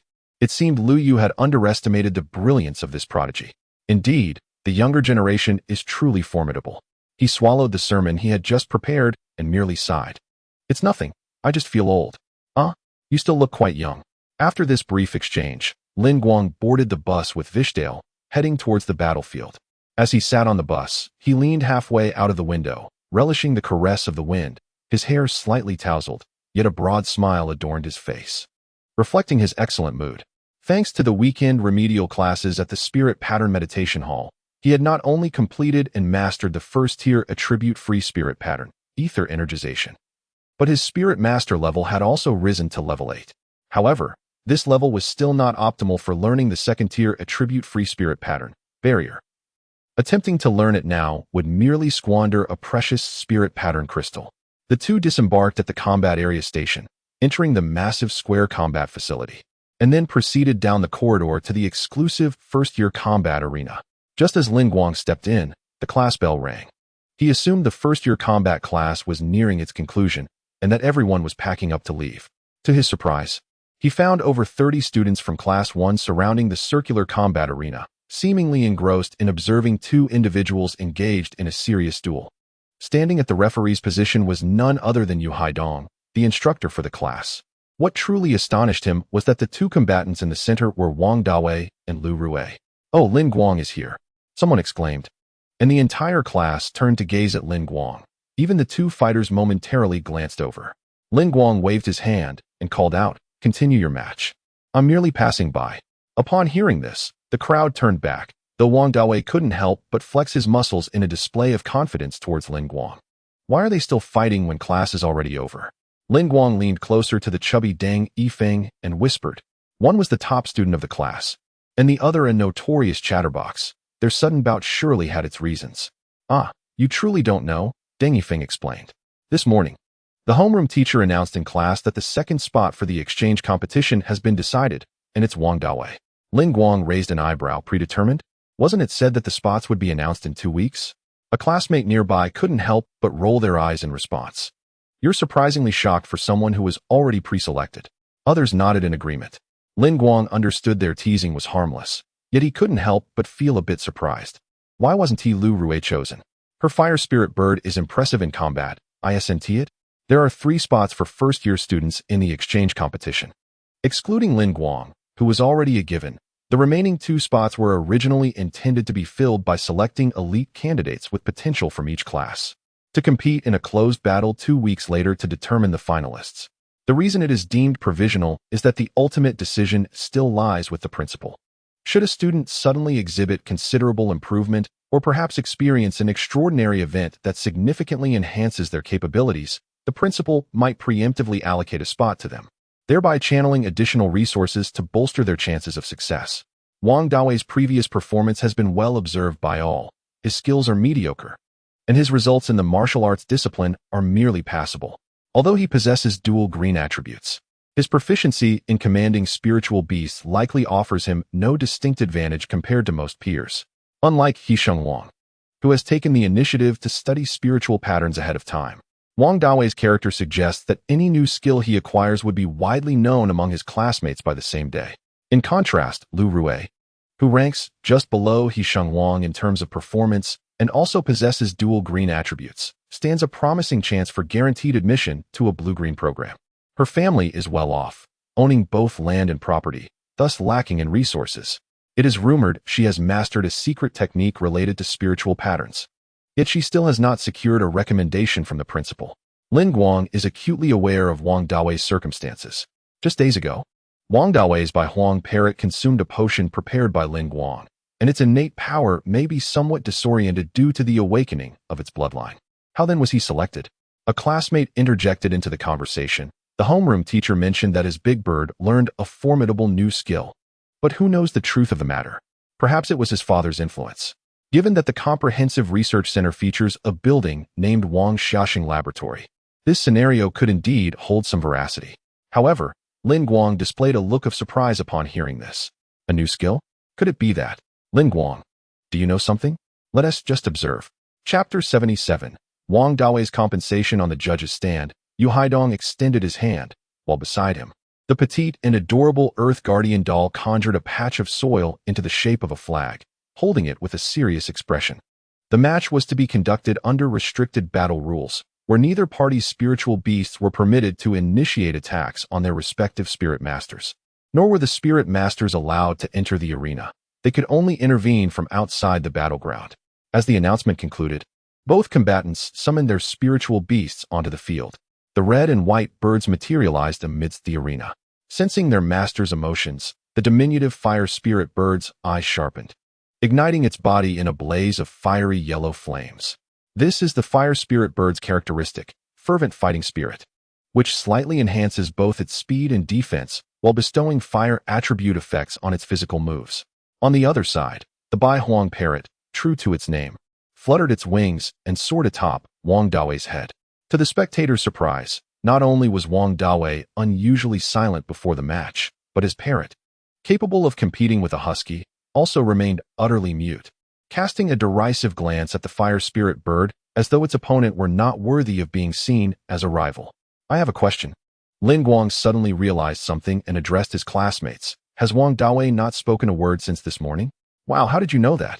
Deng Yifeng expressed his astonishment, remarking that his companion had been unusually silent throughout the day, communicating only through gestures or typing.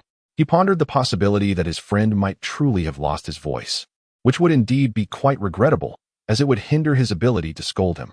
Lin Guang displayed an expression of understanding, having already formed his own conjectures, murmuring to himself about the significant sacrifices made, uncertain if it was his own decision or not.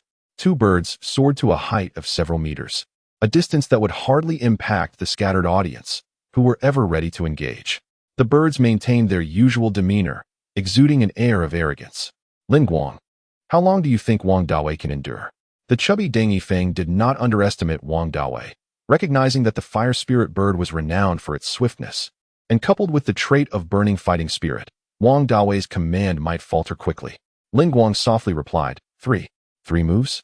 I must say, with both birds having dual green configurations, it shouldn't be so pitiful. 2. 1. As the two birds ascended to a considerable height, the referee waved his flag. Lin Guang quietly covered his ears. A piercing shriek resonated, momentarily disorienting everyone present. When clarity returned, all were astonished to discover that the fire spirit bird had plummeted to the ground.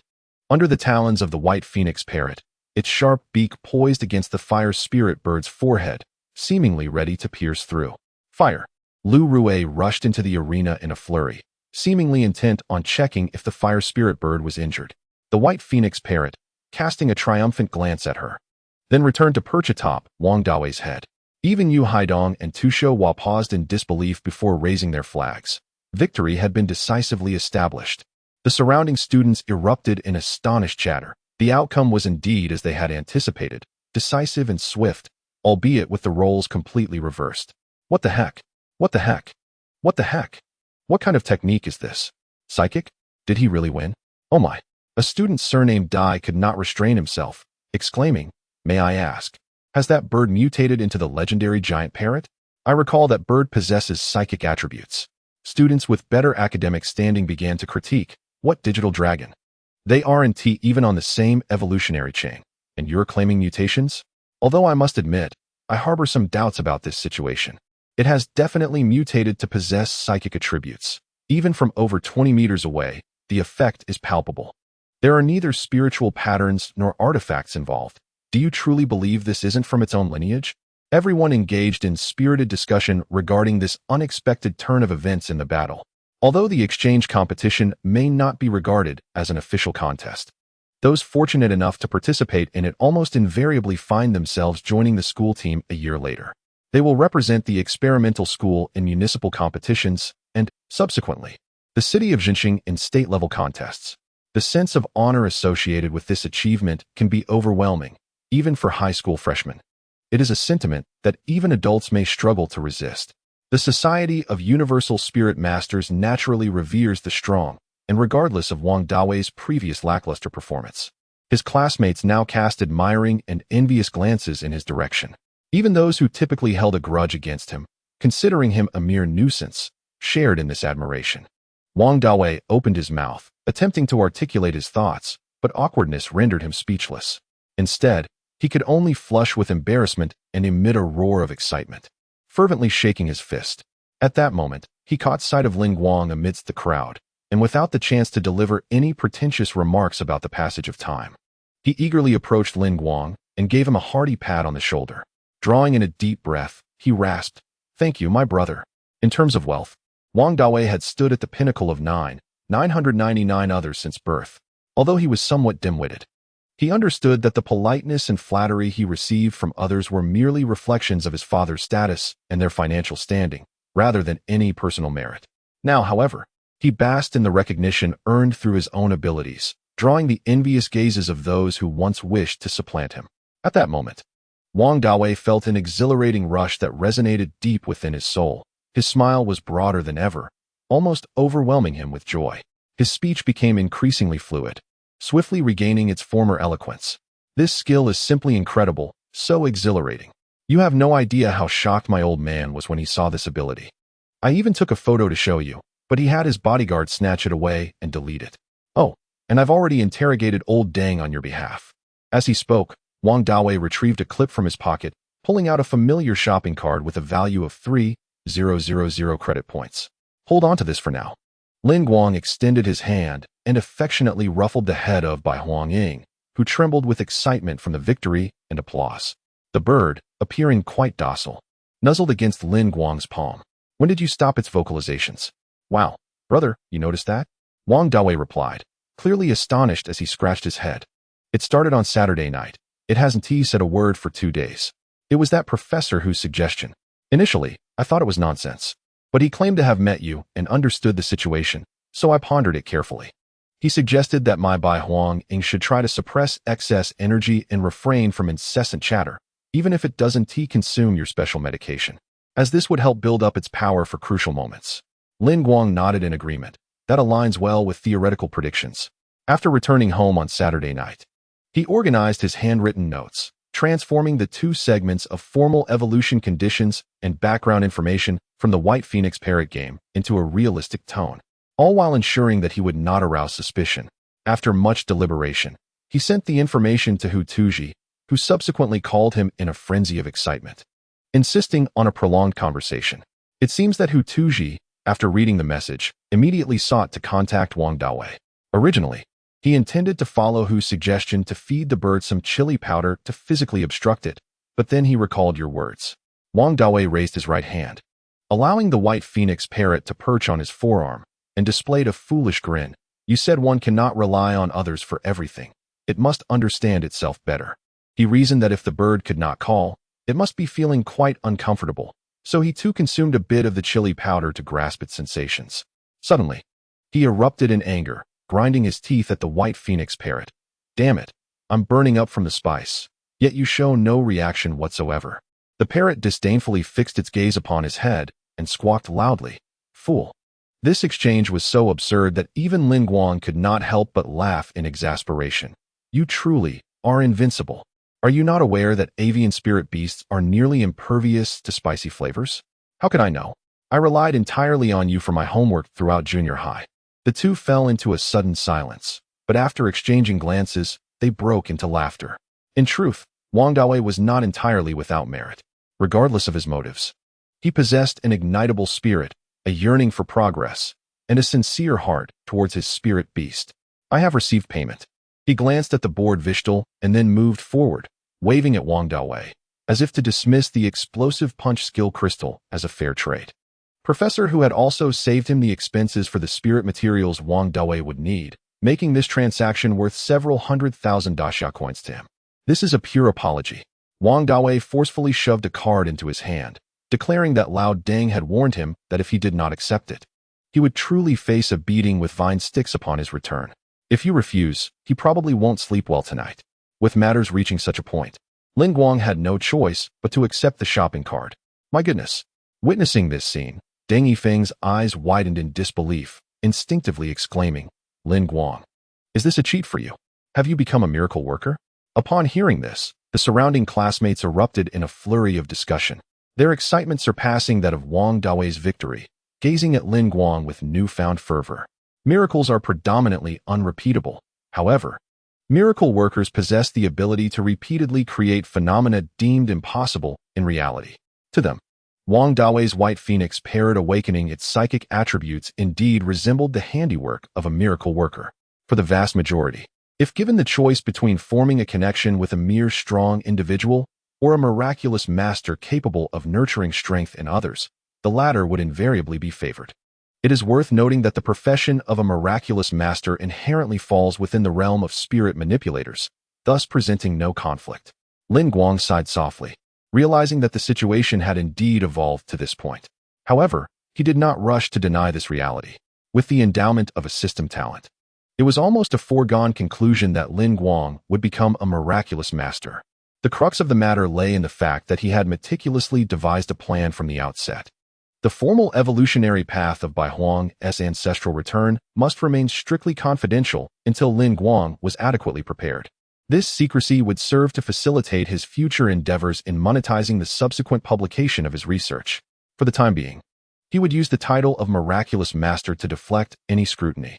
Subsequently, Lin Guang exerted considerable effort to clarify that the research in question had been left by his parents, as well as the achievements of the Miraculous Master studio he had contacted. He asserted that he was far from being capable of assuming responsibility for the cultivation of other spirit beasts. Nevertheless, despite his disclaimers, many still gazed at him with fervor, including the recently defeated Lu Rue.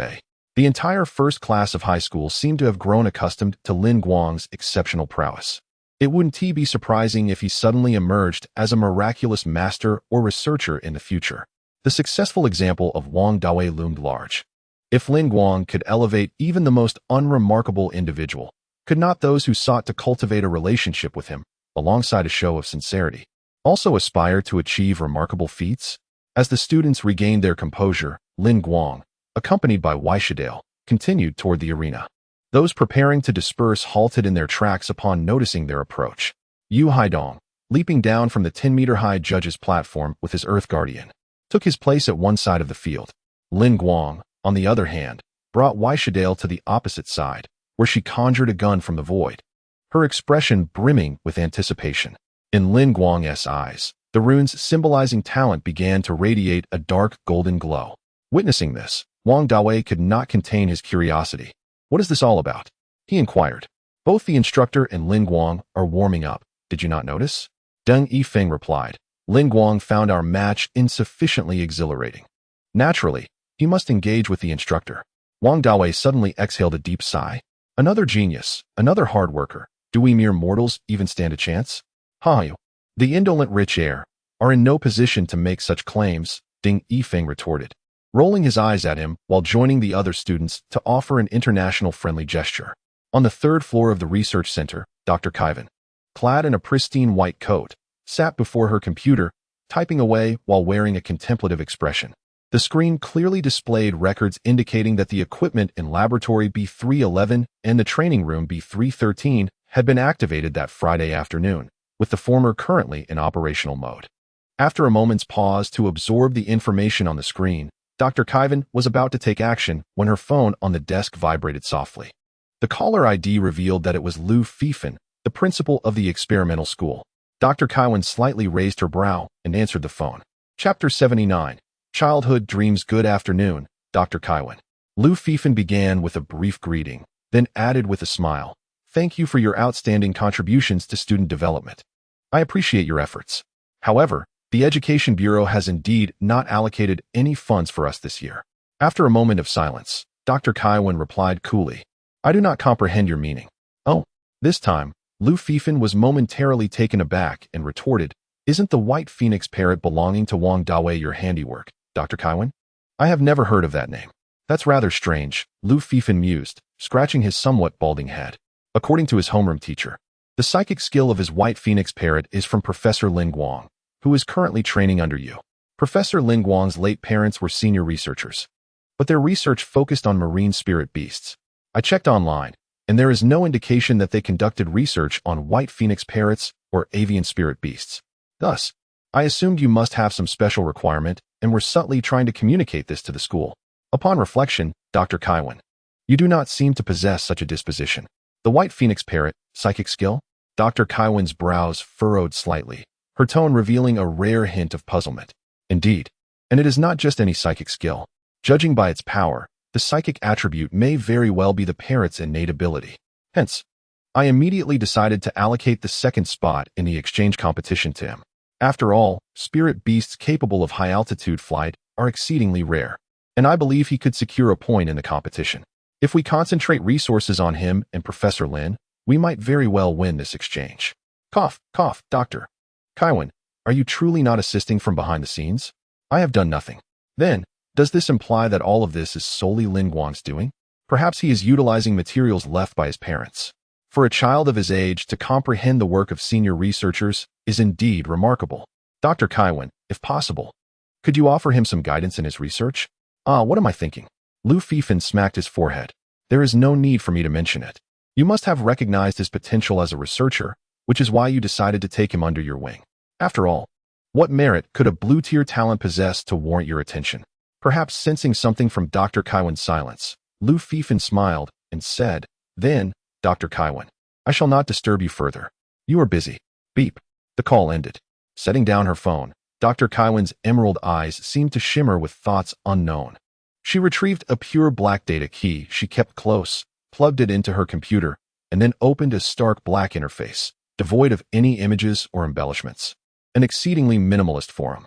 She entered the keyword Lin Guang, senior researcher, and began to scrutinize the results one by one. Ultimately, she clicked on a particular result. Senior researcher Lin Xian, affiliated personnel, his wife, intermediate researcher Ning Xinru. Relevant facility, Xinxing City Offshore Research Institute. Relevant event, the demon invasion incident in Xinxing City. Dr. Kaiwan meticulously reviewed the files concerning the two individuals. Her expressionless yet exquisite visage gradually transformed as she progressed through the documents. Suddenly, her eyes widened slightly, and a complex emotion flickered across her countenance. With a gentle sigh, she lowered her gaze, gradually regaining her composure, though a hint of melancholy lingered within her. Rising from her seat, she made her way towards Laboratory B311. Outside the laboratory, on a bench, sat a silver-haired girl with a bored expression. Upon hearing footsteps, the girl looked up warily, and upon recognizing Kaiwan, she scoffed softly, muttering a disdainful remark about an aloof old woman. With a fleeting glance at her, Dr. Kaiwan swiped her card and entered the lab, where Miao Miao and Lin Guang were busily engaged with a centrifuge. Their expressions turned to surprise upon her arrival. I recall I did not grant you permission to use the laboratory equipment, Dr. Kaiwan stated, her face betraying no emotion, yet her cold demeanor exuded undeniable pressure. Dr. Kaiwan, this is... Before Miao Miao could finish, Dr. Kaiwan shook her head. Lin Guang, astonished, noted a softening in her expression, her voice taking on a gentler tone. I shall also register your information for the laboratory's access system. From now on, you may come and go freely between the laboratory and the ecological garden. This unexpected concession left Miao Miao momentarily speechless. Dr. Kaiwan abruptly shifted the conversation to an unforeseen topic. As for the project concerning the Bai Huang parrot, feel free to manage it as you see fit. I shall not take responsibility for it. Should you require access to the facilities and data analysis here, consult Miao Miao on how to utilize them. Pausing, Lin Guang cautiously remarked, it's nothing significant. The research materials from my parents should not require too much effort. Dr. Kaiwan regarded him. If you encounter any uncertainties, do not hesitate to ask me. While I will not interfere with your research, I am willing to clarify any doubts without it taking too much of your time. After a considerable moment, Lin Guang finally comprehended. So, you are saying you agree to let me accompany you in conducting research? If you wish it. Dr. Kaiwan slightly adjusted her posture.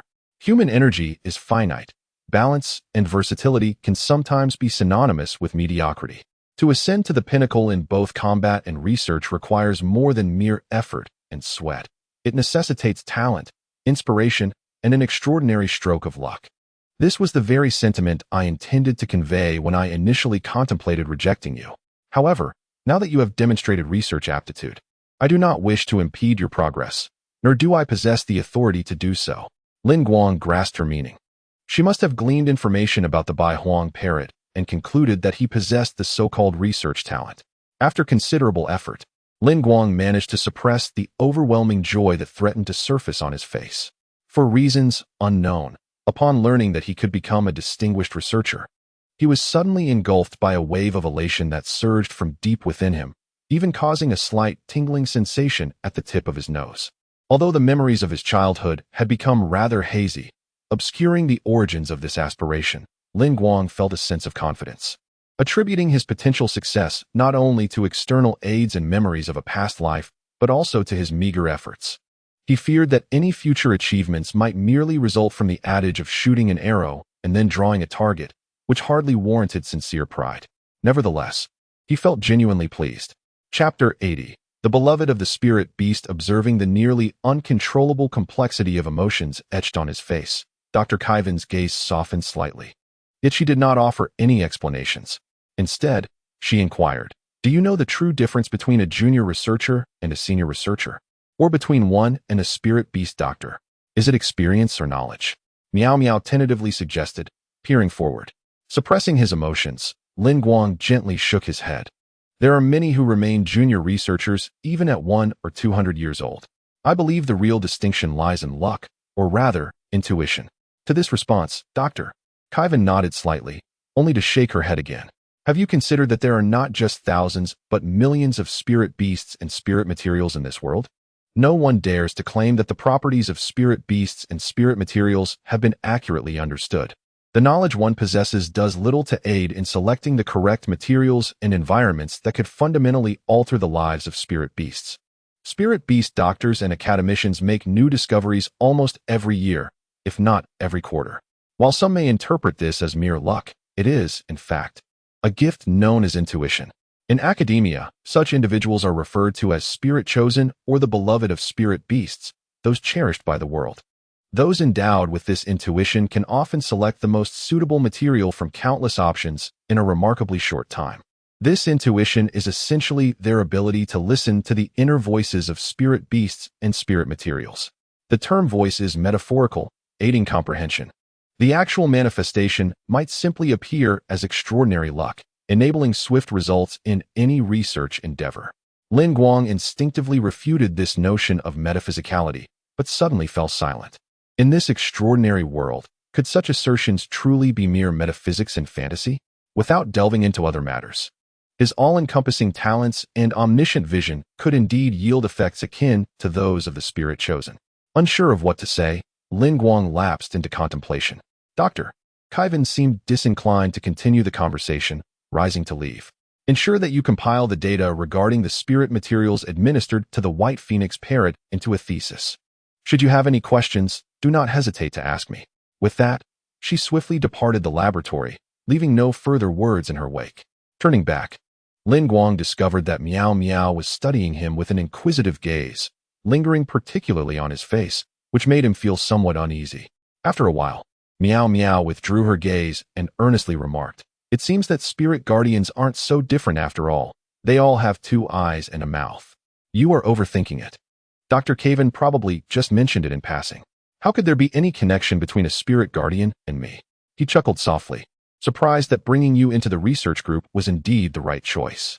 Meow Meow, however, paid no heed to his rebuttal, simply patting his shoulder and whimsically imagining, "If you truly are a spirit guardian, a super lucky star, this project would surely be completed in no time, and I could finally enjoy some leisure. Dreaming is a good thing, but alas, it is unrealistic. Humph, but it's worth pondering." Amid their banter, the two successfully concocted the potion for the White Phoenix parrot and placed it into the low-temperature freezer inscribed with spirit runes. Speaking of which, I finished reviewing the materials you previously provided over the weekend. Among the various methods for component analysis, that one. The two exited laboratory B311, and Vishel was nowhere to be found outside the door. Lin Guang paid little mind to it, and, alongside Meow Meow, took the elevator to the 4th floor, following the corridor to Meow Meow's personal laboratory door. Swiping his card to unlock the access, Meow Meow casually brushed her hand over the plant spirit beast responsible for releasing the filter membrane skill at the entrance, and Lin Guang once again felt that enveloping sensation. "Wait a moment, let me fetch some more materials for you." With that, Meow Meow began rummaging through her desk, while Lin Guang fell into a momentary contemplation. Although he had achieved his goal of joining Dr. Kaiven's research team, it did not mean he would forget Meow Meow's kindness. If circumstances permitted, he would find a time and way to assist Meow Meow in completing her project. Regardless of whether it relied on special abilities, results are results.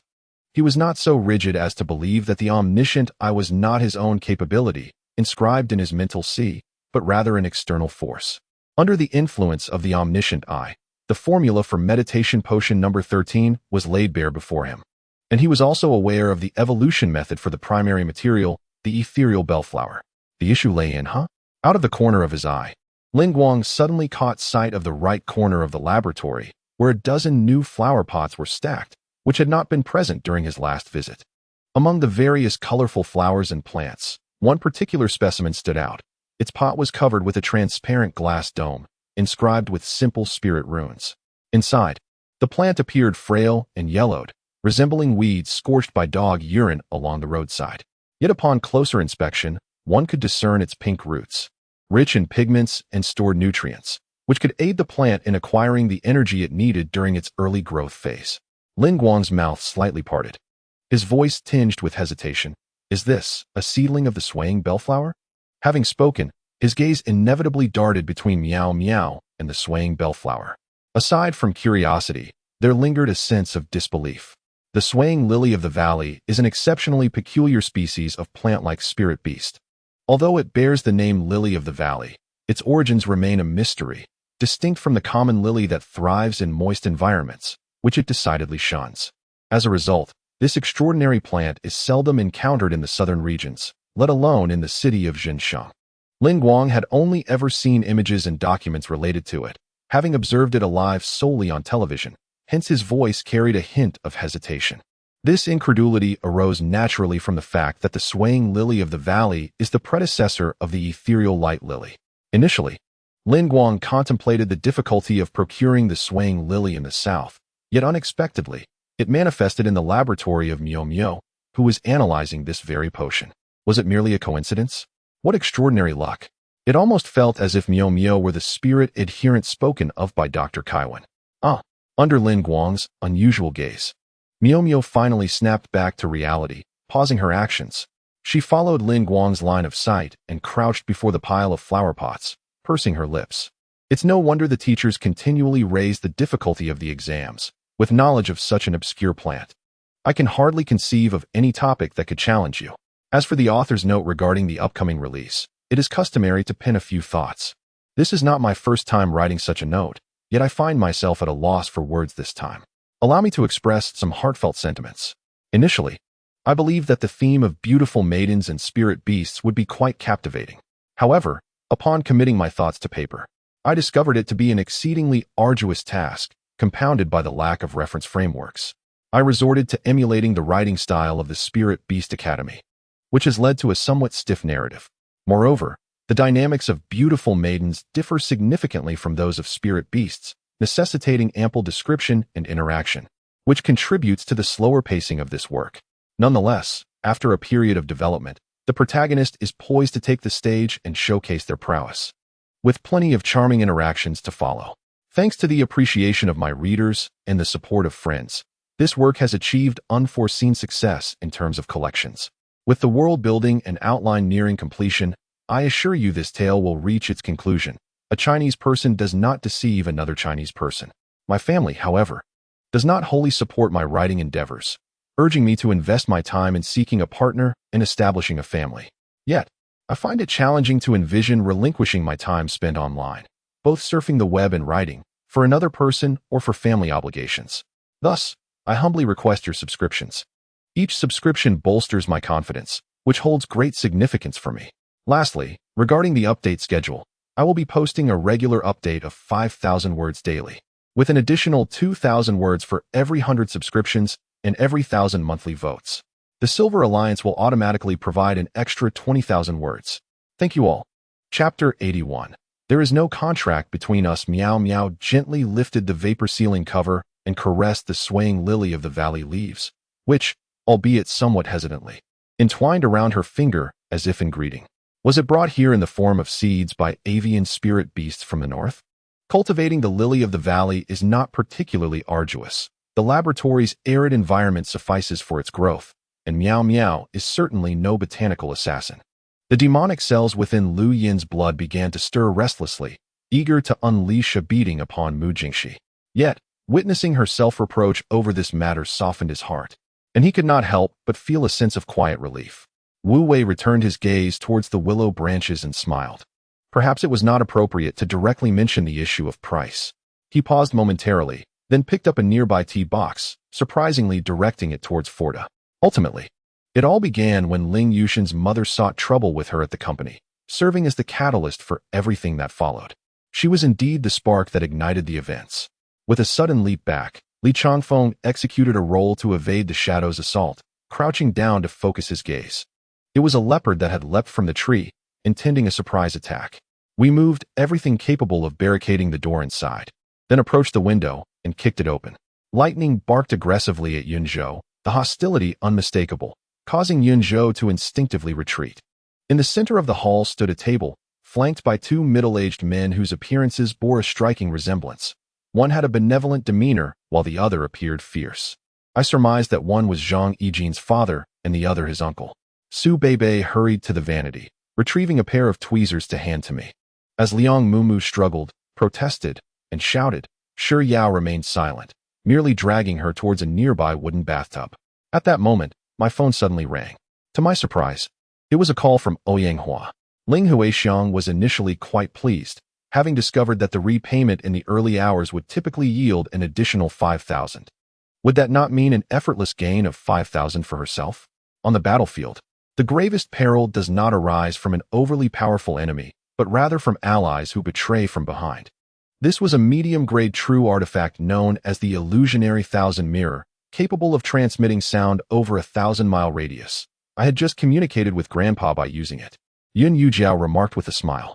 Yen Ximin's story was rather straightforward. By the time she appeared, her clothing had become tattered rags, with only a few scraps barely concealing what ought not to be exposed. Zhuge Chengshi pondered what had happened to Oyanghua. Could it be that those Americans had all committed suicide? However, that seemed rather unlikely. Contemplating this, Zhuge Chengshi called out to Oyanghua. The most crucial task now was to gain their trust in Naruto, persuading them to work for him. This way, the future development of the Ming sect would flourish under their leadership. Moreover, even after Naruto ascends to the role of the leader, these individuals will share numerous responsibilities with him. Yu Chun was momentarily taken aback. The words spoken by the Heavenly Phoenix King were beyond his comprehension, leaving him uncertain on how to respond. However, a cold smirk from Naruto solidified Bao Yu's conviction that he was indeed the one. Such a heroic figure was someone Bao Yu was determined to befriend. If death were to come, so be it. Yet the absence of a will was surprising. The struggle for the throne had reached a fever pitch, and at this moment, no one paid heed to the notion of taking advantage of the situation. Legend has it that each compartment of the Ferris wheel symbolizes abundant happiness, and when it reaches its zenith, wishes are believed to be heard by the heavens. If a couple kisses at the pinnacle, they shall grow old together, forever blessed with joy. Suddenly, the sound of a ringing phone pierced the air. Su Zuiyan cast an angry glance at the landline on the cabinet, initially suspecting it to be a call from Yi Kaiqing, ready to unleash his ire, only to discover it was his sister on the line. Chapter 82. Witness the Splendor of the World. 4K subscription requested, Friday. Coughing to suppress the dizziness, Lin Guang emerged from the meditation chamber, expelling the accumulated fluid from his lungs with a few coughs, before taking a deep breath and exhaling. He composed himself, and upon lifting his gaze, he encountered Dr. Qin clad in a white coat. Your recent condition seems somewhat off, she remarked, standing merely a meter away from Lin Guang, her exquisite visage reflecting concern. Through relentless exploration, Long Te gradually uncovered that, beyond Earth, the solar system harbored numerous celestial bodies rich in invaluable resources. The collective worth of these resources was akin to falling into a super black hole of development for a C-grade faction. After receiving guidance from Jiang Lianjuan, Jiang Lianji returned to the Jin Dao sect and bribed 2 maidservants to feign casual encounters along the daily path of Ruan Zinan. At this moment, the blood corpse was wedged within the crevice of the stone door, only half its body emerging from within. Approximately 5 or 6 minutes later, Han Ruobing finally exited the restroom, her demeanor having returned to normal. All is well now. You may leave. The American police officer instructed Lin Yu and the others to depart. Who can say? The world is rife with reckless individuals. Yet, I suspect this will undoubtedly be a spectacular competition. No one could decipher Tchaikovsky's double entendre from the moment Long Ci uttered the death warrant. He knew Major Mai was destined for misfortune. Alas, I shall accompany you, Zhao Yalong said, observing Xia Hehe's pitiful expression, ultimately deciding to step forward. All right, you may set off for Kyoto now, Yun Xian said, nodding toward the scarred man with a faint smile. He felt that he had already gained significantly today. To provoke Zhou Peng further would indeed be excessive. Please, take a seat. "Chief," he welcomed Zhang Long to sit, then nodded approvingly at the envoy before gesturing for the two to withdraw. Military life was austere. Presently, only plain tea was offered, and he hoped the chief would be understanding. With that, Enruichi personally poured a cup of hot tea for Zhang Long. The cold moon refrained from responding to him, for she was at a loss for words. The events of the day had left her profoundly shaken, and she found herself struggling to adapt. To claim she was entirely indifferent would be a falsehood, yet to assert she was particularly affected would also be misleading. Suddenly, warmth enveloped her lips as he was kissed by the cold moon. Her kiss was tender, mindful of the grievances he had endured in recent days. However, this matter must remain concealed from him, and she could not divulge it prematurely. With her tongue, she gently traced the contours of her lips, savoring his essence, pouring all her longing for him into this intimate embrace. Do you recall the incident involving General Liu Haihua, the third son of the Qi State's Duke, who caused a commotion at the Qingqing Tower by injuring Jia Ji of the Njinbo Manor? That event had thrust the Qingqing Tower into the limelight, albeit for unfortunate reasons, yet it also brought greater awareness to the establishment. The cold moon and Meng Xingchen heard a commotion and turned to see Mu Qingyan surrounded by a throng, appearing utterly bewildered, her veil having vanished. This ornate box contained the secrets of the soft slaves. The occurrences of today, yesterday, and the day before had all been inscribed within. The skeletal remains encircled them, and the dense branches resembled countless chains, ensnaring the ankles and bodies of the two creatures, constricting around their necks. General Huang set down his phone and approached the computer, where the stark chart of Baoshan cement blared painfully on the screen, akin to a thorn piercing his eyes. As dusk deepened, the carriage slowed its pace. The crescent moon, identical to that of the previous day, ascended into the sky, suspended in the air, while the hazy moonlight bathed the encroaching night in a soft glow. Chapter 83. He is the Challenger. 4K subscription requested. Not only had he mastered the explosive fist technique, but Vishel also seemed to have infused the killing intent he honed in the illusion into the fearful countenance, elevating it to a green skill and enhancing its proficiency by a level. Ah, how reminiscent of earlier sensations, he mused, exhaling deeply as he concluded the striking posture he had maintained for several seconds, retracting his subtly glowing fist and spreading his fingers, the residual ether swirling around his fingertips. In the military, camaraderie is prized, especially among one's own, yet dissatisfaction with outsiders is often regarded as a challenge. An invisible temporal barrier isolated the remaining fog beasts from the ring, and in a silent explosion, all the fog beasts became acutely aware of their surroundings. He pondered, realizing he must capitalize on his keen perception to seize the opportunity for treasure hunting. Exchanging some for elemental stones would also be advantageous. Upon reaching the main road, to ensure a smooth passage through the several outposts established by the foe army, at Li Hongyi's behest, only a scant 30 soldiers without uniforms remained to drive the carriage, while the others were forced to traverse the rugged hillside, following at a distance. Ultimately, an hour elapsed. Helian Ju clutched his chest, continuously spitting blood, while Shangwan Min's lips turned purple, her complexion ashen, and her steps faltered, clearly having succumbed to poison. Hongjun Daozu remained silent, merely nodding slightly in acknowledgement before his figure gradually dissipated within the Zixiao Palace. In such a scenario, Fushi, besieged by 4 ancestral witches, demonstrated remarkable composure, skillfully countering their attacks with the intermittent assistance of the hidden Zhu Long from the River of Time, managing to hold his own effortlessly. Sister, do you truly believe that the one surnamed Lien will not be utilized by Yi Chonghua? He is, after all, the cousin of Jin Lianqing. Dugu Ao remarked with a serious expression. Is there any way to prevent them from perishing while also stopping their malevolence? Xian Ku could not help but inquire. Still a monk at heart, he possessed an innate kindness that made certain matters difficult to bear. With a swoosh, Lu Qinxiang's body was enveloped in a vibrant light, and the Balian lamp immediately soared towards the exit. Guchun had contemplated celebrating Xia Shiguang's birthday. However, having lived together recently, he was aware that she had yet to come to terms with the events of 7 years prior. For Xia Shiguang, a birthday was not a joyous occasion, so Guchun had only silently gifted her a lipstick beforehand. Hua Jiu understood that the Zongtian had wreaked havoc in the Ling Tian realm for 30,000 years without being vanquished, indicating his unique prowess. To this day, other than the successive heavenly sovereigns, no one knew the origins of the Zongtian. Inviting her to appear might be feasible, yet after some contemplation, Zella ultimately relinquished that thought. With this in mind, Li Mo finally rose. The warlord had entrusted him with leading such a large contingent, yet he had not been provided with any military supplies. Though these individuals did not require sustenance, what would happen if they were injured? Would he be expected to personally cover their medical expenses? As he spoke, a thread of thought materialized out of thin air, coiling around the middle-aged man's body. After all, the chaos and conflicts of the Central Plains were their own affairs, and when the doors were shut, they were all kin. Suddenly, a commander, wielding a large blade, led a troop that galloped out of the city gates. The general, almost in tears, pleaded earnestly. Observing the general's heartfelt counsel, Zhu Yanbin shed 2 lines of tears, nodded, and retreated indoors, remaining seated for several days. When breakfast was served, Xiaoshi Wang realized that not all food from country Y was dark cuisine. Yun Zhen became torn. Today was her day to take charge, yet she lacked her usual enthusiasm. Fearing that excessive chatter would arouse Yun Feng's suspicion, Yun Feng was no pushover, and given her advantageous position of power, without the means to conceal her own faults, it would be easy for others to discover her missteps.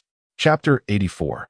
The Profundities of the Earth. Today's 16K update completed. Subscriptions are welcome, strictly speaking.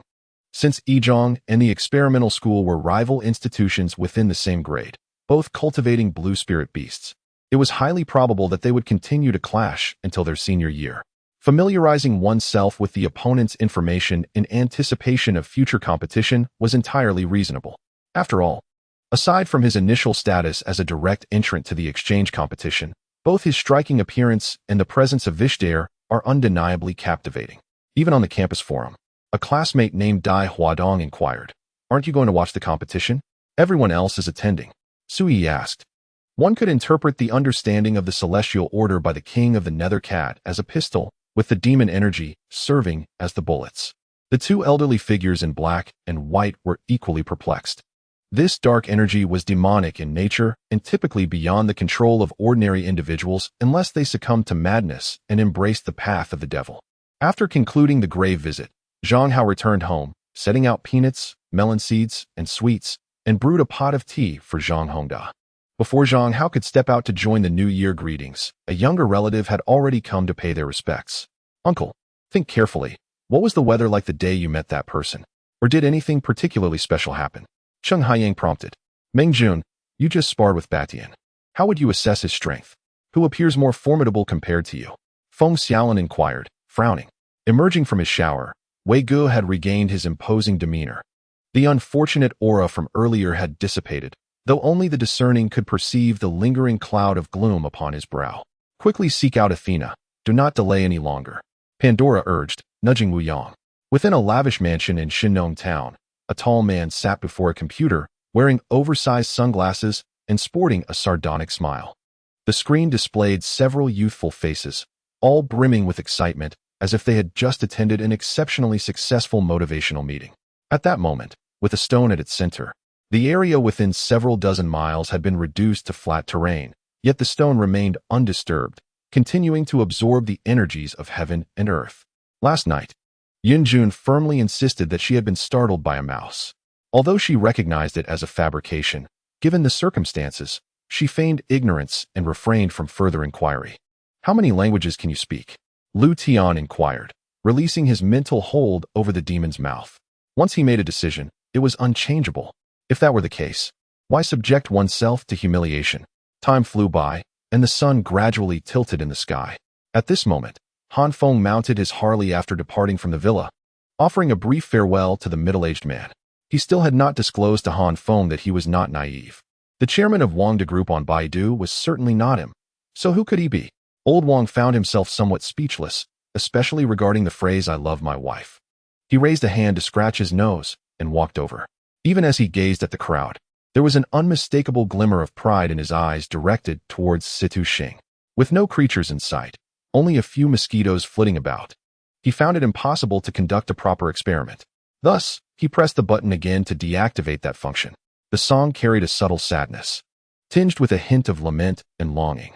Du Qiangwei sang while casting her gaze toward Yuan Ying, as if confiding her affections.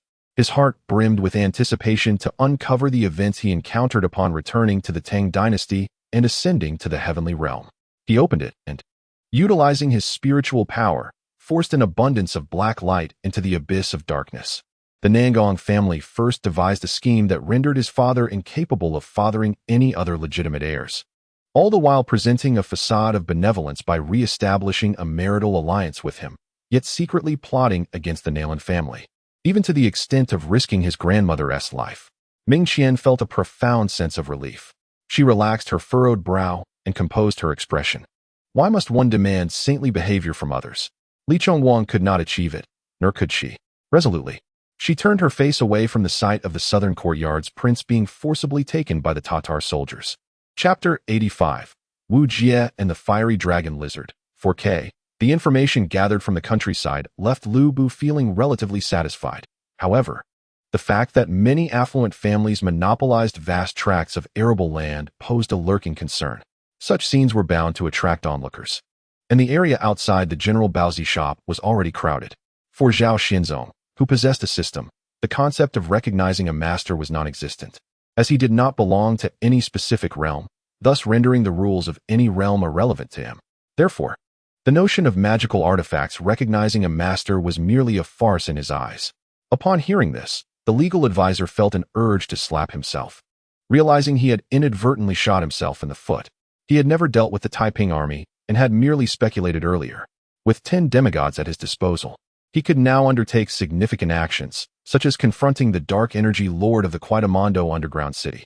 Legend has it that she is the Phoenix Lord of the Fengming Kingdom, the true ruler of the realm, who led the kingdom to conquer both northern and southern Yu, known for her ruthless and merciless nature. Moreover, Zhang Liang had not recently risen to fame online. If he truly intended to extend an invitation, he would have done so long ago rather than at this moment. Yang Xiuqing possessed a keen insight into whom to employ and whom to dismiss. He was acutely aware. The inspectors he dispatched consistently reported the military status and the backgrounds of the officers to him.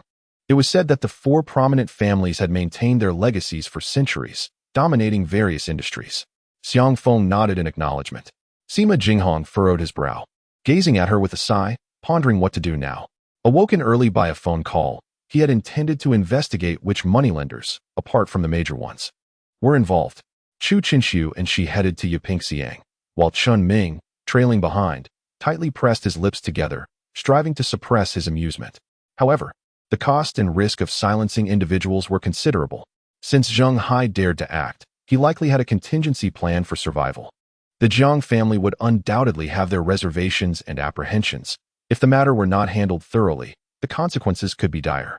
Deciding to prepare a few signature dishes, he vowed not to tarnish the reputation of the Rue Wang Fu. After issuing his orders, he turned to leave.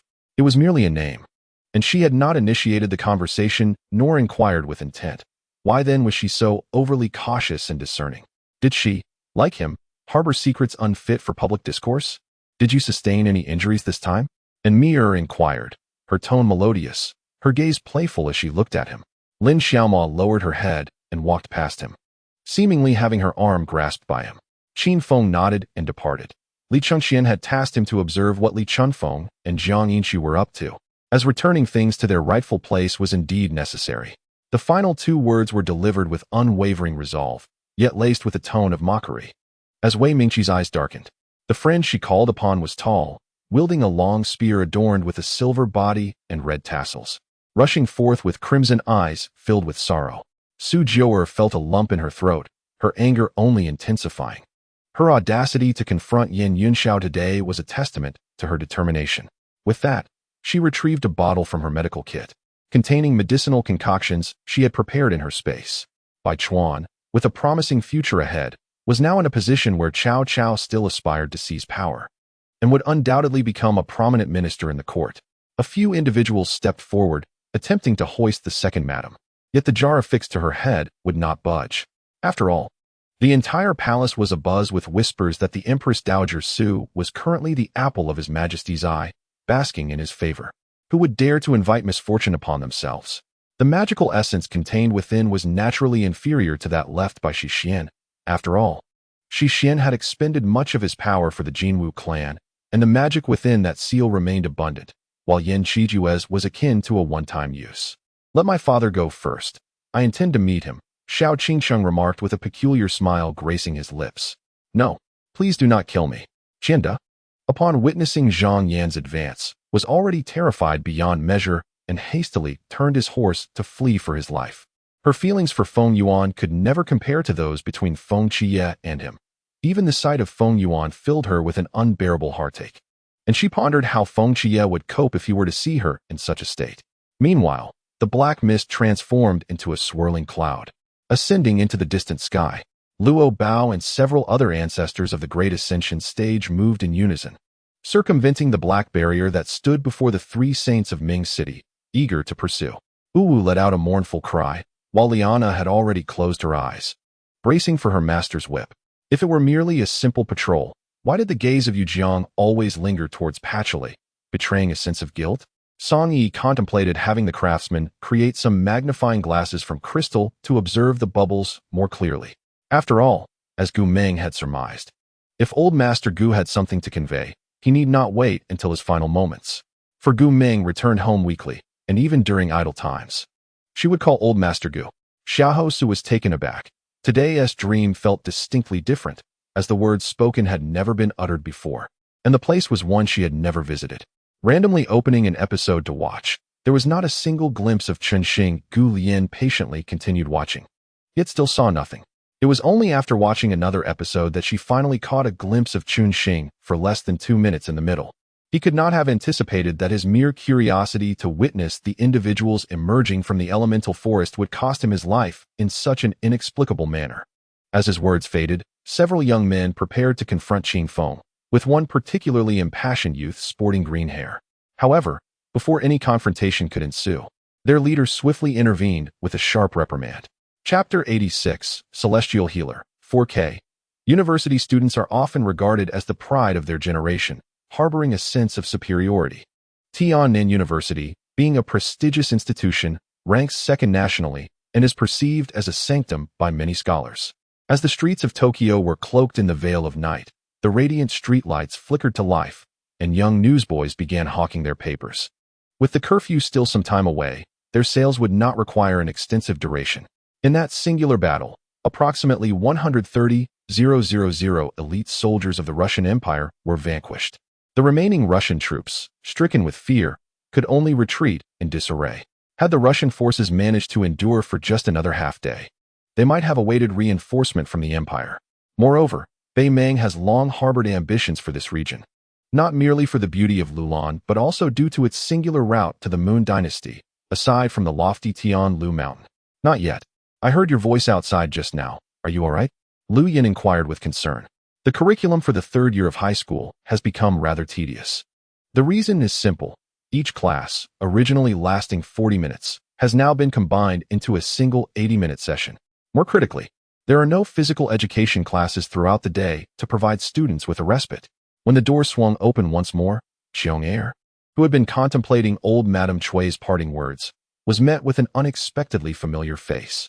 With the southern fleet of the carefree empire advancing, internal military mobilizations within the empire began to stall, leading all nations to speculate that the carefree empire was preparing for an expedition to the Australian continent. Many surmised that the conflict between the carefree empire and the allied forces was on the verge of commencing. This action caused Ding Zhongmin to instantly alter his demeanor. His willingness to speak stemmed from his status as the most seasoned and powerful cultivator present. Thus, if you fail to guess correctly, you must agree to one of my requests to ensure fairness. Xing Chen seized this advantageous opportunity. In the adjacent room, Shang Qingyue languidly propped her head with one hand while toying with a wine glass filled to the brim, some of the liquids spilling over. Having slept through the morning, she lay sprawled across the bed, occasionally smacking her lips. The others, including Zhu Fuguei, showed no inclination to take a different path. As they departed from the medicinal garden, a sudden buzzing echoed, and upon turning back, they found the area before the garden was now an empty expanse devoid of anything. Individuals like Gu Zhongying are those who, despite their own limitations, do not believe others can succeed either. After all, if she is aware of the peculiarities surrounding Yan Xiao, why would she concoct such schemes? Even if her heart is filled with doubt, she firmly suppresses the notion that if she cannot accomplish something, neither can anyone else. In the subsequent chamber, Zhu Fuqi unexpectedly encountered a peculiar two-headed tiger, a creature that left him somewhat flustered. Jin Mo and Yin Xiao stepped in to assist. Yet this formidable beast exhibited astonishing speed and strength, capable of unleashing icy blades from its mouth, making it exceedingly difficult to defend against. Li Xiaoyao could not help but feel bemused. Such an obvious passage was brazenly laid bare before them. The individuals present were all robust and likely in their 20s. They were indeed the elite bodyguards of Qi Haodou. What is the requisite funding? Liu Bei inquired, his voice trembling. The mere mention of money brought him considerable distress.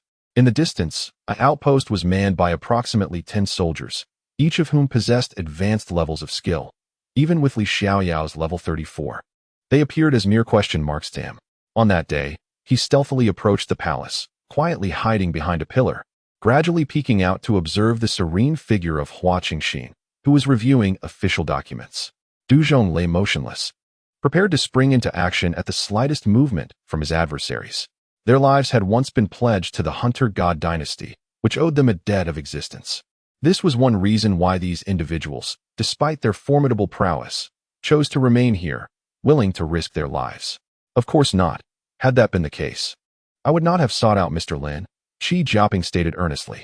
The youths found it challenging to articulate their circumstances to these seasoned individuals and ultimately decided against further explanation. Contemplating the moment they could return to safely escort their families once stability was restored. The Dragon Soul captain appeared fierce and relentless in pursuit. However, after exchanging several blows, he had yet to graze the hem of Qing Zhu's attire. It is noteworthy that Xiu Deba was a banker. Persuading him to part with shares of Standard Chartered Bank would be an arduous task indeed. I shall accompany you and apprehend that intruder as well, Guofeng declared through gritted teeth, a fierce glint flashing in his eyes. Report to the commander. Our unit has successfully encircled the bandits in Taizhou, and all divisions are in position, ready to assault the fortress. Wu Luzhen compiled reports from his subordinates, aware that all battalions were poised for action, eager to launch an offensive. However, Wu Qinchuan's objective this time was not to seek a swift resolution. Although a pandemic had erupted globally, the United States, as the epicenter, undoubtedly experienced the most severe ravages of the outbreak. Is this a ruse on their part, General? After all, history has yet to record an instance where one side in a conflict relinquished a fortress without reason merely to showcase tactical prowess. A Qingdao colonial government official remarked. Chinese strategies have a history of thousands of years. Perhaps this is merely a blusterous tactic. All personnel, prepare to board the Kunping. The black hole has appeared at the designated coordinates. We are ready for departure, Zhao Yichuan bellowed. Tang Ji could never have anticipated that the location to which Li Qingfeng led him would be a pleasure house within Panduo City. Zhao Sihai was equally surprised. Having inadvertently provoked Ao Meng, he had initially thought to elicit merely sorrow from Ao Meng, seizing the opportunity to launch a stealthy attack during Ao Meng's moment of distraction. Unexpectedly, the situation took a turn for the worse as Ao Meng, in a frenzy, charged towards Zhao Sihai. Chapter 87, Acupressure Massage. Lin Guang set down his book and turned around. There stood a silver-haired girl, bent over, her head leaning in, futilely attempting to discern the contents of Lin Guang's book. She had just emerged from the bath, clad only in a white towel, which seemed rather insufficient for her frame. Despite her efforts to adjust its position, it barely covered her distinctly curved waist and hips, leaving much to the imagination. Moreover, the sight of Yanmi gazing at Yi Jingbai in such a state caused his fingertips to tremble slightly. He felt an overwhelming sense of having misstepped, yet remained unable to contain himself. Was he only to confide in your wife? Aren't you planning to inform the teacher? Chao Mingyu feigned anger as she inquired. Me? I wield a knife, endowed with considerable strength. Kai Yong, a robust figure from Shandong, stood just a couple of inches shorter than Ding Long, his physique imposing. What are you doing? Gu Yangshan's voice rang out, elevated, yet his arms remained steadfastly in place. Not pushing her away. Slowly, Gu Yangshan removed the syringe from Luo Chu's hand, just as he was about to take off her oxygen mask when Gu Yangwang rushed in. Yue, how many secrets are you still hiding from us? Xian Yuan Huang gently pinched her nose, his gaze filled with affection. Lin Tianfan wasted no time and dashed towards the elevator, his back facing it, watching the digits ascend one by one on the glass panel. The blood within him chilled progressively, and his right hand secretly gripped the hilt of his military knife. Excellent. Time is of the essence. We must return to school and commence our studies. At Chi-Ju's command, the melancholic students gradually made their way back to their classes. In the ensuing month, Song Mingjue repeatedly approached Qin's father, hoping to marry Qin Huanhuan. Yet each endeavor ended in failure. Jiang Yu had lost all hope. Although Lao Jun was reluctant to admit it, he couldn't help but express his sentiments at that moment. The four famished beasts could only watch in despair as Shun Yanshao and Yin Yu savored their meal, while they themselves were left yearning. Su Qingji had also attempted to approach Su Jinlei and the Tang family with an audacious demeanor, yet their reactions ultimately left her profoundly disappointed. A peculiar dwarf, possessing an eccentric penchant for alchemy and vast wealth, yet unwilling to reveal his visage to the public, truly piqued Pipika's curiosity. How did you guess? Zhao Hanyan's voice resonated through the phone, accompanied by astonished cheers from the scene.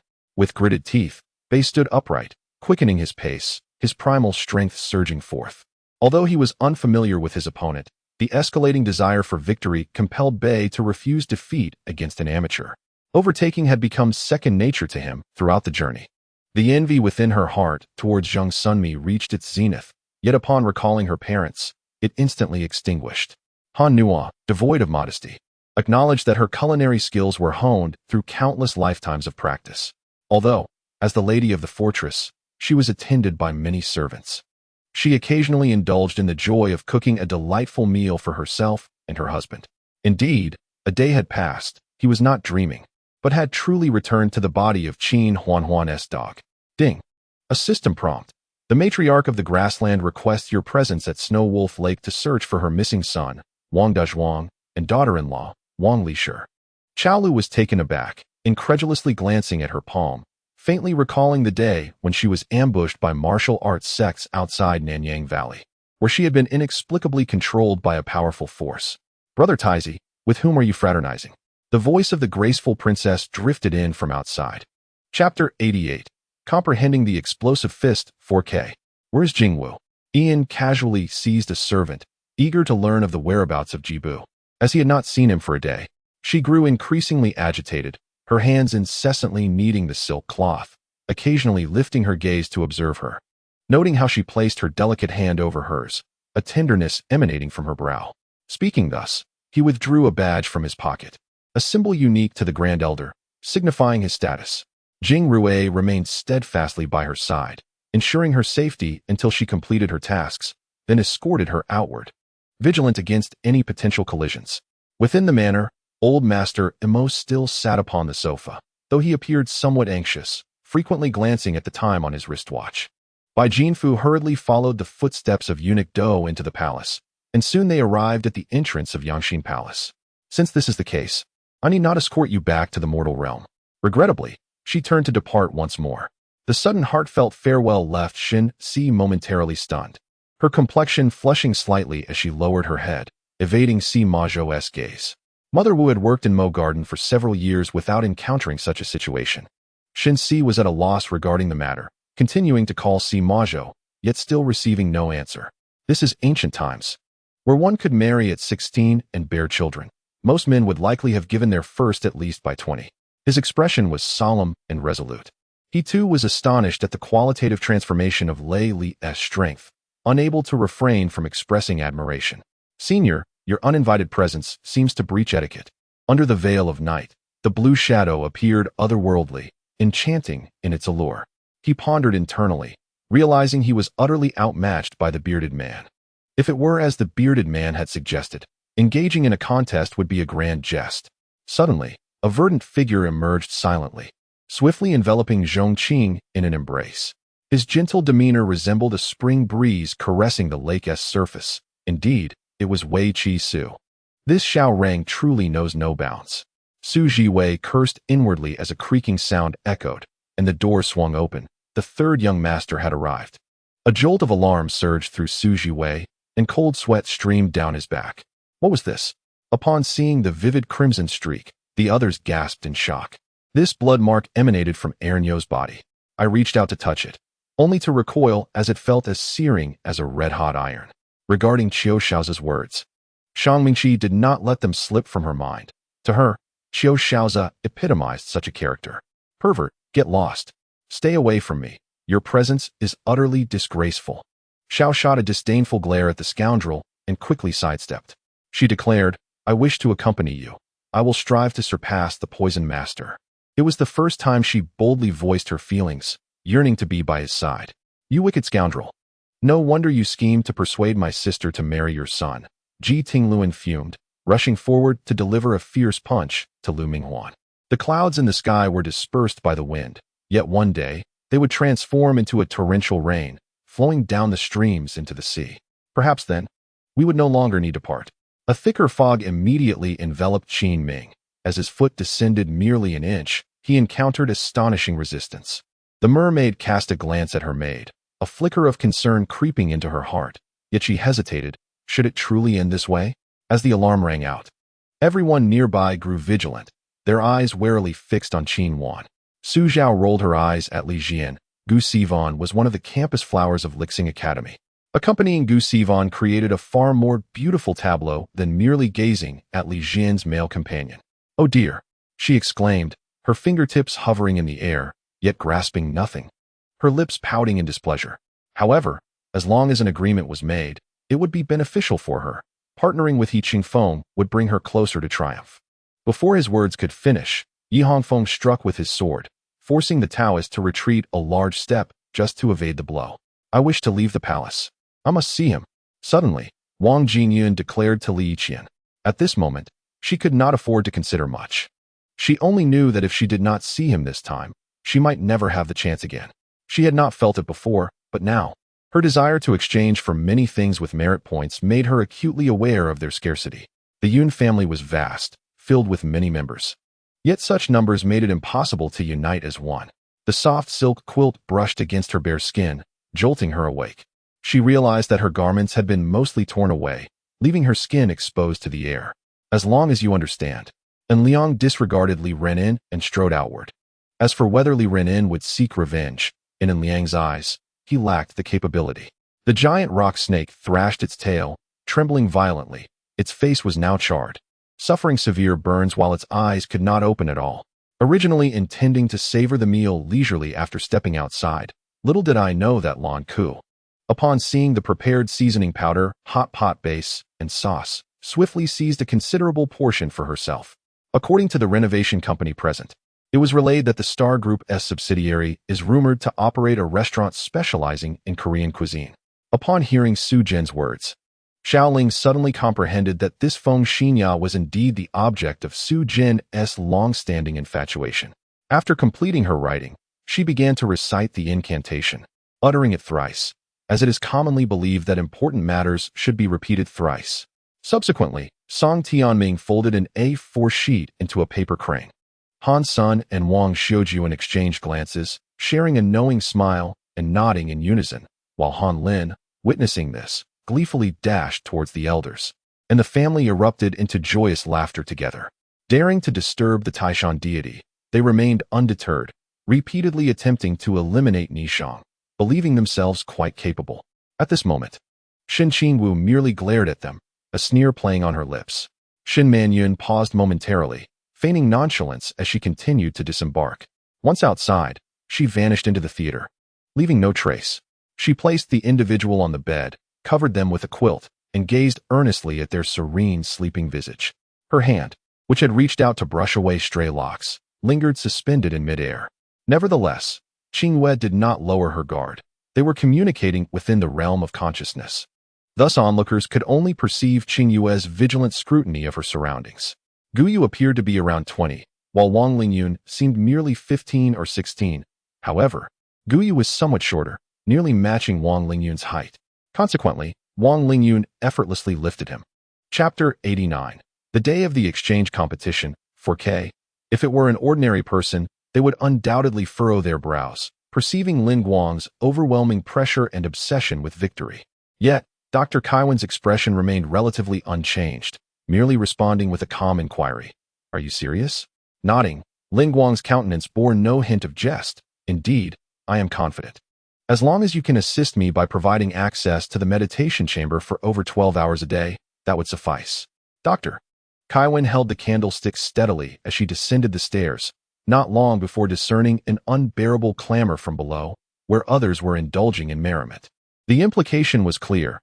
His intervention stemmed solely from concern for Wei Anning, with no ties to the Duke's estate. However, I have searched everywhere. Every possible location has been explored, and inquiries made regarding individuals who could have been nearby during that time frame yielded no discoveries. Chen Chun is lost. What will happen to Tang Xin? What about Brother Yin?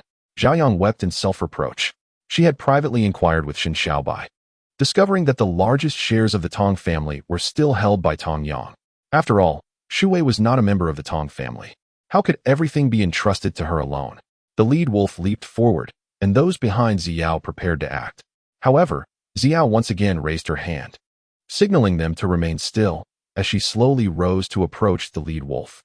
Her father is the current hereditary peer of the Rockefeller family, and there are speculations about Louis Rockefeller's indulgence towards her, suggesting an intention to groom her as the heir. I can simply have someone else pick me up. Tang Xin had no intention of allowing him to escort her. Upon reaching the parking lot, she attempted to shake him off. Years ago, in the demon realm, she was bullied by a great monster and was sent to the ethereal realm as a mere pawn. Mom, since it has already happened, there's no need to be so sorrowful, Yu Jai in pain advised, though his own eyes were reddened. Feng Jingshui smiled faintly, taking the stone from her hand.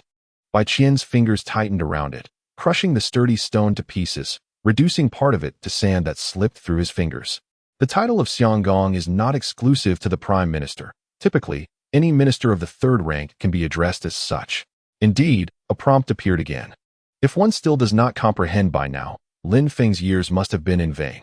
She turned around, gazing intently into Zheng Ziyun's eyes, who reciprocated her earnest stare. However, he currently could not wield magic, rendering the magical beverages temporarily useless to him. A gunshot rang out. Barney Rose had a hole in his forehead, blood gushing from the back of his head as he slumped back against the chair. Wesley, clutching his wrist, wept as he apologized to the East Asian beauty and the waiter whom he had slapped. Xie Yuantang was also scrutinizing him. His obsidian-like eyes blinked, long lashes fluttering. Both adorable and astute.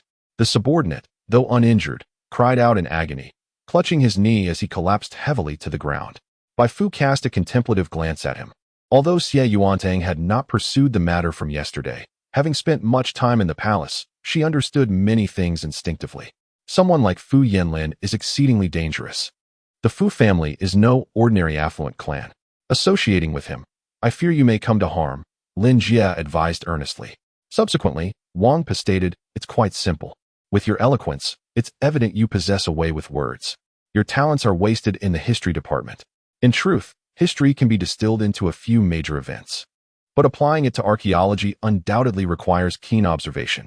In days gone by, a mere furrow of her brow would elicit deep concern from her mother. Today, that indifferent mother felt like a stranger. She adorned herself with the expensive jewelry she typically despised, her face heavily made up. No way, you've taken all the advantages. I can't let you continue to benefit at my expense, Lung Wushuang exclaimed angrily, suddenly turning to face Yichun. Chapter 90. Are you truly intent on winning? Today's 12K additional update is complete. Subscriptions are requested. Principal Liang Xing of the first high school, amiable and approachable, patted Lu Fifan on the shoulder. The two appearing like brothers, as a fine thread of mental energy vibrated through the air, directly transmitting his voice into Lu's ear. Lu Fifan, your head is becoming increasingly bald. By next year, will you have not a single hair left?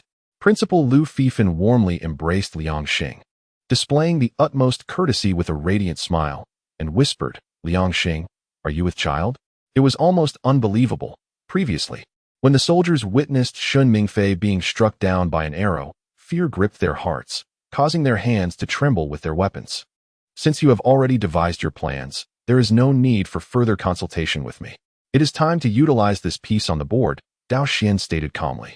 Xianyao Peak lies at the western end of the outer sect. Several thousand miles to the west is the Shou Xian Palace, a necessary passage for its disciples to access the outer sect. The most probable scenario is that the one-armed elder and his disciples are all cultivators from the Shou Xian Palace, cloaked in power. Seated on her throne, she surveyed the assembly with a cold, authoritative gaze before gently nodding. The temperature in the hall plummeted, causing everyone to shudder, after years of absence. They were astonished to see their former patriarch's cultivation had significantly advanced. Just the aura alone sent chills down their spines, filling their hearts with icy trepidation. Though she had always trusted Jinfeng, this time her confidence wavered. Xiao Qingfeng was merely a newly ascended Deluo, while the opponents were evidently seasoned veterans. The odds of victory appeared exceedingly slim, bordering on impossible. 5 misty gates emerged, seemingly sensing each other's presence, as the mystical light began to swirl, creating an enigmatic connection between them. Upon witnessing Qin Mu's blatant disregard, the gray-haired elder could no longer contain his murderous intent, clearly infuriated. The blood-red crusaders surged forth from Teal's grasp, stabilizing what had been a crumbling defense. As the two figures approached, it became clear they were Lu Ziqing and Lai Jiyun. Lu Yi's joy was palpable as he stepped forward, exclaiming, "Young Master Lu, Sister Yun, your arrival is truly wonderful." Lai Jiyun ignored him, gracefully passing by to stand beside Feng Ruoxiang. With a hint of self-mockery curling at her lips, she turned and stepped out of the dim doorway, resolutely unwilling to pause even for a moment. A flicker of unusual light passed through Yi Wuchou's eyes as he thought, perhaps this is related to that entity. However, he concealed this thought, knowing that voicing it would only incite concern among them. Unlike Shixiang, who embraced her formidable powers, she felt a profound fear of the potential harm such strength could inflict upon humanity. This fear had deterred her from approaching Inshur upon their first meeting, compounded by her inherently shy disposition. Bai Ji let out a deep sigh, her gaze toward the ceiling filled with frustration and resignation. Contemplating the right foot that had already crossed the threshold of her home, gathering her resolve, she decided she must enter. If he cannot go, then let him stay behind. Perhaps your entire team need not come either. Our Thunder team will suffice, Lei Guangyi remarked, arms crossed and voice indifferent. Why the first one? He chuckled. What man could endure such demanding tribulations? Suddenly, both bags emitted sounds that distinctly suggested the presence of some living creature within. Old Lu nodded, acknowledging that they would have to wait a little longer today. He felt a sense of urgency in his heart, having missed out on a precious treasure. Yet, why was he consumed by jealousy over a mere doll? After all, it was just a toy, though even if it wasn't, it was still a phoenix. However, to everyone's astonishment, Ming Yin seemed utterly indifferent to the matter, failing to express any stance, as if unconcerned about the rise of a team that posed a threat to them, leaving countless onlookers deeply disappointed. Chapter 91. Are we losing? 4K. Meanwhile, Sun Wukong entered a battle stance, his focus fixated on the heavenly pillar tree. Despite being only level 63 and devoid of the fierce disposition of a demon, he belonged to the lineage of Dao ancestors, making the gap in strength between him and the heavenly pillar tree negligible. This caused the tree to exhibit a hint of caution, refraining from immediate assault. The Queen Mother of the West's expression darkened. She withdrew her hand in irritation, feeling quite unsettled. Indeed, across the continents, many might be aware of the Death Flower, yet few dared to utter the name of Mandala directly. The individual before her, judging by his demeanor and tone, clearly possessed a profound understanding of the esteemed Mandala. Xiao Cheng and his companion no longer hesitated. They descended into the deep pit in front of them. The armored environment's adaptive visual expansion module activated, swiftly analyzing the terrain. The ropes binding them were made of hemp, making it exceedingly difficult to cut through. Thus, it would take time. However, Li Mingxiu understood the importance of patience and proceeded gradually, aware that they still had ample time. Having been in this profession for many years, the attendant was well acquainted with the peculiar requests of guests and did not inquire further, promptly attending to the matter. Just as he spoke, a loud announcement resonated from outside the tent. Lord Lu, commander of the revived Liao army, urgently requests support from the border forces. If able to engage, swiftly deliver the orders to Zuanhua. Time is of the essence. Following this, the sound of galloping hooves echoed away in haste. However, he was no fool. Such remarks would not be made in front of Lin Yunei, as he recognized her disdain for those privileged young masters who flaunted their family backgrounds. Yet, with Chen Haoyu, he felt less restraint. The voice of the Tang monk transcended spatial distance, directly reaching the ears of Chang'e from afar, causing her heart to race with an ominous premonition. Her gentle smile resembled a tender flower bud in the morning, swaying gracefully in the breeze. Her sweet voice exuded an enchanting charm, drawing the attention of the male diners around her. who couldn't help but gaze at Song Qianro. In the third round, justice did not descend from the heavens, but rather, the unfortunate fate of being ensnared in a circle of 5 consecutive heavenly punishments resulted in a solitary 1v1 phase, where the adept in a tracksuit lay in wait, seizing the opportunity in one fell swoop. Although immortals in the realm of cultivation might retreat for years in seclusion, the majority of the Taoist assembly remained accustomed to mortal life. A few days without gathering to play chess, converse, or engage in friendly competition left them feeling restless and vexed. There is no need for Elder Jean to take it to heart. Ultimately, he is merely like a blade of grass swaying in the wind. Not only is his cultivation lacking, but he also has an inclination to meddle in affairs that do not concern him. Fortunately for us, such a person lacks any substantial backing. Thus he will not pose a significant threat. Gu Lei, undeterred, continues his relentless pursuit towards the great ship. Once he reaches it, he will leap aboard and depart, vowing to gather an immense army to besiege this individual next time. On the training platform within the temple, several early risers have commenced their morning exercises, some practicing stances and breathing techniques, while others wield weapons in martial practice. However, it is not solely within his purview to decide on the matter of opening a restaurant. The concept is primarily He Qing's, and he ought to consult with He Qing before making further plans. Across the land, vast fissures have appeared, from which searing magma erupts, instantly transforming the ground into torrents of molten rock, resembling rivers of fire. What a pity, Captain N lamented, saying nothing further, as he ordered the transport of Meng Gaofeng and Xian Monli for treatment.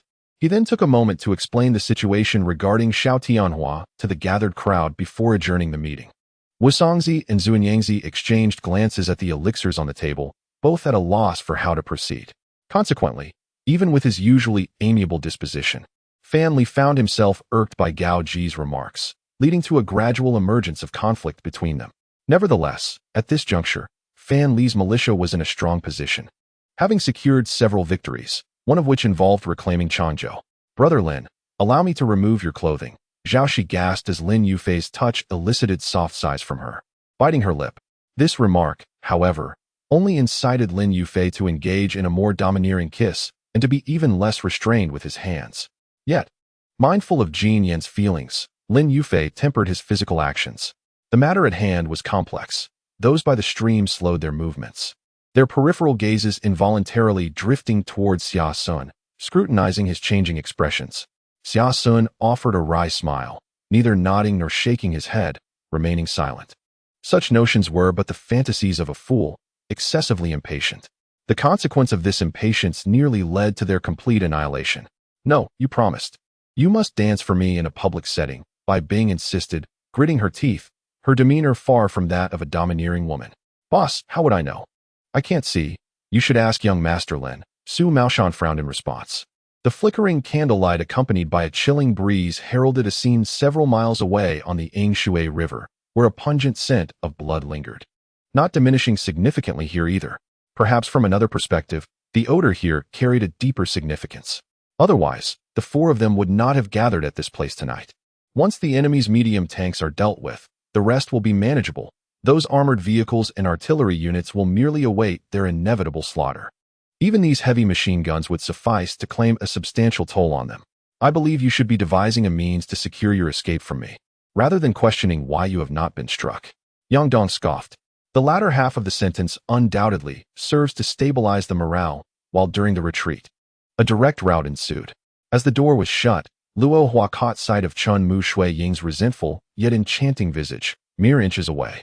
However, this formidable strike was immensely powerful. With a resounding pop, the veil of malevolence was breached, and the blood sword gleamed with a cold light, ruthlessly surging towards Ning Yu's flesh, intent on impaling him.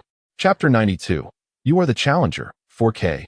At that moment, Lu Jiong, nearly submerged, barely regained his senses and reactivated, Lake's blessing, to stabilize himself on the water's surface. With eyes wide in disbelief, he bellowed, "Impossible." He had anticipated an attack on the Spirit Master, though the armored battle turtle could have swiftly returned to its master for protection using the skill, Swallow's Return. He never imagined that the White Phoenix Parrot's ability could counter it so fundamentally. Upon seeing the 2 fruits, Yu Xiaotian felt an inexplicable sensation arise within him, as if his very being craved them. Without further hesitation, he reached for one and unceremoniously consumed it. Upon awakening, the first sight that met his eyes was the Demon Emperor's gaze, still as sharp as a blade, which filled him with both astonishment and a trace of warmth. Though he was unaware of the duration of his unconsciousness, he was certain that the Demon Emperor had been watching over him throughout. Zishan twisted his hands, causing the Panlong spear to whirl like a tempest. The violent tremors left Zishan's grip on his sword slightly numb, compelling him to raise his left leg and kick the spear away, creating distance momentarily. Lei Jun and the doctor immediately adopted a vigilant demeanor. With the doctor hastily pulling the vehicle to the side, the police car behind them swiftly halting as well. They remained oblivious to the situation, likely having the windows shut and music playing, as they had not heard the sound of gunfire. A roar of beasts echoed, and the silent phantoms of beastly souls clung to the summoner. As the beastly souls enveloped him, a barrage of arrows and spells rained down upon him, their potency seemingly devoured by the spectral beasts, rendering them feeble.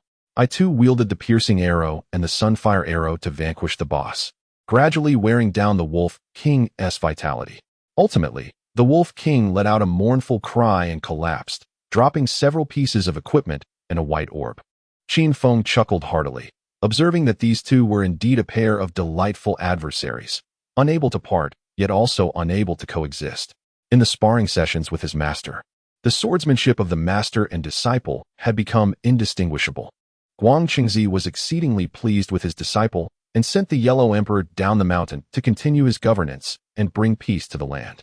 Amidst the thunderous shouts, the burial blade could no longer tolerate Jiang Yin's incessant prattle and disparaging remarks. With a flourish, the pseudo-demonic blade was swung, its inky malevolence tracing a path towards Jiang Yin. However, this means you will lose the sustenance of the tree of life as vitality, and you may indeed tread the path to death.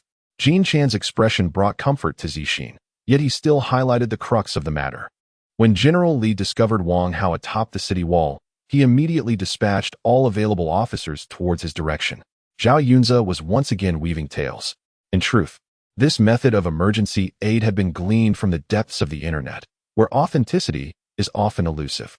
However, in the face of urgency, Zhao Yunze set aside his reservations and adopted a desperate resolve, employing this technique nonetheless. Lin Qian opened her mouth wide and, like a whale, consumed the flames that engulfed the sky, swiftly drawing them into her being. She then sat serenely in midair, eyes closed, engaged in meditation. Although this infernal demonic fire was not orchestrated by Lin Qian, she was acutely aware of the unfolding events. Young Master Lin was a person of great ambition. My brother and I would surely benefit from steadfastly aligning ourselves with him. No matter, as long as you deem it good, that is the best outcome. The baby pondered earnestly and nodded in agreement. Beside Lin Feng's Buick, a sleek black Porsche Cayenne was parked. As he glanced at the classic frog-eye design, Lin Feng couldn't help but feel a twinge of desire. Feel free to express your thoughts. I have already made my decision. I know I am no match for you. Decades ago you could have left me here, and now you could just as easily take my life, Sister Zhang stated. Neither obsequious nor arrogant, her gaze unwavering from Xiandao. Chapter 93. Is the reservoir of mental energy sufficient? 4K. Beside him, Vishel extended his hand, offering a universally recognized gesture of goodwill. Upon hearing this, Wu Jie appeared momentarily taken aback, then furrowed his brow slightly. Stubborn and unyielding, the battle commenced. In the next instant, with the referee's command, combat erupted unexpectedly. Wu Jie's eyes ignited with fervor, and his aura intensified as he intoned, "Let us begin." In the next moment, the lava dragon lizarded suddenly. Lin Feng executed a swift wind step, darting between the bellies of two summoned giant lizards, racing towards the frenzied stone without looking back. "Oh, so you have allied together? Just wait and see how I will teach you a lesson," he declared indignantly. Witnessing this scene, Nick Fury's expression shifted dramatically. He quickly turned and dashed towards his desk, seizing the phone to dial a number with urgency. With a resounding crash, the inn began to collapse as Mozli leapt from the rooftop, cradling Gong Qianzhu, and descended gracefully onto the ruins below. "So, Brother Tai, have you heard of such a department's existence? Moreover, I was inquiring about matters, yet you seem to have turned the tables," Sky protested. Just moments ago, the sword hero had failed to locate the wine and meat monk and was retreating when the bone spirit, employing the Nether Ghost Eye, was swiftly ensnared by a surprise attack from the wine and meat monk, falling victim to a hypnotic talisman. I did not respond to Shen'in, my gaze fixed on Jiang Xiun, unsure of what right I had to observe him thus. What do you mean? Jiang Xiun's long legs advanced slightly, the tips of our shoes brushing against one another, his expression suddenly sharpening with a hint of menace. Very well then, Jin Yin remarked. I have reserved a spot for you at the Minghan Billiards Hall near the school tomorrow afternoon. Mr. Coulson responded with a light chuckle. Many have expressed similar sentiments. Yet here I remain in this profession. He neither offended anyone nor explicitly stated his intentions, while simultaneously exhibiting a desire to join the captain's guard unit, providing wages and meals for the citizens, offering free housing to refugees, distributing food, and even providing winter garments are not actions one would expect from an ordinary individual, regardless of their wealth. Really, there's nothing to it. Why would I deceive you? Li Huanfei insisted stubbornly, unwilling to reveal the truth. Cats curled their bodies and concealed themselves in the snow, while several impressive figures donned white cloaks and leapt gracefully, adhering closely to the towering white walls of the building, resembling sheets of paper affixed with paste, rendering them nearly invisible at first glance. Li Ji tenderly grasped Wu Meinyang's hand as he sat, affectionately choosing to refer to himself as I rather than the Imperial Zhan, a clear indication of his deep fondness for her. Xue Xingzhan nearly choked on his own saliva, gazing in astonishment at the naive, youthful boy before him. After treating Ivy to lunch, he escorted her back, while the afternoon meeting was set to include the Yu sisters. This rescue is simply a matter of course. We are all from Jin, is it not normal? Xue Tian feigned innocence, acting like a simpleton. However, should the head be severed without the means to reattach it through sorcery or elixirs, one would be compelled to resort to possession, taking over a new, intact body. Thus, it remains unclear who initiated the first strike, or if the conflict among the miners and their guards inadvertently drew them into battle, but soon enough, they found themselves embroiled in a skirmish. The mere thought of Mo Xiangwan facing humiliation before everyone filled Mo Shinru's heart with immense delight. With a clear distinction between public and private matters, and devoid of grandiose claims, several high-ranking officials present expressed their satisfaction with Peijing. Gasps of astonishment erupted from the audience as the battle escalated to a fever pitch. In the next moment, a sly smile flickered across Vishder's lips, and his poised fist suddenly halted before the barrier. Before the watchful eyes of the crowd, the fist, now enveloped in a crimson glow, retracted, while the ether swirled like a tempest around his right hand, building power beneath the opponent's gaze, seemingly preparing to unleash all his strength into this singular blow. After a brief moment of shock, Wu Jie found himself in a predicament, unwilling to squander the energy he had already expended. This man bore two fluffy white ears atop his head, standing erect, his body trembling with anticipation. What are you so proud of? Don't truly perish in there. Your sister-in-law hasn't been married to you for long. You must return safely and not bring her any harm. Ouyang Yin rolled his eyes. Although it sounded like a blow, it was also a hope that Yi Zhengfeng could safely return from the death-riddled city. As the audience entered Cheng Shuan's live broadcast room, they were greeted not by Cheng Shuan as they had anticipated, but by Zheng Xiujing. Yi Zhengfeng turned his head away from Kong Ruishue and coldly scoffed. Humph, who has the time to worry about her? Faced with Yi Zhengfeng's insincere words, Lin Qifeng could only force a smile and remain silent. Many celebrities graced the runway of the Victoria's Secret fashion show, and numerous individuals felt immense pride at receiving an invitation to such an esteemed event. Truly, the star beasts living in chaotic regions, despite their inferior intellect, had honed an unparalleled wealth of combat experience in the harsh environment of survival of the fittest. Elder Tan was infuriated. The Peng family was exceedingly shameless. Not only had they driven away the patient, but they had also used the Jishir clinic as a shield, even going so far as to misrepresent it. What would happen if they failed to cure the patients? At this moment, Gu Tianxue, in a frenzy, was too bewildered to ponder why Ling Yun was guarding this place in the dead of night. Instead, her heart burned with urgency as she forcefully pushed aside Ling Yun and dashed into the darkness. With the impending Western Wilderness War, no one could guarantee absolute safety. Even he himself might fall victim to a formidable demon at any moment. In an instant, Yun Duo and her companions had completely lost their capacity for thought, their expressions eliciting quiet amusement from Yu Linglong and the others. Yet, upon reflection, It was clear that anyone hearing such revelations would likely wear equally bewildered expressions. With a sudden shout, a chuckle echoed from the corner of the room, and the wall abruptly shattered. A flash of lightning illuminated a lithe figure, which flickered and vanished into the darkness. Lu Yunyun still resided in the tranquil courtyard she always had, while Lu Tingting and Lu Rongrong stayed in the adjacent vigilance chamber. Once settled, they shared a vegetarian meal, and Lu Rongrong soon became too weary to keep her eyes open. Concerned for her sister, Lu Tingting accompanied Lu Rongrong for an afternoon nap. Without uttering a word, this fellow suddenly approached me and delivered a heavy punch to my face. I retaliated with equal force, my stiff fist striking his abdomen with great impact. Qin placed In among a pile of cats and gently patted her head. Unin, you are the most beautiful today. This outfit is the trendiest and most expensive of this summer. Unin wanted to roll her eyes. What kind of judgment did these humans possess? The most beautiful and expensive? Could they not see that the surrounding cats looked ready to vomit? Shinlingyu, your audacity has grown. Are you taking advantage of me? Chu Wurong felt utterly perplexed by Shun Lingyu's tight grasp, unwilling to release her. What was the matter? Zhou Minheo genuinely felt anxious this time, tightening his embrace around Lu Yunyun, ceasing the gentle motions on her abdomen. Lin Yi frowned at the thick medicinal concoction before him.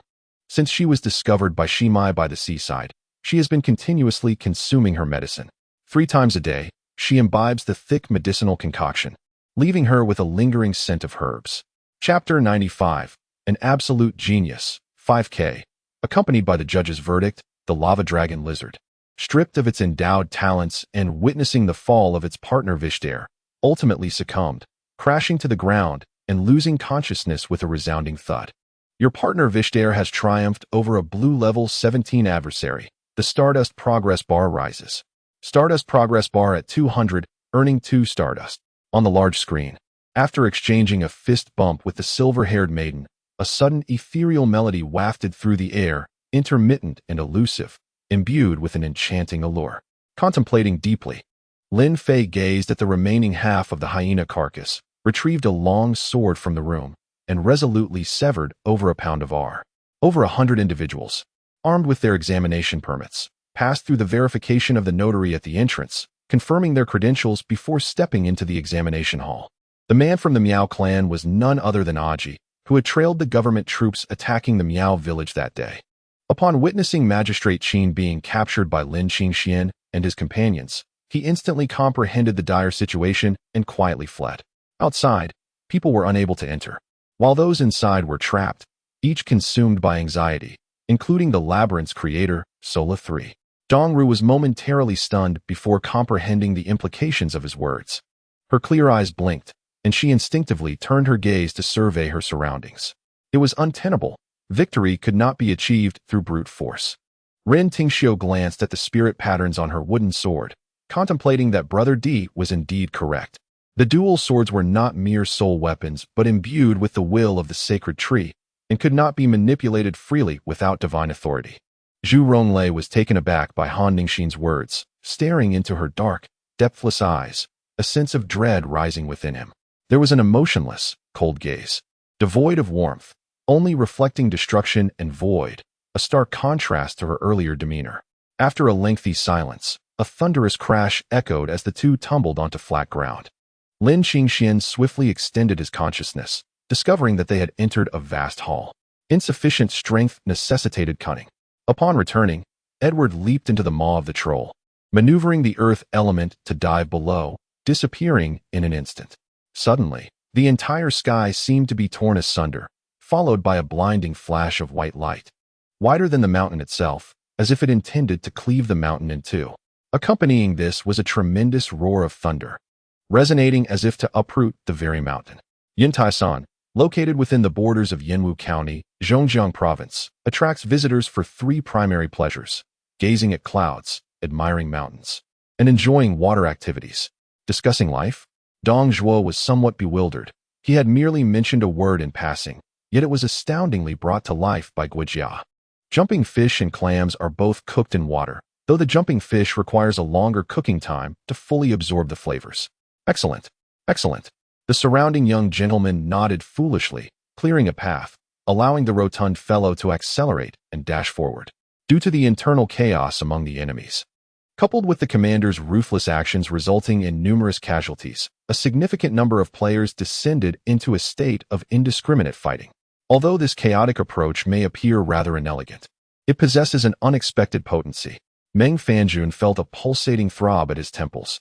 If Xiao Heping, the driver of the second vehicle, truly had a close association with Bao Feiyang, it could imply either a strong connection between Bao Feiyang and Governor Wang Hongfeng, or a personal bond between Bao Feiyang and Zhao Heping. Or perhaps Bao Feiyang had leveraged Zhao Heping's connections. Nangong Lini was acutely aware of her thoughts. "Close your eyes," she commanded in an unyielding tone.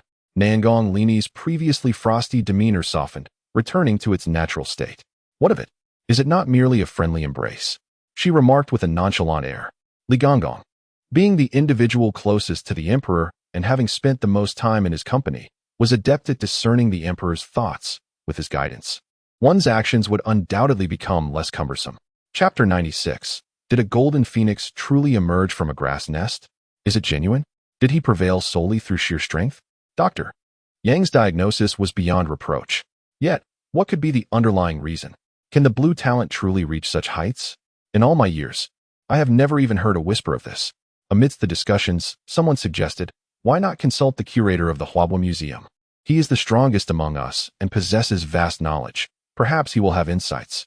Helen's gaze was icy, disregarding the atmosphere of the gathering, while Nalan's lips curled into a fierce smile, revealing her intentions clearly to Hylon. This was the emperor's assessment of him at the time, after which he was almost forgotten.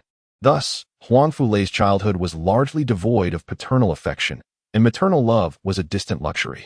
Your Majesty, such indulgence at another's expense is unethical, he argued. And the emperor was no exception to this principle. Within a nondescript military tent, a multitude of individuals sat or stood in silence, each bearing a grave and anxious expression.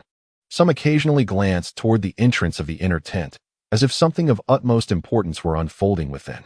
Madame Butterfly wore a sullen expression, her form transforming into a streak of light as she darted out, her delicate hand flicking to release several petals. Those fleeting moments of ancient romance, touching, warm, and sorrowful, were treasures exclusive to their bond. Could it all merely be an illusion, a fleeting dream? What brings you here? Are you not aware that entry is restricted? Huang Fulei's piercing gaze made Yu Xinyuo's heart race, yet she maintained an air of nonchalance. Moreover, had it not been for the matter concerning that wretched Su Feng, they would have been enjoying a holiday aboard the H cruise ship these past few days. Indeed, Wangpa had shifted the blame onto the Tang clan. It remained uncertain whether she would do the same regarding the Jiao family. Su Feng must not perish. Hylon could not articulate the reason why. She only knew that once, she too had traversed through fire and blades. She believed wholeheartedly that salvation awaited her. For now, her priority was to rescue Su Feng, who had succumbed to madness and lost all sense of judgment.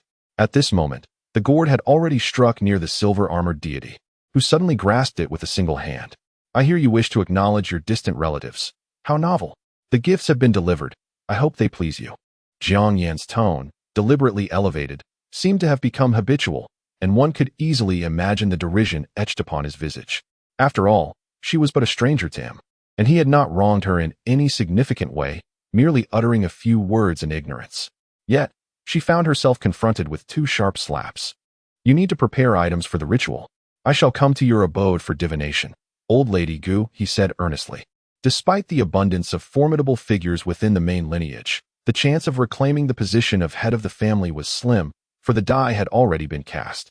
He raised his hand, revealing a charming smile, as the sunlight outside painted his eyes with specks of light, while the green irises hinted at a certain ambiguity, rendering Jiang Yan's expression as dark as if he had been jested with.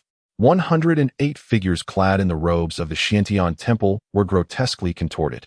Encapsulated upon the altar, a somewhat youthful and flamboyantly dressed madam burst into the back room, her voice soaring an octave higher as she exclaimed with palpable excitement. With this opportunity at hand, she must empty the items from the supermarket to alleviate her earlier grievances. In their flight, humanity fortuitously encountered a spacecraft from a distant galaxy. With the aid of the advanced technology of extraterrestrial beings, they escaped the fate of annihilation that loomed due to their galaxy's consumption. The room fell silent. Rue Shui gently patted the child, lost in thought, as weariness gradually enveloped her, leading her into slumber. Chapter 97. With me here. Defeat is unthinkable within the makeshift medical room. Lin Guang lay weakly on a portable bed, gazing intently at Dr. Kevin, clad in a white coat, as she administered treatment to Vishel seated beside her. In the course of this confrontation, Vishel had not sustained severe injuries. Primarily, he bore minor abrasions from a direct clash with the lava dragon lizard, necessitating only a bit of ointment and some bandaging. Traditionally, Vishel had grown accustomed to Dr. Kevin's presence, and upon the arrival of Guan Xiaojun and others in Magic City, He Yongsheng had led the group to the train station for a grand welcome, which had certainly attracted the attention of many local residents.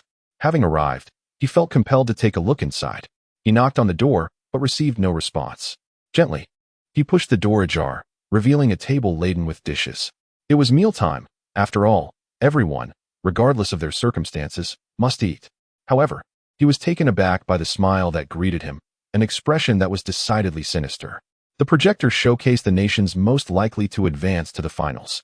Yu Xian conducted a comparative data analysis, achieving an impressive accuracy rate of 88.57%, which is truly commendable.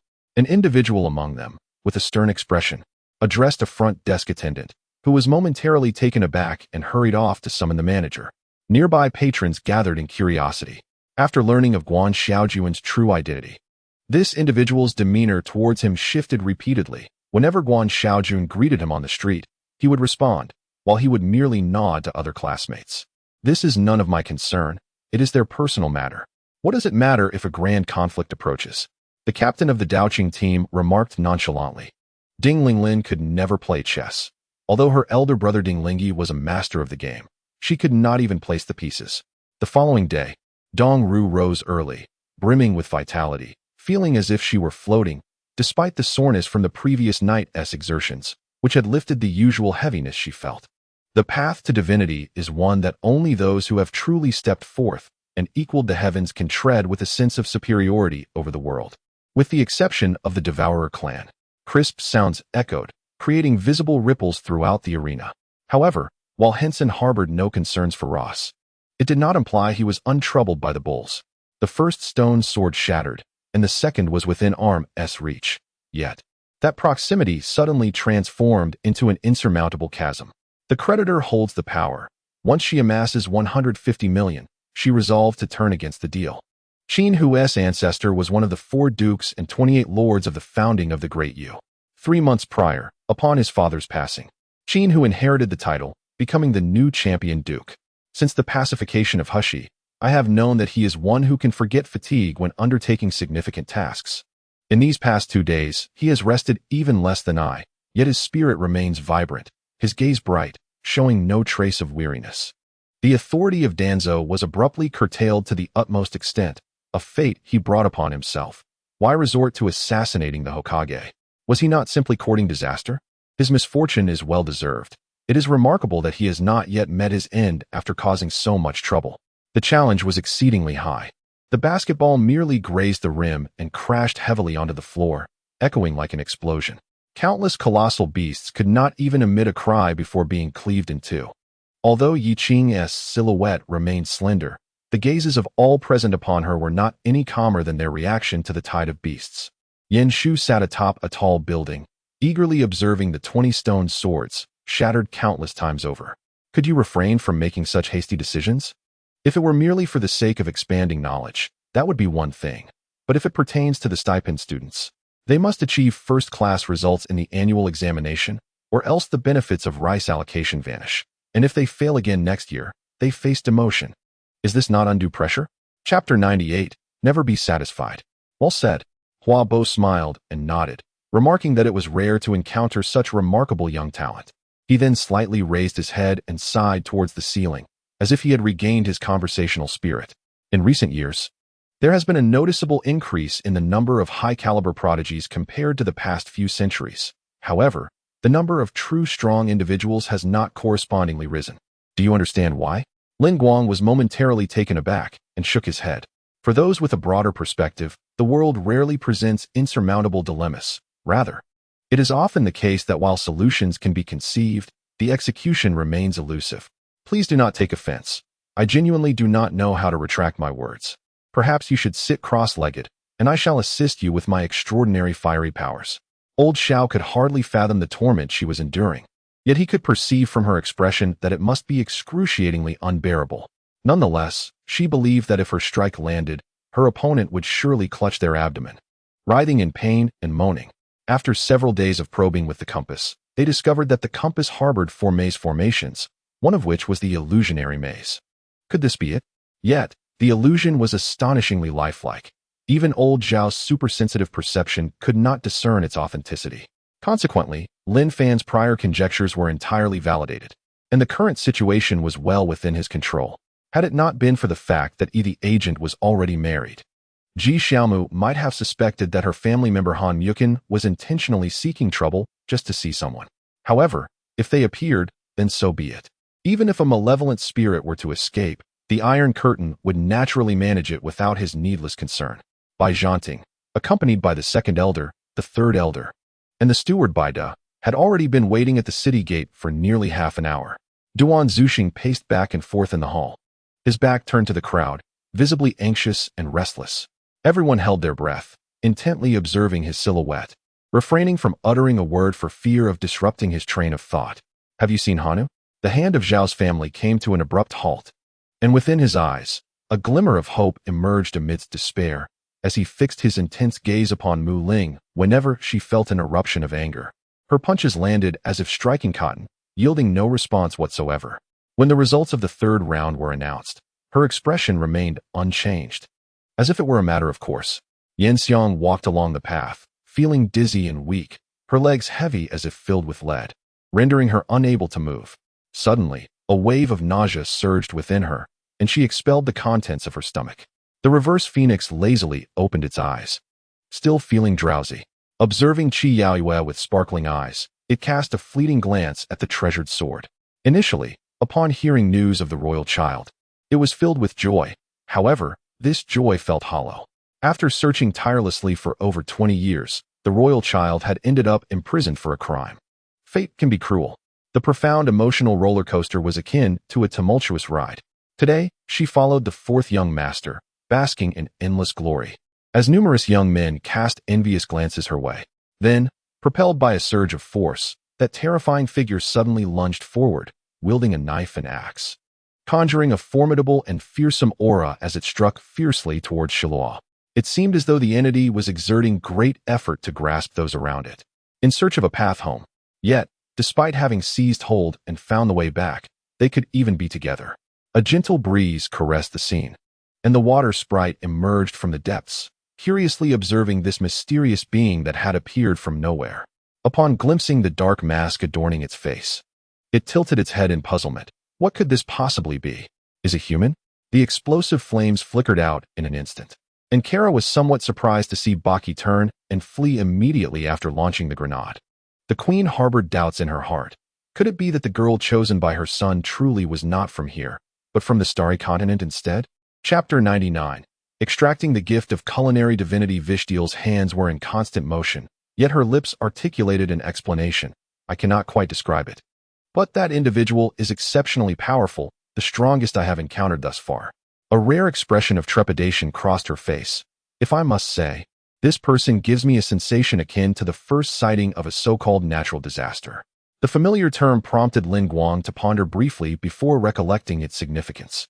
Zhao Ruaji felt a twinge of disappointment. He had presumed Qian Shoji to be all-knowing, yet even he was unaware of the origins of the Black Fan. The two remained silent for an extended period until Shi Fei could no longer contain herself, leaning towards the man, suddenly bending down to peer up from below. Jiang Yutong burst into laughter, responding to her inquiry, and all the previously collected evidence proved invaluable. Therefore, when traversing dark paths at night, should one hear their name called from behind, it is prudent not to turn abruptly, but to pivot slowly instead. The second concubine smirked coldly, this incident sufficiently demonstrating that she harbored unspeakable secrets. Fellow Taoists exchanged glances. Indeed, the individual before them was unmistakably Duan Yan. What was Conway pondering?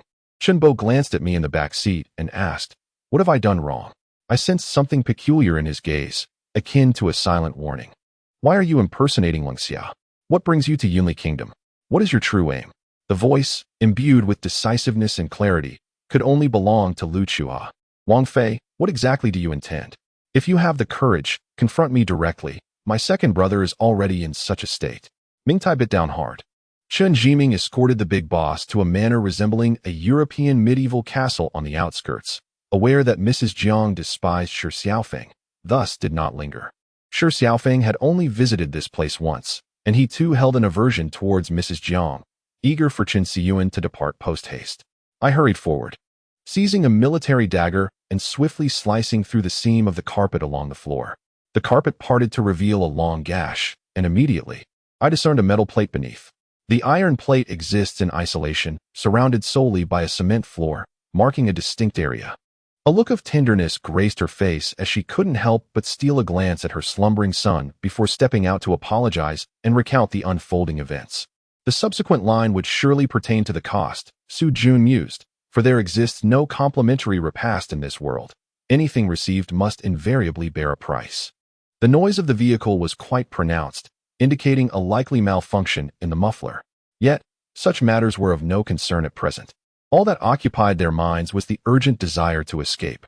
All right then, Su Jun conceded, acknowledging that he could not alter others' opinions regardless. The greatest anguish lay in the fact that they found themselves in a secluded gorge, devoid of any visible means for humanity to ascend, save for the possession of wings. Wang Tianfeng silently acknowledged this. Indeed, he had not misjudged the individuals, for the performance of Ming Tai and Ming Fan over the past few days had greatly pleased him, though he sensed that there was still potential for Ming Fan to excel further. Enough of this pondering. Let us wash up and retire for the night, he decided. For Jun Mo Ran remained an enigma beyond his comprehension.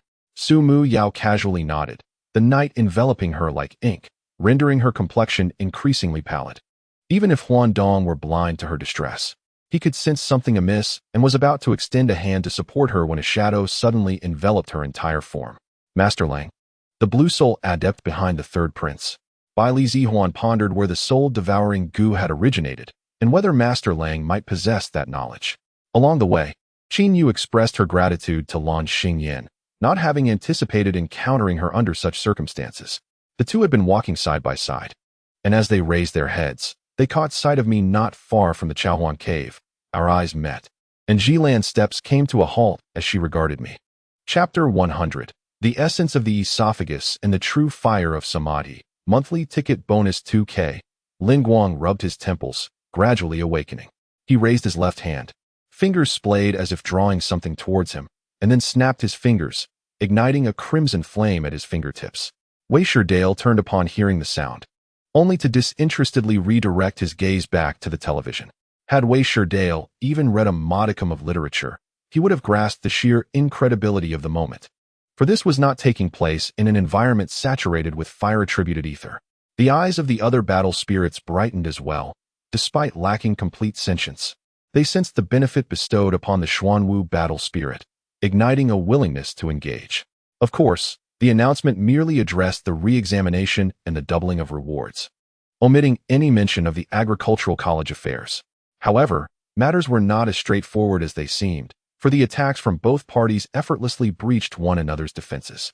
Consequently, some of the elder ministers hoped to persuade King Haishan, should he acknowledge his errors and accept a new regent minister, the court would overlook past grievances.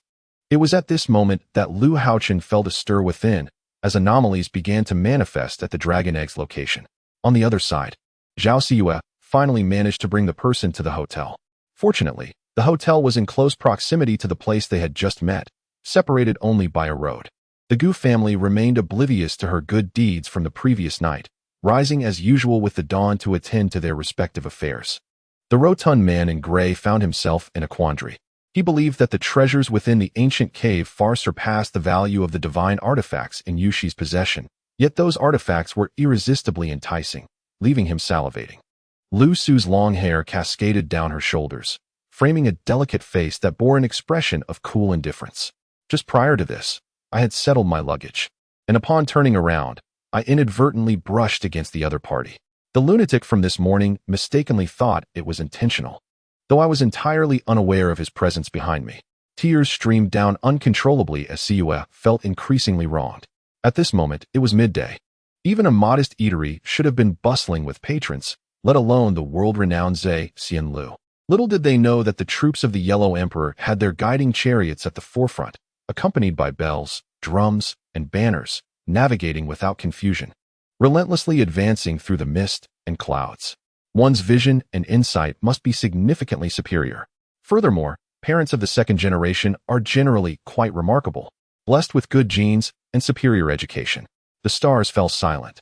Lin Yuming lamented his poverty, yet he was even poorer, as everything he possessed was provided by Lin Yuming. Having followed her out of Anhun Mountain in a state of complete destitution, a single remark stirred the emotions within Lu Qing's mother. As the saying goes, a day as husband and wife brings 100 days of affection. After all, they had shared a bed for over 2 decades. How could it be possible for Lu Qing to so easily speak of divorce? Despite his somewhat awkward posture, Ouyang Shuiying feigned ignorance and showed no concern, allowing him to hold the umbrella beside her. All their actions were remarkably simple and unremarkable, yet when Tang Feng executed these movements in a seamless, fluid manner, they embodied an imperceptible elegance and a transformation that eluded the naked eye. After hearing this, Jiayu's expression darkened, and she ultimately shook her head. The greater the hope, the greater the disappointment. He had approached this with a trial-and-error mindset, and even the revered elders of Tongyuan Tower could not assist him. Mo Fan was merely a congenital warrior. How could he possibly succeed? In the northern region, aside from the Han family, the Zhu, Song, and Chun families were in a powerful alliance. Now, with the Zhu and Song families sensing an opportunity, they promptly joined forces to attack, which was also a reflection of the Chun family head's incompetence. The news of Chun Feihu's death had spread throughout the Chun family, a matter of great significance. Chapter 101. Flavor abundant. No need for excess salt, just wait to eat. Lin Guang chuckled and shook his head. If you were truly earnest, why not learn the 30 commonly used characters of the great Xia that you owe me? What 30 characters?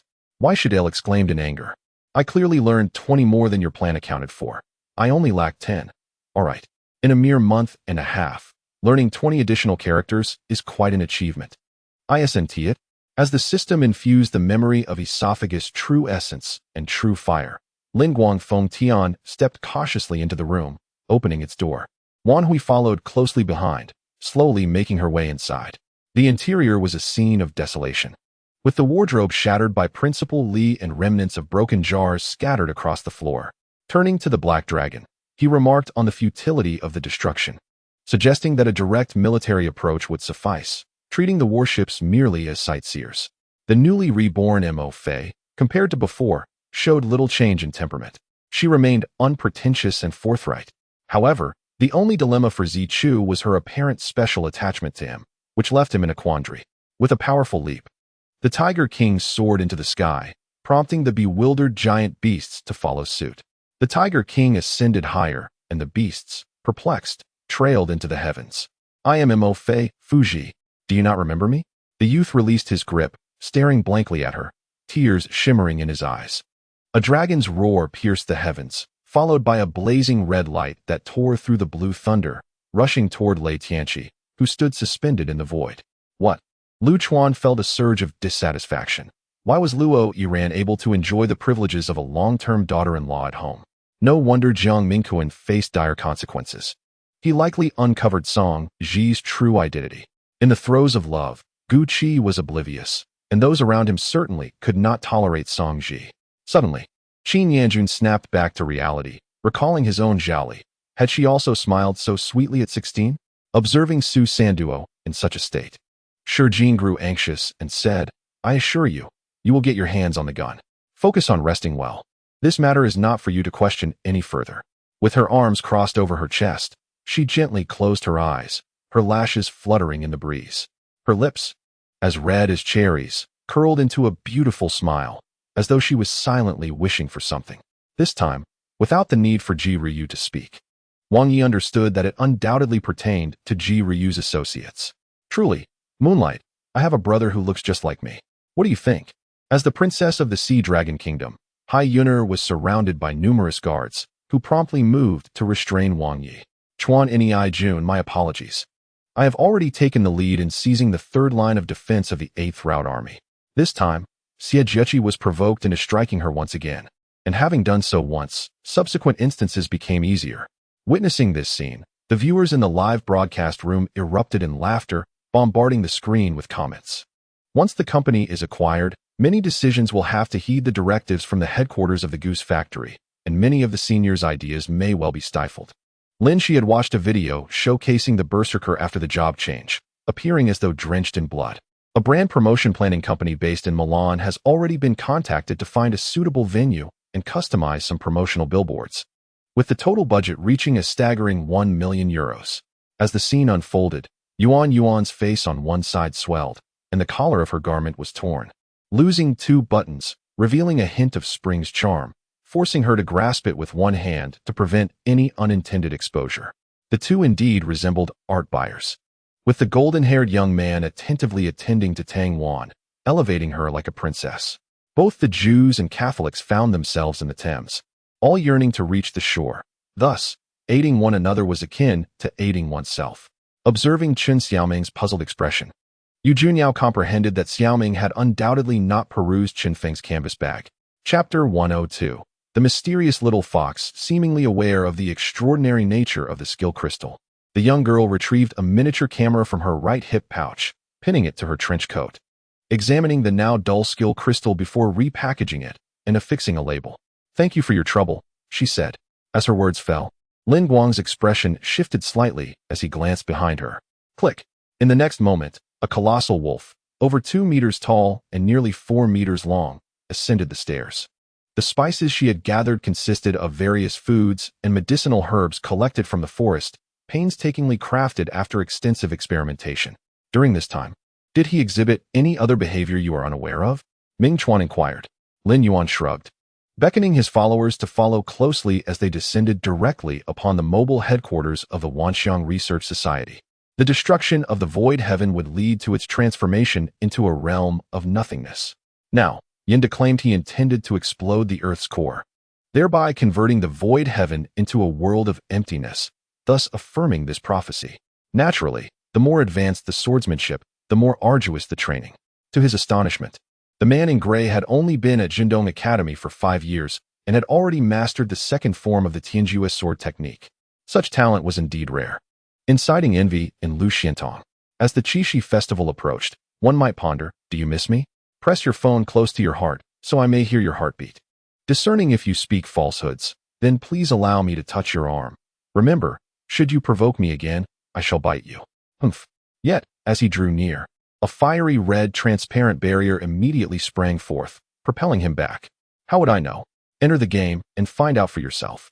The head nurse, evidently losing her patience, added, by the way, the hospital just informed me they can grant a maximum of 10 more days.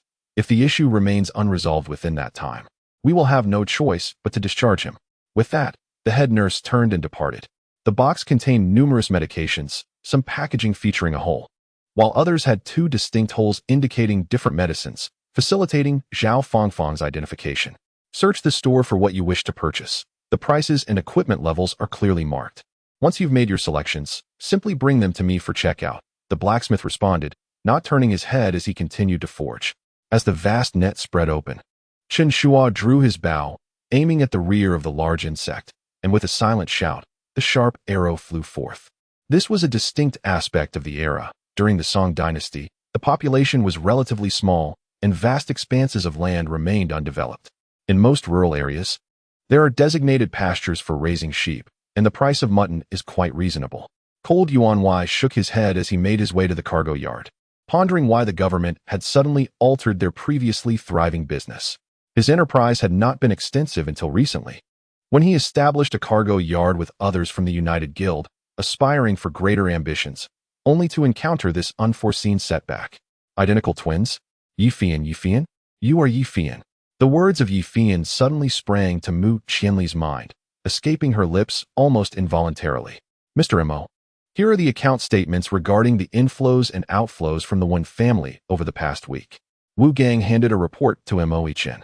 First, you cannot be called Gao Mingyuan. It is too conspicuous and will lead those monitoring you directly to your location. Lu Hua insisted emphatically. However, Qin Chuan's vehicle was still rather eye-catching, so upon entering the city, everyone immediately recognized his arrival. Fortunately, for the locals in this rural area, Qin Chuan's identity was merely that of the city lord of Qingyun City. Realizing the necessity of concealing wealth, and aware that a formidable figure lurked within the palace, Feng Jinglan quickly shoved the ring against her chest in an attempt to obliterate the evidence, but alas, it was too late. A few days prior, a census of the floating population was conducted in the imperial capital, and this task fell upon Lin Yueqing.